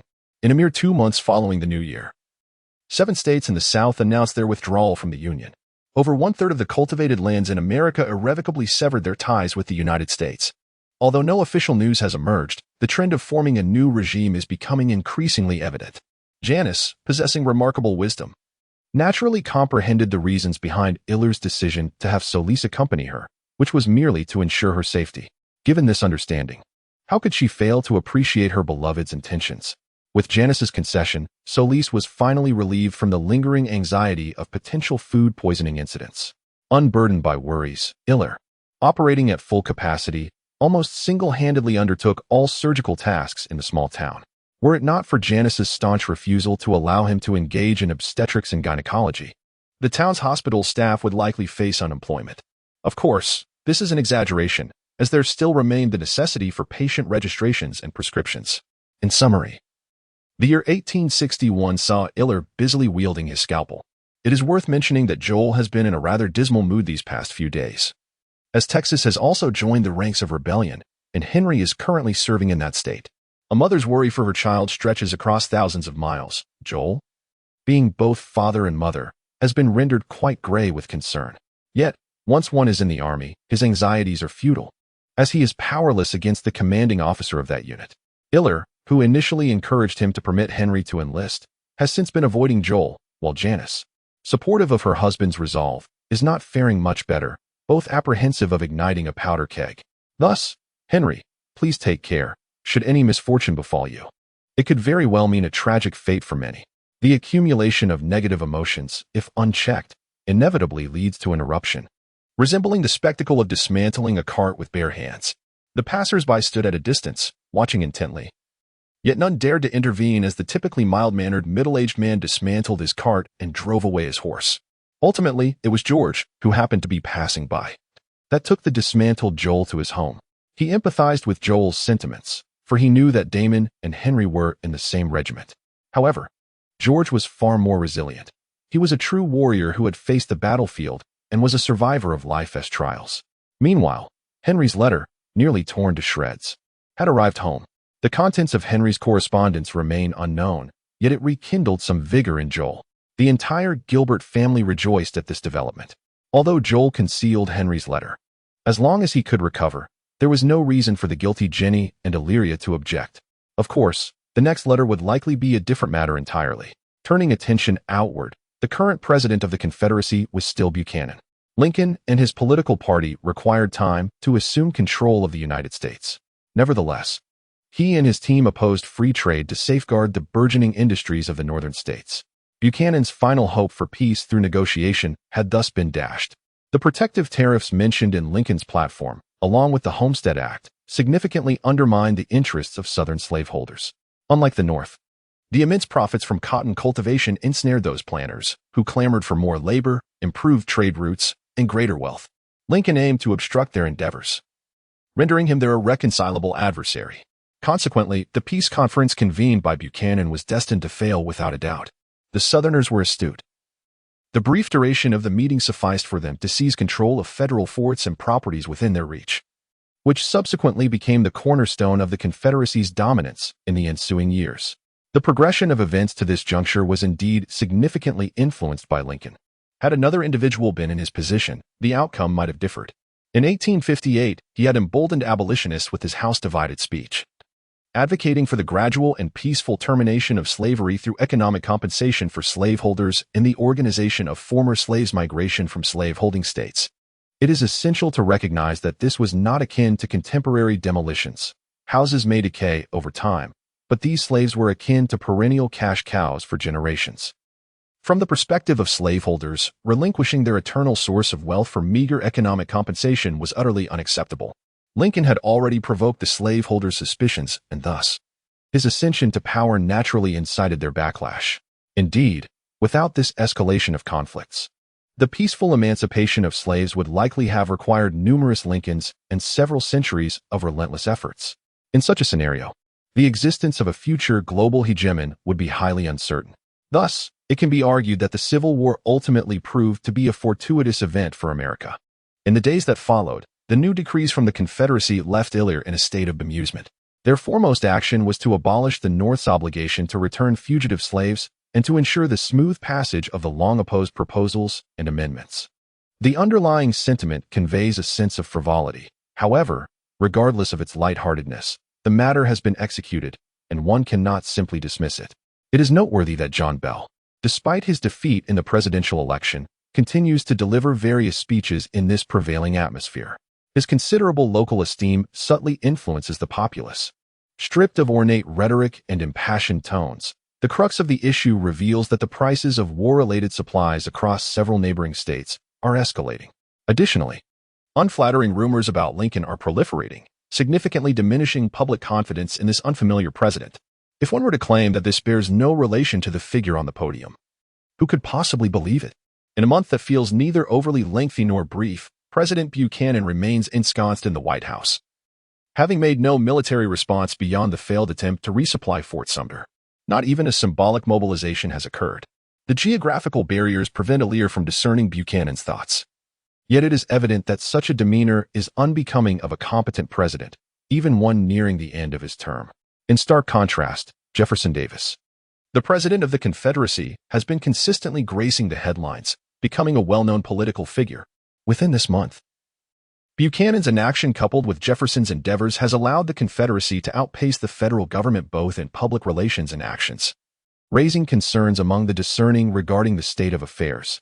To elucidate why Illyr possesses such profound understanding, it is because he dedicates over an hour each day this month at the post office, unleashing his mental prowess to probe the innermost thoughts of passersby.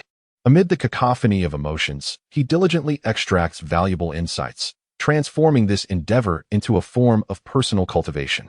He must not allow his innate psychic abilities to become a burden beyond his capacity. His initial encounter at the Solis residence serves as a cautionary tale. Perhaps sensing Illyr's contemplations, Janice has recently undergone subtle changes. She no longer strives to learn from Jenny, but rather reveals her authentic self.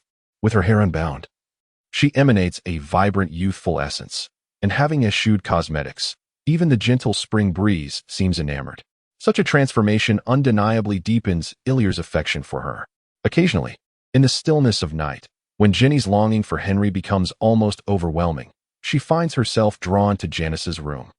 It remains a mystery how they spend those nights, yet their bond grows increasingly intimate with each passing evening. This grand abode, in the absence of the jovial and spirited Henry, feels rather desolate to Jenny. On March 4, 1861, Lincoln officially ascended to the presidency of the United States. This man, who would become the most powerful president in American history, finally took his rightful place upon the throne. He asserted that the American Constitution should serve as a more perfect union, rather than merely a binding contract akin to the previous federal regulations. He asserted that secession from the Union is legally invalid, and he harbored no intention of invading the southern states. Yet he would resort to force to uphold ownership of federal properties. Ultimately, he concluded his presidential inauguration address with a plea for the restoration of federal relations. However, we must be discerning. One should not easily place trust in the words of a man, particularly one engaged in the political arena. Lincoln, when confronted by representatives from the South, denied negotiations on the grounds that they did not constitute a legitimate government. What does this imply? It suggests, I do not wish to engage in conflict with you, yet you lack the qualifications to negotiate, for I have yet to accept your resignation. One might ponder whether this is the essence of his message. Perhaps Lincoln overestimated his own authoritative presence, or perhaps he was eager for a confrontation. Despite his elevated stance, the Confederacy was unimpressed. Merely a month into Lincoln's presidency, before he had even settled into his position, they opened fire on Fort Sumter, the last bastion of the Union in the South. For 3 or 4 days, they bombarded the fort, compelling the defending soldiers to surrender. If we were to imagine Lincoln as a proud maiden and the Confederacy as an unwelcome suitor, it might play out like this. Oh, you are proud, aren't you? But now I shall touch you where you least expect it. What can you do about it? Come, bite me if you dare. I can hardly wait. Ahem. The actions of the Confederacy had a profound impact, far exceeding the trivialities of mere teasing. They were, in fact, infringing upon the territory of the Union government led by the esteemed Lincoln. Miss Lynn, possessing a stubborn temperament, paid no heed to the disparity in stature between herself and her adversaries. She thought to herself, after all, I am the current president. How dare you bully me? Summoning her guards and subordinates, she commanded, "Seize that scoundrel." However, the chasm between reality and her expectations became evident. The newly inaugurated Miss Lin had once again overestimated her authority. Her subordinates harbored their own sentiments. Observing the situation, some of them mused, clearly, "Miss Lin has not taken her medicine today. Even your predecessors would not have dared to speak to us in such a manner. Who do you think you are to issue commands?" Furthermore, they shared a camaraderie with the individuals from the southern regions, having grown up together in their formative years. Why should they assist her against them? "Very well, we shall no longer attend to your whims. We shall seek out our companions for diversion," they declared, disregarding her pleas. Consequently, 4 additional states announced their withdrawal from the Federation to join the Southern Alliance government, which greatly bolstered its morale. However, an exception arose in Virginia, where 2 brothers found themselves at an impasse regarding the matter. One brother favored Miss Lin, while the other leaned towards the southern uncle. Ultimately, they decided to part ways, each pursuing their own paths. Observing this development, the southern uncle thought to himself, "Well, this alliance with the brothers is indeed worthwhile." To honor their loyalty, he decisively declared that the capital of the Confederate States of America would be established at the residence of the Virginia brothers. Indeed, you read that correctly. It was Virginia, the very place where the enigmatic town of Waterfall resided. Illier and all those he had encountered were represented by a select few individuals.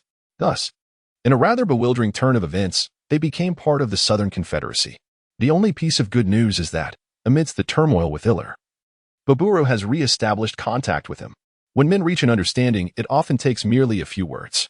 Conversely, if they fail to do so, the situation can prove far more challenging than with women.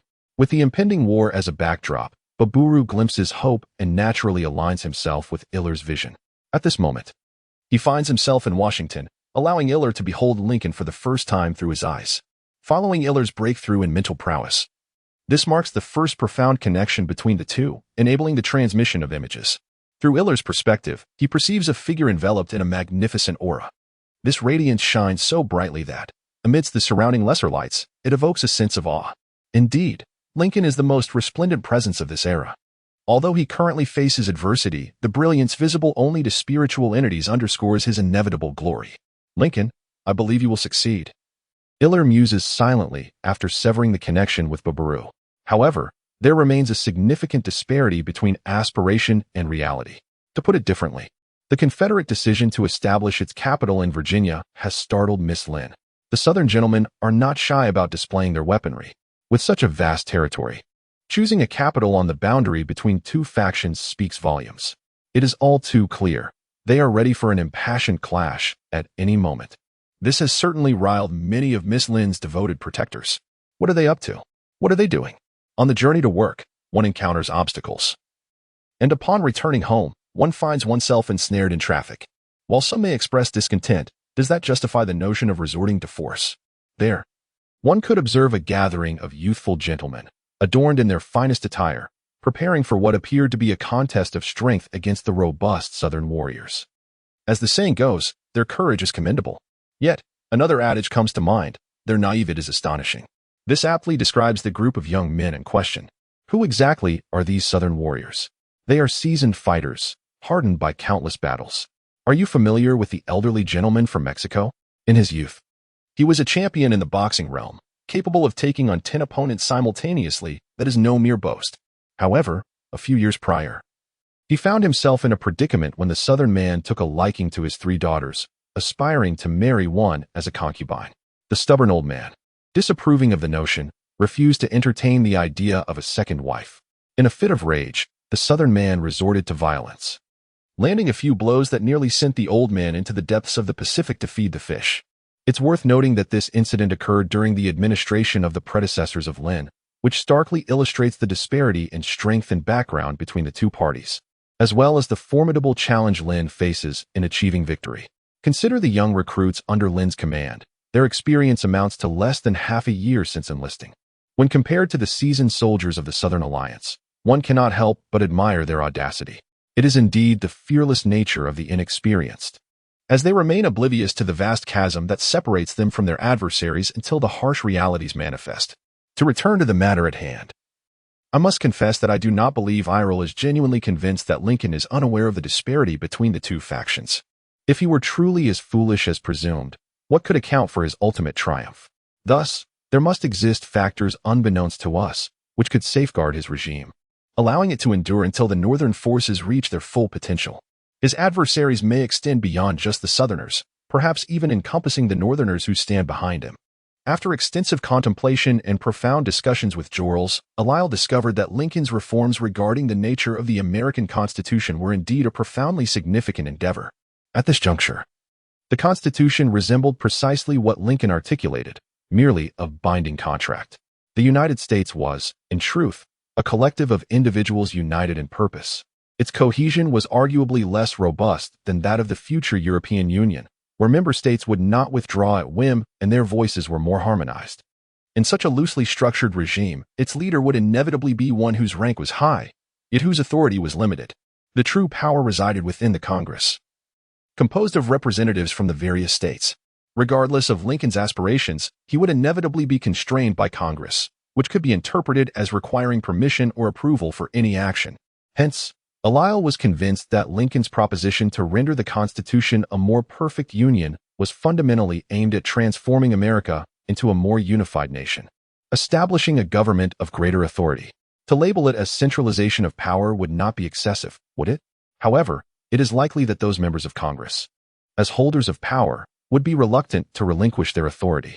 The states that have seceded from the Union are not worth mentioning. Rather, those that remain seem to be motivated not by allegiance to Lincoln, but by the interests they have secured and those they anticipate to acquire. The most conspicuous evidence of this is the vacant chairs within the halls of Congress. While both sides are still engaged in the preliminary stages of warfare, Illiers seized the opportunity to visit the capital of the Confederacy, a fortress-like city known as Richmond, formerly the seat of the Virginia legislature. This city has become emblematic of the Confederacy. Should it fall, the Confederacy would lose its legal standing. Yet, even with Illiers' rudimentary knowledge of military logistics, it is evident that the city faces significant challenges in terms of supply transport. In an era still reliant on horse-drawn transportation, establishing the capital here can only be described as either an act of profound confidence or sheer obstinacy on the part of the Confederacy. Upon gathering information within the city, Illiers wasted no time and navigated through numerous checkpoints to arrive at the encampment of General Lee, stationed in the southern part of the city. Speaking of Edward Robert Lee, he possesses a certain pride. No, perhaps it is arrogance, because he is anything but a feat. Though the Confederacy wishes to bestow upon him the title of general, he insists on waiting until he has achieved victory before accepting such honors, elevating his status well above those jubilantly receiving their commissions. Yet, he indeed has the merit to back such pride, as evidenced by the soldiers and steeds he commands, whose spirited demeanor far surpasses that of the townsfolk. In a one-on-one confrontation, General Lee's cavalry would undoubtedly prove formidable. While the city is predominantly home to infantry armed with muskets, General Lee commands light cavalry. Illiers found Henry engaged in a wrestling match with a sergeant who stood a head shorter than he. With a focused expression and an imposing upper body, his muscles bulging, he appeared significantly stronger than before, as did his opponent. Surrounding them was a large circle of soldiers, their excitement palpable as they fervently shouted the names of both contenders, creating an intensely charged atmosphere. From their fervent cheers and the swirling thoughts around him, Allisle discerned that Henry's opponent was widely acknowledged as the most formidable wrestling expert in the area, a champion who had remained undefeated for years. What they were witnessing was a contest between challenger and champion, a showdown between the captain and vice-captain. Prior to Allisle's arrival, the two had already completed 2 rounds, and now they were engaged in the decisive third match. After the first 2 encounters, both competitors had expended considerable energy, evident from the beads of sweat glistening on their bodies. Although Allisle found it difficult to comprehend the intricacies of the match, many seasoned spectators among the crowd held strong opinions. They generally believed Henry's advantages lay in his broad shoulders, long arms, and height, whereas his opponent excelled in agility and experience. This stalemate in their grappling was, in fact, more beneficial to Henry, as his strength was evidently superior. In the first round, he had utilized that formidable power to execute a surprise and ferocious shoulder throw, securing an early victory against his hefty rival. Within the confines of the tent, the soldiers were in high spirits, eagerly anticipating the emergence of the ultimate victor. In the decisive third round, Henry had also learned to be astute. Feigning indignation and eager to strike, he deliberately sacrificed a few minor outposts at the outset, successfully luring his opponent closer. In that moment, He seized his opponent by the shoulder. Thus unfolded the scene witnessed by Elio upon entering the arena, where Henry adeptly compelled his opponent to engage in a contest of strength, igniting palpable excitement among the spectators. The advantage of broad shoulders and long arms is no mere boast in the realm of wrestling. When Henry grasped his opponent's shoulder, the latter's hands could barely rest upon it. To secure a better hold, he could only clutch at Henry's arm. This was a decidedly disadvantageous position held in such a manner. How could his opponent's agility manifest? And if they were to rely solely on brute strength, how long could they endure? With Henry's grip nearly shattering his shoulders, the pressing need to fight back became urgent. Finally, his opponent erupted with determination, gritting his teeth. He suddenly crouched low, his hands swiftly sliding down to penetrate between Henry's legs, forcefully clasping one of Henry's thighs. This maneuver, a classic leg hold in wrestling, would spell certain defeat for Henry if executed successfully. Moreover, slick with sweat, his opponent managed to wriggle free from Henry's grasp with a sudden pull. However, Henry, unable to halt his momentum, leaned forward, his abdomen colliding with his opponent's head and shoulder, thus shifting a significant portion of his weight onto him. The pressure caused his opponent to sink lower. Once he regained his composure, Henry resolved to go all in. Seizing the opportunity presented by his opponent's delayed response due to the weight pressing down upon him, he swiftly extended his arms, wrapping around his opponent's abdomen from behind. The tableau transformed instantly. His opponent was crouched low, clutching Henry's leg, while Henry bent at the waist, encircling his opponent's waist from above. In the fleeting moment of victory or defeat, it all hinges upon who can unleash their strength first. Amidst the gasps of astonishment from the onlookers, Henry let out a ferocious roar, his veins bulging on his forehead, muscles taut with exertion, and the sinews on his arms resembling torrents of rushing rivers. In an instant, he seized his opponent by the waist, lifting him entirely off the ground. If, at that moment, Henry were to slam him down, it could very well result in a dislocated vertebra. Injuries during combat are commonplace, especially in a military camp rather than a second-grade classroom. However, Henry ultimately refrained from such an act. Instead, he arched his back, evading the flailing legs of his adversary, which sought to ensnare his head. Amidst the fervent cheers of the surrounding soldiers, he carried his opponent over to a nearby table, bending to place him atop it. The wooden surface creaked under the weight of the robust man. Once his opponent had regained his footing and equilibrium, Henry extended his hand and hoisted him back to his feet. Instantly, the atmosphere erupted into even more exuberant cheers, as the defeated adversary raised one arm in salute to the crowd, igniting a fervor that enveloped the entire encampment. They had witnessed the birth of a new champion. Meanwhile, the soldier who had escorted Illyria inside had completely forgotten about his guest while watching the spectacle, and now was nowhere to be found. Illyria was left standing there, patiently awaiting a moment when the soldiers would temper their enthusiasm and cease their exuberant tossing of Henry, before she finally managed to navigate through the throng and reach his side. The robust scent of sweat emanating from the sturdy man was so intense that even the fellow male, Illyria, couldn't help but frown. "Hey, Henry, the great hero. Don't you think it's time to lower your gaze and check your ankles?" This familiar voice instantly captured Henry's attention. He swiftly turned his head, momentarily taken aback upon seeing Illyria, only for sheer joy to wash over him. He immediately opened his arms and enveloped Illyria in a warm embrace. "Oh my goodness." The overwhelming masculine aura nearly suffocated Illyria. "What brings you here? Are you alone?" "Oh, our little Illyria has grown quite a bit, hasn't he? Is everything well at home? Why haven't you and Ginny written to me?" After a barrage of questions, Henry finally noticed Illyria's labored breathing. With a hearty laugh, he greeted his comrades and led Illyria outside the tent. Once outside, Illyria exhaled a long breath, savoring the fresh air. It was then he realized that his clothes had become saturated with Henry's sweat during their embrace. Meanwhile, Henry, bare-chested in the cool air, resembled a steaming dumpling, radiating warmth. After ensuring that the gear he had been given was intact, Illyria retrieved the most crucial item for this journey, the resurrection ring that rightfully belonged to his father. Last time, Henry had left it at home, deeming it unnecessary in the absence of supernatural foes on the battlefield. However, recent intelligence from Jorals indicated the presence of vampires within the Northern Army. He urged an acceleration in the design and production process. The matter of progress is a different discussion altogether.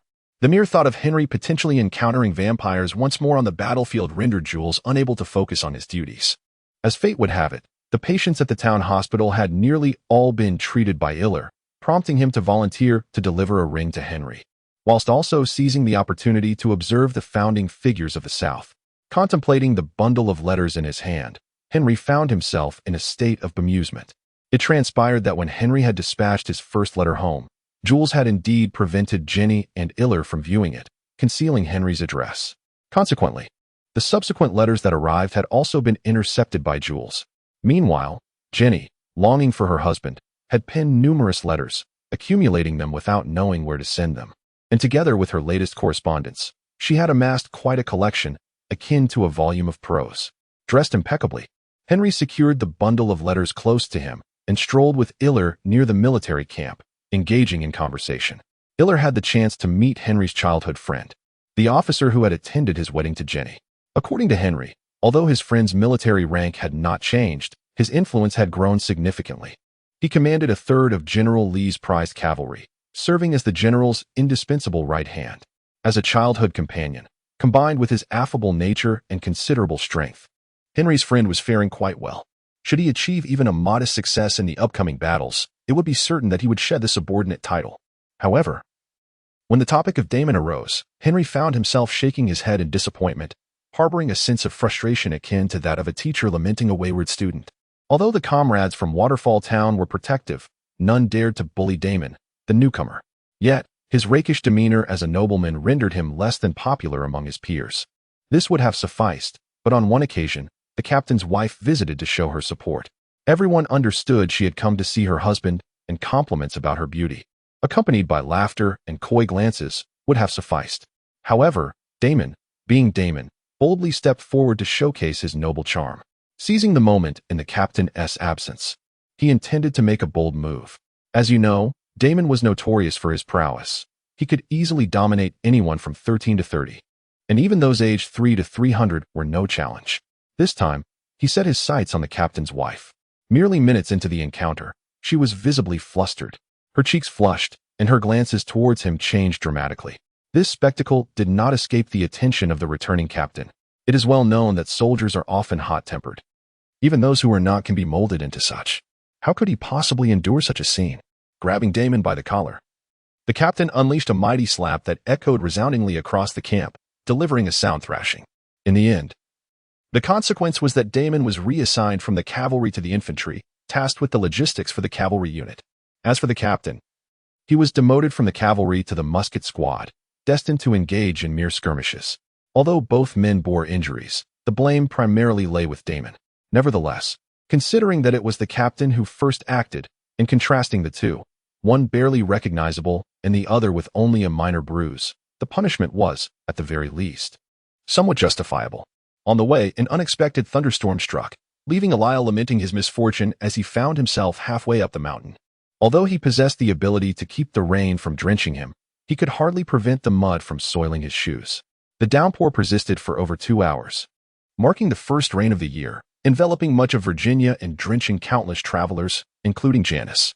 Today, Janice felt particularly unwell, as an exceedingly disagreeable relative had come to pay her a visit. Almost like clockwork, this unwelcome guest would intrude around this time each month. The first time she visited Janice, it had startled her so much that she thought she had contracted some strange illness. Fortunately, at that time, although Jenny had yet to marry Henry, she was a frequent presence in Janice's household. It was she who imparted upon Janice the essential knowledge that every girl ought to possess, lest she inadvertently find herself in some embarrassing predicament. Though her explanations lacked the clarity of modern biology classes, humanity had managed to navigate existence for millennia, hadn't it?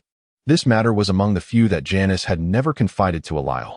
Alas, just before stepping out, Eliel entrusted Janice with a crucial experimental project. For among all the residents of Waterfall Town, she alone comprehended his intentions.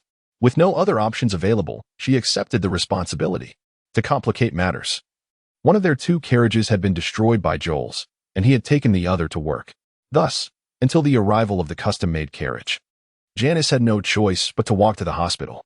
This was initially a trivial matter, anticipated to resolve within 2 or 3 days. However, it unexpectedly coincided with the torrential downpour. When Jenny beheld her, she was horrified by her ghastly pallor. Hastily, she assisted Janice into the room, helping her shed the damp and cold garments clinging to her.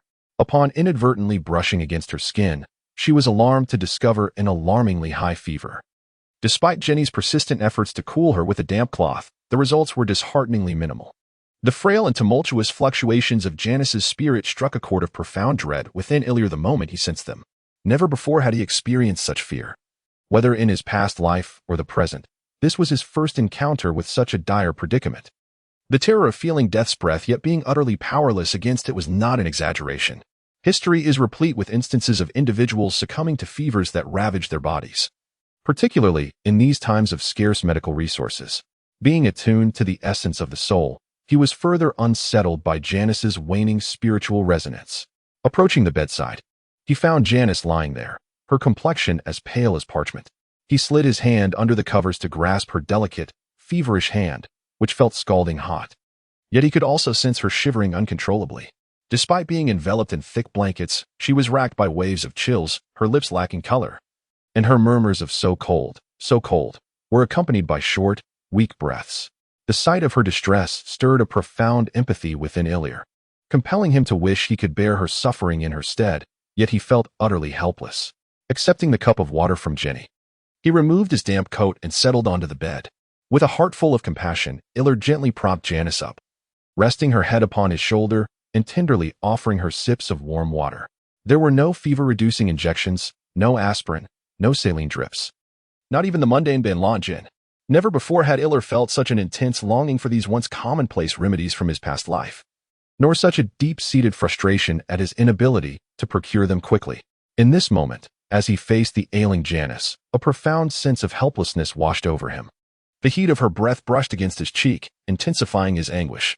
He swiftly pressed a gentle kiss upon her lips, whispering for her to remain silent and rest, assuring her that she would recover if she believed in him. Striving to maintain a smile, he adjusted the towel propping her chin and tucked the blanket around her. Holding her close, their contrasting temperatures melding together. This poignant scene appeared quite touching, yet Ilir found himself wishing for no further sentimentality. Suddenly, his brow furrowed as he became aware of an unwelcome presence while examining Janice's condition. How unfortunate that it should arrive at this moment. Perhaps its arrival was the reason for Janice's weakened immunity, culminating in this severe fever.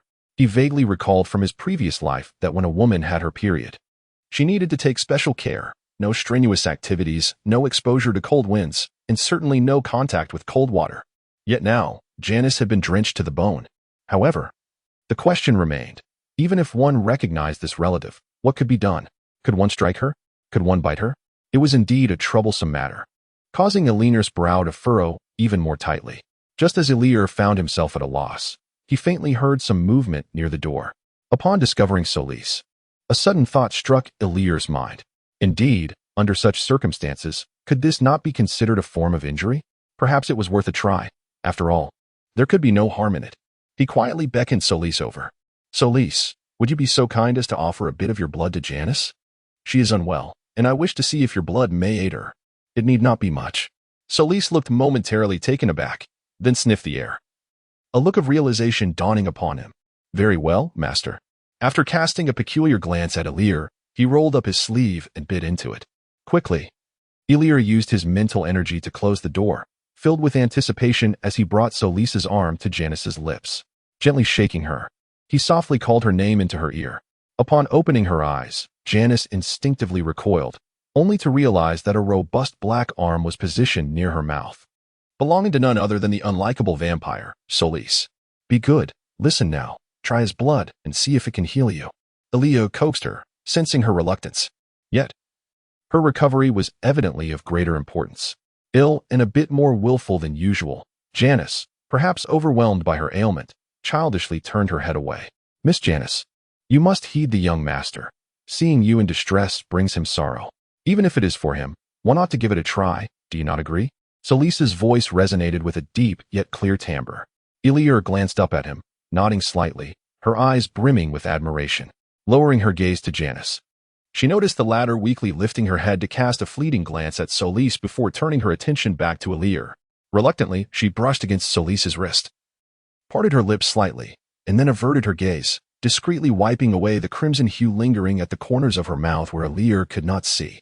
It was evident that the blood of a vampire had its effects. Though the fever had not entirely subsided, Janice's vitality had markedly improved, enabling her to sit up and drink water unaided. Moreover, That troublesome relative had departed earlier than expected, which was nothing short of a blessing for Janice.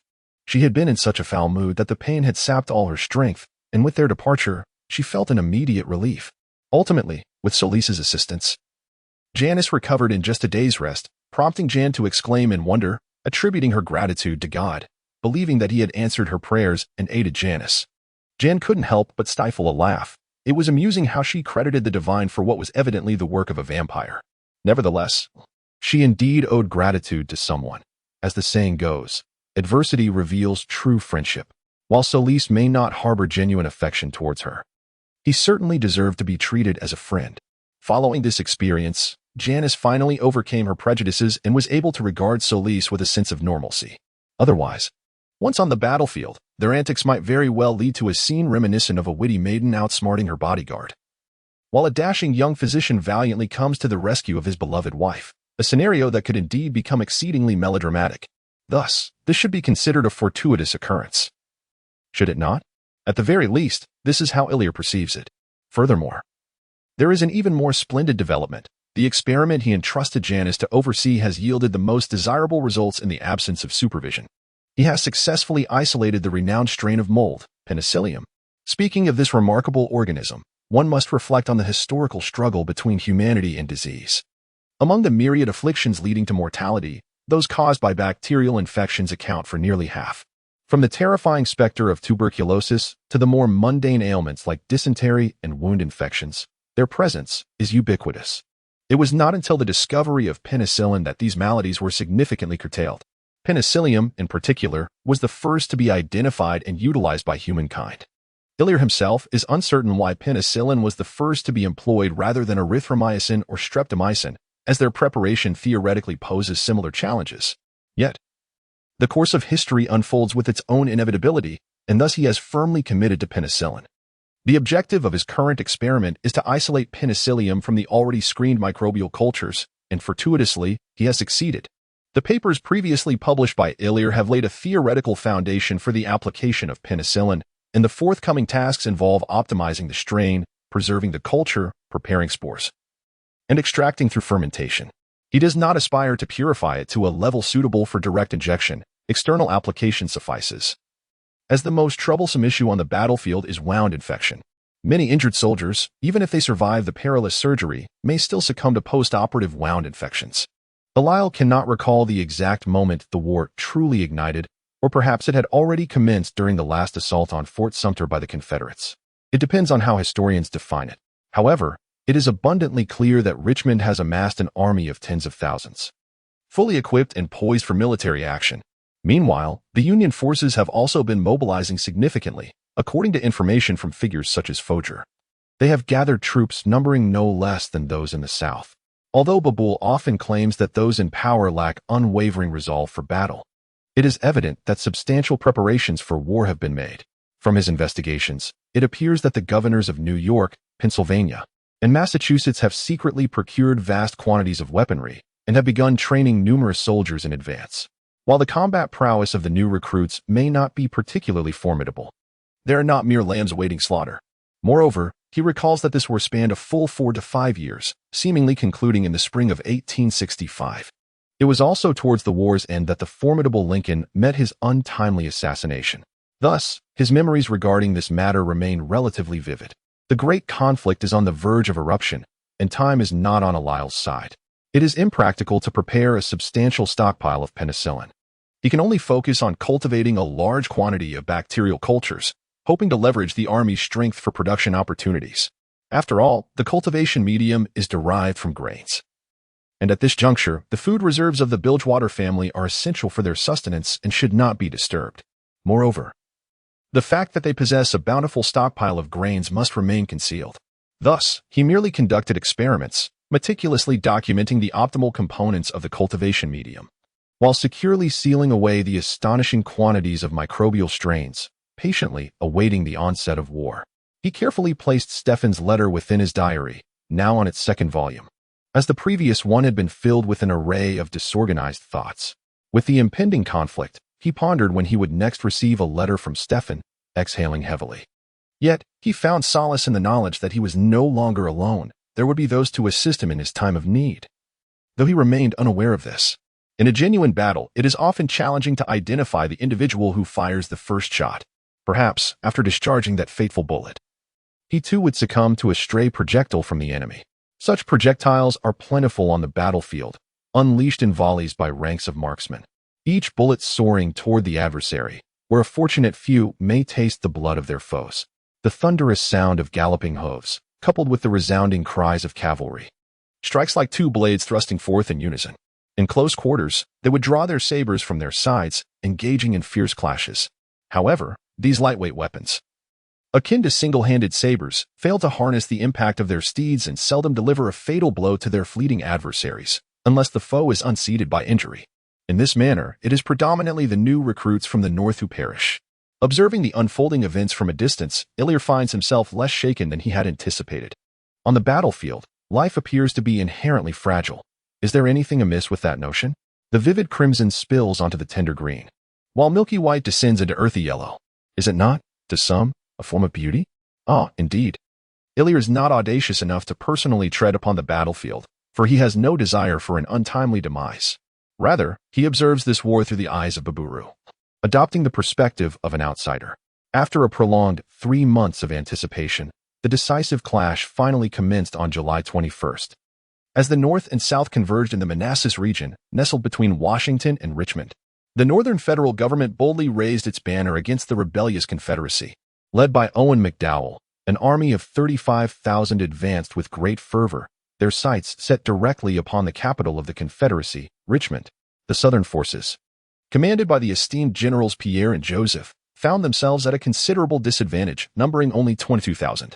This disparity instilled immense confidence within the Northern Army. Such confidence was so profound that, trailing behind the main forces, several elegantly attired individuals accompanied the troops. Ilir stood not far from these figures. Among them were journalists, legislators, and a handful of Washington citizens. They appeared as if on a leisurely excursion, astonishingly equipped with picnic utensils. As they commenced their repast amidst the battlefield, though few in number, they presented an unexpected tableau, albeit one that would likely evoke discomfort in any observer.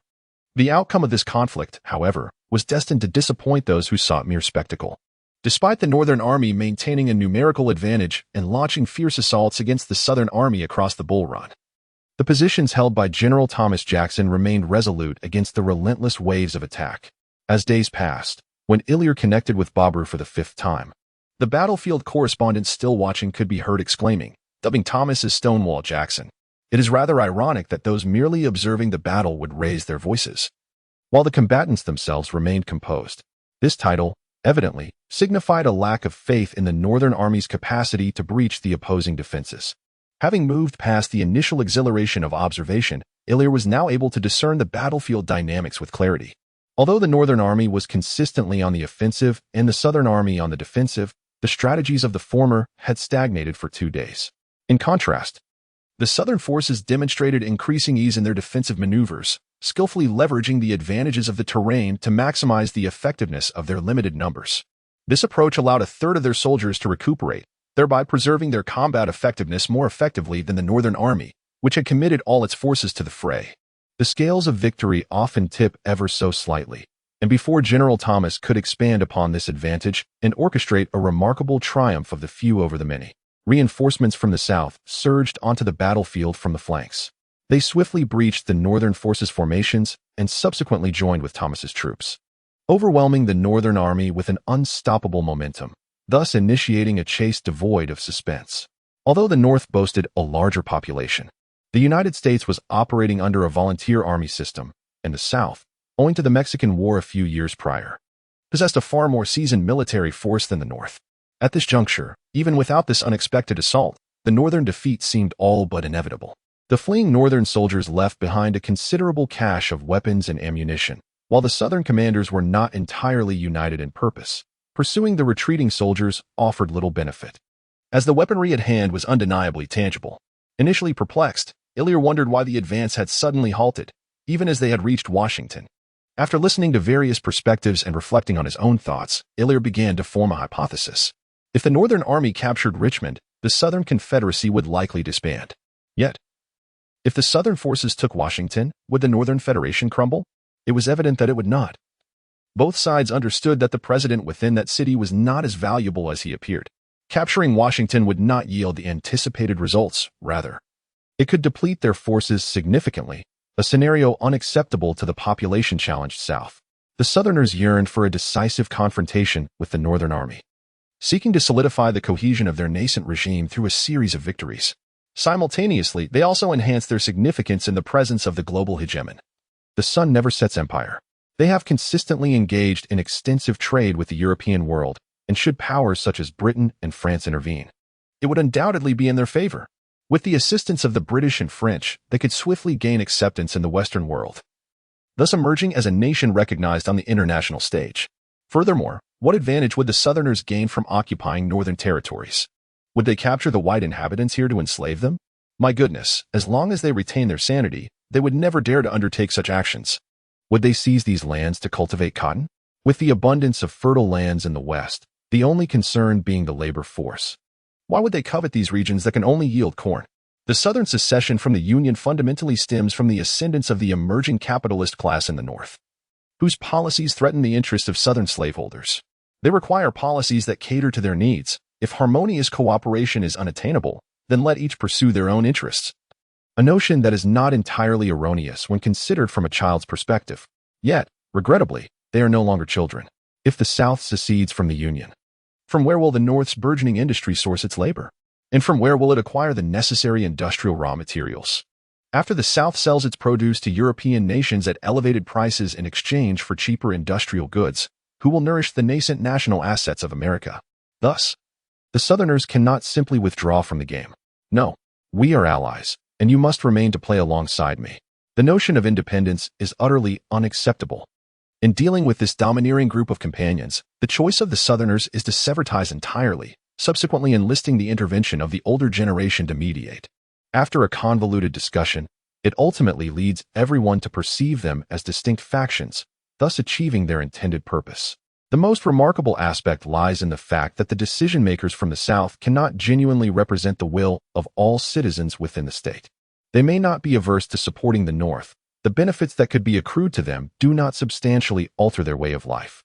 Politicians might temporarily deceive the populace, yet in the hearts of the people, there remains an enduring sense of kinship. Just as the ties of brotherhood have persisted in China since the unification under the Qin and Han dynasties, enduring through 2 millennia of dynastic changes. It is this very sentiment of shared identity that enables us to surmount countless challenges and ultimately coalesce into a unified whole. Similarly, in the brief span of 80 years following the American War of Independence, one might speculate that, with divine assistance, a comparable bond of camaraderie was forged. This sentiment of brotherhood cannot simply be severed by a mere decision from politicians. Even if it could, it would necessitate bloodshed, sacrifice, and an extensive period for healing the wounds. At this moment, the young lives on the battlefield are shedding their blood for the machinations of politicians, and behind them, on that vast expanse of land, lives both aged and youthful will likely weep for their plight. Collecting his emotions, Elir once more severed his connection with Baburu. Prior to the outbreak of war, he had already announced the discovery of penicillin and sent a portion of the cultures to Virgil. During times of war, while most industries may experience a downturn, those associated with warfare tend to flourish remarkably. In the ensuing brief period of respite, it appears to be the moment when my influence in the medical field will finally manifest in full force. After a prolonged period of preparation, I am poised for rapid advancement, catalyzed by the exigencies of conflict. Ilir is filled with anticipation. Unfortunately, it seems that vampires cannot arbitrarily transform humans. Otherwise, the widespread utilization of vampire blood would be a commendable alternative. This contemplation arose during a surgical procedure when a patient unexpectedly suffered a myocardial infarction.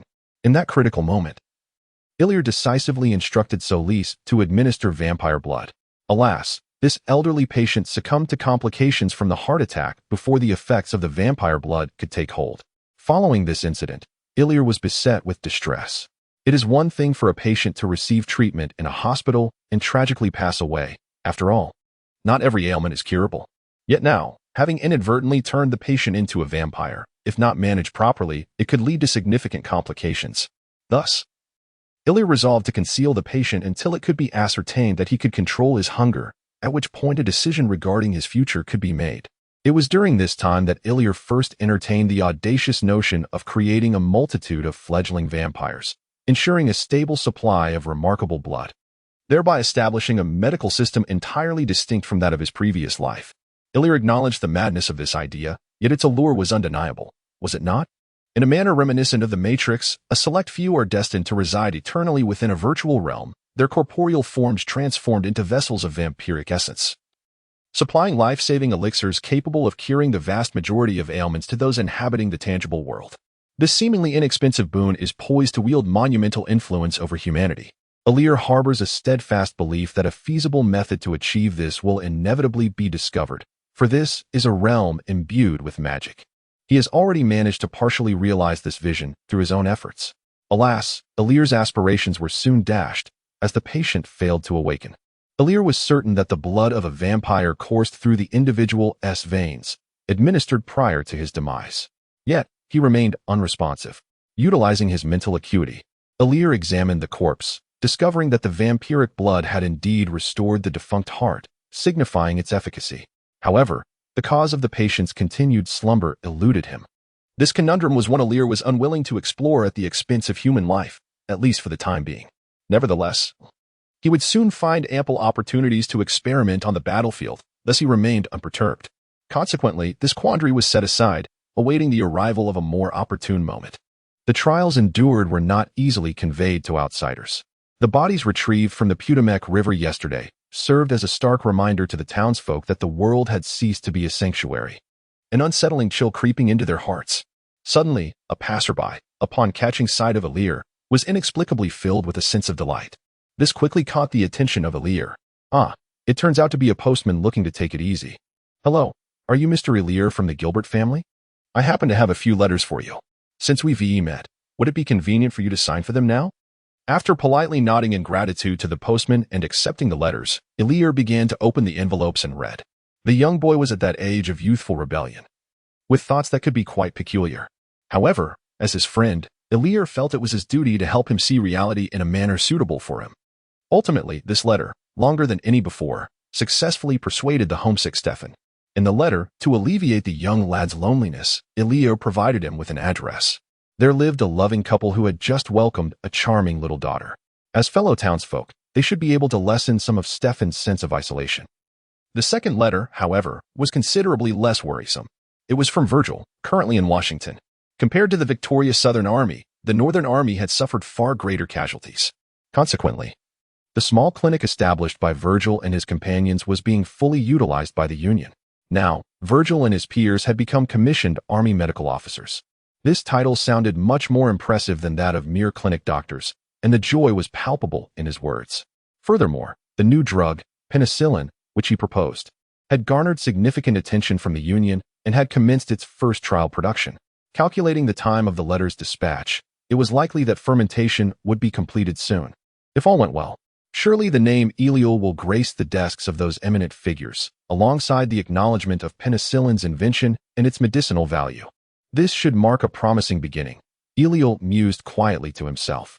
After a prolonged period of contemplation, he solemnly picked up his pen and composed what he envisioned to be his final letter to Virgil. The likelihood of him serving the Union was diminishing.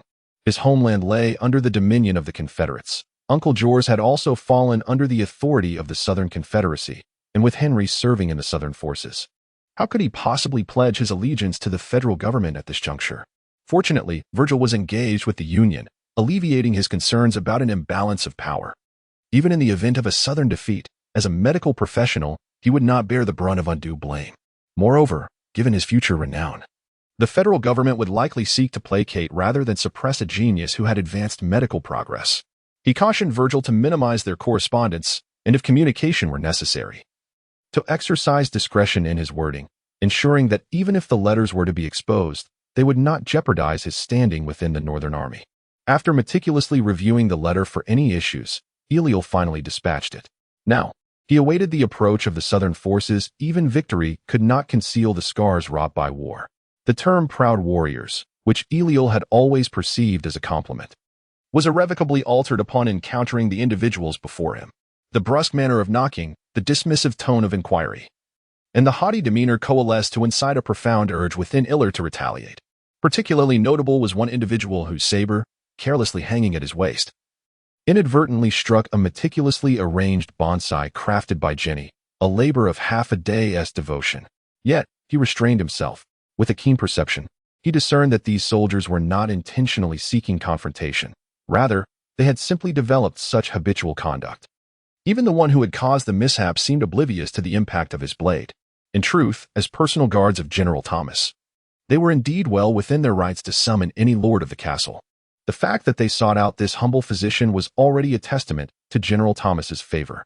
Moreover, considering that the general was currently at the hospital, neglecting his troops to personally visit this young man who had been reduced to the status of a mere doctor, it was hardly justifiable for him to harbor any anger, despite the soldiers' evident arrogance and carelessness. However, this situation drastically shifted once Iller adeptly subdued the spirited stallion.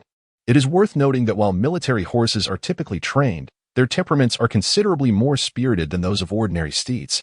They had not intended for Iller to ride. Their purpose was merely to escort him in a carriage. The horses they rode were uncastrated and notably more unruly than standard military mounts. Yet here was this young lad, riding with remarkable steadiness, which significantly diminished the soldiers' initial disdain. Surprised gazes were cast all around, and a few even whistled, adding to the lively atmosphere. However, since Ilir had made a slight misstep, these proud soldiers were certainly not ready to yield immediately. Two of the lighter-built individuals shared a mount, and with a call, a resounding whistle echoed. Several horses began to gallop, carrying their riders towards the hospital with fervor. Along the way, the steeds accelerated. Yet the soldiers were taken aback to find that Ilir managed to maintain a steady pace right in their midst, an occurrence more remarkable than leading the pack. It is well known that horses possess a tendency to race ahead when their bodies become warm, instinctively vying for the lead position. This is their nature. The horse Ilir had chosen was already the finest among them, and with his comparatively lighter weight, it would seem reasonable for him to take the lead, provided his riding skills were adequate. Instead, his effortless position in the middle of the group left the seasoned cavalryman in a state of disbelief. Remarkably, Ilir did not employ the reins to regulate the horse's speed. How is it that this horse remained so obedient, steadfastly pacing in the center of the throng? Without much alteration in position, these battle-hardened warriors, masters of equestrianism, might achieve such a harmonious union with their beloved steeds. Yet, this mere boy, a doctor who had never ridden this horse before, managed to attain such a remarkable state, which was indeed astonishing. Taking in the reactions of those around him, Ilir realized he might have overstepped. However, he could hardly let the horse surge ahead now, could he?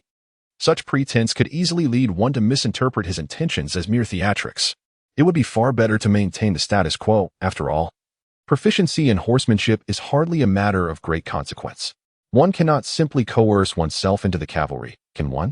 As thoughts swirled in Iller's mind, he ultimately resolved to remain unchanged. With the swift gallop of their horses, the small-town hospital soon came into view. A dozen guards stood vigilant around the hospital, adding a touch of grimness to the serene atmosphere. Unlike the soldiers under his command, General Thomas was a man of considerable composure and restraint. Seated there, his stature was unremarkable, yet he exuded an unwavering steadiness akin to that of a rock. As he slowly turned his head, a square visage adorned with a scruffy beard came into Iller's view. Chapter 36. Thomas Jackson. The individual before him was a stern and rigid figure, which left Iller in a state of perplexity. Is it truly so strange? In fact, it is not surprising at all. What is genuinely odd is that Iller could not hear his thoughts. That is the true anomaly. This impression stemmed from the sentiments of the bodyguards around him. It is rare for him to encounter someone whose inner voice eludes him. Previously, only Joels and Solis had achieved such a feat, but even they were not entirely infallible, as their abilities relied on supernatural powers, an area in which Iller has since excelled. So what allows this upright general to accomplish the same? Iller's curiosity was piqued. However, one thing was certain. He was not a vampire, but rather a genuine human being. This was unmistakably confirmed after their handshake. You are Iller Gilbert? Truly, your youth is hard to believe. I can hardly believe that it is you, such a young lad, who authored those papers. Well, this general, aside from his rigidity, is quite the blunt character. The look in his eyes resembles that of a professor observing a slothful student suspected of plagiarism, almost ready to inquire where the copying occurred. Wait, what? This general is indeed a professor? A professor of natural philosophy at the Virginia Military Institute? A part-time artillery tactics instructor? This is quite absurd. The information gleaned from the guards left Iller momentarily stunned. They were reminiscing about the days when the general served as Professor Thomas Jackson, a time when they were merely ordinary military students who held a deep-seated fear of this stern instructor. Who would have imagined that today? They would be fighting under his command to defend their homeland. Observing Iller's dazed expression, Jackson's brow furrowed. His sense of distrust towards Iller intensified. Could such a person be relied upon to complete the establishment of the battlefield medical system? Doubts began to cloud his previously formulated plans. Shaking his head slightly, Iller roused himself from those memories. Realizing the impropriety of his behavior, he quickly remedied the situation, saying, "Professor Jackson, oh no, General Thomas, please forgive my distraction. Certain matters have diverted my attention, and I sincerely apologize." Slightly bowing, Iller composed himself. Recognizing that such a demeanor was entirely inappropriate in the presence of a stern professor and a general just returned from battle. "You know I am a professor? Robert has mentioned your uncle, and it seems he possesses some remarkable skills, having miraculously cured Mrs. Lee's chronic ailment. Was your paper guided by your uncle's insights? I have heard he works at the town hall. Perhaps I should seek him out. What do you think?" Casting a glance at Iller, Jackson remained noncommittal about his apology. As he spoke, he handed him a brown paper bag containing all of Iller's published papers, without exception. Iller was momentarily taken aback. What did this imply? He was accustomed to directly perceiving thoughts, and this roundabout manner of speaking required a moment for him to process. "Ah, are you questioning the integrity of my paper? I can assure you with utmost confidence that every word is solely my own, with no influence from my uncle. As a professor, you should understand the importance of respecting others' academic achievements. Moreover, as a general, you ought to exhibit a degree of kindness towards a medical professional capable of saving your soldiers." Iller's customary respect for ordinary individuals stemmed from the moral principles cultivated in his past life, a fundamental empathy towards others. However, in response to such overtly disdainful remarks, his tolerance waned significantly after acquiring extraordinary powers, and he naturally ceased to be humble in his words. This statement indeed surprised Jackson. His expression became solemn as his profound gaze fixed on Iller's countenance. Observing the young man with narrowed eyes and pursed lips, Jackson could sense an unmistakable air of arrogance emanating from him, somewhat jarring. Outside, the wind had ceased its gusting, and the melodious chirps of fledglings perched on trees resonated sweetly in the stillness. The guards within the chamber fixated their gaze upon General Jackson's countenance, their hearts heavy with trepidation for what was to unfold. A prolonged silence enveloped the room, yet the anticipated dread remained unmanifested. Jackson was no longer the professor clutching academic credentials, nor was Lyle the student awaiting evaluation. This marked a fundamental distinction. The reason these soldiers remained merely soldiers was perhaps their incomplete acclimatization to their new identities. What I require transcends the mere presence of a physician. I need an efficient combat medical team. Yet, what I possess are only novices with rudimentary bandaging skills and a handful of young professors recently extracted from medical academies. Leaning forward, Jackson rested his elbows on the table, his expression grave as he regarded Lyle. A weighty pressure suddenly bore down upon Lyle, momentarily stifling his breath.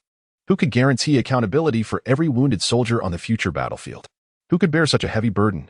Yet retreat was not an option. I shall endeavor to save every soldier, provided that God deems them worthy of salvation. As for whether it is possible, I cannot assure success. But if I cannot succeed, then no one can. The two men maintained their unwavering gaze, neither willing to flinch or avert their eyes, as if seeking to discern profound truths reflected in one another's gaze. At last, Jackson broke the silence. "Arrogant youth, yet I fervently hope you possess confidence. This was no mere recruitment. I could not simply bestow upon you an appointment letter without your demonstrating merit. If this were an interview, Lyle would have already passed the initial scrutiny. However, Jackson was a responsible examiner. Following this, Iller engaged in a lengthy conversation with him that lasted 3 hours. The next day, he performed a surgery on a veteran, extracting a bullet that had lodged itself in the man's abdomen years ago, a remnant from a Mexican soldier whose fate remains unknown. At this juncture, Jackson resolved to overcome all obstacles and elevate this excessively young fellow to become the inaugural captain of the medical unit. The winds had finally begun to stir. How far could the sailboat navigate? Iller's enlistment news, summoned by General Jackson, spread throughout Waterfall Town. The townsfolk exhibited a wide array of reactions, some rejoicing while others fretted. The indifferent citizens believed that Iller's moment of ascension had arrived, being recruited by General Stonewall, he was destined to become a high-ranking officer, perhaps even surpassing the young major hailing from their own town. Conversely, those who cared for Iller, like Joel's, felt considerable anxiety. With both of his children heading to the battlefield, how could he possibly find peace? To make matters worse, Janice, upon learning of Iller's impending deployment, insisted on accompanying him. Joel's had always entrusted her arrangements to Iller, yet this time, Iller's opposition lacked the necessary firmness, particularly in recent days. Janice seemed to oscillate between genuine discomfort and feigned illness, remaining bedridden with a pallid complexion and scarcely touching her meals. Jenny and Iller took turns caring for her. Despite her condition, she continued to insist on accompanying Iller to the troops, leaving him unable to refuse. Moreover, he was somewhat reluctant to part with Janice.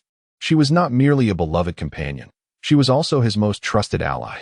Whenever she was out of sight, Iller's heart was engulfed in unease. Therefore, even though the circumstances around them seemed perilous, was it not possible for both him and Solis to ensure her safety? Besides, her resolve was unwavering. Ultimately, Iller conceded to Janice's request and undertook considerable efforts in this regard. Although Jorls was profoundly dissatisfied with Iller's decision, believing he should not have acquiesced to Janice, he could not allow her to face danger unprotected. Reluctantly, he imparted to Iller some of his most profound knowledge, including a protective spell that Iller had yet to master, as well as the incantations for 2 ancient spells. These spells, in conjunction with the pocket watch that Iller always carried, would enable Janice to harness a portion of Iller's magical prowess, including his elemental control and the practical application of mental force.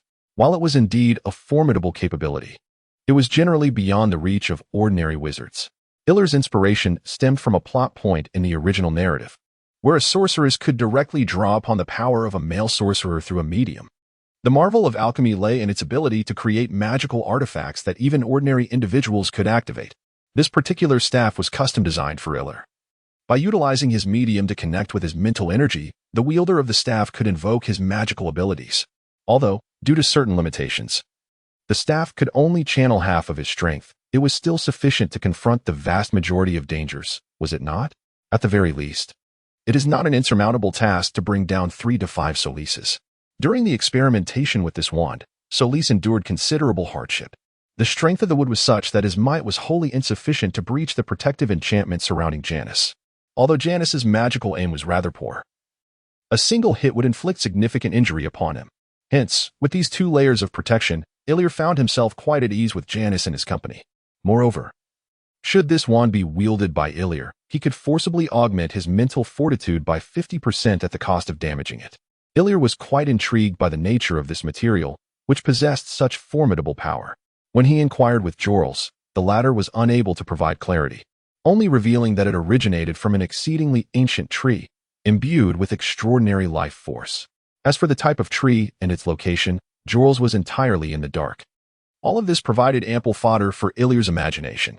Could it be that birch tree? Might it be related to those primordial beings? Such questions remain unanswered for now. Chapter 37. The difficult beginnings. Theoretically, Janice should be entirely safe, experiencing no discomfort whatsoever. Young women are accustomed to hosting their relatives each month. This is hardly a malady. And Janice's constitution is sound, she typically only experiences slight weakness, without feeling overly distressed. However, following her recent exposure to rain and subsequent fever, this situation took a turn. She became acquainted with a sensation that many women find utterly detestable: menstrual pain. Moreover, the intensity of the pain was particularly excruciating, a torment that truly ravaged the young girl.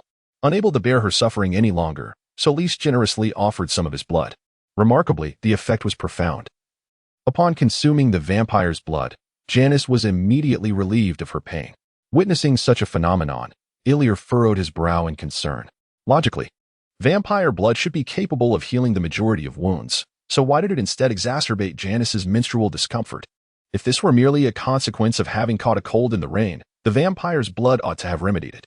Yet, its failure to do so raised unsettling questions. Did it imply that vampire blood interfered with the natural physiological cycle while attempting to alleviate the effects of an ordinary menstrual cycle? Was this the cause of the severe aftereffects she now experienced? Iller refrained from voicing his speculations to Janice. He needed to conduct further investigations and devise a plan.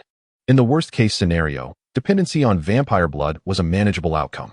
After attending to Janice, the local hospital completed its preparations. The penicillin cultures prepared by Ilir, along with stored gauze, bandages, and various surgical instruments, were loaded onto trucks with the cooperation of the hospital staff, destined to accompany Ilir and his team to the Allied forces. To avoid isolation, Ilir also recruited several young doctors from the town's hospital, who would become his trusted companions in forming a battlefield medical unit. It is worth noting that Ilir did not coerce them. General Jackson had negotiated with the hospital on his behalf. Although their departure may leave the town's hospital in a precarious state, the elderly can manage for a few more years without significant issues. The youth fight to defend Virginia, taking pride in their endeavors. Moreover, Ilir is reluctant to wield his mental powers indiscriminately for a simple reason. He does not wish to become a fiend who delights in manipulating others. If he so desired, he could render the unwilling subjects of his control into any form he wished, more obedient than any puppet, more loyal than any undead servant. Such power sometimes instills fear within Ilir himself. Should he fail to restrain it, he fears that one day he may grow accustomed to such behavior, using it casually on anyone, including those he holds dear. What would the ultimate outcome be? It would likely result in him becoming a formidable puppeteer, crafting a solitary fortress of supremacy, akin to the dark sorcerer of a fairy tale. Perhaps one day he would find himself bored enough to abduct a princess, awaiting the endless stream of valiant warriors seeking to vanquish him, thus filling the void of his solitude. This is no jest.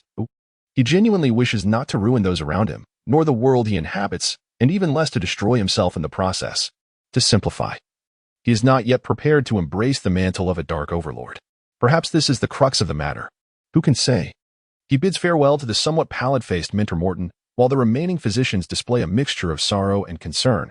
After all, they are but ordinary people, and such feelings are entirely natural.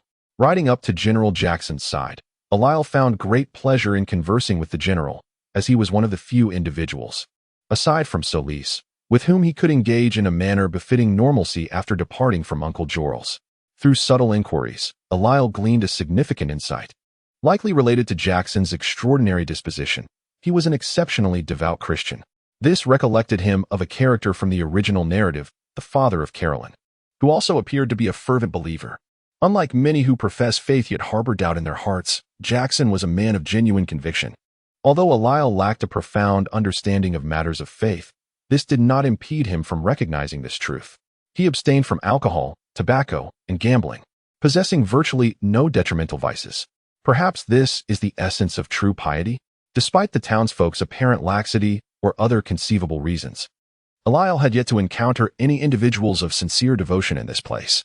However, considering the vastness of America, it was comforting to surmise that there remained a considerable number of such individuals.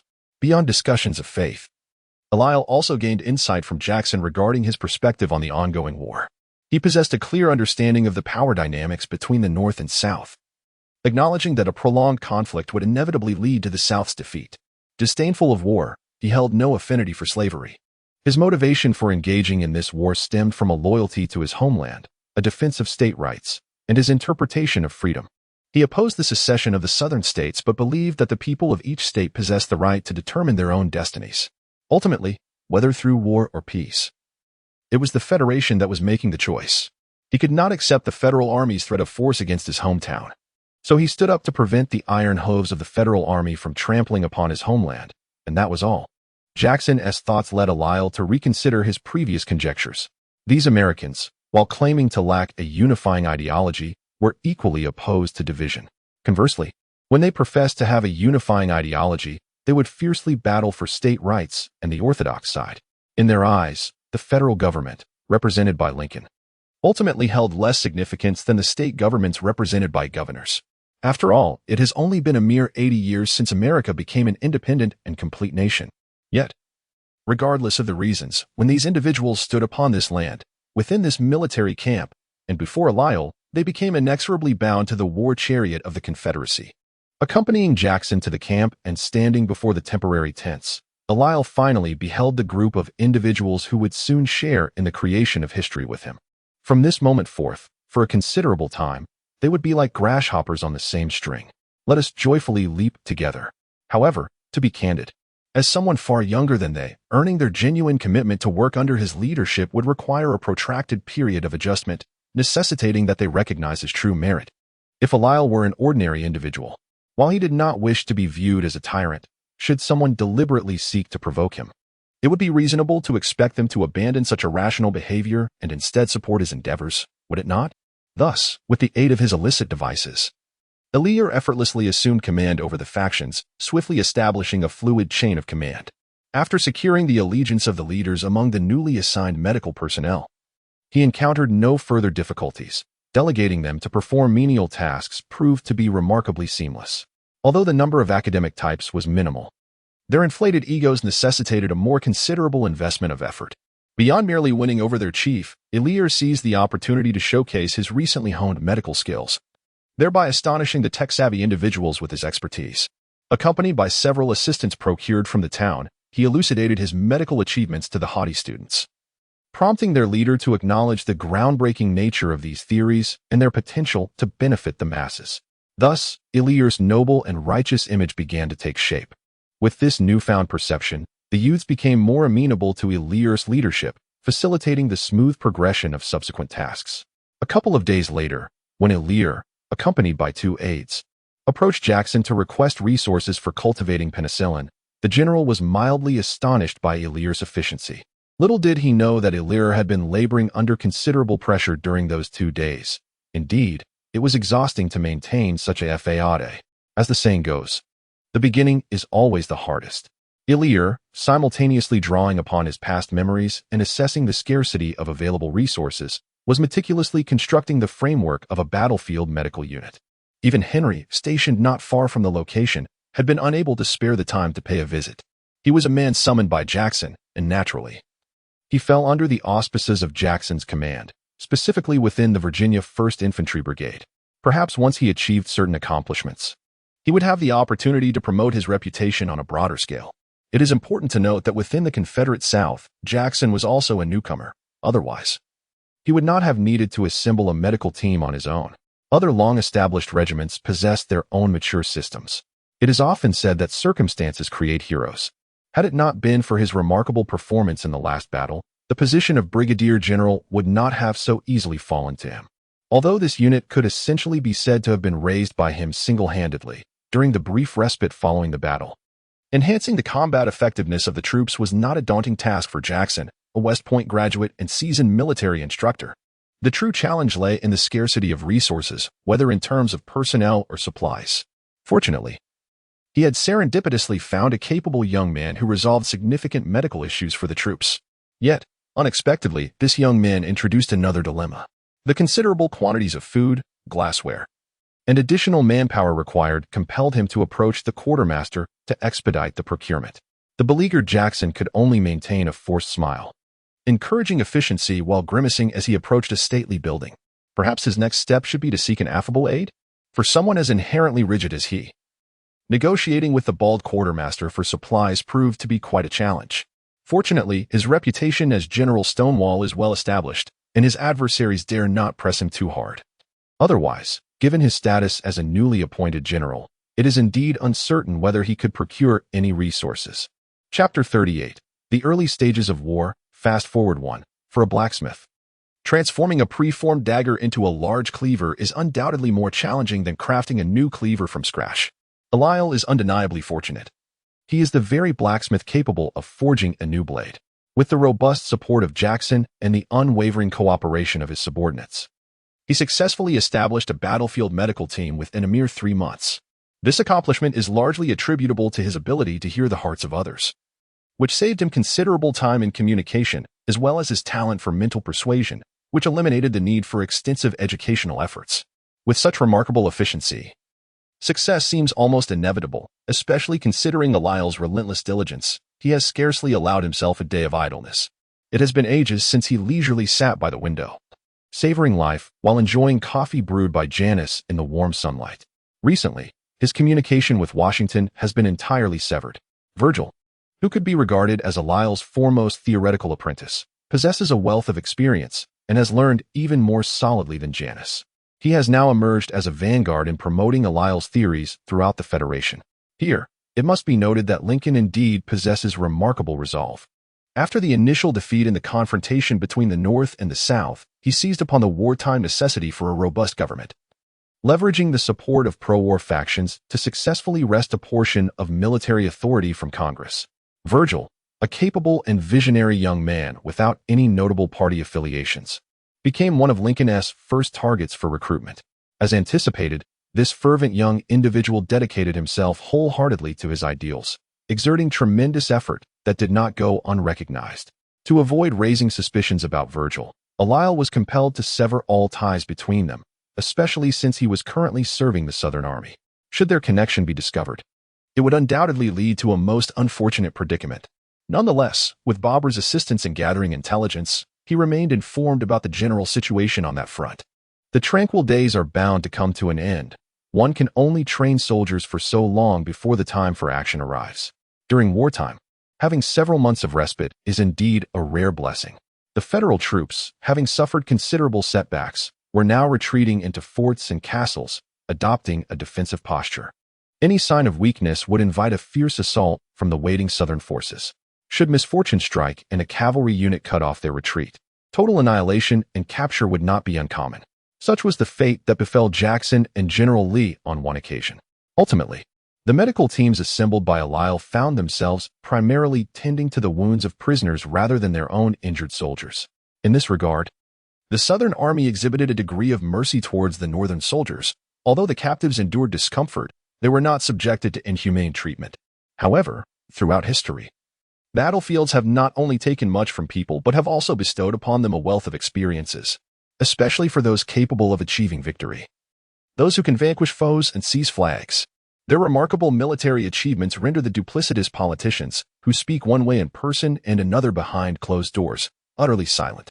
After a series of triumphs, Jackson ultimately ascended to the rank of Major General in October, leaving his rival, the well-connected Loren, to serve beneath him as a subordinate, jointly guarding the Shenandoah Valley. Together with Colonel Ashby's cavalry regiment, nearly 20,000 troops formed a crucial defensive line for the front in Virginia. Speaking of Loren, he is indeed a competent soldier. If his illustrious record were inscribed on A4 paper, it would be half a finger thick. Thus, we must concede that he is a capable soldier, officer, and general. However, in comparison to Jackson, he merely meets the standard of competency, unworthy of Jackson's relentless pursuit of excellence. In Jackson's eyes, Loren's troops displayed a lax discipline and low morale. As a brigade commander, rather than enforcing stricter management, Loren seemed to incite discontent, which greatly displeased Jackson. Furthermore, individuals like Loren were even less likely to wholeheartedly accept the new authority imposed upon them. Ultimately, they leveraged their dissatisfaction with Jackson's deployment to lodge a formal protest to Richmond, which circulated throughout the Senate. A man as rigid as Jackson would not possess a temperament softer than a stone in a cesspit. He promptly submitted his resignation to Secretary of War Benjamin and his superiors. Quite a bold statement, indeed. This was actually refined by his close friend, General Lee. Otherwise, in his fury, Jackson would have directly approached the president with his grievance, rather than seeking the war secretary's audience. Upon learning of this matter, Virginia's Governor Letcher promptly lodged a protest. However, one must ponder how this action would be perceived by the other soldiers on the Virginia front. Can one disregard the commands of their superior and expect to ascend the ranks merely by causing a stir in the Senate? How would this affect the Southern commander's ability to lead their troops in the future? Thus, for both personal and professional reasons, he could not allow this order to be executed. This incident revealed that General Jackson, known for his unwavering military resolve, possessed an equally formidable character. Fortunately, the war necessitated combatants. Otherwise, given his disposition, he might have found a more suitable calling as a rather unpopular philosophy professor. The war rages on, yet for Alisle, his role is simply to remain behind the main forces, tending to the soldiers who retreat from the front lines. Thus, excitement is somewhat lacking in his endeavors. Throughout this process, due to his status as a medical personnel, Solis has garnered an unprecedented level of respect, deepening his fondness for his vocation. The abilities conferred by his vampiric nature, combined with his unwavering commitment, have rapidly advanced his medical skills. With an abundance of practice opportunities, he has gradually evolved into a capable healer. After the conclusion of this war, perhaps he could establish a clinic, fulfilling his role as a black physician alongside a mermaid. In contrast to Solis's progress, Janice's development has been comparatively sluggish. Yet, in the presence of Alisle, could anyone truly match the magnitude of his achievements? It remains a mystery how the forces of fate measure such things, but ever since he formed this rescue squad, a continuous flow of merit has been bestowed upon him. If measured by the merit acquired during the rescue of Tyrant, his current total of merit has approached 2,000. This merit, while not directly augmenting his spiritual power or enhancing his physical prowess, seems to endear him to the world. Indeed, it appears to have fostered a greater affection from the world towards him. Whether through wind, fire, or other elements, his comprehension of elemental energy has become exponentially easier. In this bustling environment, his affinity for water elements has risen to match that of wind and fire. Even the elusive earth element, which had previously eluded him, found its way into his understanding during a chance encounter with shifting sands. It is difficult to discern whether it is a premonition or something else entirely. But upon perceiving the essence of the earth element, a stirring within him arises, as if the other three elemental forces are celebrating, igniting a fervor in his heart. Consequently, he has dedicated additional time to his cultivation. This is not due to any desire for complacency on Ilyr's part, but rather stems from his unwavering confidence in the battlefield medical system he has established.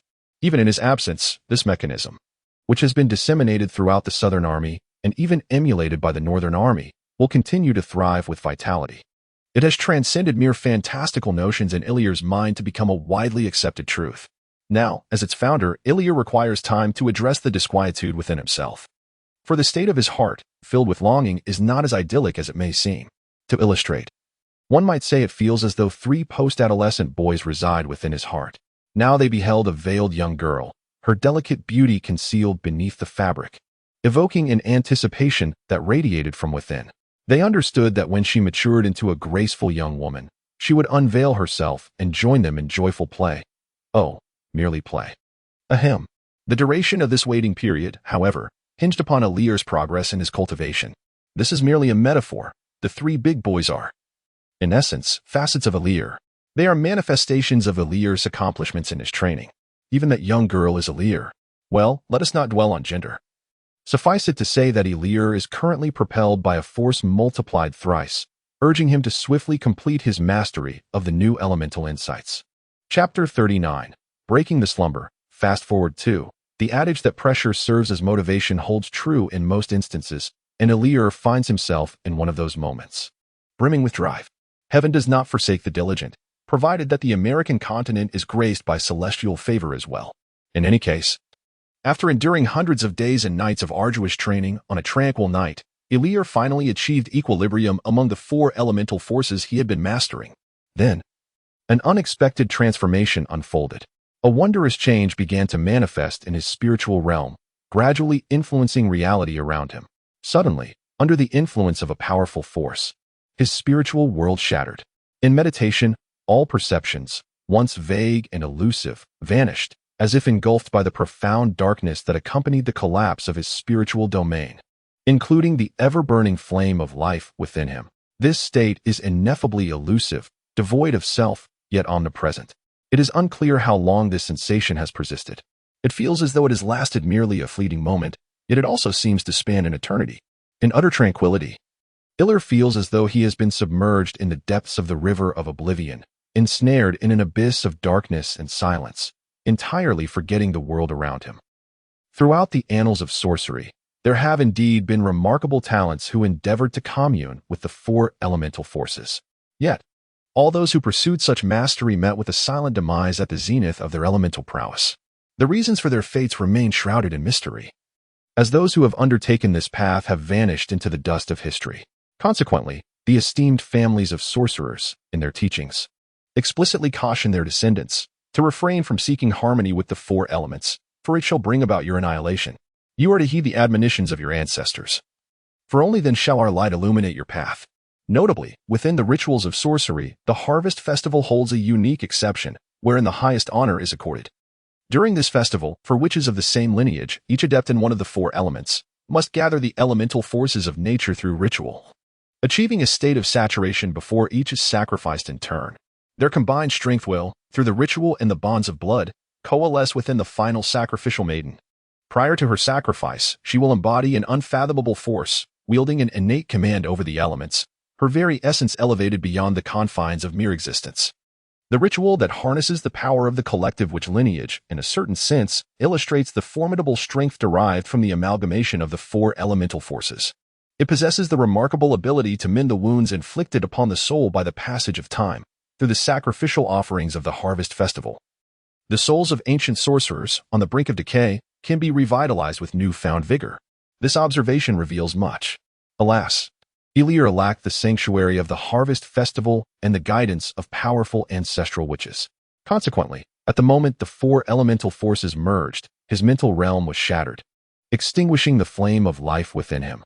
Thus, it would not be an exaggeration to declare him dead, assuming no unforeseen circumstances arise. Yet, how could our tale unfold without surprises? Such an ending would undoubtedly displease the audience. Therefore, just as Elir succumbed to the profound darkness of deathly silence, something began to illuminate the void. These were the dark patterns Elir had previously encountered upon his own being, patterns he had meticulously transcribed in his journal for study. Regrettably, he had gleaned little from them. And even Jorls remained unfamiliar with these intricate designs. In this profound stillness, the once deep black patterns began to emit a faint glow, ethereally outlining a humanoid figure that hovered amidst the endless darkness. This figure, woven from the dark patterns, appeared hollow within, its form inexplicably maintained. However, with its emergence, the silent mental realm was undeniably altered. From an unknown source, strands of vibrant yellow light, entwined or wrapped around delicate shards of white brilliance, began to drift gracefully from the obscurity, creating a stunning spectacle. Like a myriad of fireflies radiating a soft yellow-white glow, they converged from all directions, darting into the crevices of the dark patterns, illuminating the hollow figure. Tiny flecks of white light are left behind in the black lines, only to drift back into the abyss, akin to a swarm of diligent bees striving to fill this silhouette. The endeavor is arduous, yet ultimately fruitful. As the vibrant yellow strands dissipate significantly, the figure outlined in darkness finally becomes infused with glimmers of white light, resembling a luminous being ensnared by dense black chains. However, this is still insufficient, for Eliel remains unawakened. It is uncertain whether these strands of light possess consciousness. If they do, they would surely feel a sense of helplessness. Noticing Eliel's continued slumber, the remaining strands of light gather above the luminous figure, forming a cloud of bright yellow threads, which then transmute into droplets of golden rain, cascading onto the figure. Drip, drop. At last, the final golden droplet lands upon the luminous being, and Eliel awakens, before he can comprehend his surroundings. A tumultuous transformation unfolds within his mental realm, as torrents of water, fire, and wind surge forth from his radiant body, swiftly filling the encompassing darkness. A bewildering evolution. A kaleidoscope of phenomena swirls within Eliel's consciousness, compelling him to instinctively immerse himself in this chaotic spectacle. His passive observation unexpectedly induces a profound transformation within the entire world. The world he was familiar with gradually took shape before him. The wind above, the earth below, with water and fire flowing between, slowly evolving into the skies and clouds, mountains and rivers. A miniature world thus manifested itself in his presence. It was as if the dark realm had heard his innermost thoughts and thus unfolded in accordance with his desires. Instinctively extending his hand, Elir sought to touch a nearby peak, only to discover that he was already standing atop the mountain. The rock obediently conformed to his palm, as if it were always meant to be this way. Gently pressing against the cliff face, a wondrous occurrence unfolded. The stone yielded like tofu, creating a hollow impression. Removing his hand, a distinct palm print was left upon the mountain rock. Witnessing this, Elir laughed joyously, akin to an innocent child unacquainted with the world. Raising his gaze to the heavens, he beheld a brilliant orb of light. To his eyes, its radiance was not at all blinding. In its roundness, there was an undeniable charm. How could it be so delightful, prompting his laughter? When one encounters something beloved, is it not natural to smile? Thus, yet another miraculous event transpired. The sun itself seemed to exhibit facial features, returning his smile with one of its own, a visage seemingly carved from the same mold. This astonished Elir, causing his laughter to intensify. Reaching out towards the sky, he wished to shake hands with the sun. In response, a brilliant white light descended from above, transforming into a magnificent hand that gently clasped Elir's small hand. The sensation was warm and comforting. And then, Elir awakened. Like a vegetative being, Elir awoke after 6 months. As he comforted the tearful Janice, he struggled to adapt to his somewhat unfamiliar body. There was nothing inherently wrong with his physique. It remained as robust as ever, perhaps even more so. However, The convergence of the four elemental forces seemed to have altered his constitution, rendering it excessively sensitive. The rhythm of Janice's heartbeat, her fragrance, and the tactile sensations of her skin became overwhelmingly vivid, leaving him disconcerted. Suppressing his discomfort, Iller gently reassured Janice and inquired about recent developments. Without her needing to articulate her thoughts, Iller intuitively gleaned the answers from her heart. During his 6-month slumber, it was Solis who stepped forward, assuming the mantle of the medical team's captain. As a vampire, he quelled all dissent through mental domination and meticulously adhered to the regulations Iller had established, leading the medical team with caution and diligence. When Jorls conducted a personal examination, he once again revealed the limitations of his scholarly knowledge, leaving everyone at an impasse. Consequently, for the sake of prudence, they decided to isolate the room entirely, awaiting Iller's eventual awakening. Subsequently, Solis's visits became increasingly infrequent, and in the past 2 months, he had ceased to come altogether. He confided in Janice that Iller's condition was perplexing. The mere proximity to him ignited an uncontrollable thirst for blood within him. Even after having recently fed, this sensation intensified, leading him to conclude that it was best to refrain from visiting. Beyond this, Iller learned that General Lee, where Henry was stationed, had dispatched a special operations team. They executed a covert operation, successfully infiltrating a fortress held by the Federal Army. This squad, predominantly composed of awakened werewolf warriors, aimed to eliminate a significant figure within the federal military. Such maneuvers have been attempted by both sides of the conflict, though few have achieved success. Surprisingly, this venture not only succeeded but also resulted in the capture of a seasoned scholar. Even more astonishingly, this scholar was the old friend who had provided funding for Jorls, thereby abruptly halting that grand invention. All that remained was an incomplete core, a meager consolation for Jorl's wounded heart. However, what astonished Iller the most was the passage of time. Upon awakening, he found it was already April 1863. As he struggled to adapt to his new physical condition, a sense of unease washed over him. This war seemed to have reached its midpoint, and it was time to ponder their escape routes. Chapter 40. Bullets from one of our own among us. The most detestable individuals, aside from implacable enemies, are those cowardly allies who falter in the face of adversity, commonly referred to as traitors. Is Iller one of those traitors? Or can he, without a shred of remorse, lead his comrades away from General Jackson, who has always regarded him favorably? Clearly, he is not yet capable of such an act. Solis is undoubtedly an excellent executor, yet he lacks the vision of a grand strategist. This situation leaves everyone perplexed and somewhat concerned about his well-being. Could a mere illness account for such a profound transformation? Eliel is acutely aware of the thoughts of those around him, yet he bears unspoken burdens of his own. Upon awakening this time, he discovered that his memories had become somewhat nebulous. Notably, the recollections of his past life were obscured. He had entirely forgotten his childhood, with only vague impressions lingering from his middle school years. Furthermore, his senses had been significantly heightened, as if they had extended into the very elements surrounding him, rendering the air itself a part of him. The sounds and sensations experienced by those nearby were transmitted to Eliel, making him particularly sensitive to the cacophony of crowds, which threatened to overwhelm his mind. Nevertheless, he possesses faith that, with time, he will adapt. Much like honing his mental acuity, it merely requires patience and practice. Until that moment arrives, he must rely on a dense barrier of air to maintain his normalcy. Then there is Solis, who audaciously remarked that Eliel's scent was irresistible, suggesting he might sample his blood, a notion Eliel adamantly rejected. What a jest! The mere thought of inflicting pain upon himself is unbearable, and he certainly would not allow another to bite him. Yet, deep down, Eliel is aware that his body has indeed transformed. Since the equilibrium of the four elemental forces was established, their fusion has birthed a vibrant new element, gradually reshaping his physique. This metamorphosis is the fundamental reason behind the myriad changes he now experiences. Until stability is achieved, Eliel dares not act recklessly, lest he invite unforeseen consequences. Thus, he could not possibly acquiesce to Solis's insatiable cravings. If we merely need to address a few technical challenges, we can swiftly achieve breakthroughs and put them into practical use.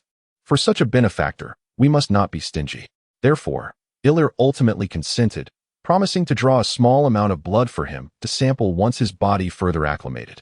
Matters concerning medicine progressed quite smoothly, to the extent that upon awakening, Iller was unaware that his merits had once been entirely depleted. In fact, they had even increased significantly. However, in terms of warfare, Both the northern and southern factions found themselves in a stalemate. This was particularly disadvantageous for the south, yet there seemed to be no effective solutions at hand. Moreover, an astonishing event, which would leave nearly everyone astounded, was quietly approaching. To discuss this matter, one must mention Jackson's dear companion, Robert E. Lee, in the context of the popular game League of Legends. They could be likened to the ADC and support in the bot lane, a tale of an aggressive physical damage dealer and a conservative tank support. Their plan was meticulously crafted, and their positioning was quite audacious. Logically, the opposing duo should have endured a full barrage of their skills before having any opportunity for a counterattack. Lee's ignite was no mere jest. In comparison, the opponent's revival and swift retreat were utterly inadequate. However, at that moment, an unexpected occurrence transpired. The ranged soldiers flanking Jackson suddenly raised their firearms, aiming at their hero, Jackson, unleashing a merciless volley. Each shot was a critical hit, accompanied by the searing effects of ignite, the plague from the rat, Teemo's poison, and the dragon's breath. How could this be possible? Upon hearing this news, Ilir and his companions were utterly astonished. Such occurrences inevitably raise suspicions regarding underlying motives. This response seems to be the most rational reaction for any reasonable individual upon discovering the matter. Moreover, another similar incident awaits us, but we shall address it when the time comes. Regarding the current situation, Ilir merely expressed his doubts through actions. However, he refrained from questioning at that moment. As he was engaged with General Lee's troops, attending to a severe gunshot wound sustained by one of Henry's close associates, now a colonel. The bullet had penetrated in a particularly precarious manner, rendering the injury grave and the patient immobile. The local doctors lacked the requisite skills and were reluctant to perform surgery. After 2 days of delay, it became evident that further postponement was untenable, and thus Ilir was summoned from Jackson's unit. The military hospital was not too distant, and out of respect for Henry's cousin, his presence was warranted. Frankly, the operation was indeed quite challenging. After 4 arduous hours, Ilir successfully extracted the troublesome bullet without damaging any vital organs, marking it as one of the most difficult surgeries he had ever undertaken. Yet, just as he completed the procedure and had not yet removed his gloves, a sudden emptiness enveloped him, and his mental connection instinctively surged forth. Oh no! Is it Janice? Has she encountered peril? Without a moment's hesitation, Ilir darted out of the tent like the wind, leaving behind a group of bewildered doctors. So, did Janice truly face danger? The answer is unequivocally affirmative. Surely, it could not be that the fire for boiling eggs had extinguished, prompting the use of Ilir's mental energy to ignite flames for boiling water. She was not so reckless. The situation unfolded as follows. In the field hospital, a group of soldiers arrived, bearing a wounded comrade who was supposedly suffering from a fracture. They insisted on occupying the finest tent available. To make matters worse, they demanded companions, and it is worth noting that there were nearly 10 of them, just 2 short of forming a football team. Most absurdly, the medical staff attending to them offered no objection, tacitly allowing their conduct and permitting them to gather in the most well-appointed tent. It was not until Solis heard a familiar sound, the sound of blood being drawn from an artery emanating from that very tent, that he rushed inside. To his astonishment, he found the soldier who should have been lying down, instead hunched over the neck of a nurse, the sound of gulping emanating from that very spot. The occupants of the tent appeared unfazed by this gruesome scene.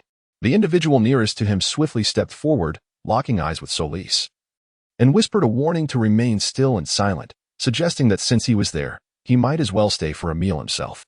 Upon hearing this, Solis immediately realized the terrifying truth. This group was indeed a band of vampires.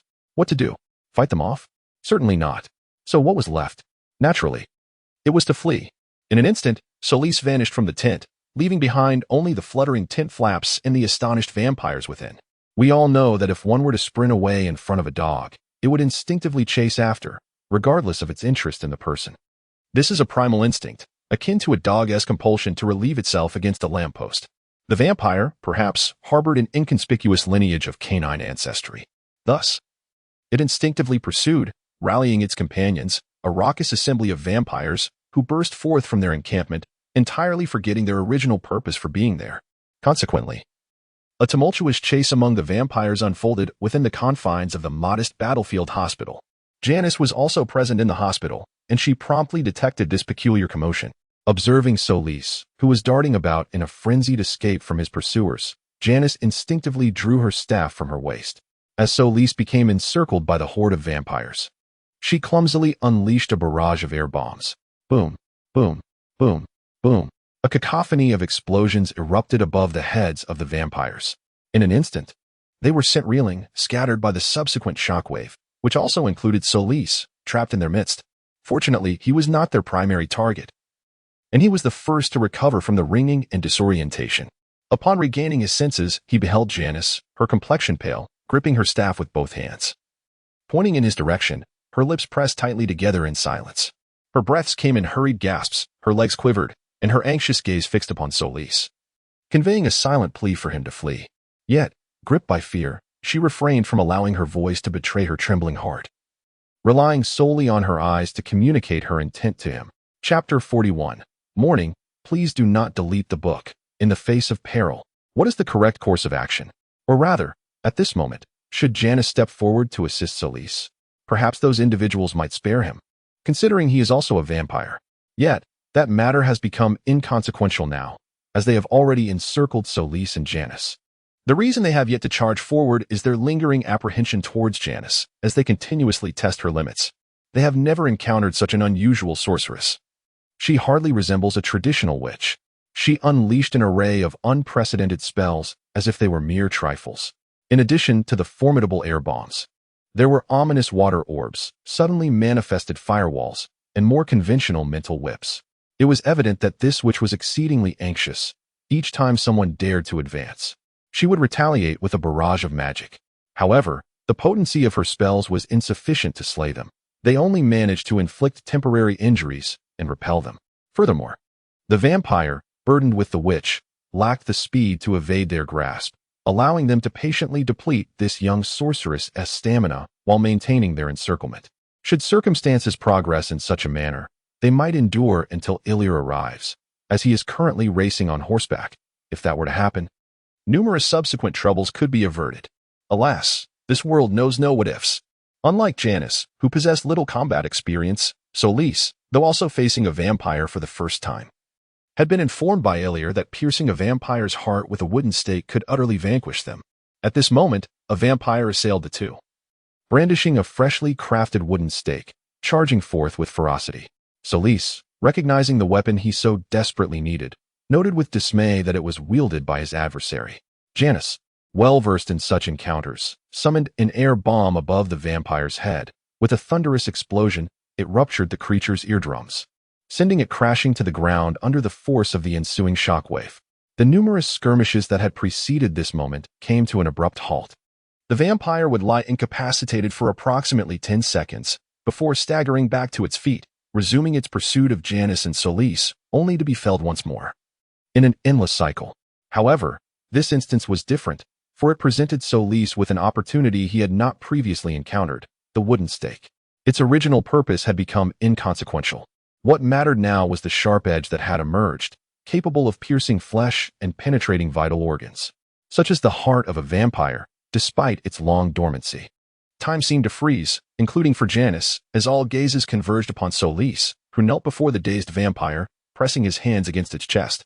A visible grayish-black substance oozed from the vampire's neck, creeping across its exposed skin. What did this signify? It indicated death. Could it be that the vampires, who had held the upper hand, had succumbed? Their pursuit faltered as they realized that the very being they had relentlessly chased had slain one of their own. In the next moment, the prolonged battle of attrition transformed into a fierce assault, accompanied by the furious howls of the vampires. Once the first stake was driven in, naturally, others followed suit, crafting the second and third. As the instigator of their wrath, Solis was met with the vampires' most fervent hospitality. Of course, this time they did not forget the troublesome witch, dispatching 2 of their number to besiege her, which was more than sufficient.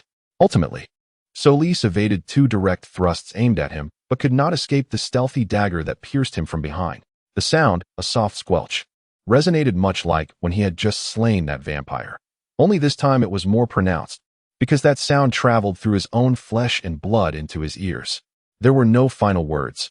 As a young vampire, the stake driven into his heart swiftly extinguished his life. There was no resistance whatsoever, not even a fleeting moment to express any heartfelt thoughts. He simply perished. At this juncture, it would be expected that his companion, Janice, would scream and then rush over, sobbing, uttering platitudes like, "Hold on, don't die, to live up to the audience's expectations. Yet, in truth, she did not. Instead, her pupils constricted sharply as she inhaled sharply, her left hand instinctively covering her lips, gazing at Solis as he slowly collapsed. Her mind momentarily blank. Was this of any use? We all know it was futile. Yet not everyone can conquer the dread within their hearts and confront a horde of man-eating monsters, especially after losing their only companion. She ultimately is not a paragon of perfection. Her willingness to stand up during Solis's peril has already exhausted her reservoir of courage. And as Solis collapsed before her, it simultaneously shattered her last vestige of confidence. In this moment, all she yearns for is to find Iller, her final bastion of support. In truth, she does not fear death, at least, not to an overwhelming extent. For whether in the small-town hospital or during these days on the battlefield, she could say she has been in the company of death. Her fear stems not from death itself, but rather from the fact that they are vampires. This name is inextricably linked to her deceased father, the blazing inferno, and the haunting memories of being bitten and drained. Her acceptance of Solis does not equate to an ability to forget the pain that this name has inflicted upon her, especially in moments of solitude and vulnerability. This is precisely why we require family, lovers, and friends, for they provide us with support, enabling us to conquer the overwhelming adversities we face alone. Returning to the narrative. Our Janice can no longer run. Fortunately, she possesses one last line of defense, a protective spell connected to her staff. It grants Janice the opportunity to retaliate even amid the onslaught. The price for this protection is the emergence of fine cracks along the staff. They spread along the natural grain of the wood, producing a disconcerting crackling sound. The spell's connection is, in reality, enduring the assaults of 8 vampires. And the staff, though not renowned for its sturdiness, in Janice's grasp, can only be described as a precious gem cast into darkness. The only silver lining is that the vampires remain oblivious to the staff's limitations. After numerous unsuccessful assaults, they ultimately ceased their attempts. However, it became evident that the issue lay with Janice's staff, as she grasped it too tightly and with excessive gravity.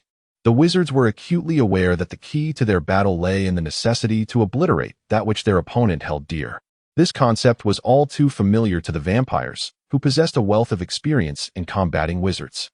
Their king was among the select few capable of facing the wizarding clans head-on.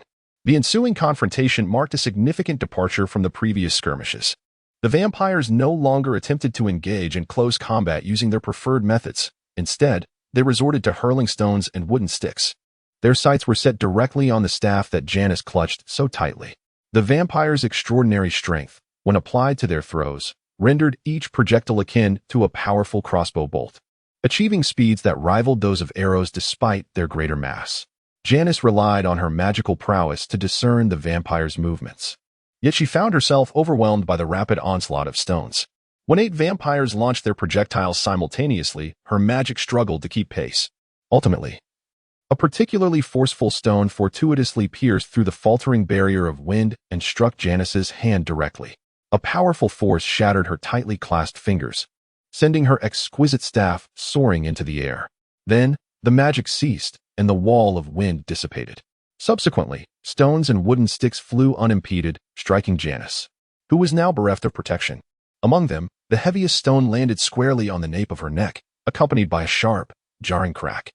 All the vampires halted their actions, their expressions a mixture of astonishment and uncertainty. With their acute hearing, they could easily discern the sound of bone fracturing. Only a brittle tibia could produce such a melodious noise, one they had encountered numerous times throughout their lengthy existence. Even though this instance was induced by a stone, they could not be mistaken. Yet, the question lingered, was this not rather too effortless? To their minds, a sorcerer, even stripped of their weapon, should at least put up some resistance. How could they be so readily felled by a mere stone? Was there some trickery afoot? But soon, they need not dwell on this matter any longer. For in their ears arose the sound of wind, accompanied by the rapid approach of galloping hoofs. This sound surged toward them with unnatural speed, and moments later, a figure clad in a white coat burst forth from around the bend, riding a frothing warhorse. The trees flanking the road bowed under the sudden gust, as if this person and their steed were riding upon a tempest, a sight of formidable grandeur.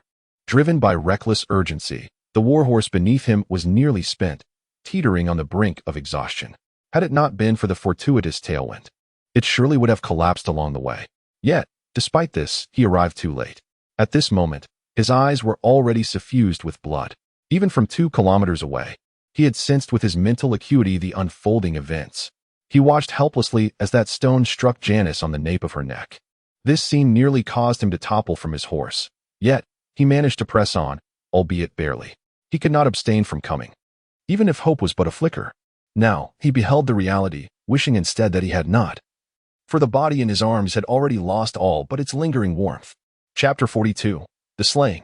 In his previous life, people often jested that the greatest distance between two individuals was not life and death, but rather something else entirely. Those who uttered such words were typically young souls who had never faced the chasm of life and death. Ilir had once been among them, until this very moment. Clutching the still warm body in his embrace, he understood for the first time that the gulf between life and death was far from the light-hearted jest it was often made out to be. And if a heart truly could shatter, then Ilir's heart had now been utterly fragmented, scattered across the ground. He had always despised tears, especially his own.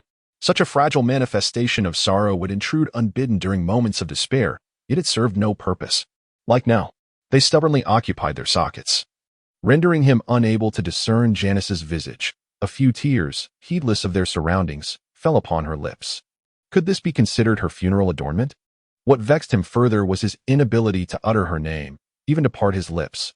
Fearing the emergence of an untimely sob, he suppressed the torrent of emotions threatening to overflow within him. Yet he could not afford to lose control. If there were anything that could provide even the slightest solace to his shattered heart at this moment, it would be the unrestrained flow of blood. Blood from these sinners before him. They were the ones who had slain Janice, thus requiring no other justification for their demise. They must die.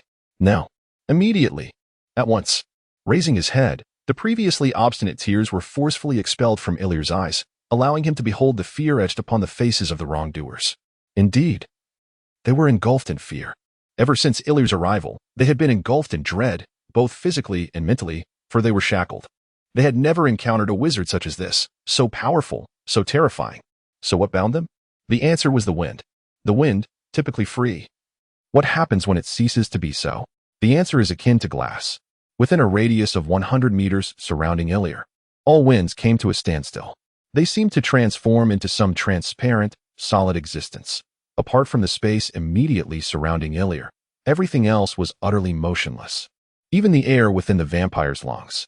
Thus, they were engulfed in profound fear, and rightly so, for this was merely the beginning. Even Ilir himself was uncertain of the extent of his capabilities at this moment. Ever since his awakening, he had endeavored to refrain from utilizing elemental magic, wary of the potential ramifications. If one were to liken his mental prowess to a handgun, then post-awakening, it had transformed into a submachine gun, still manageable. Yet, elemental magic had escalated from 4 submachine guns to 4 rocket launchers, until he fully mastered it. He could only wield it as he did now, each use resulting in a cataclysmic explosion, akin to the current solid-state winds or the previously employed accelerated hurricanes. However, the meticulous caution he once exercised bore no significance to the Ilir of now. At this moment, all he yearned for was to witness the crimson liquid seeping from these repugnant forms, to dilute the tears he would shed for Janice. What course of action should he take? Ilir's gaze was sharp, methodically sweeping across each face before him, and with every glance, his loathing intensified. Ultimately, his eyes settled upon the tallest vampire, drawn by its unervingly calm demeanor, one that Ilir found particularly unsettling. Thus, it shall commence with you. Clenching his fist tightly, he delineated a boundary with himself. The air near the vampire solidified, akin to glass, and shattered with a resounding bang. The imprisoned vampire was soon marked with myriad fine lacerations, spewing forth copious amounts of blood. Ilir, however, felt a twinge of regret. For he had intended to obliterate but one individual and instead had inadvertently targeted a multitude. Very well, then, let it be so. You shall all face the consequences together. Abandoning any attempt to exert control, Ilir spread his arms wide and gazed skyward. With a vigorous motion, a tornado surged forth from the ground before him. The fragments of air, still untouched by melting, along with several vampires, were caught in the whirlwind. Soon, a torrential rain of blood, accompanied by the terrified cries of the vampires, poured forth from the vortex. He allowed the crimson droplets to fall upon him, splattering against his face. The slight sting only served to heighten Ilir's exhilaration. Thus, more fragments of air were thrust into the tornado, causing the rain to descend with increasing intensity. The tornado grew ever larger, initially measuring a mere 10 meters in diameter, but gradually exceeding 50 meters, drawing perilously close to where Janice stood. Upon realizing this, a sense of urgency gripped Ilir. He abruptly ceased his manipulation of the tornado. Instead, he stabilized the winds around Janice, letting the fierce gusts dry the bloodstains from his garments. Yet, as with many matters, once a course was set, the ensuing developments often slipped beyond one's control. Such was the case with this tornado. Rather than dissipating, it swelled in strength. Several vampires were lifted higher, on the verge of escaping Ilir's grasp. This could not be allowed. With renewed determination, Ilir sought to stabilize the winds once more. His complexion paled as he felt a wave of dizziness wash over him. In that instant, a significant portion of his mental energy was expended. Yet, had he succeeded? Indeed, he had. He managed to anchor the tornado, along with the blood droplets, leaves, broken branches, and debris swirling within it. Like a colossal, impure, reddish-gray ice sculpture, it stood amidst the woodland. Gazing at it, Ilir couldn't help but smile with satisfaction. After catching his breath and allowing the dizziness to subside, Ilir clenched his fist once more, and the solidified whirlwind shattered with a crackle. Several shadowy figures plummeted from dozens of meters above, crashing heavily to the ground, only to fall silent thereafter. The sky was a pristine blue, marred only by the crimson stains below, which bore witness to the recent events. Step by step, treading upon the bloodied ground, aided by his mental prowess, Ilir located each fallen vampire, approaching the sole remaining vampire while cradling Janice. He was somewhat surprised to find it was the large one he had initially noticed. Yet, it mattered little. After all, it was merely a matter of time. Removing the ring from his finger, the nearly desiccated body ignited under the caress of the sunlight. What followed was a harrowing wail. Ilir had witnessed such a scene several times before. Regardless of his utterances, moments later, he would turn to ash like his companions. However, this instance felt distinct. With a wave of his hand, Ilir tossed the ring back onto the vampire's body, simultaneously dousing him with a deluge of water that extinguished the raging flames. Then, to his astonishment, the vampire awakened. Indeed, this method proved effective in rousing them. What a filthy and obstinate race. Who sent you? Speak now, and you may die swiftly, otherwise regret will be your only companion. Ilir's voice remained tranquil, as though discussing the most mundane of matters. As the words fell upon the ears of the vampire, he involuntarily twitched, his skeletal form betraying a flicker of life. Hiss, hiss, a faint sound escaped his throat, a testament to the severe dehydration that had rendered his vocal cords nearly incapable of functioning. It was unclear what the vampire intended to convey. With a cold gaze, Ilir scrutinized him, weighing the veracity of the situation. It appeared genuine, and lacking the patience to prolong the encounter, Ilir summoned a blade of wind, slicing a small incision in his palm. 2 drops of crimson blood fell, landing between the vampire's slightly parted lips. Speak, he commanded. You have but 10 seconds. Should you choose silence, all the better, Ilir added silently to himself. It is Lord Cole who has sent us, the vampire began, yet our true target is General Jackson. This has merely been a misunderstanding. I trust you do not genuinely wish to oppose the ancestors. He was a shrewd individual, and astute minds often have a profound desire to survive, hence he cherished this opportunity to speak. Donning the ring, he noticed Ilir's momentary surprise at his words, sensing perhaps a glimmer of hope. I assure you, I will no longer be your adversary, and I will clarify this misunderstanding to the ancestors. After Jackson's demise, I shall vanish from your sight. Otherwise, our complete disappearance will inevitably provoke Lord Ilia's investigation. Even you, no matter how powerful, would not wish to contend with an indestructible entity, would you? As he spoke, the vampire felt an overwhelming delight. Those 2 drops of blood had miraculously restored him to his prime state, better than he had ever been. How could this be? Meanwhile, Ilir remained oblivious to the vampire's expression, as this revelation indeed took him by surprise. However, the vampire was mistaken in one regard. His current contemplation was not how to resolve the misunderstanding, but rather how to eliminate the progenitor. After this event, he would become a vampire hunter. And as a vampire hunter, what could be more expedient than directly slaying the progenitors? He intended to utterly extinguish this lineage. For Janice, the vampire finally succumbed to despair. For he perceived the murderous intent in Eliel's eyes, yet escape was futile. The remnants of moisture upon his body had transformed into chains, binding him tightly. He could only watch helplessly as Eliel bent down to remove the ring from his finger. Was this truly the end? Or perhaps the beginning of Eliel's career as a demon slayer? The answer was negative, for Eliel suddenly froze. Behind him, a long, deep gasp resonated. Without turning, He recognized the voice. It was Janice's. But could this be real? Was it merely an illusion? His outstretched hand trembled, instinctively relinquishing all control. His entire focus directed behind him. Yes, it was her. Janice was moving. Chapter 43. Breaking the vampire was fleeing. He ran swiftly, if not pursued soon. He would escape. Yet Eliel was indifferent, utterly unconcerned, for his sole focus was on the figure before him. She was still alive. Janice was alive. The joy of recovering what was lost had completely consumed Eliel's thoughts, compelling him to embrace her, to hold her tightly, never to let her slip from his sight again, never to endure the pain of losing her once more. Eliel, what has happened to me? Please, do not hold me so tightly. It causes me pain.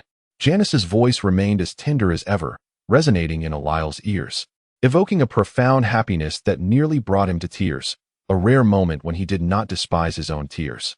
Gradually loosening his embrace, Eliel gazed at Janice's delicate face, acutely aware that he had almost lost her. His eyes fell upon her forehead, which bore a smudge of dirt. Instinctively, he reached out with his right hand to brush it away, only to realize that his hand was stained with blood. How could he possibly caress her cheek with such hands? Thus, his palm hovered in midair, frozen in a foolish daze. As his gaze shifted to the dark red stains on his fingers, abruptly awakening him from the elation of Janice's survival. The blood. Yes, this blood was shed for Janice. He had indeed witnessed her fall through his mental probing. How could she now be unharmed? As he looked at Janice, who still appeared somewhat dazed, Eliel's heart skipped a beat. A thought struck him, and he instinctively sought an answer from deep within Janice's heart. At dawn, Janice lay in bed, her complexion notably pale.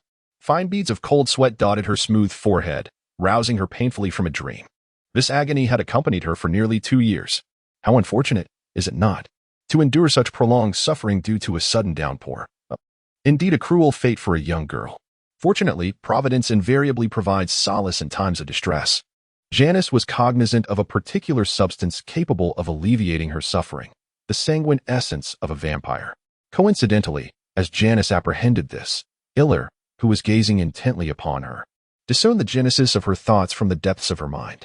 However, expressing this realization was fraught with difficulty for Iller, as his emotions were in disarray.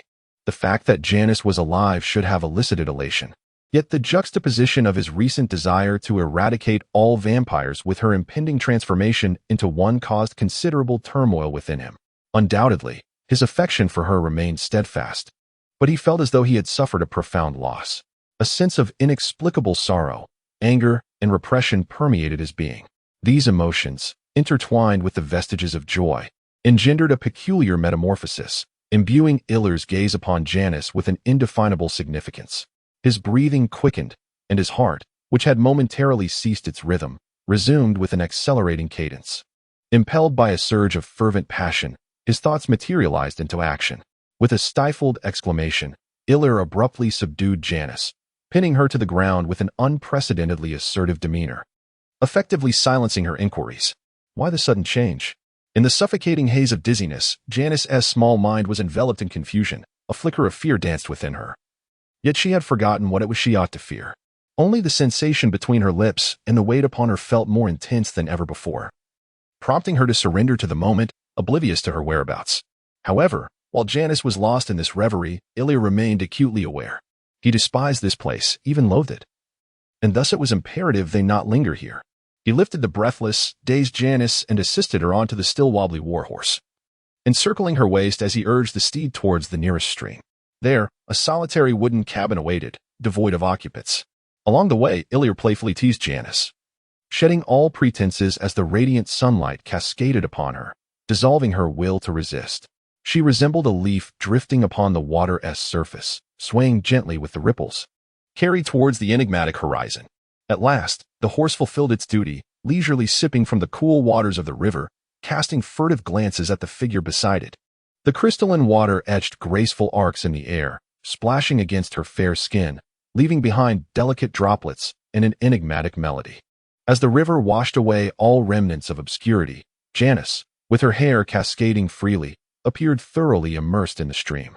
Her transforming body grew exquisitely sensitive, yielding entirely to Iller's whims as his hands traversed mountains and valleys, exploring with unrestrained freedom.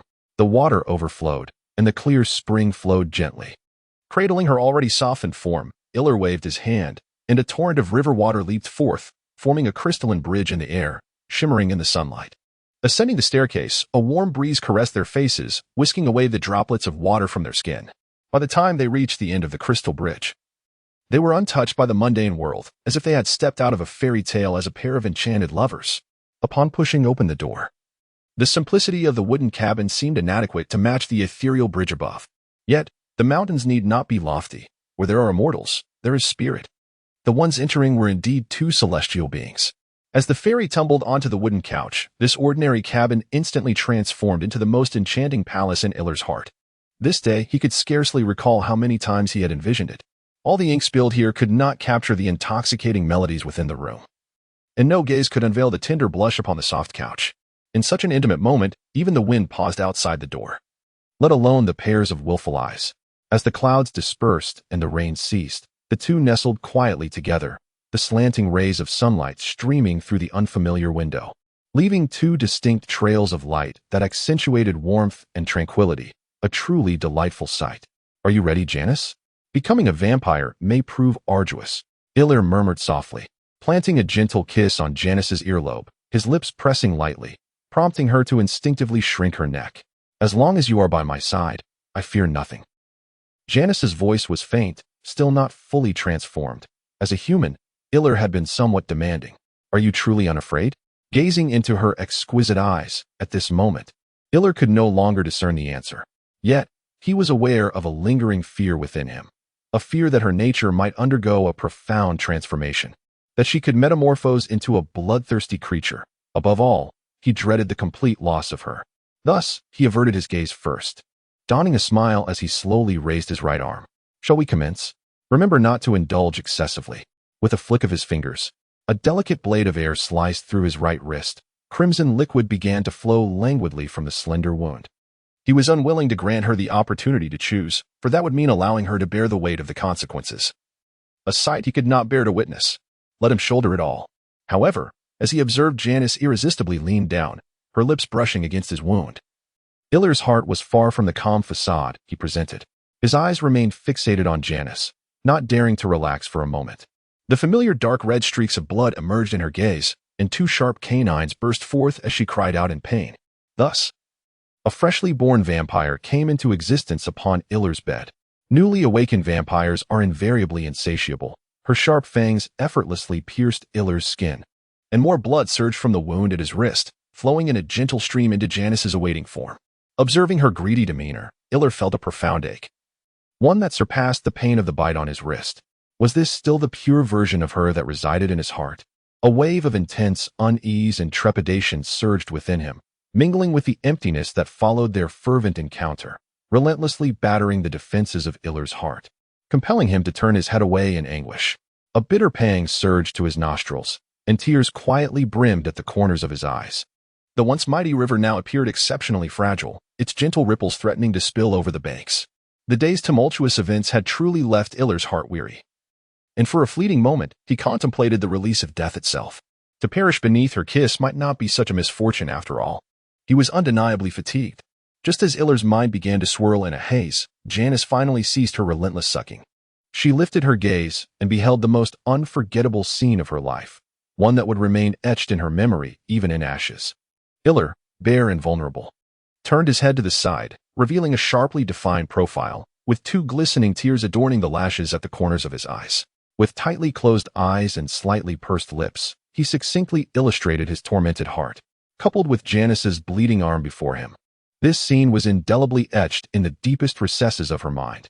She understood that perhaps she would never witness such a sight again in her lifetime. Imitating Solis, she bit into her own wrist, and ultimately, Janice could not restrain the tears that streamed down her face. Sobbing, she brought her pale wrist to Iller's lips, the teardrops falling onto his chest, leaving behind faint warmth.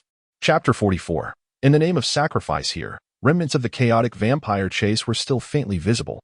Torn tents and broken fences evoked a sense of desolation. Yet, the most profound desolation lay in the hearts of the anxious people. The entire Virginia 1st Infantry Brigade, from the officers to the soldiers, was enveloped in the dread of Jackson's grievous condition. Their leader, the man known as Stonewall, now lay fallen. Was the Stonewall Brigade, once a formidable force on the battlefield, still the same without Jackson? The pervasive sorrow in the air weighed heavily on Iller, who led the warhorse. Pausing at the camp gate, Iller turned around, silently gazing at the figure slumped upon the horse's back. His somewhat pallid cheeks, illuminated by the moonlight, appeared as if submerged in shadowy depths. He was at a loss as to how to convey to her, far away, the grim reality of his demise.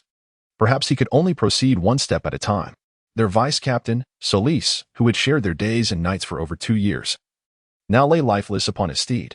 The sound of hooves striking the cobblestones resonated like a mournful elegy. It was uncertain who first took a candle and stepped out of the tent, silently following the captain. The flickering flames seemed to ignite the sorrow within their hearts, creating a profound resonance. One by one, they mimicked this gesture, producing candles from within their tents, gathering behind Iller in a solemn procession. Thus, a magical atmosphere began to blossom among the crowd. The tiny flames danced in the night breeze, akin to the wavering convictions in their hearts, swaying precariously yet miraculously remaining alight, gradually forming a serpentine trail of candlelight that wound through the camp.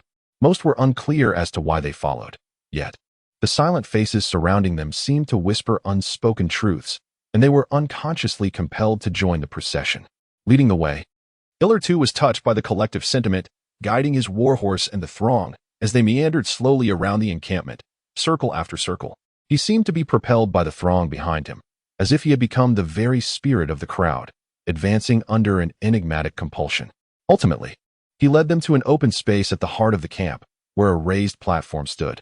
The people instinctively gathered before it, silently observing as Iller, guiding his warhorse, ascended the dais with measured steps. The singular presence of man and steed captured the attention of all assembled. A stirring within Iller triggered a sudden gust of wind, igniting the torches surrounding the platform, which blazed forth, illuminating the entire square and casting light upon the solemn faces beneath the platform. Strangely, the onlookers exhibited little surprise, as though everything were preordained. Even Janice stood below with a grave expression, her deep gray eyes glistening with sorrow. Among the gathering were physicians, the wounded, and even captives from the north. Yet in that moment, they all shared a singular heart, burdened by grief, a heart wearied by the tribulations of war. In the wake of Solis's passing, this sentiment appeared to resonate, creating an extraordinary harmony that, under Illyr's unconscious guidance, enveloped the camp in a mysterious atmosphere, drawing together all those capable of movement, as if for an ancient rite. But what should follow? Standing upon the platform, Illyr too was influenced by this subtle ambience. He did not resist the profound emotion stirring within him. His intuition beckoned him to act, yet he remained uncertain of how to proceed. At that moment, someone stirred, and Illyr's attention was immediately drawn to that individual. It was an aged visage, a head of chestnut hair interspersed with strands of silver. He slowly descended to the ground, cradling the candle before his chest, lifting his gaze and closing his eyes, as if embarking on a prayer. Around him, the crowd, like a cascade of dominoes, gradually settled upon the cold, unyielding earth, each person raising their candles in unison, silently invoking their prayers under the influence of the surrounding atmosphere. Then, atop the high platform, Illyr suddenly shuddered. A tremor coursed through his body, plunging him into a transcendent state, as if some mystical force emanated from the praying assembly, most of it converging upon him. This force was unlike mental energy, distinct from elemental power, and far removed from the essence of virtue. Yet the awe it instilled in Illyr was unprecedented. Under the surge of this energy, enveloped by its impact, his thoughts seemed to vanish. No, it would not be accurate to say they vanished. It would be more fitting to describe it as a brook being swept into a river, subsequently merging with the ocean. Within the grand and magnificent sea, the majority of the river's waters transformed entirely into seawater, while the brook's flow, continuously assimilating the ocean's salinity, maintained its independence. A cryptic and incomprehensible chant escaped Illyr's lips. It resembled an ancient ballad, intertwined with his clear voice, exuding an aura of mystery. He had never encountered this language before, yet as he spoke, its meaning unfolded within him.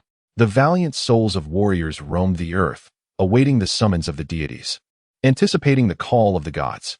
To those who fight for freedom and protection, the glory of the feathered serpent shall be with you, always. A gathering of ominous clouds veiling the resplendent moon that hangs high in the sky, while a chilling north wind surges from all directions.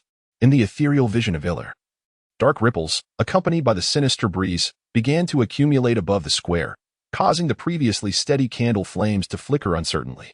A sense of foreboding stirred within Illir, though he remained uncertain how to halt the impending turmoil. Fortunately, he had not entirely lost control over his own body. Fixating on the ancient figure before him, Illir noticed that the candlelight in his grasp too danced in the wind, no different from that of the others, providing him with a modicum of solace. This was a wondrous experience. From that mysterious ocean of spirit, Illir had indeed reaped immense benefits, making it hard for him to extricate himself from such a profound state. For someone like him, who had always lacked a sense of legacy, this encounter was akin to a serendipitous adventure in a martial tale, a rare chance that one could only hope for. As time meandered by, the sinister winds above the square began to emit a haunting wail, and Illir's apprehensions materialized.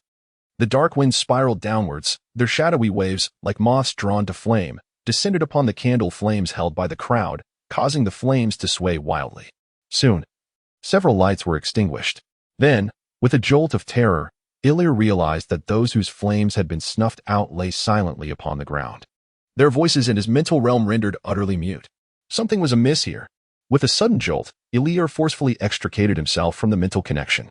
The haunting chant that had enveloped him abruptly ceased. A heart-wrenching pain instantaneously surged through the intangible link, striking the recently awakened Illir. Before he could utter a cry of agony, a sharp crackling sound of metal fracturing emanated from his bosom. The unbearable torment, however, swiftly dissipated following that sound. Hastily, he reached into his chest to retrieve the source of the noise. It was the pocket watch gifted to him by Jorls, a symbol of his magical prowess. At that moment, it lay shattered into 3 fragments. Yet, Illir had no time to mourn the loss of the watch. He abruptly waved his hands, and the chilling winds around him came to a halt. With a vigorous motion of his arm, the candles that had flickered to half-extinguishment simultaneously reignited. Amidst the crowd, an elderly figure suddenly opened his eyes, gazing intently at Illir atop the platform, his expression one of incredulity. Their eyes met in the air, each discovering the other's anomaly.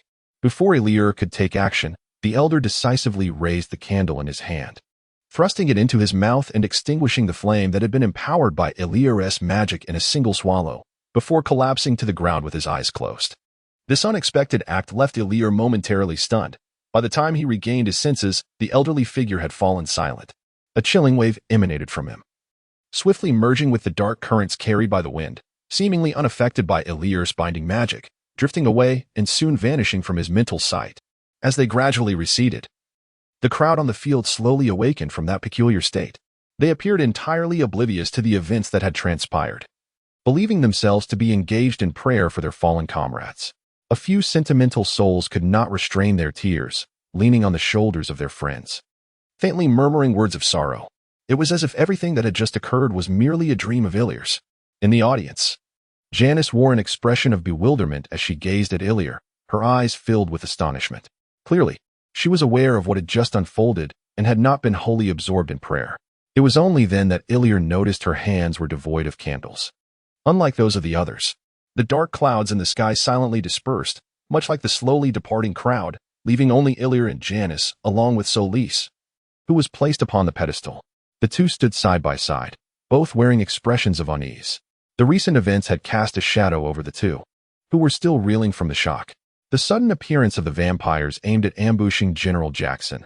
This elusive, brown-haired elder seemed intent on completing some ritual.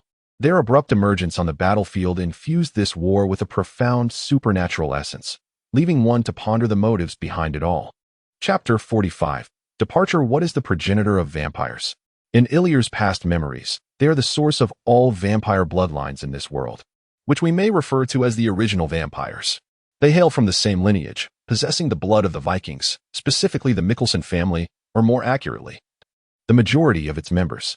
Their tragic tale could be recounted for 3 days and nights without end.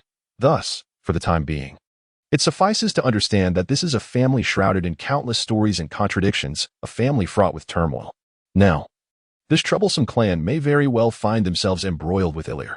From the confessions of that vampire, it is clear they have come here representing the will of the vampire progenitors, intent on eliminating Jackson. Yet, he mentioned Lord Cole, who, as Illir knows, unmistakably belongs to the progenitor of. This representation significantly diminishes their influence. Nevertheless, regardless of their diminished status, the undeniable truth remains. He is a progenitor nearly impervious to death. While Illyr had a vague understanding of the emergence of the progenitor's forces, the events unfolding in the square, particularly the presence of the silver-haired elder, exceeded his expectations. Fortunately, they seemed to underestimate their own capabilities, which ultimately led to their failure in the final endeavor.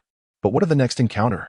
Should they ascertain their situation and strike again, it may not be so easy to evade their grasp. Clutching the remnants of his pocket watch more tightly, Illyr resolved that regardless of their schemes, it was prudent to extricate himself from this place before they returned. He determined to avoid conflict with this group for now, at least until he could fully digest the insights gained from tonight's events. He found himself in a state of utter confusion, unprepared to confront them.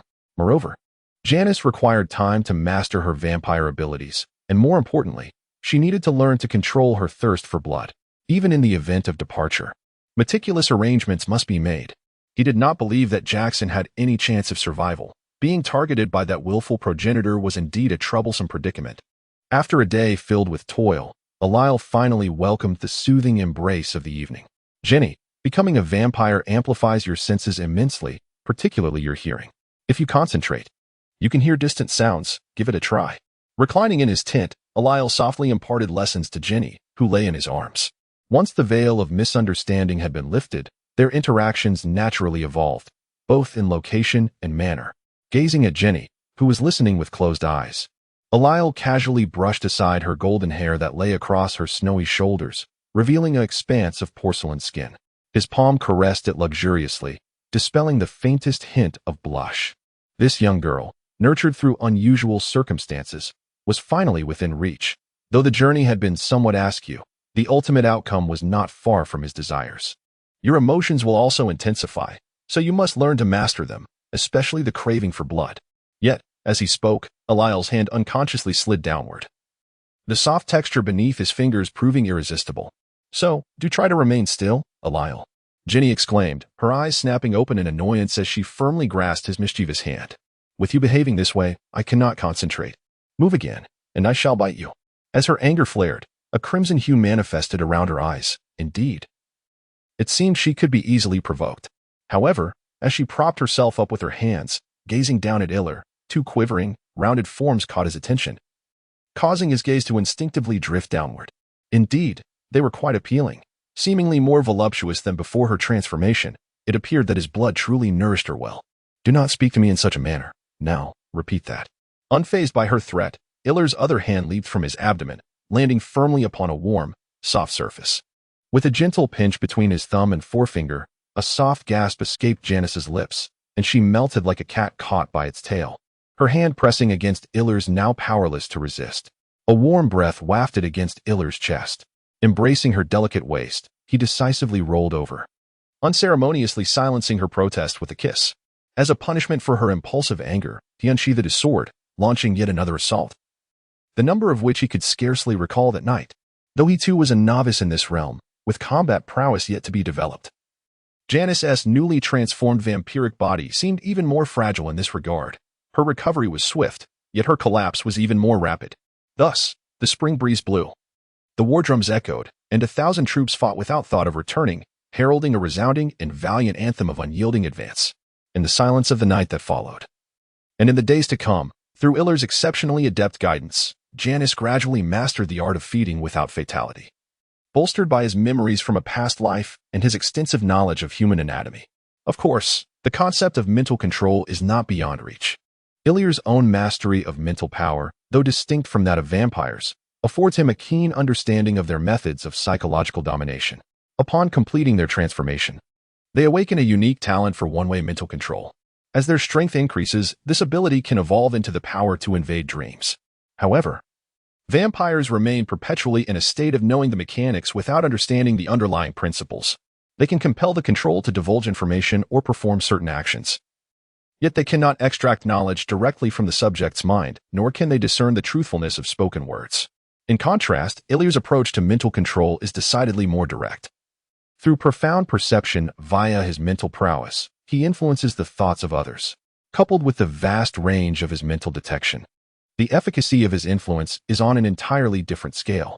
Naturally, this comes at a cost.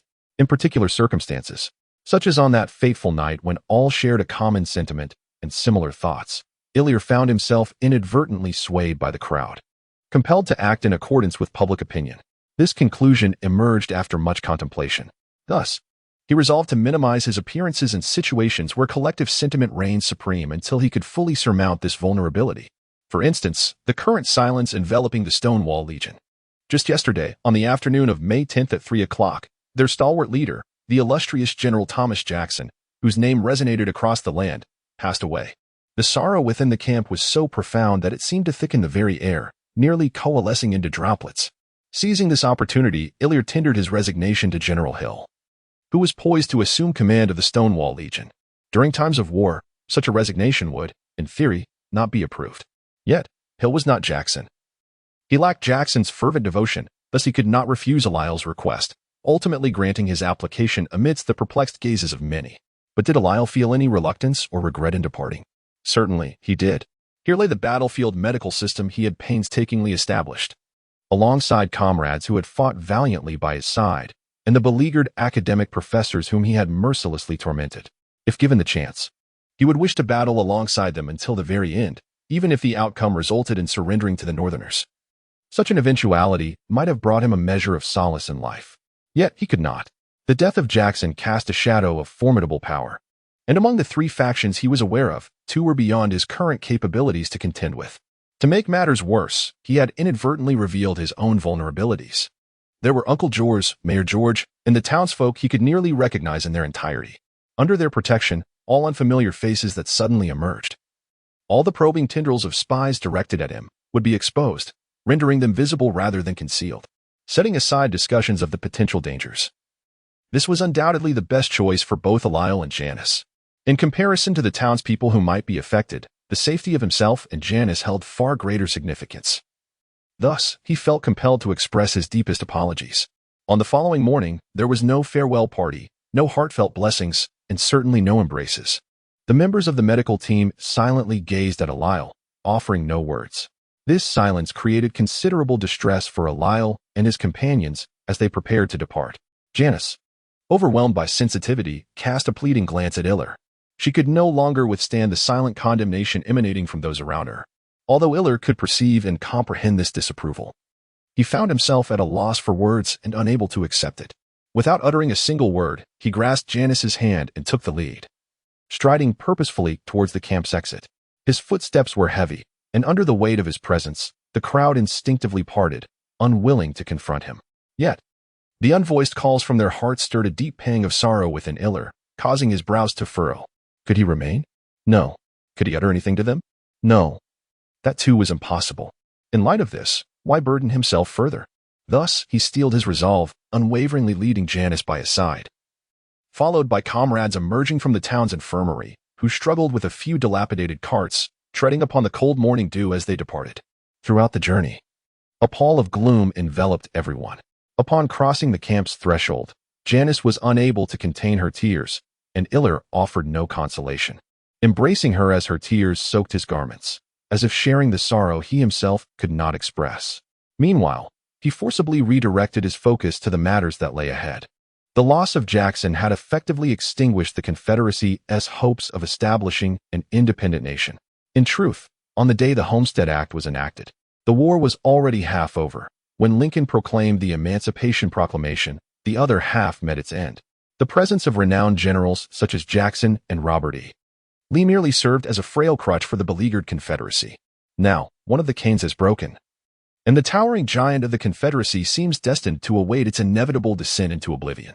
The summer of 1864 brought an even sparser veil of rain than previous years. The sky was a vast expanse of blue, while the clouds, heavy with rain, appeared to spring forth from the very depths of the human heart. It felt as though the heavens had turned upside down, allowing the raindrops of human emotion to fall upwards, echoing the fiery trails that sliced through the night sky. When they finally touched the ground, they transformed into solemn gravestones, embodying the collective sorrow of the people, inscribed with names now relegated to memory. These stones were then immersed in the tears of incense, silently watching as the wisps of smoke gradually drifted away. With utmost care, they replenished the wax oil in the lanterns flanking the gravestones. Alil and Janice stood side by side, silently paying tribute to their friend who lay eternally at rest here. For today marked the anniversary of Solisa's passing, providing Eliel and Janice a fleeting moment of tranquility. Yet, Eliel understood all too well that this serenity would not endure for long. The now-grown Stefan had just returned from his graduation at Brown University, and the transformed Damon was on the verge of shedding his military uniform. Their visages increasingly resembled those etched in Eliel's memory. However, what lingered most vividly in his mind were the events set to unfold in the summer of 1864 and the arrival of the captivating yet tumultuous Katerina Petrovna. She was better known by her more famous title, Queen Catherine. Yet, was Catherine truly a queen? Certainly not. However, during the days of the Diary of the Sun, all her admirers obstinately referred to her as such. Her individuality, her unparalleled grace, and the fierce demeanor she exhibits for survival have once captivated the hearts of countless young men and women. In their eyes, she is the exalted queen. Among those enchanted was, of course, Ilir. However, it is important to note the past tense, for he has moved beyond his youthful days, currently bound by his affections, and has encountered the stark reality of a true vampire. As a human, even one as formidable as he, must tread carefully in the presence of a vampire. This is not to suggest that Janice would pose a threat to him. Fortunately, although she may not be the most gifted of vampires, with Ilir's assistance, she has managed to gain control over her instincts. Specifically, in moments of satiation, she can maintain her composure in the presence of blood and adeptly handle the aftermath of her hunting excursions. It is worth noting, however, that her primary sustenance has always been Ilir himself. Reflecting on his own journey, Ilir feels a sense of satisfaction regarding his progress over the past year. He has achieved a level of mastery over elemental magic that allows him to wield it with remarkable finesse. His mental acuity has also seen significant advancements. Within a radius of 500 meters, he can exert precise control over a select few while influencing the inclinations of the many. Were there to exist a legendary brainwave enhancement device, perhaps he could connect with humanity on a global scale. This transformation is largely credited to the mysterious occurrences at the camp, from which he emerged with numerous benefits, greatly enhancing his mental resilience and rendering him less susceptible to the sway of the crowd. There exists a wealth of nebulous knowledge regarding soul magic, yet its foundation rests upon a liberated soul capable of departing from the corporeal form. Ilir's soul, however, is unable to escape his body, thus precluding him from practicing. Nonetheless, he can draw inspiration from these teachings. From this knowledge, he has fostered a vague conjecture that the brown-haired elder may very well be one of the legendary travelers, although they have not made an appearance in a year. The undeniable fact that his soul cannot detach from his body further substantiates the notion that Ilir's physique is indeed exceptional. The equilibrium of the four elemental magics has transformed his constitution, endowing him with extraordinary vitality. In addition to possessing health that far exceeds the norm, his wounds mend with remarkable swiftness. Moreover, there exists a more vigorous physiological demand, ahem. His blood, rich in life energy, has become so potent that it exudes a fragrant aroma. Much like a fine vintage, its bouquet has thoroughly captivated Janice's palate. To investigate this phenomenon, Ilir has personally examined his blood under a microscope, but aside from a slightly increased viscosity compared to ordinary blood, he has not discerned any other anomalies, perhaps due to insufficient precision of the instruments. Fortunately, his blood is exceedingly satiating, providing nourishment for an entire week. Otherwise, Ilir might find himself deterred by Janice's cravings. Presently, they have purchased a residence on the opposite side of the street and have become neighbors with old Jorls. This decision stems from Ilir's newfound economic independence, as well as Janice's recent transformation into a vampire. As a novice vampire, her presence poses a certain level of risk to Uncle Jorls and his family. Rather than waiting for an unexpected incident that might startle Jenny or Henry, it would be wiser to move out sooner. Once inside, Janice cast a glance at Ilir and gestured towards the window, signaling him to draw the curtains. She then removed her sun ring and placed it casually on the bedside. Turning her back to Ilir, she began to shed her delicate garments one by one. With relaxed shoulders and a gentle sway of her hips, her magnificent long dress gracefully slid down her body, following the contours of Janice's exquisite figure, until it pooled at her feet. Her fair, alabaster back, her waist that could be grasped with a single hand, and her long, toned legs became fully visible to Ilir as her attire fell away. A warm surge within him, nearly overwhelming his composure. Then, he heard Janice's soft laughter as she elegantly turned to face him, her beautiful eyes fluttering playfully while her arms rested at her waist. whimsically performing a curtsy that was utterly enchanting. Since moving into their new home, this girl seemed to have completely liberated herself, becoming increasingly audacious. How much can one endure? Ilya waved his hand, and the window curtains and door locks simultaneously sealed shut. Ahem, let there be no misunderstanding.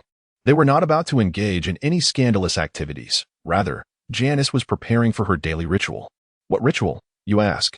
It was the legendary sunbathing. Indeed. You read that correctly. As a vampire, Janice diligently practiced this daily, indulging in sunbathing without a ring. To facilitate this, they had purposefully installed a skylight in the ceiling of the inner room, allowing the bright midday sun to flood into the enclosed space, ensuring that her secret remained undiscovered by others. He was aware that sunlight could not vanquish Janice. It merely rendered her skin a vibrant crimson, warm to the touch. Much like a drunken shrimp, yet it posed no threat to her existence. Undoubtedly an oddity. Eliel understood that the progenitors were impervious to sunlight. However, he had never encountered any other vampires, save for hybrids, who shared this immunity. Although Janice experienced discomfort under the sun's rays, she claimed that each exposure imbued her with a sense of rebirth. A warm sensation coursed through her body, accompanied by an indescribable satisfaction and joy that she genuinely cherished. Apart from sunlight, only Eliel's blood could evoke a semblance of this feeling within her. Initially, Eliel had sternly forbidden this, fearing it might inflict insidious harm upon Janice. Yet, after she employed a series of beguiling tricks and strategies, he found himself reluctantly acquiescing.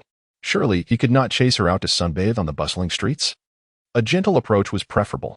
Nevertheless, he stipulated that it must occur only in his presence. Thus unfolded the earlier scene where Janice boldly disrobed. Seated in his chair, Eliel observed the radiant beauty blushing in the sunlight, his brows slightly furrowed. He attentively probed her with his mental acuity, his expression fluctuating.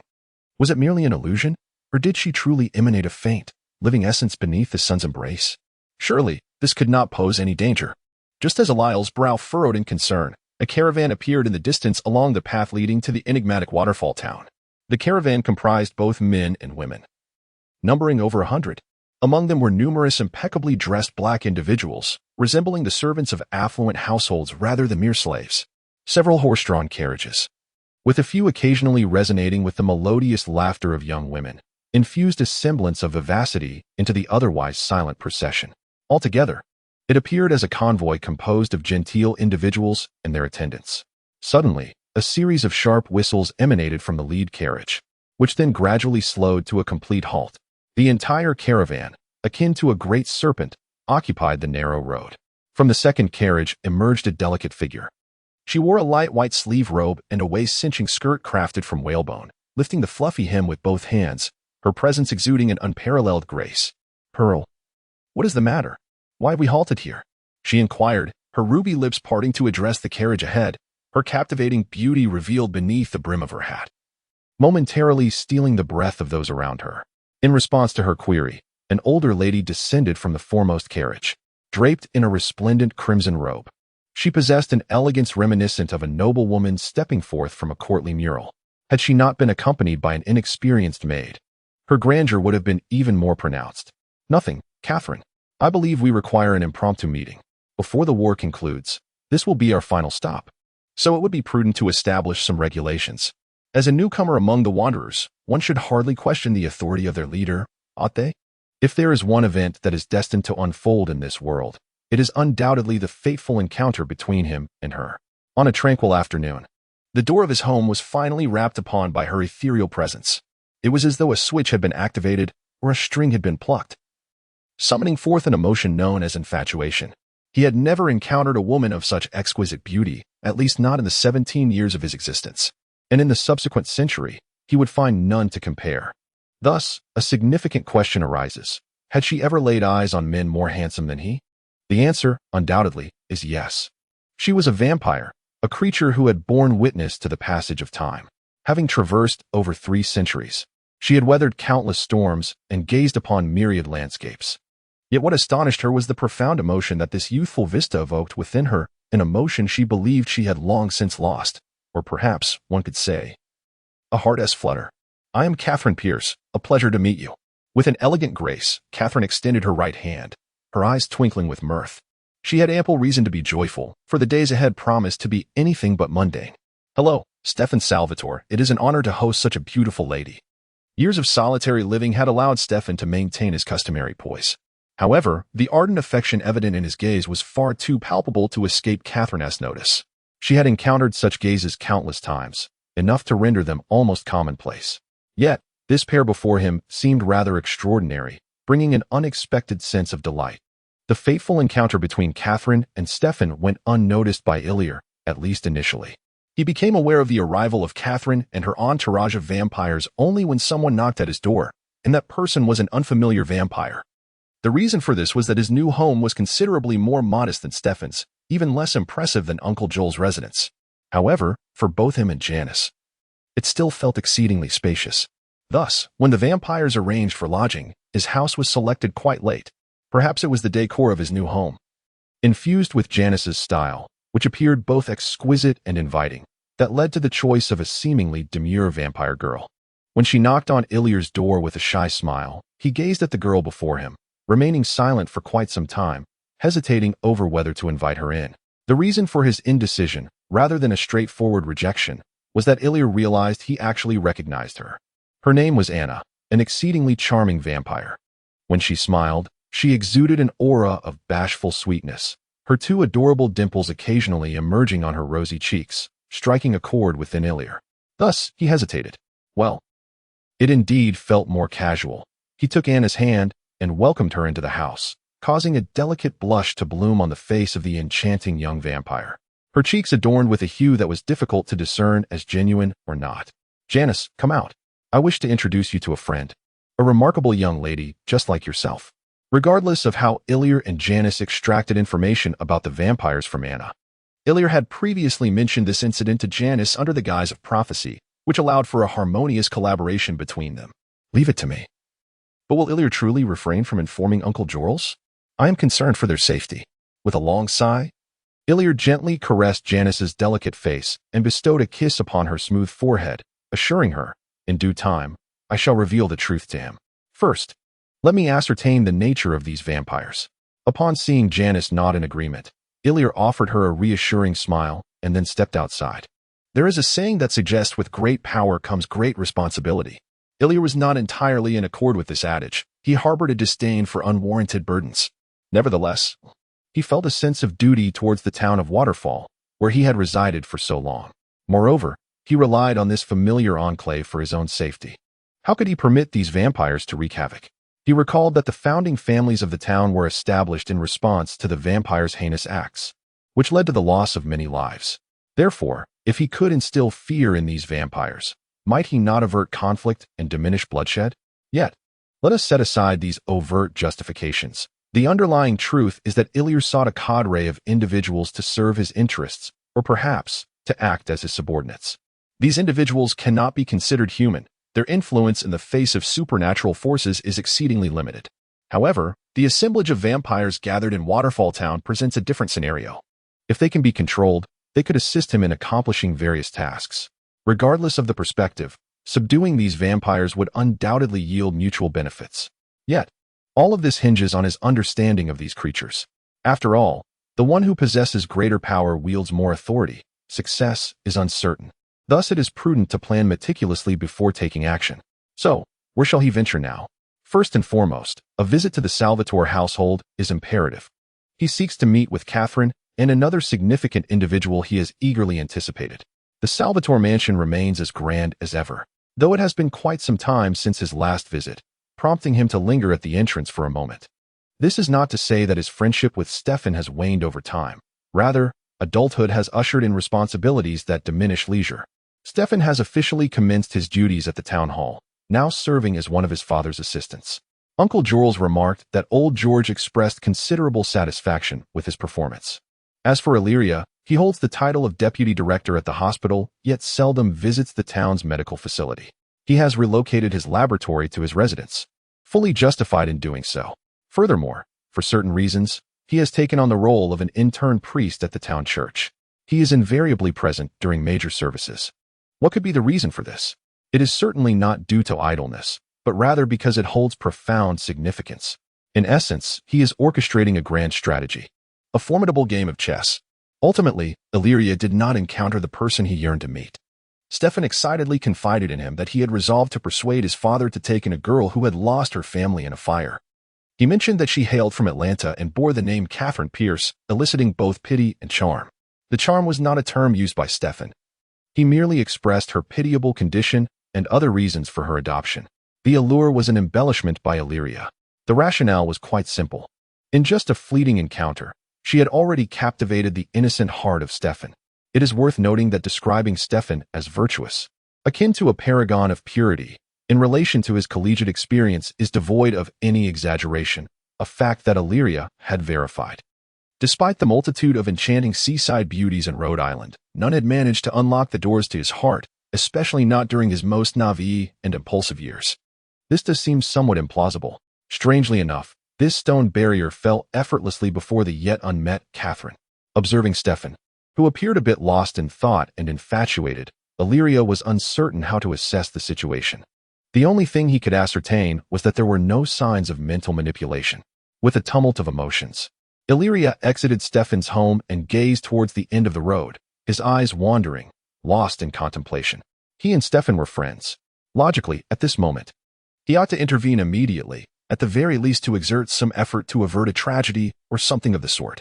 In truth, he found himself contemplating Catherine far more than he had anticipated. He reflected upon the memories of their past lives, her entanglements with the revered ancestor, her romance with Stefan, and even the haunting image of her final moments in his embrace. Perhaps she was indeed somewhat pitiable? Though he had never laid eyes on her, he felt an inexplicable familiarity, having once harbored affection for her. When she truly emerged in his life, he discovered that he was far from the calmness he had envisioned. This disquiet rendered him unable to steadfastly align with Stefan, leaving him momentarily adrift. He was a formidable hand, capable of grappling with fate itself. After years of practicing medicine and a year of serving as an apprentice priest, he had come to this realization. Yet, he was not yet a masterful hand, for he remained uncertain of the outcomes of the pieces he had manipulated. Just like the path before him, where it ultimately leads, is a mystery known only to fate. And perhaps, share a thought with me. Oh, please refrain from rebuking. Stefan inadvertently aided Illyr in alleviating his burdens, sparing him the arduous task of seeking out the vampires himself. In his capacity as the mayor of the town, he organized a welcoming soiree for the new residents. This gathering extended invitations to many, including all newcomers and several prominent local inhabitants. Interestingly, the newcomers found lodging in the homes of the town's esteemed residents. The sole exception was the Gilbert family's ancestral residence. She informed Illyr that Anna was uncooperative. Upon regaining consciousness, she refused to divulge anything further and unwilling to resort to force. She decided to leave the matter in Illyr's hands. Illyr bestowed a gentle kiss upon Janice and descended into the basement. He intended to thoroughly examine this self-trapped, enchanting vampire. At the behest of his beloved wife, chuckling to himself. The basement of the Illyr residence was quite spacious. It had once served as a wine cellar, a testament to the former owner's considerable effort.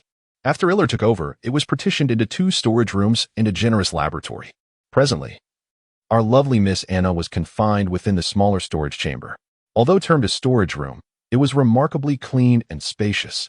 After merely a year, how much clutter could one truly accumulate? Hey, is anyone there? I'm coming in, Anna. Standing at the threshold, Illyr playfully knocked on the door, a teasing grin adorning his face as he slowly unlatched it. Darkness enveloped the crack of the door, and Illyr could sense Anna tensing, her eyes fixed on the entrance, akin to a cat poised to pounce on a ball of yarn. This amused Illyr even more. Pretending to be oblivious, he boldly pushed the door wide open. A sudden gust of wind rushed forth, barreling towards Illyr with astonishing speed, barely slower than the sound itself. Had it been an ordinary person, the rush of wind would have rendered them unable to react, but alas, Illyr was no mere mortal. He did nothing, maintaining his infuriating smile. There stood Anna, clad in a flowing white dress, her sleeves billowing, her cherry lips slightly parted to reveal 2 sharp fangs, frozen in midair before him. If you wish to avoid a rough treatment, it would be wise to comport yourself like a lady, do you understand? Observing the terror in Anna's eyes, Illyr extended his hand and lightly brushed it against her delicate nose as a form of admonishment. The slick and subtle sensation compelled him to caress his fingers, pondering whether to indulge in this delightful feeling once more. However, Illier quickly noticed a peculiar change in Anna's expression. Was she on the verge of tears? Surely, it was unwarranted. He had done nothing of significance. Illier found himself perplexed. After all, dear sister, you are a vampire. How can we enjoy our playful banter if you react this way? What if Jenny misinterprets the situation? Feeling somewhat disheartened, Illier flicked his fingers, and Anna was sent flying, landing on the solitary chair in the storage room. Her hands were bound behind her back with invisible chains, securing her to the chair, while her pristine dress bore the marks of confinement. Very well.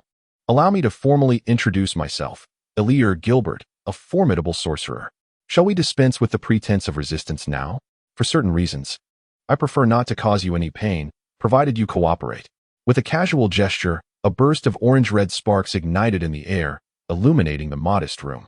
Illier gazed at Anna with earnest intent, revealing his final offer of goodwill. What do you intend to do? Knowing I am a vampire, why did you invite me in? I was merely passing by. I know nothing. Anna's voice trembled, her gaze darting anxiously, reflecting her timidity. Perhaps it was the overwhelming presence of Illier before her that instilled such anxiety, or perhaps it was the unfamiliar and daunting surroundings that filled her with dread, or perhaps it was some other unnameable reason. In summary, Illier felt that she did not resemble a vampire, at least not a mature one. Why? When you come to my home seeking refuge, do you inquire what I shall do? Should it not be I who questions your presence here? Observing Anna with a curious gaze, Illier experienced a moment of confusion, yet he suppressed it for the time being. Do not attempt to deceive me. I possess knowledge of you, perhaps even more than you know about yourselves. You are the daughter of Pearl, are you not? Why do you not reside with your mother? Catherine is also your companion. What is the nature of your relationship with her? And Emily? Is she well? My awareness extends beyond what you might imagine. As Illier uttered these words, he fixated on Anna, scrutinizing her every movement. To his disappointment, Anna's demeanor was akin to that of an ordinary girl. Even taking a moment to respond when she mentioned Emily, displaying none of the traits of a core member. I do not understand what you were saying. Please do not question me further. This prevarication was rather unconvincing. I have stated that I do not wish to cause you harm. So do not test my patience. Indeed, as Illier remarked, his patience was wearing thin. After Anna continued to resist, Illier relinquished his attempts at persuasion, moving behind her and slowly extending his hands. What are you doing? That hurts. At that moment, Illier's actions appeared somewhat ungraceful. As his hands firmly pressed against Anna's temples, his long, strong fingers gripping tightly, preventing her from breaking free. Is it painful to have your head held captive? Certainly not. The action itself does not induce pain. The discomfort arises from Illier's mental force, which seeks to transcend the mental resistance inherent in the vampire's nature. Originally, he was unable to penetrate their inner thoughts. However, within the realm of the traveler's magic, there exists a method specifically designed for this purpose, which Illier acquired during that mysterious ritual. A significant drawback of this method is the severe mental stimulation it inflicts upon the subject. In simpler terms, it is excruciatingly painful. But to what extent? Illier himself is unaware. He had attempted it once on Janice, but that single occasion resulted in her pursuing him relentlessly for over half a month. Later, while reclining between cushions, Illier inquired about her experience. She remarked that it might be akin to childbirth, although she had never given birth herself. Thus, when Illier furrowed his brow and released his grip, Anna immediately lost consciousness. As for whether there would be any lasting repercussions, that would only be revealed upon her awakening. After all, who could blame her for her disobedience? Adjusting Anna's head, Illier's brow remained furrowed. Something felt amiss. Why was there such a significant deviation from the information in his memory? Perhaps tonight would bring some unexpected twists. Later, Illier chose a delightful pink gown for Janice. The azure mark of the sky cascades down her neck, accentuating her porcelain skin, prompting Illier to bestow kiss after kiss. Following the silvery chain of the celestial trace, Illier's head glides downward, leaving a trail of fervent kisses, ultimately pressing the tender Janice onto the table. The squeaking sound reverberates through the door, echoing far and wide. A kiss can convey myriad meanings. Such is the nature of human kisses, and even more so, the kisses of vampires. Let us assume Janice's kiss is pure. Then what of Catherine's kiss? Could it be pure as well? And what about the youth with whom she shares a kiss? Is his kiss devoid of purity too? Though their fervor appears identical, can we truly equate their sentiments? The answer remains uncertain. Do not be afraid, nor make a sound. Exhaling like the fragrance of orchids, Catherine gently breathes, pressing Stefan against the wall. One hand caresses his cheek while she gazes into his profound eyes, unable to resist placing a delicate peck upon his lips, as if savoring some exquisite delight. Reluctant to part for a moment. Come, let me discover what sets you apart, that I find myself so drawn to you. Her slender hand glides down Stefan's cheek, resting gently upon his neck, tenderly caressing. A glimmer of something unexpected danced in Catherine's gaze as it fell upon his face. Her fangs emerged, slicing through Stefan's neck with the precision of a scalpel, eliciting two ambiguous grunts from him, followed by a sound akin to rushing water. His eyes were a tapestry of confusion and tranquility, while his hand instinctively caressed Catherine's spine. Reminiscent of a lover comforting a weeping partner or a kin soothing a near-death relative. Yet, was she truly his kin? Was he her lover? Neither. At least not for the moment. At this juncture, the bond that tethered them was her sharp fangs and his warm, flowing blood. Then she kissed him. A profound kiss that urged him to forget the tumult surrounding them. Stefan, if you desire me, you must pursue me yourself. For now, I must retouch my makeup. We shall meet again tonight, darling. As she pricked her finger, offering him a taste of her own blood, Catherine's voice brimmed with pride and defiance. The evening's festivities were vibrant, and Stefan excelled in his role, showcasing the warmth of Waterfall Town towards its new members and its enthusiasm for the old. The term new members was apt, as the caravan leader, Lady Pearl, had, under the watchful eye of the town hall, signed land transfer agreements with several affluent locals. She procured a significant amount of property at a remarkably fair price and secured the rights to local herbal commerce. All of this indicated that the caravan had decisively chosen to settle in Waterfall Town, becoming an integral part of its community. The party hosted by Stefan was thus rendered all the more timely and significant. Social gatherings are among the most cherished activities of our era. Joyous occasions warrant a celebration, while sorrowful events can also call for one. Individuals extend invitations to those they deem deserving, based on their circumstances and the closeness of their relationships. These gatherings vary greatly in size and style, and by the year's end, there are likely hundreds held. For the residents of Waterfall Town, receiving an invitation from the Salvatore family is undoubtedly a mark of great honor, signifying one's acceptance into the town's most exclusive circles and indicating that one is a person of social standing. However, the newly arrived vampires in town might not fully comprehend the significance of this. They indulge in the festivities, and while restrained by Pearl's influence from succumbing to their thirst for blood, they can still showcase their allure amidst the vibrant figures on the dance floor.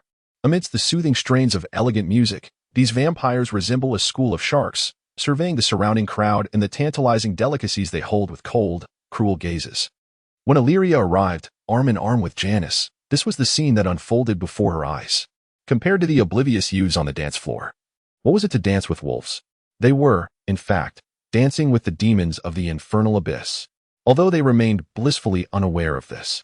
The first to notice Illyria's arrival was not Stefan, who was dancing with Catherine, nor was it the ever-animated Pearl, engaged in lively conversation with George, but rather a maid, a woman of dark complexion.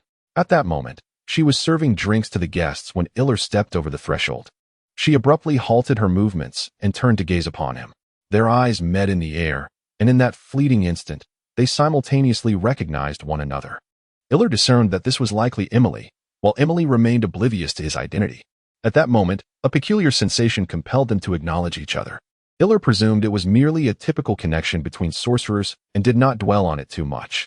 Following their brief encounter, he concluded that Emily's mental prowess was not as formidable as his, which left him feeling somewhat disappointed yet relieved. In a state of uncertainty regarding whether she was friend or foe, he preferred her to be weaker, hoping to extract something from her. With this thought, Iller gave Emily a slight nod and a smile before averting his gaze. However, he failed to notice the look of shock, disbelief, and a certain ecstasy that flickered in Emily's eyes after he turned away. Nearby, the candle flames on the table surged suddenly, alarming the ladies seated around it. At Iller's side, Janice, clad in a sky-blue ensemble, appeared exuberant, akin to a bird freed from its cage, tugging Iller towards the dance floor. This year, she had spent most of her time at home, and Iller, anxious about unforeseen incidents, had kept a close watch on her. Thus, each gathering was a source of immense joy for her. As a reward for Janice's obedience, Iller granted her every wish at every party. Moreover, it is not merely confined to the banquet. It shall extend into the evening. This presents a remarkable opportunity for Janice, As for the nature of this opportunity, it shall be revealed in due course. Setting aside Janice's ulterior motives, Eliel's mood at this moment is undeniably favorable. There are numerous vampires at the ball, and through his mental probing, he detects as many as 26, combined with Anna, who is locked in the basement, that totals 27, all now within Eliel's purview. Compared to the vampires who assaulted Janice, these individuals possess generally lesser strength, yet their sheer numbers are more than sufficient for investigating the traveler and the progenitor. Moreover, the absence of particularly formidable adversaries is a source of satisfaction for Eliel. Instinctively, he overlooks Emily, for reasons unknown. He feels an inexplicable certainty that she is not his enemy. This sensation is so natural that, upon realization, he cannot help but cast a glance at the maid-attired Emily. There is something endearing about that maid, which is quite perplexing. "Hey, Eliel, when did you arrive? I haven't seen you around," a voice interjects, breaking his contemplation. It is Stefan, prompting Eliel to instinctively turn towards him. However, his gaze does not linger on Stefan, for a figure clad in deep green suddenly captivates his attention, drawing his focus and ultimately anchoring it there. Indeed, that figure is none other than our esteemed queen, Miss Catherine Pierce. At this moment, she is adorned in a deep green gown, embellished with soft black feathers at the neckline, accentuating her breathtaking beauty. With starry eyes and pearly teeth, her delicate lips slightly pursed, her pure and beautiful visage is complemented by the elegance refined through the passage of time. One must ask, how many men in this world can remain unmoved by such a sight? And how many young maidens, standing beside her, would not feel overshadowed? Iller is an ordinary man, and thus, he too was captivated. What disparity exists between the shadows on the screen and the vibrant beauty before him? Trust me, this is not something I can articulate without prior experience. At least, it is so at this moment. What we need to understand is that, at that instant, Janice cast a cold gaze upon Iller, her grip on his arm tightening. Meanwhile, Catherine delicately sipped from her glass, the corner of her lips lifting in a subtle smirk as her gaze traced the rim, landing upon Iller's chest. Suddenly, a loud thumping sound resonated from that very spot, disturbingly clear to the acute hearing of vampires. Iller felt a bit flustered. In truth, his gaze remained rather polite, not lingering excessively on her enchanting face. Yet, like a rebellious youth, his heartbeat quickened, driven by an instinct beyond his control. Unfortunately, both of his companions possessed extraordinary hearing, leaving Iller with no means to conceal his discomfort. He could only offer an awkward smile, noting the peculiar expression on Stefan's face.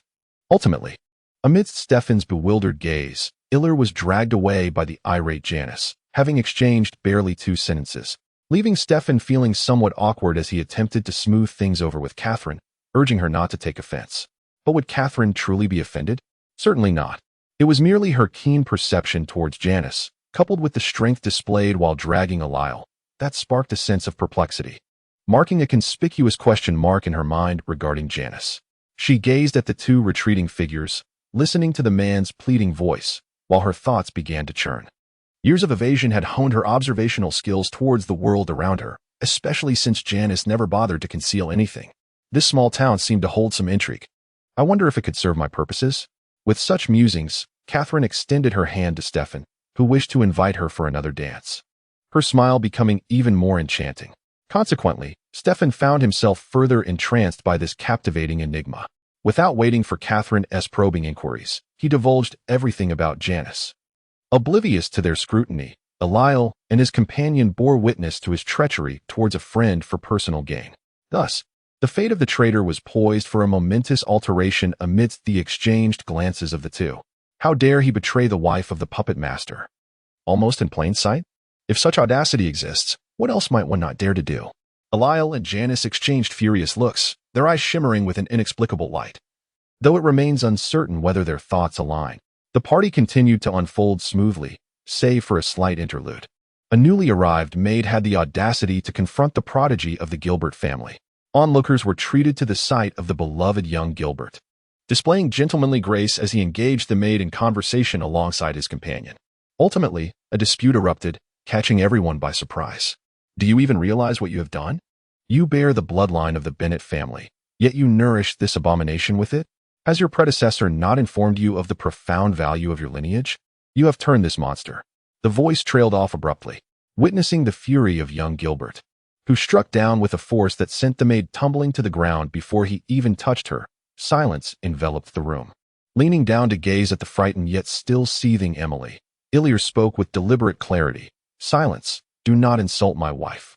His gaze was icy. Had he foreseen this outcome, he would have refrained from engaging in such folly and certainly would not have allowed her hand to touch Janice. Did this insufferable wretch wish to incite doubt regarding Janice?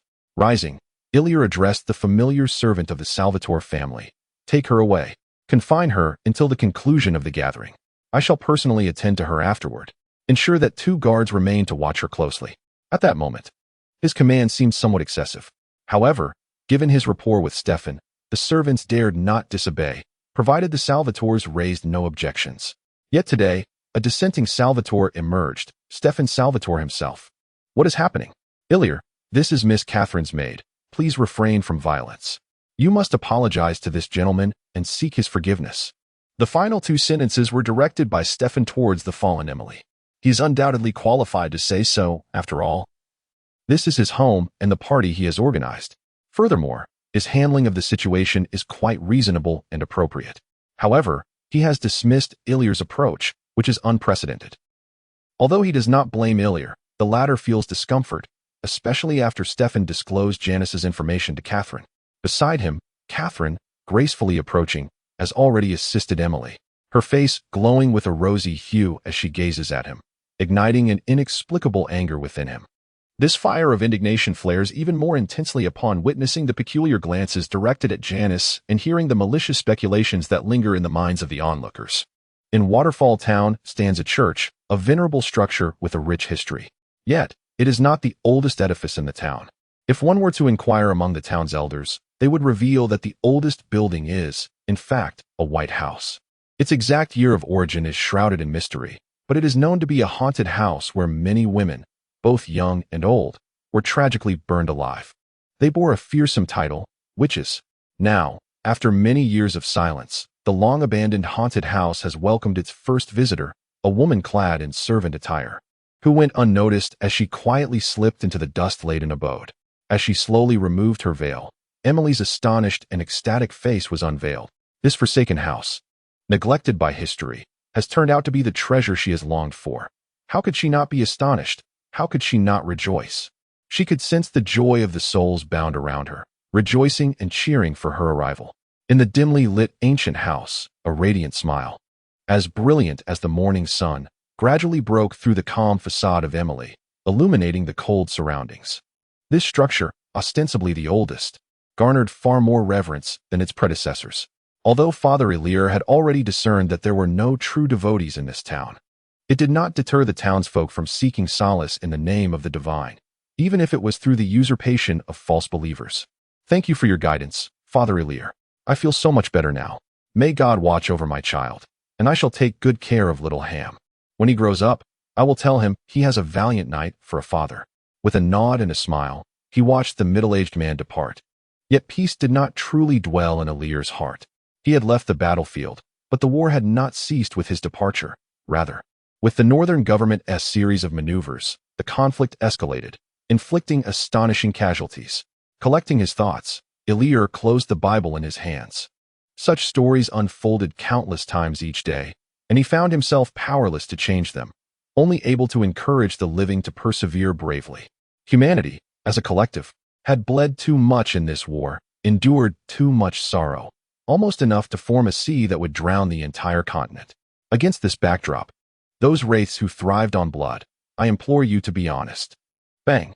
Mr. Illyr Gilbert, it appears that you do not seem to welcome us. From the open doors of the church, the vampires led by Pearl finally emerged. It was their leader, Lady Pearl, who spoke. All 26 vampires were present, except for Anna, who remained in Illyr's basement. I apologize, but you are not worth my deceit, so, yes, I do not welcome you. With his hands lightly resting on the podium, Illyr gazed down upon the assembly of vampires. Though he spoke with a smile, his words caused a brief pause in their breathing, which soon turned heavy for most of them. However, for certain considerations, I do not wish to take your lives just yet. Believe me, that would be an exceedingly simple task for me.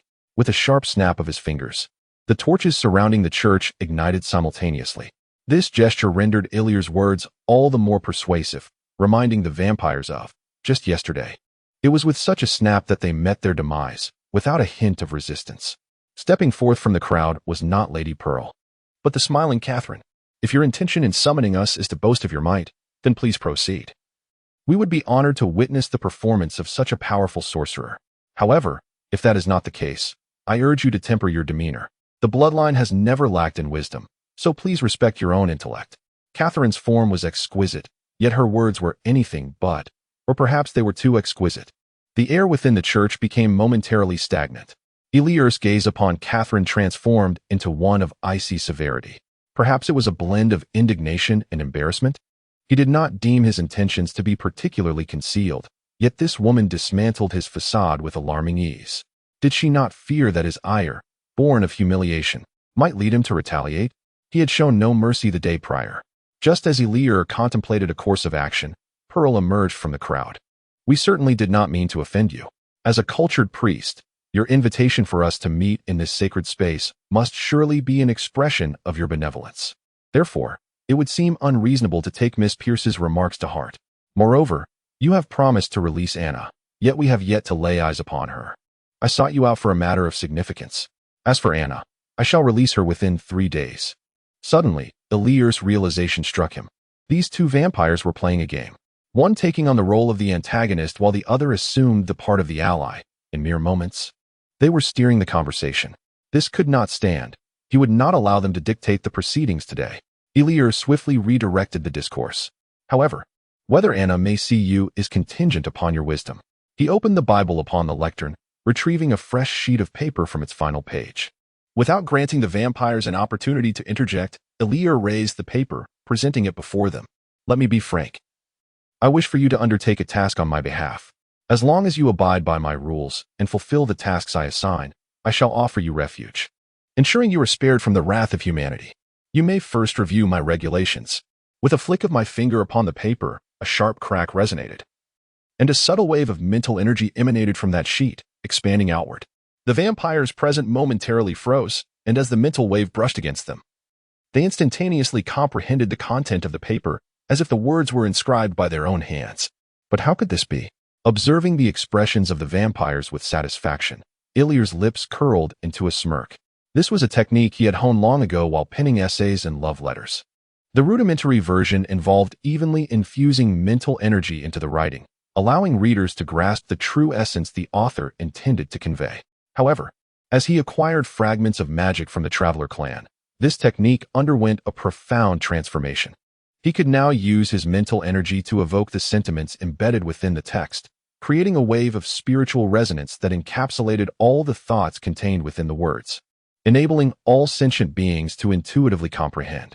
As for himself, he merely inscribed the intended message on the paper and unleashed his mental energy, resonating with the listeners far more powerfully than the sound of a wooden fish in meditation. Yet, Eliur remained uncertain whether his method was indeed a unique invention. He recalled a moment from his past when he accompanied his master to an ancient temple and, after a night's stay, was awakened by the morning bell. Perhaps within the profound echoes of the evening drum and morning bell lay meanings that eluded his mortal understanding. Whether it be the cunning Catherine or the poised Pearl, neither could conceal the astonishment that stirred within them, not solely due to the unique mode of communication, but also because of its profound content.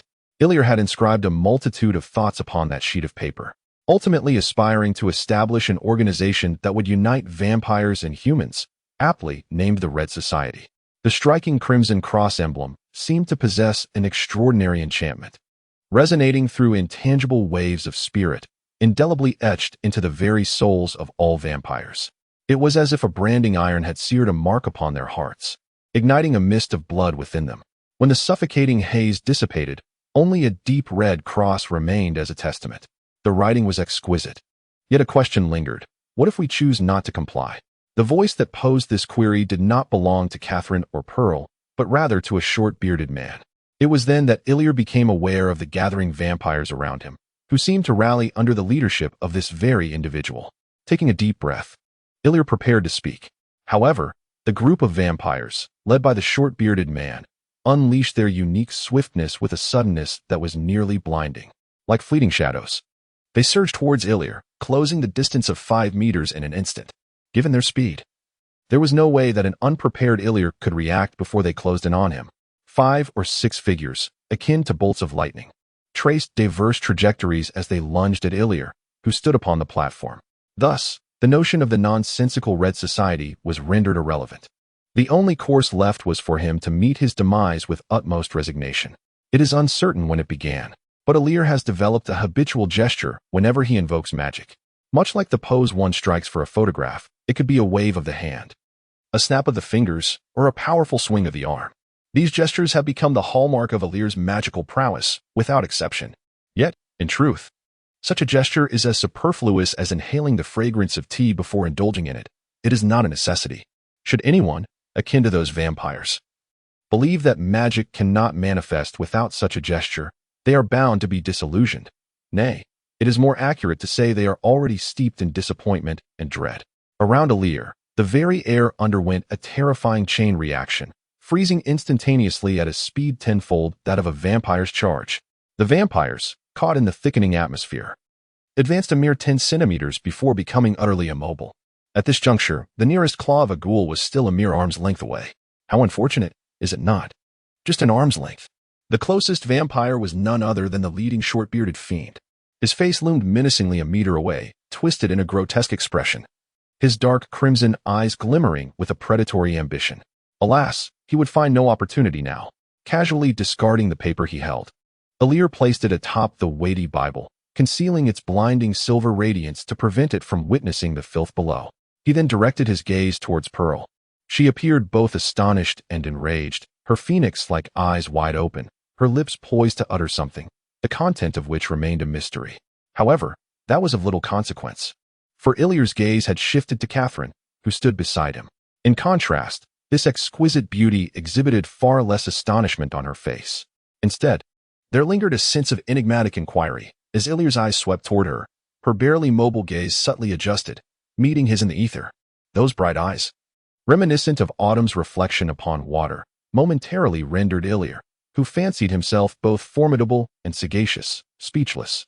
A warmth surged from his depths, coursing into his heart, causing the restless spirit within him to feel a slight flush. Instinctively, Illyr averted his gaze, his demeanor slightly disordered, and turned his attention to the other bewildered vampires standing around. Yet, as his eyes traversed the scene, he had already forgotten the intent behind that fleeting glance. The few of them hung suspended in the air, appearing neither graceful nor aesthetically pleasing.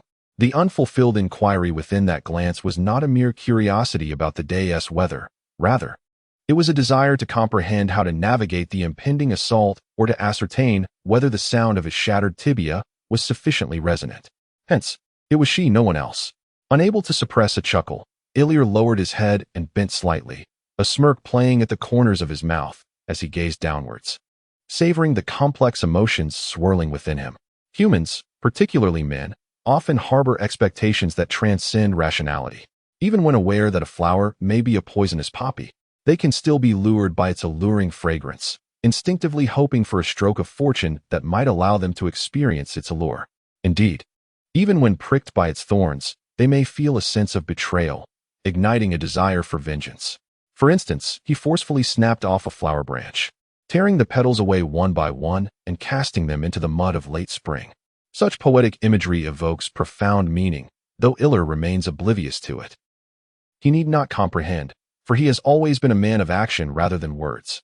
When he lifted his gaze, the emotions in Illyr's eyes were scarcely discernible. With a slight pursing of his lips, he casually snapped his fingers. Snap! The stagnant air shattered instantaneously, yet not entirely. The 5 vampires who had attacked him remained suspended in the atmosphere. Pearl and her companions were ensnared by an invisible barrier of air. He wished to avoid another extreme reaction, thus he offered his apologies to the audience. However, it mattered little, for if they remained motionless, no adverse effects would ensue. In light of your assault upon me, I take it you have rejected my peace accord. Do I have your consent, Miss Pearl? Excellent. Let us consider it as your acquiescence. Now, I shall demonstrate the consequences of defying my will. To be frank, I never anticipated such an honor today. As he spoke, Illyr cast a significant glance at Catherine, a gesture so pronounced that all present vampires took note of it. This caused a tightening in Catherine's chest and a subtle change in her complexion. Yet, Illir refrained from elaborating further, as he had yet to devise a strategy for this intricate predicament. That glance served merely as a warning and a reminder to the other vampires, to prevent them from being incited by her. The blood of vampires is a remarkably potent substance. At a critical moment, it possesses the power to salvage the fragile lives of humanity, exemplified by my own existence as a mere mortal. Skipping the gruesome details, as Eliel recounted the tale, a vivid crimson liquid poured forth from the bodies of 5 vampires. It coalesced along the ethereal pathway, forming 5 blood clots that swelled progressively. The 5 assailants weakened at a pace discernible to the naked eye. Their exposed skin lost its hue, first turning pale, then increasingly gaunt, ultimately acquiring a faint gray tint. Apart from the absence of the black markings that signified death, they bore an uncanny resemblance to lifeless vampires. As the final drop of blood escaped, Eliel relinquished his hold over them, and the 5 desiccated bodies collapsed to the ground like sacks filled with hay. The sound they made, neither heavy nor light, caused the surrounding vampires to instinctively shudder in their taut stances. Had they truly perished? With another wave of his hand, the 5 floating blood clots transformed under Eliel's command. From each orb of suspended liquid emerged a blood column, each as thick as a thumb, and as these columns ascended, their color gradually faded. Once the blood columns reached about a foot in length, the liquid had metamorphosed into 5 crystalline spheres of water. Extending my hand, I caught the 5 blood-hued crystalline columns, and 5 streams of clear water cascaded from the sky, splashing upon the fallen vampires without eliciting any reaction, as though this were not the blood that had once flowed from them. I have heard whispers among you vampires of a punishment wherein the transgressors are encased in concrete pillars, allowing their blood to slowly wither away, ultimately to decay completely within the soil after a century. Is that so? This is indeed a most agonizing demise, particularly for vampires, a race perpetually enveloped in darkness. However, I find this method somewhat wasteful, for their blood remains exceedingly valuable, or more precisely, the essence of that blood. Raising the blood crystal in my hand as a demonstration, I subsequently lowered it once more. This object does not possess the extraordinary qualities it appears to have. It is merely a simple application of water elemental magic. Yet, for the vampires, it holds an unparalleled deterrent power. After all, no one wishes to see their own blood transformed into such a cold artifact, no matter how exquisite it may seem. Now, let us turn our attention to the matter at hand, specifically the details of our collaboration. The ensuing conversation proved to be considerably more intricate, yet also more seamless. When an individual possesses the strength to single-handedly confront a group, as long as their demands are not excessively unreasonable, that group will invariably accommodate and fulfill them, particularly since he has painted a grand, beautiful vision, instilling a sense of hope among the vampires. Perhaps collaborating with him could indeed improve their circumstances. Although for these capricious vampires, the prospect of refraining from killing any humans, having to heal their victims with their own blood after feeding, and carrying out some trivial tasks seemed both tedious and distressing. However, on one hand, they had wandered for far too long, and some had grown weary of constant movement. Arriving in Waterfall Town was precisely their intention. On the other hand, Illir demonstrated sufficient prowess. The vampires are exceedingly pragmatic. If Illir pressed too hard, would they be unable to defeat him and unable to escape? The reason they lingered was that Illir had incapacitated them all at the first encounter, yet refrained from delivering the fatal blow. Although Pearl was initially frightened by Illir, prompting an instinctive reaction to flee, once her emotions settled, she recognized this as an opportunity to strengthen their abilities. When faced with a formidable sorcerer who proposed forming a team and desired to take on the role of leader, should one agree or refuse? It is essential to note that the former captain, Pearl, was not particularly possessive. She embodied a selfless leadership style. Additionally, the capture of Anna instinctively led her to resist the option of retreat. Thus, with Pearl's passive cooperation, Illir believed everything would proceed smoothly, only to encounter unexpected complications. Aside from the scheming Catherine, Illir could not fathom who else might harbor ulterior motives. Consequently, during the consolidation process, Illir resolved to marginalize Catherine and appointed Janice as the spokesperson for his intentions. This decision naturally incited Catherine's dissatisfaction. However, confronted with Illir's threatening gaze, she hesitated, unwilling to provoke him further. The 5 lifeless bodies, still damp with water, served as a stark reminder of recent events, leaving her no room for recklessness. In summary, Leveraging the residual power of those 5 vampires, Illyr successfully completed his initial restructuring of the vampire group, ensuring that his will was communicated effectively to all. As for the troublesome Catherine, Illyr opted for a strategy of cold treatment for the time being. Once the vampire squad became acquainted with their orders, they would seek an opportunity to deal with her. As for the method of dealing with her, he had yet to devise a plan. But had he truly not contemplated it? Observing the receding figures of the vampires, Illyr stood atop the platform, gradually shrouded in the encroaching darkness as the flames waned. Fortunately, all was not in vain. Henry was not the type to tread a solitary path into oblivion, though he felt a deep reluctance to part with his comrades in arms. The earnest counsel of his aging father and younger brother, however tenuous that bond might be, along with the increasingly clear circumstances, ultimately steered him towards the resolution of withdrawing from the ranks. Except for one individual, Damon's father, George Salvatore.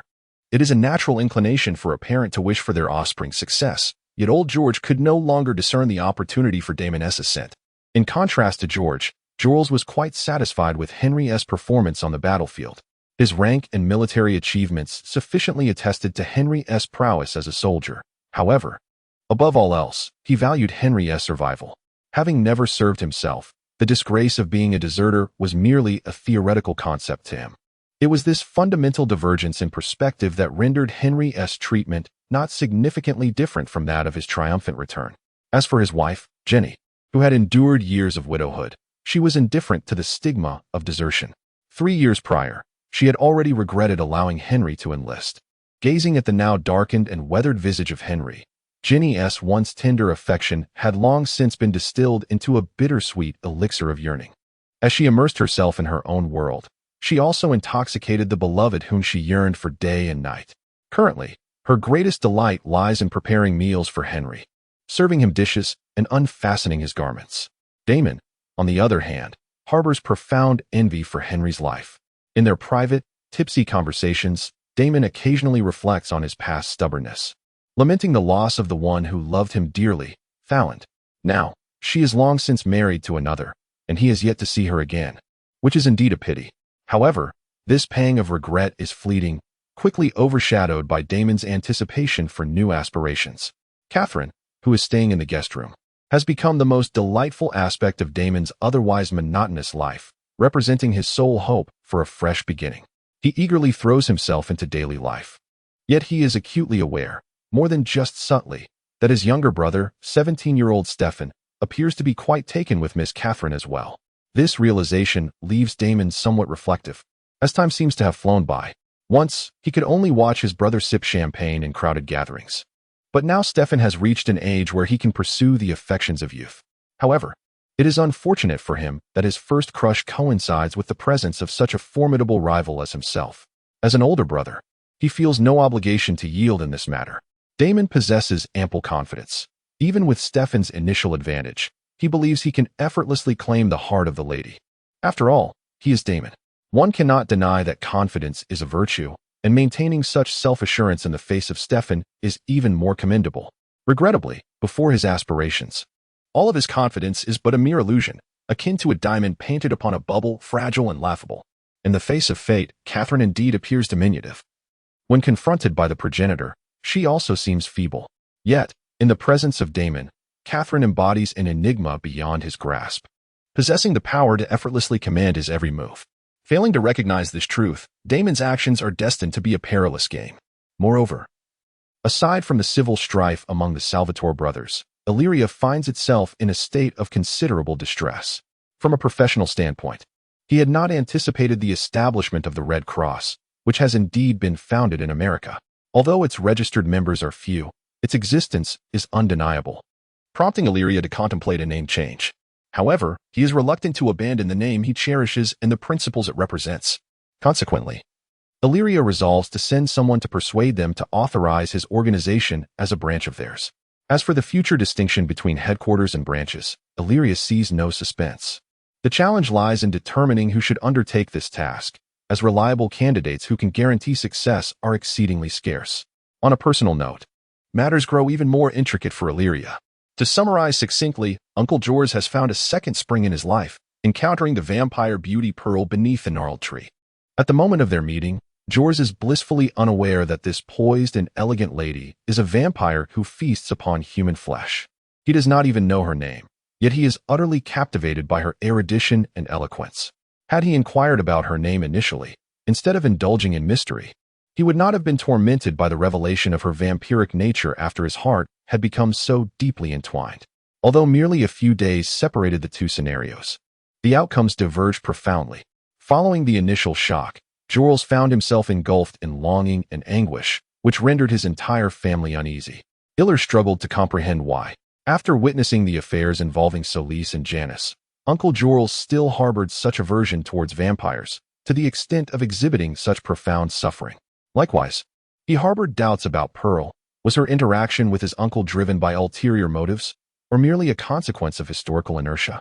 The predicament lay in the fact that, having already submitted to their presence, they could not act recklessly. In the absence of evidence, perhaps dispatching Pearl on a mission prior to Uncle Jors's resolution would be a prudent course of action. However, this would complicate matters for Janice, who, being unfamiliar with the vampires, would find the task daunting. After all, as a vampire, she was exceedingly young and might still require Catherine's assistance.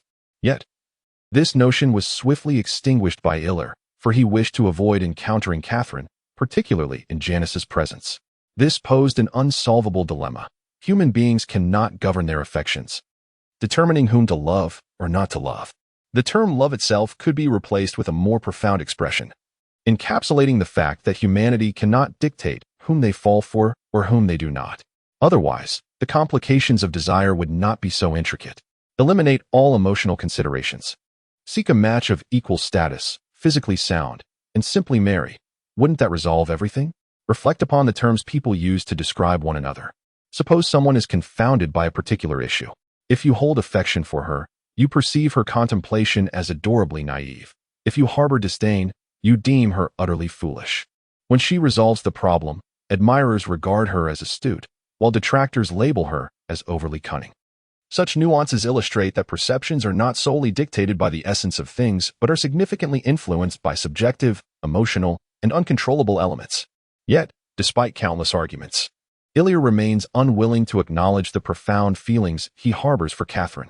Even more so, he is reluctant to concede that this sentiment is so intense that a mere glance can unsettle his heart, despite his rational understanding of its inappropriateness. His current inclination is to distance himself from her, to refrain from listening, seeing, or even thinking about her. Reflecting upon the past, during the fervent days of my obsession with the diary, my infatuation with Catherine did not seem to reach such depths. Yet, upon immersing myself in the realm of the diary, the moment I first encountered the real Catherine, that sensation of breath-halting, heart-racing, profoundly intensified my feelings for her. At that instant, it felt as though the entire world became her backdrop, with her being the sole reality, the singular truth. It was as if the universe itself celebrated her beauty, evoking the purest emotions nestled deep within my heart. Iller even speculated whether the prince in the fairy tale of Cinderella experienced a similar emotion upon seeing the elegantly adorned Cinderella. Did the illustrious Chao Ji feel a comparable stirring when he first laid eyes on Jinji? To render an imperfect analogy, if in a previous life as an admirer of the diary, Iller would have willingly spent $10 for a poster of her, now, he would be inclined to spend $1,000 for a life-size doll. As for the nature of this doll, let the observer discern for themselves. In essence, Iller's steadfastness in honoring his commitments and disregarding Catherine arises from his loyalty to Janice. Such loyalty embodies the self-discipline that only true love can inspire. It is independent of heartbeats, detached from Catherine, and unaffected by the will of the world. Humanity is a race that should never be underestimated. And this holds true even for Iller. He did not anticipate that despite his meticulous restraint over the vampire, he had not caused any incidents of disappearance or death in the vicinity. Yet, there are still those who have discerned subtle clues. Initially, it was a few rather gossipy housewives, whose lives were so monotonous that it seemed they could not carry on without their idle chatter. However, it was through their rather crude means of communication that they uncovered some threads of intrigue in the town of Waterfall. Iller had always paid little heed to their musings. But by the time he noticed their peculiar behavior, these housewives had already surmised that a group of mysterious fairies had arrived in Waterfall. According to their accounts, these fairies possessed magical abilities and typically concealed themselves within the air. When they encountered solitary passers-by, Should the individual manage to win the fairy's favor, they would be invited into the ethereal realm of the fairy's dream garden, where they would be treated to lavish hospitality. The evidence lay in the numerous amnesiacs who discovered that their minor ailments and injuries had mysteriously vanished, as if they had never existed at all. Furthermore, a certain young housewife, wishing to remain anonymous, recounted that after one episode of amnesia, she felt utterly weak and languid, with signs suggesting her garments had been tugged at. Upon returning home, she found the exquisite gown she had longed for, placed delicately upon her bed. Though her husband later claimed that he had purchased the dress as a reward for her, the housewife remained steadfast in her belief that it was a fairy, infatuated with her, who had enchanted her husband's mind to procure the gown. The most compelling evidence, she argued, was that her husband incessantly lamented the expense, as if he were regretting it deeply. Numerous similar tales, equally curious and compelling, abound. When Iller noticed them, he was both amused and exasperated by their boundless imagination. To be candid, in order to ensure that the vampires adhered to the rules, Iller's constraints did not quite reach the heights of legality and morality. The primary stipulations were simply to avoid casualties and remain undetected. The healing of injuries and ailments through vampire blood was merely an ancillary effect. Yet he was taken aback by their ability to concoct such dubious notions based on this, which spread like wildfire within their small circle. For Iller, using mental prowess to erase their memories of this matter was an immense and intricate task. Was it truly worth the effort to cleanse the memories of so many individuals simultaneously? Iller found himself at an impasse and conferred with Uncle Jorls, who also advised against taking immediate action. Ultimately, at his uncle's suggestion, Iller resolved to observe the situation further. He also urged the vampires to exercise greater caution, as incidents of anonymity should be avoided. While closely monitoring the developments, he unexpectedly caught wind of another peculiar occurrence that sparked strange thoughts in his mind. Someone passing through the outskirts of the town reported hearing odd noises emanating from an abandoned haunted house. Residents nearby had sent individuals to investigate during the day, only to find that the interior seemed particularly chilling. Iller had not spent his childhood in Waterfall Town, and thus remained unaware of what all the local children knew. In Waterfall Town, that very house had long been used by parents to frighten their children, warning them that if they misbehaved, they would be locked inside the haunted house. Upon deeper investigation, one might uncover that many witches were once burned in that very place during a dark and bloody era. He harbored no interest in haunted houses, however. The witch featured in this tale prompted him to realize that he seemed to have overlooked something significant. It had been quite a long time since he last encountered the witch, Emily, with whom he had only exchanged a brief moment. Iller recalled the words he had spoken that day. Aside from mentioning Janice's identity, he seemed to have alluded to the Bennett lineage. If there truly existed a connection between them, why had she not sought him out? Was she preoccupied with mischief within the haunted house? He was aware of the surname Bennett. It belonged to a remarkably powerful witch, whose exploits were not only